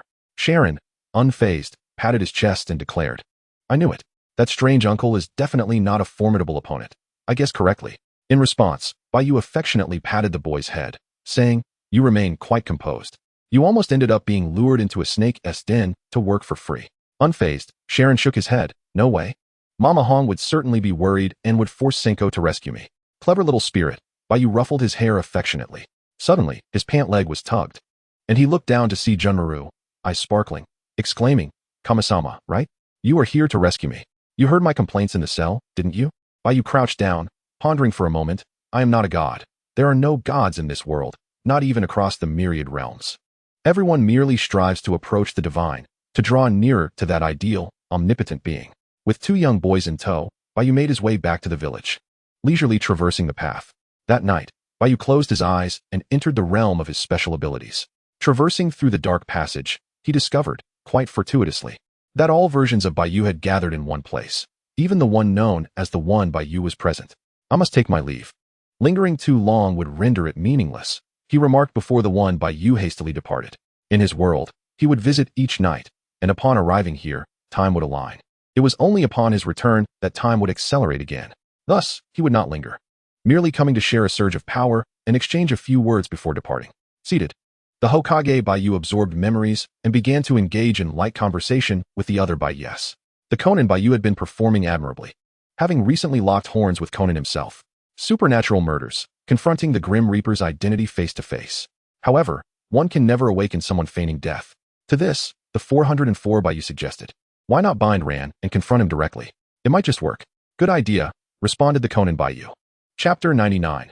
The Black Robe Bai Yu and the Syndrome of Superiority. Oh, come on, interjected the Hokage Bai Yu, unable to resist chiming in. If Conan resembles an entity akin to the Omni King, and this world exists solely to fulfill his detective dreams, awakening him might lead to a demise he could never foresee.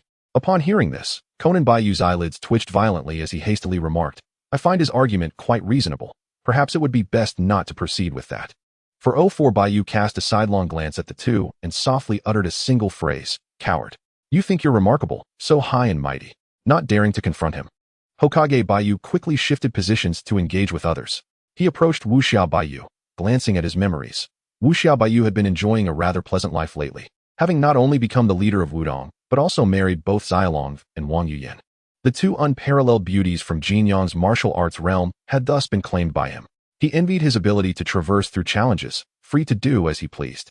What was Zhang Wuji to him? All the roles he aimed to portray had already been seized by Wu Xiao Bai Yu.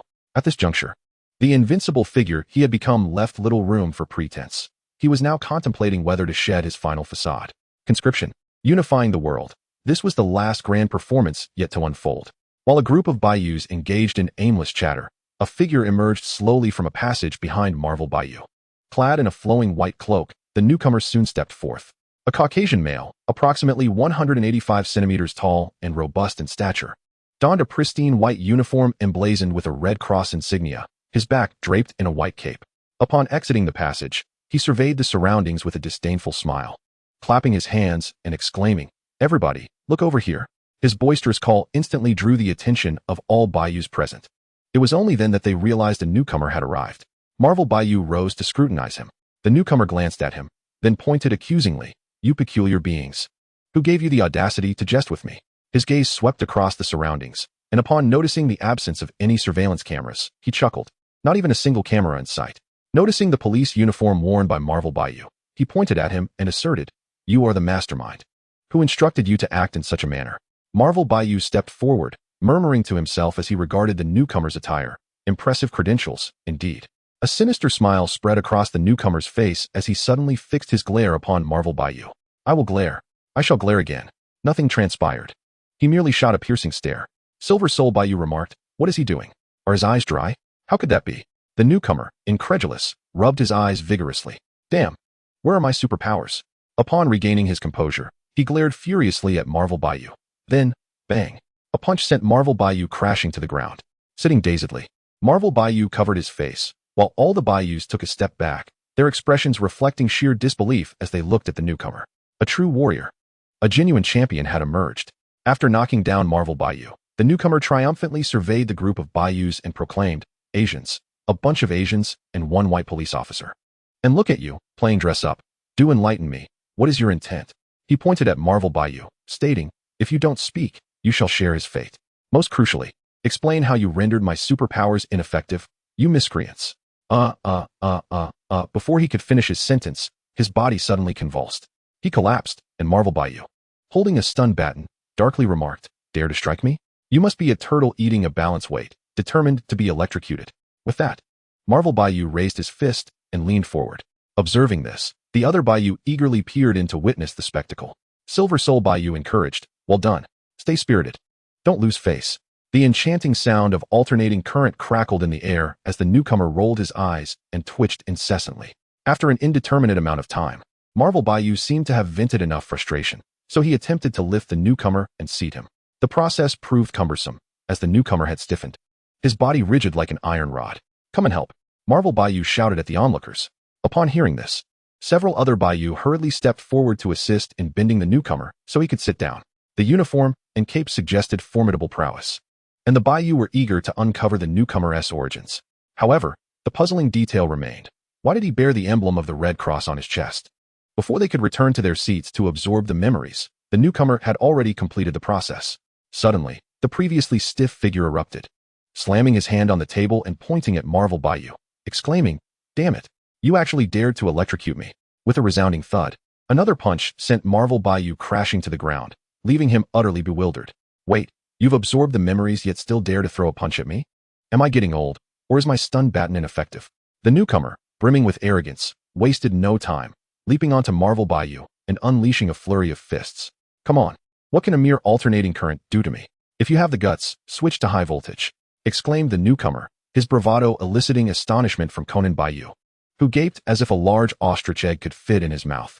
Bai Yu remarked, "Does he have superhuman syndrome, or what?"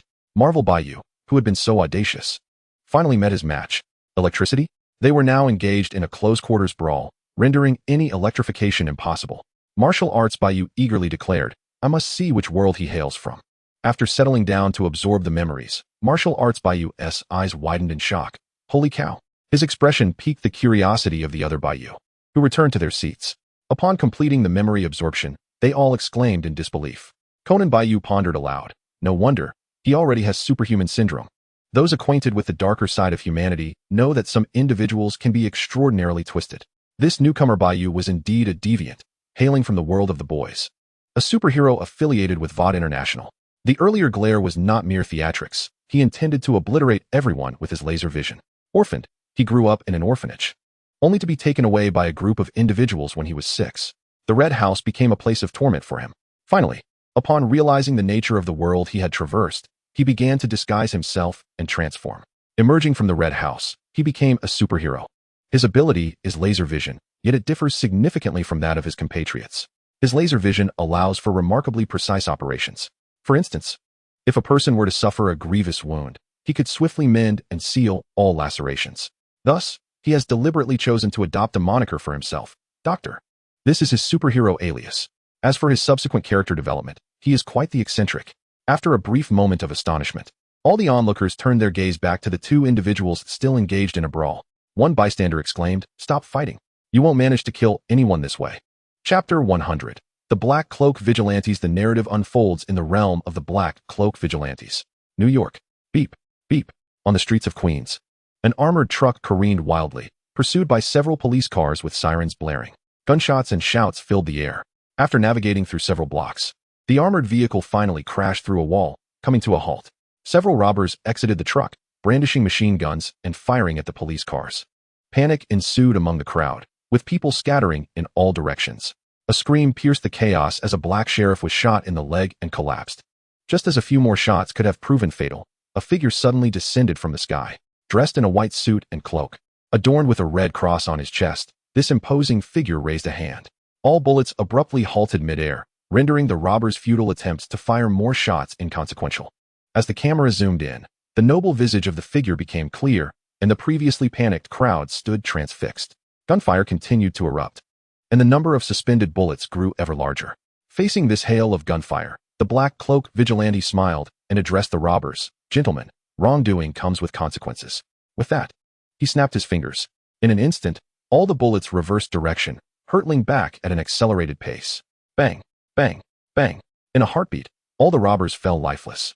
On the sidelines, a woman observed this spectacle and muttered under her breath, "Damn." Beside her stood an individual wielding a camera, who hurriedly rushed to the scene.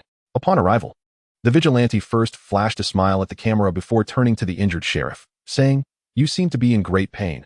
Allow me to assist you." The sheriff's face conveyed discomfort, yet his eyes held a glimmer of hope. The vigilante pointed his index finger at the wound and gently lifted it, causing a bullet to float out. As the bullet was extracted, a copious amount of blood gushed forth. With a slight smile, the vigilante's eyes gleamed with a blue light. Subsequently, 2 beams of blue light struck the wound. With a sound akin to that of a printer, the wound swiftly sealed, leaving only a minor amount of blood on the surface. Even the inner blood vessels adhered together, ceasing to bleed. It could be said that with a bit of rest for a day or two, allowing his cells to naturally regenerate, he would be completely healed. This, indeed, exemplifies the vigilante's mastery of his laser vision. The sensation of pain had been alleviated.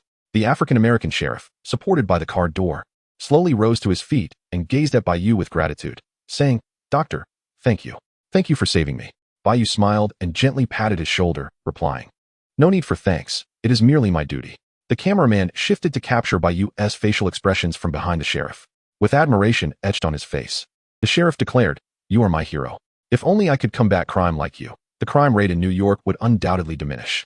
In response, Bai Yu smiled and remarked, "Sheriff, we merely have different roles. You are equally dedicated in your efforts. I am but a superhuman, fortunate enough to possess the ability to combat criminals, while you, as a just sheriff, valiantly confront malevolence with the strength of an ordinary man." Bai Yu patted his shoulder again, stating, "You are the one worthy of admiration. Justice always accompanies you. I take pride in you." Stepping back, Bai Yu pointed at him and added, "My abilities are trivial. You, my friend, are the true hero." The sheriff, moved by these words, extended his hand in a gesture of camaraderie. Observing his outstretched hand, Bai Yu furrowed his brow but then smiled as he grasped it, embracing him and patting his shoulder affectionately. At that moment, the woman from the roadside reappeared, stepping in front of the camera to declare, "As you can see, our stellar hero has emerged once more, thwarting criminal activity today and saving a sheriff struck by a bullet." Half an hour later, normalcy was restored. The body of the robber had been removed, and the police had dispersed. Bai Yu entered a luxury vehicle. Once the door closed, a look of disdain crossed his face as he removed his gloves. As the car started, he rolled down the window and discarded the white gloves. Taking a deep breath, he muttered, "How dare a filthy thug extend his hand to me? Just a mere tool of agriculture. I should unearth Lincoln's grave and see if his heart is black or white. What a foolish president." Beside him, a pair of white women trembled and one stammered, "Doctor, we agreed those were merely actors. How could?" Bai Yu waved his hand, interrupting her. "Ashley, there are no actors. Those were real robbers. Only genuine criminals would shoot at police. I was merely doing the right thing. I care not for any supposed actors." Ashley replied, "But," Bai Yu, donning a warm smile, said, "All right, let us not dwell on the deceased. Let us discuss the company matters. What has Madeline said? Who is she planning to expel from the seven? I have been engaged in acts of justice on the streets for 7 consecutive days, and my support is surging, even surpassing that of Deep Sea. Perhaps we should simply remove him?" Ashley looked troubled, responding, "Well, I am not entirely sure." Bai Yu pursed his lips. "It seems your information is lacking. I shall inquire with Madeline myself." As he spoke, he kicked the driver's seat, commanding, "Turn around. We are heading to Water Company." It had been 7 days since he entered the Golden Finger space.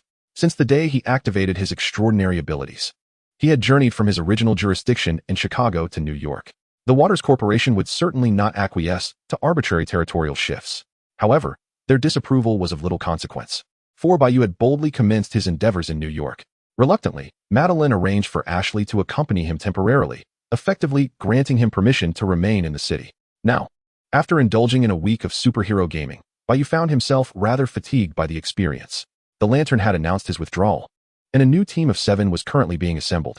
Who else but him should join the 7? Bai Yu was determined to be a part of this elite group. He did not necessarily aim to usurp Starlight's position. He could negotiate with Madeline, considering there were 2 inner circle members within the team, any of whom could easily be ousted. As for her potential objections, Bai Yu had not contemplated this matter. If she believed that her compatriots could provide her with support, then he was willing to test that theory. The locals were indeed formidable, yet Bai Yu possessed considerable strength as well. If circumstances permitted, he would not object to showcasing his ancestral prowess. Chapter 101. Behold, another position available. Waters Corporation, Vice President's Office. As Bai Yu entered, he found Madeline seated on the sofa, engrossed in a television broadcast that displayed his actions from half an hour prior. Ashley had already apprised her of his arrival, and Madeline appeared unperturbed. She gestured towards the opposite sofa and said, "Please, take a seat."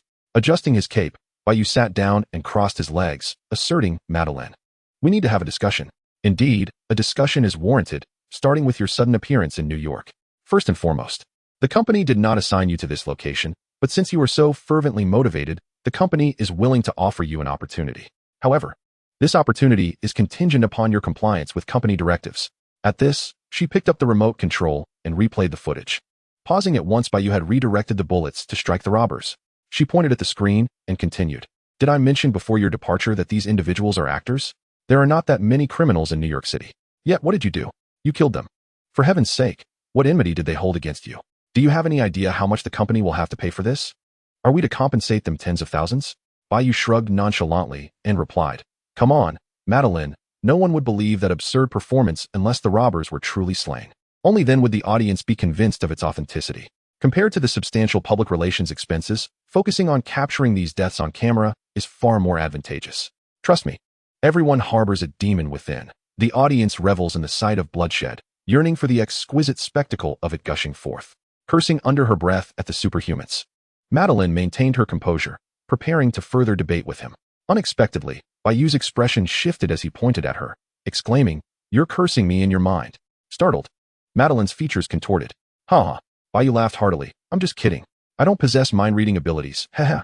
With a sudden change of demeanor, he pointed seriously at her, stating, "But I am certain you are undoubtedly cursing me in your thoughts right now." Madeline responded, "What about Azu? We need Azu here." Laughing again, Bai Yu remarked that aside from Azu, Madeline feared no other superhumans. As long as Azu is well fed, he shall become her most steadfast support. Taking a deep breath to regain her composure, Madeline solemnly remarked, "There is another matter, concerning your suddenly acquired superpower. For the past 20 years, you have possessed only your laser vision. Can you enlighten me as to why you have suddenly developed telekinesis since your arrival in New York? It is telekinesis, is it not? I trust that the intelligence department would not make an erroneous assessment. You have been reluctant to undergo blood tests for 2 consecutive days. Can you disclose the reason?" Chuckling, Bai Yu pointed at her, saying, "It's not just that. In addition to telekinesis, my body has also become remarkably resilient and strong. This sensation is simply delightful. Every day, I feel an abundance of energy. Perhaps our mightiest compatriot can assist me in channeling this surplus strength." In this world devoid of magic or other energies, the strength he shared was entirely rooted in his physique, laser vision, and telekinesis. Now, whether in defense or power, he felt confident that he was on par with his fellow countrymen. Madeline furrowed her brow and inquired, "You haven't been using any prohibited substances, have you?" To this, Bai Yu smirked and retorted, "What substances would you prefer I take? Compound number 5? Oh my goodness," Madeline gasped in disbelief.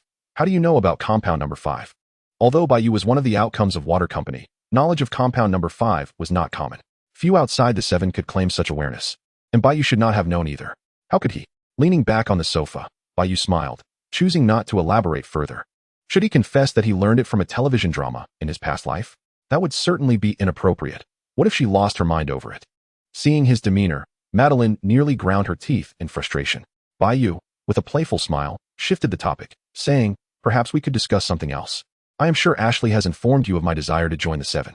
Have you considered ousting someone to make room for me?" The 7? Madeline frowned.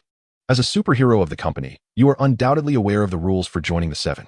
Anyone wishing to become a member must undergo a grand audition. Much like the candidates currently vying for that position, they are also from the company, yet must still compete. To become a part of the 7 is not only a matter of company endorsement, but also requires public approval. Do you believe you meet that criterion?" A proud expression gradually appeared on Madeline's face as she continued, "Furthermore, there are only 7 members in the 7.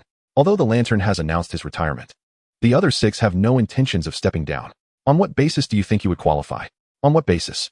Bai Yu burst into laughter, his smile radiant. However, as he laughed, his expression gradually faltered. He turned to gaze at the empty space behind Madeline on the sofa, saying, "Body, you claim no one wishes to retire. Yet why do I sense that you are quite eager to do so? Also, I truly despise being spied upon." With that, Bai Yu's eyes ignited with a blue glow. "Stop, quickly," Madeline exclaimed as a naked man suddenly appeared behind her, raising his hands in a gesture of surrender. However, Bai Yu appeared oblivious to the chaos surrounding her. Bang! Accompanied by a piercing scream, a blue laser shot forth, and with a resounding explosion, the entire office was drenched in crimson, with chunks of flesh scattered everywhere. Madeline maintained a trembling posture, her hands raised beside her face. You see, fear had gripped her, otherwise, why would she shiver? Was it merely a surge of adrenaline? Wiping a splatter of blood from her face, Bai Yu approached Madeline with an elegant stride. Leaning down, she pinched the intestines hanging from Madeline's shoulder with 2 fingers and tossed them aside, then said, "Madeline, look, I've just devised an excellent plan for you. There's no need for your distress, for the invisible man has permanently exited this world. How convenient, I assent it. Rather than complicating matters by having him withdraw from the 7, I've simply eliminated him from existence." Ha ha. With one arm draped around Madeline's neck to ensure her gaze remained fixed, Bai Yu continued, "Trust me, arrange for someone to announce the invisible man as departure, and expedite my entry into the 7. What do you think of this idea?" Bai Yu leaned in closer. Madeline trembled, tears streaming down her face, and she stammered, "That sounds fine. Applause erupted as Bai Yu stood, laughing. Ha, splendid. I knew you would agree. Surely, no one will object. Let us proceed then. I must return to bathe. We shall meet again tomorrow. Chapter 102. The game begins after Bai Yu's departure. Madeline could no longer hold herself together. Although she was not an inherently virtuous person, she remained an ordinary woman at heart. Witnessing such brutality unfold before her eyes was an immense challenge to her limits. It was akin to a group of wealthy individuals with a penchant for cannibalism. Merely the thought of it seems grotesque. Yet, in reality, they are simply diners. Were they to participate in the food preparation, they too would likely break down. Madeline's predicament mirrored this sentiment. Tears streamed down her face as she stood frozen, weeping uncontrollably. It was not until the door swung open that Ashley, with an innocent expression, stepped inside.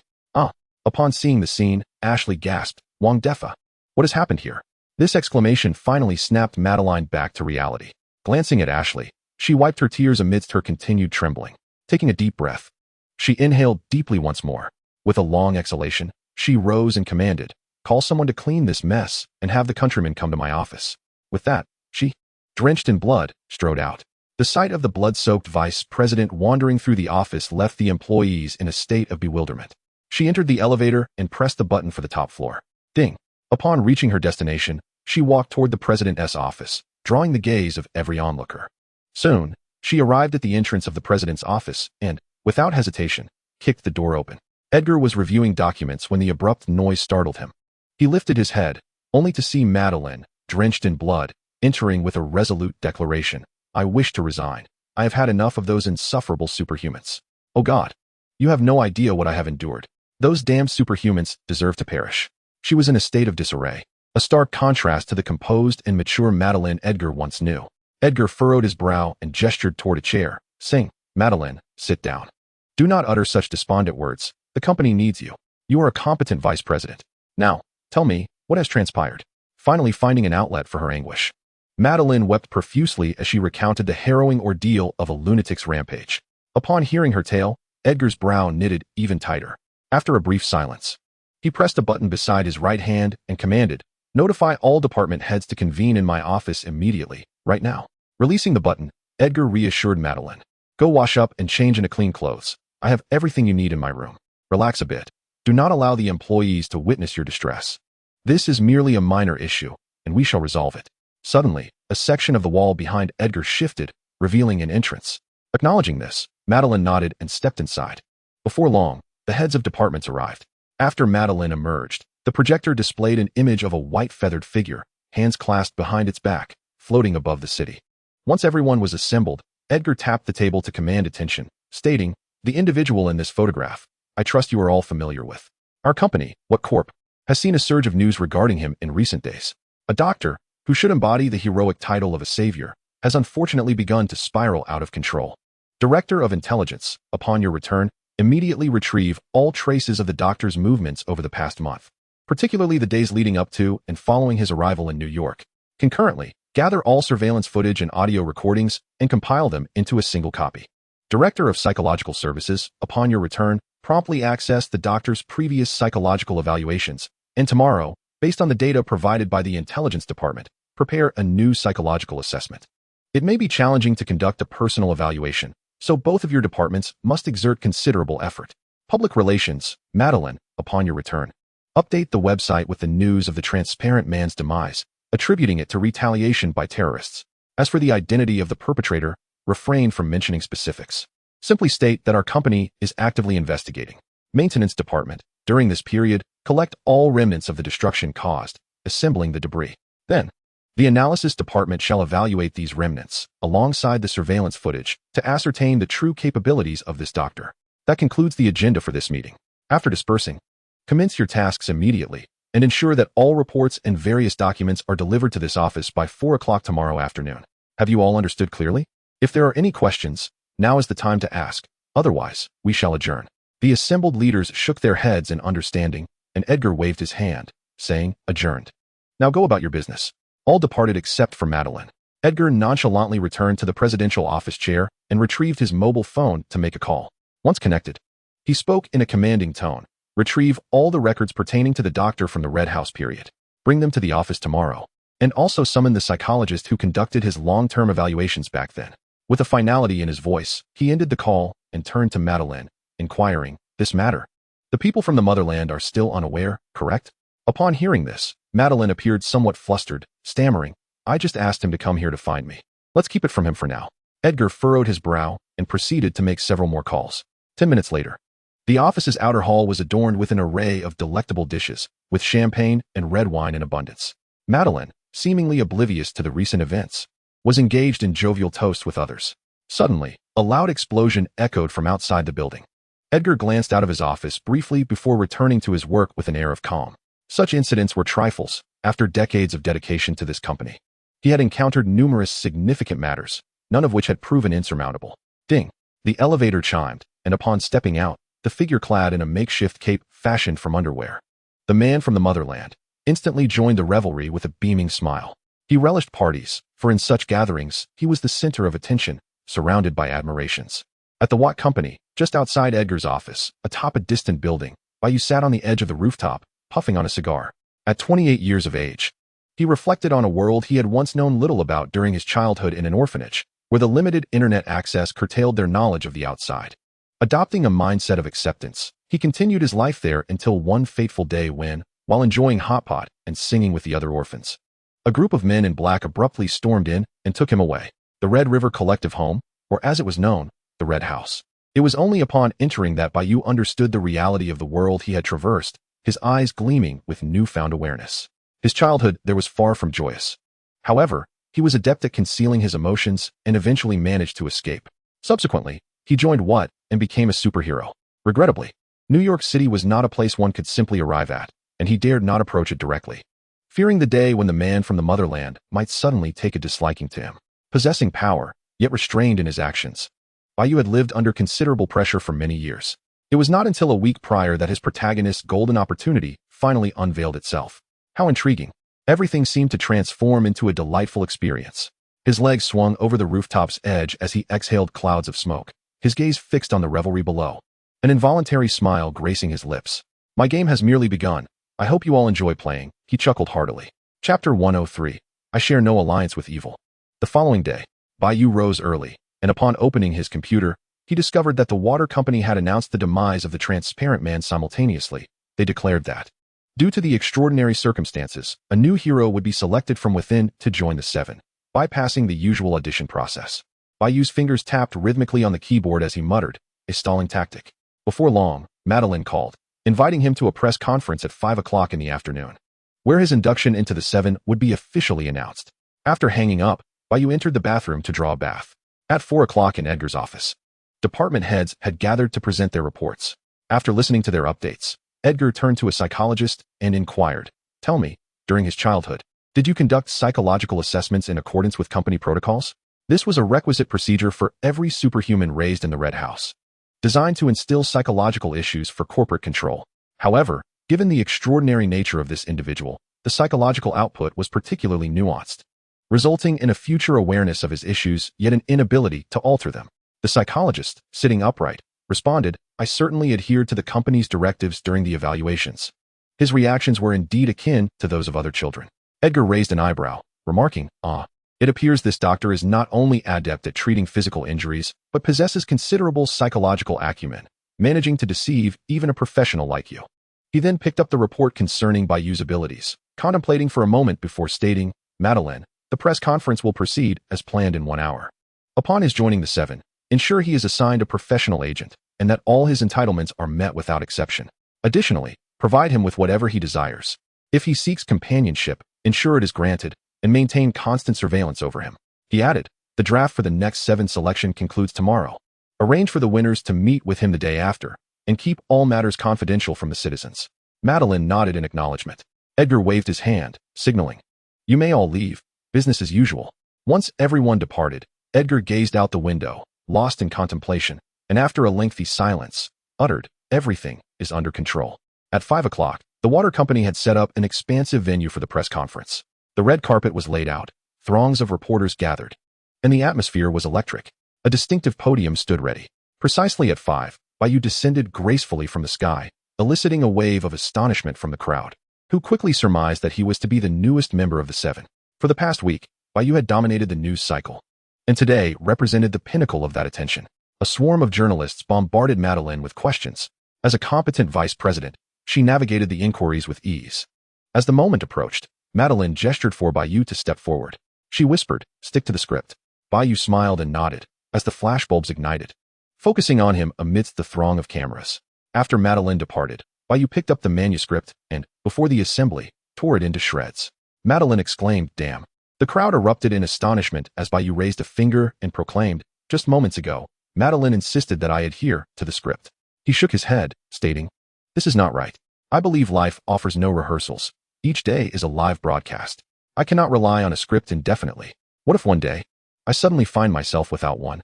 Should I stand here like a fool, glancing around aimlessly? That situation is akin to a child unable to answer a teacher's question. I am neither a child nor a puppet." In the Watt Company building, in the room of the nationalist, he held a baby bottle, nursing while Madeline spoke. Upon Bai Yu tearing the manuscript, he hastened his sucking. As these words echoed, the nationalist drained the bottle in one go. His eyes fixed intently on Bai Yu's confident visage on the screen. He smiled, a signature grin that illuminated only half his face. The footage continued, and after Bai Yu concluded his remarks, the crowd erupted in thunderous applause. Casting aside the script, Bai Yu continued, "Just yesterday, What Company abruptly announced the death of the Invisible Man. Upon hearing this news, I was deeply saddened. The hero who stood by us and fought against evil has perished. This news is nothing short of a seismic shock to me. As a colleague, I mourn this loss profoundly. And I propose we observe 3 minutes of silence in honor of the contributions he made throughout his life." With that, he bowed his head. In the background, Madeline was nearly rolling her eyes to the heavens, yet the audience and journalists dutifully engaged in the moment of silence. 3 minutes passed swiftly. When the time elapsed, Bai Yu lifted his head and resumed his speech. "Ladies and gentlemen, the Invisible Man has passed away, a victim of the nefarious machinations of terrorists. This morning, while still engulfed in sorrow over his demise, I received a phone call from the vice president, and I realized that I had no time to grieve. As a colleague and a champion of justice, I understand that I bear an additional weight of responsibility. Though it is abrupt, I trust that the company will make the right choice. Since the company has chosen me, I shall shoulder this responsibility." Here, Bai Yu pointed at the camera and declared, "I warn those terrorists who murdered the Invisible Man. If you dare to show yourselves, I will reach you in record time. It is my imperative to avenge the Invisible Man. As a newcomer, I have no choice but to join the ranks of the Seven." Raising one hand high, he shouted, "I will not share the world with evil." Before the television, the nationalist observed the jubilant crowd, his expression shifting dramatically. He hummed with amusement one moment, then pointed at the screen. Subsequently, he twisted his neck and mimicked, "I will not share the world with evil." Suddenly, his eyes glowed red, emitting a laser that obliterated the television. Standing by the window, the nationalist murmured to himself, "I am the true leader of the Seven. It is outrageous that I am only now receiving news of the Invisible Man's death. A despicable imitator has joined the Seven, disregarding my consent. How absurd that those foolish individuals have chosen to support him. How could I be a mere clown or a puppet? I am a patriot, the true embodiment of strength in the presidential office." Meanwhile, the television broadcasts Bai Yu's speech, while Edgar's computer screen displays the fluctuating stock of Water Corporation. This stock, which had plummeted following the news of the transparent man's demise, is now soaring rapidly. Chapter 104. The conference concludes.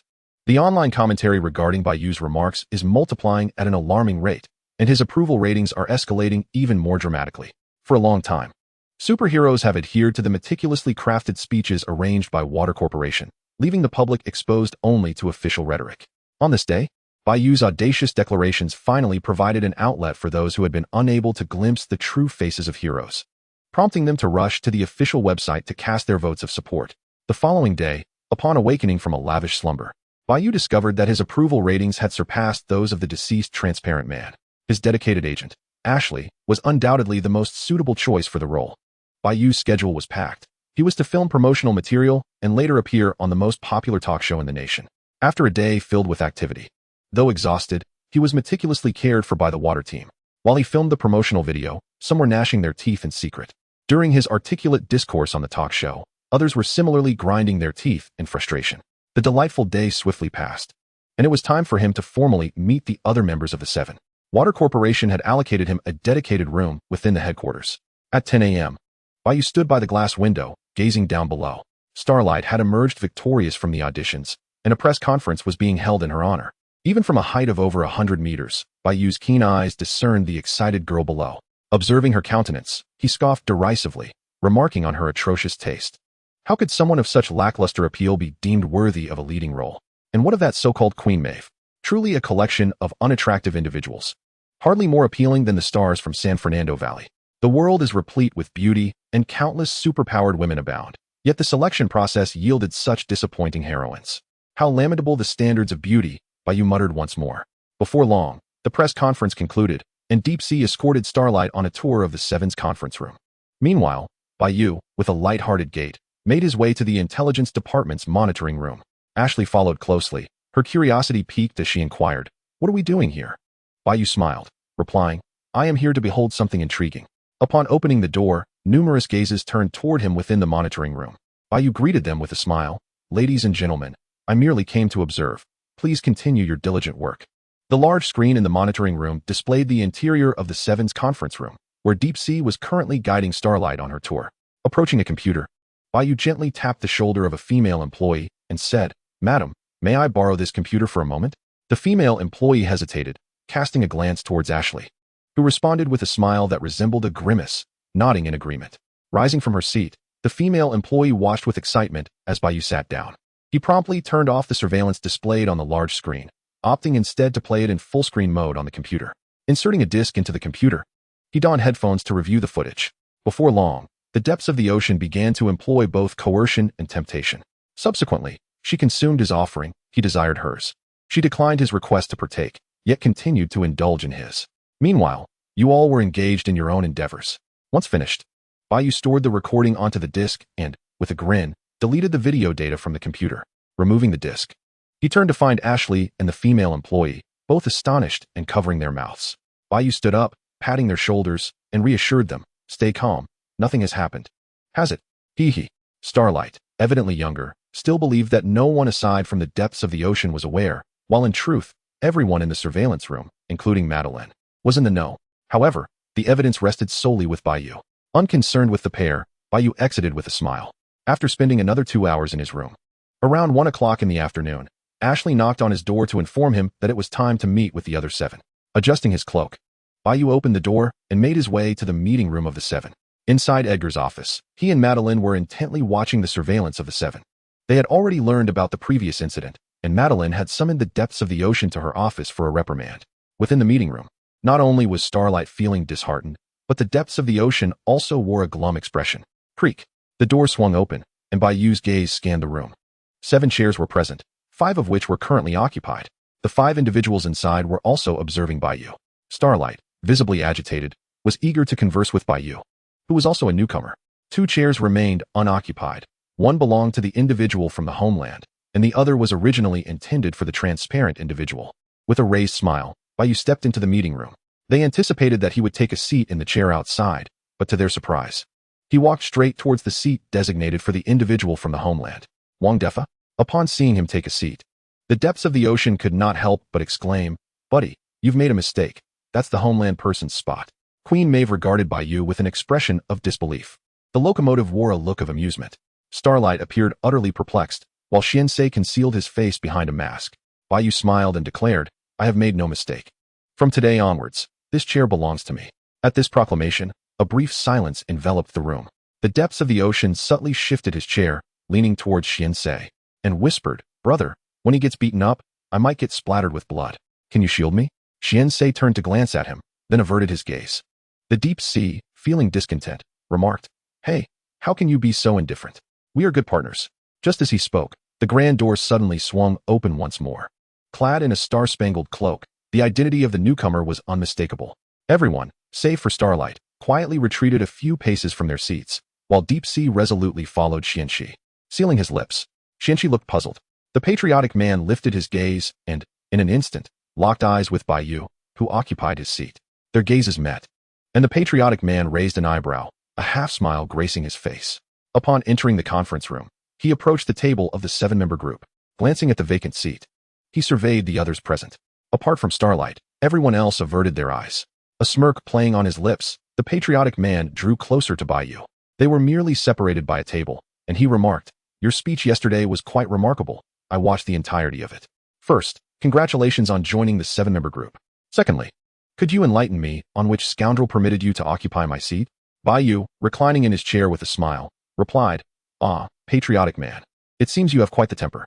Chapter 105. Supermen fear kryptonite. Patriotic men fear online backlash. Silence enveloped the room, and once again, all but Starlight retreated slightly in their seats. Deep Sea clung to Xianxi even tighter, wrapping his arms around his left. A chuckle escaped the patriotic man's lips, and after a few mocking snorts, he suddenly pointed at Bai Yu, laughing loudly. "Ha ha ha, you must be Edgar's arrangement, right? He believes you can replace me. Isn't that so?" With that, his expression shifted as he clenched his fist at Bai Yu, declaring, "I shall soon prove him wrong." His eyes glowed with a fierce red light. Bai Yu smirked. Suddenly, he sprang into action, delivering an uppercut directly to the patriotic man's chin. With a swift motion, the red laser emitted from the patriotic man's head as it swung, shattering the glass and carving a large gash in the wall. That punch sent the patriotic man soaring towards the ceiling, his head nearly embedding itself above. With a furious roar, he yanked his head free, tearing down a large chunk of the ceiling. Upon landing, his crimson gaze scanned the room but found no trace of Bai Yu. "Where's that scoundrel?" The patriotic man bellowed at Deep Sea. The shout nearly caused Deep Sea to lose control of himself, trembling as he pointed towards the window. Following his gesture, they beheld Bai Yu lazily sprawled in the sky, yawning. Their eyes met, and Bai Yu languidly beckoned him with a finger. "Go to hell." The patriotic man's eyes widened, and two beams of laser shot towards Bai Yu. Bai Yu, with a sly grin, responded by unleashing two thick blue lasers. With a resounding crash, the two beams collided, creating a deafening noise that drew the attention of nearby buildings. "Impossible! Impossible!" the patriotic man exclaimed while cranking up his output. "It must be possible. It definitely is." Bai Yu shouted, intensifying his output. The red and blue beams engaged in a fierce struggle, alternating between advancing and retreating. At long last, upon reaching a critical threshold, the object, having collided into a bicolored energy sphere, erupted suddenly with a resounding boom. The shockwave radiated outward, sending both Bai Yu and the Patriot reeling backward. Concurrently, the glass of several nearby buildings shattered with a thunderous crash. Edgar and Madeline had ceased monitoring the surveillance, standing by the window to observe the chaos unfold. The Patriot wasted no time. With a fierce shout, he charged swiftly towards Bai Yu. Thud, believing he would land a hit. He was instead met with a powerful punch from Bai Yu. The Patriot was sent flying, while Bai Yu, grimacing as he rubbed his right fist with his left hand, remarked, "Mad, that was quite the blow." The Patriot was formidable, his true strength surpassing even that of Diana and Aquaman. However, he lagged significantly behind Superman. Perhaps only slightly stronger than a wasteland wolf, excelling in skill and might, equipped with laser vision and extraordinary strength, along with remarkable defenses. It was not that the Patriot lacked the power to lift an aircraft. Rather, he simply lacked biological leverage. Boom. The air crackled as he returned to the fray. Thud. Bai Yu swiftly extended his hands, meeting him in a clash. Their fingers interlocked, an unusual sensation as they engaged in a contest of strength. Bai Yu taunted. "Is this all the legendary Patriot has to offer? Damn it." The Patriot gritted his teeth, declaring, "I will reduce you to a bloody pulp and present you before Edgar. Let him know that I am irreplaceable. The strongest is I." Just as he was about to finish proclaiming his superiority, Bai Yu's eyes suddenly emitted laser beams. This time, Bai Yu took the initiative. Boom, boom, boom. The sky echoed with the sound of their battle as they descended from the heavens to the ground, crashing through one building to another. In the blink of an eye, after a fierce exchange lasting 7 or 8 minutes, neither could gain the upper hand. Bai Yu realized that he and the Patriot were evenly matched, with him even at a disadvantage in terms of raw power. Neither could vanquish the other.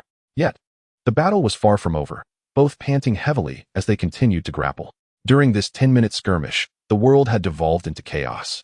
With rapid dissemination of videos depicting the duel between the Doctor and the Patriot, viewership skyrocketing at an alarming rate. "I am the strongest." The Patriot seemed to be brainwashing himself, encouraging his own resolve mid-fight, nearly provoking a laugh from Bai Yu. Boom. Another explosion echoed as Bai Yu delivered a powerful kick, sending the Patriot crashing into the ground above Times Square.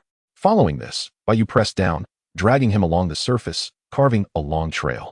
Under the gaze of the crowd, the Patriot transformed into a diligent ox, plowing the ground of Times Square. Damn it! He broke free and immediately retaliated. Thud, thud, thud. After several exchanges, Bai Yu once again struck him into the earth. As the Patriot prepared to counterattack, shouting as he raised his fist, Bai Yu unexpectedly dodged and, with a raised voice, cautioned, "Fool, stop, look where you are." Initially puzzled, the Patriot then noticed the multitude of eyes fixated upon them. At that moment, they stood at the very center of Times Square, surrounded by countless onlookers, all agape in astonishment. And what of it? In an instant, the patriotic individual found himself engulfed in a renewed fervor of rage, dismissing the insignificant taunts around him, his sole desire being to vanquish Bai Yu. Just as his fist was poised to strike, Bai Yu interjected swiftly, "Is it truly of no consequence? Even if the audience witnesses your disgrace, even if no one rallies behind you anymore?" The gust from his punch brushed against Bai Yu's cheek, causing the patriotic man to abruptly halt. Bai Yu lowered his voice. "Look around. See how many people and cameras are directed at you." He mockingly imitated, "Oh my goodness, look at how violent the patriotic man is. I can no longer adore him. I shall unfollow him." He then shifted to a higher pitch, mimicking a woman's voice. "Goodness gracious. I never imagined the patriotic man to be such a person. I was even willing to offer my virginity. But now I see through him. I shall follow the doctor instead, and bestow my virginity upon him." With a playful tone, Bai Yu chuckled. "Ah, the gifts of nature are indeed splendid." He gestured towards his own cheek, continuing, "Come on, strike here, and soon my approval ratings will surpass yours. Ultimately, you shall be cast out by the water company, reduced to a despised rat, spitting on the streets when people see you." As Bai Yu's peculiar voice echoed, the expression on Azu's face shifted dramatically, from anger to disbelief, then to fear, and finally, a pallor of dread. Just as Superman fears kryptonite, Azu feared online harassment. The thought of being unloved and subjected to cyberbullying was utterly terrifying. Bai Yu reached out, wrapping an arm around his neck. "Come on, tell me, is that what you desire?" Azu's gaze faltered, uncertainty clouding his voice. "No, not at all." The laughter of Bai Yu rang out, as he patted Azu's shoulder. "Then heed my words." With that, Bai Yu opened his arms wide, addressing the crowd with a smile. "Ladies and gentlemen, fear not. This is merely a unique form of promotion." The audience appeared bewildered, and Bai Yu gestured towards them. Look. You have all been deceived into thinking we were truly fighting. Come on, as a member of the righteous 7 superheroes. How could I and the patriotic man engage in a street brawl? This is all for promotion, a novel method of publicity. The water company has decided to produce the grandest film featuring me and the patriotic man.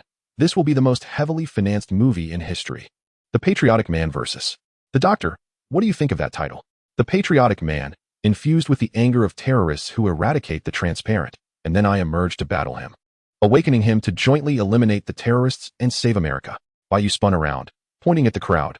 "Listen, what a monumental plan this is. The water company is projected to invest $1 billion, hiring the world-renowned Mr. Cameron to direct." After concluding his speech, Bai Yu fell silent, until someone from the crowd leaped up, exclaiming, "This is magnificent." Applause erupted as Bai Yu pointed at him, a discerning man. Soon, the venue was filled with fervent applause, everyone cheering in support. One person remained perplexed, while Azu appeared still somewhat bewildered by the unfolding situation. Bai Yu clapped while softly urging, "Put away that long face, smile, and start clapping." Azu lifted his hand hesitantly, still reluctant, as they had just been embroiled in a fierce conflict. Sensing his reluctance, Bai Yu lowered his voice. "Do you want to be the target of online harassment? If so, I shall swiftly reveal the truth to everyone." Instantly, Azu forced a smile and began to clap. As some audacious individuals approached, the crowd surged towards them, eagerly producing items for the duo to sign. Bai Yu signed with delight, while Azu's forced grin appeared more ghastly than a child deprived of milk. The video rapidly circulated, and soon Edgar and Madeline were privy to its entirety. Edgar promptly issued orders, immediately explained the situation to the mayor, then announced the new film project as he suggested. Expedite the process. Furthermore, compensate all businesses that incurred losses during this promotional event. Upon receiving the command, Madeline hurried out to rectify the situation. In the dead of night, the citizens, exhausted from a long day, lay in bed in a daze. How could this happen? Edgar and the doctor had both proclaimed me the strongest. How could it be otherwise? He mumbled to himself as he rose and approached the mirror, examining the bruises on his face with a twisted expression. Moments later, he abruptly exited the room. Under the moonlight, Azu ascended to the highest point. "I am the strongest. I alone am the strongest," he fervently proclaimed, his right hand busy with his tasks. As he charged forward, a high-speed camera worth $1 million was trained upon him. Bai Yu's face emerged in the moonlight, radiant with a brilliant smile.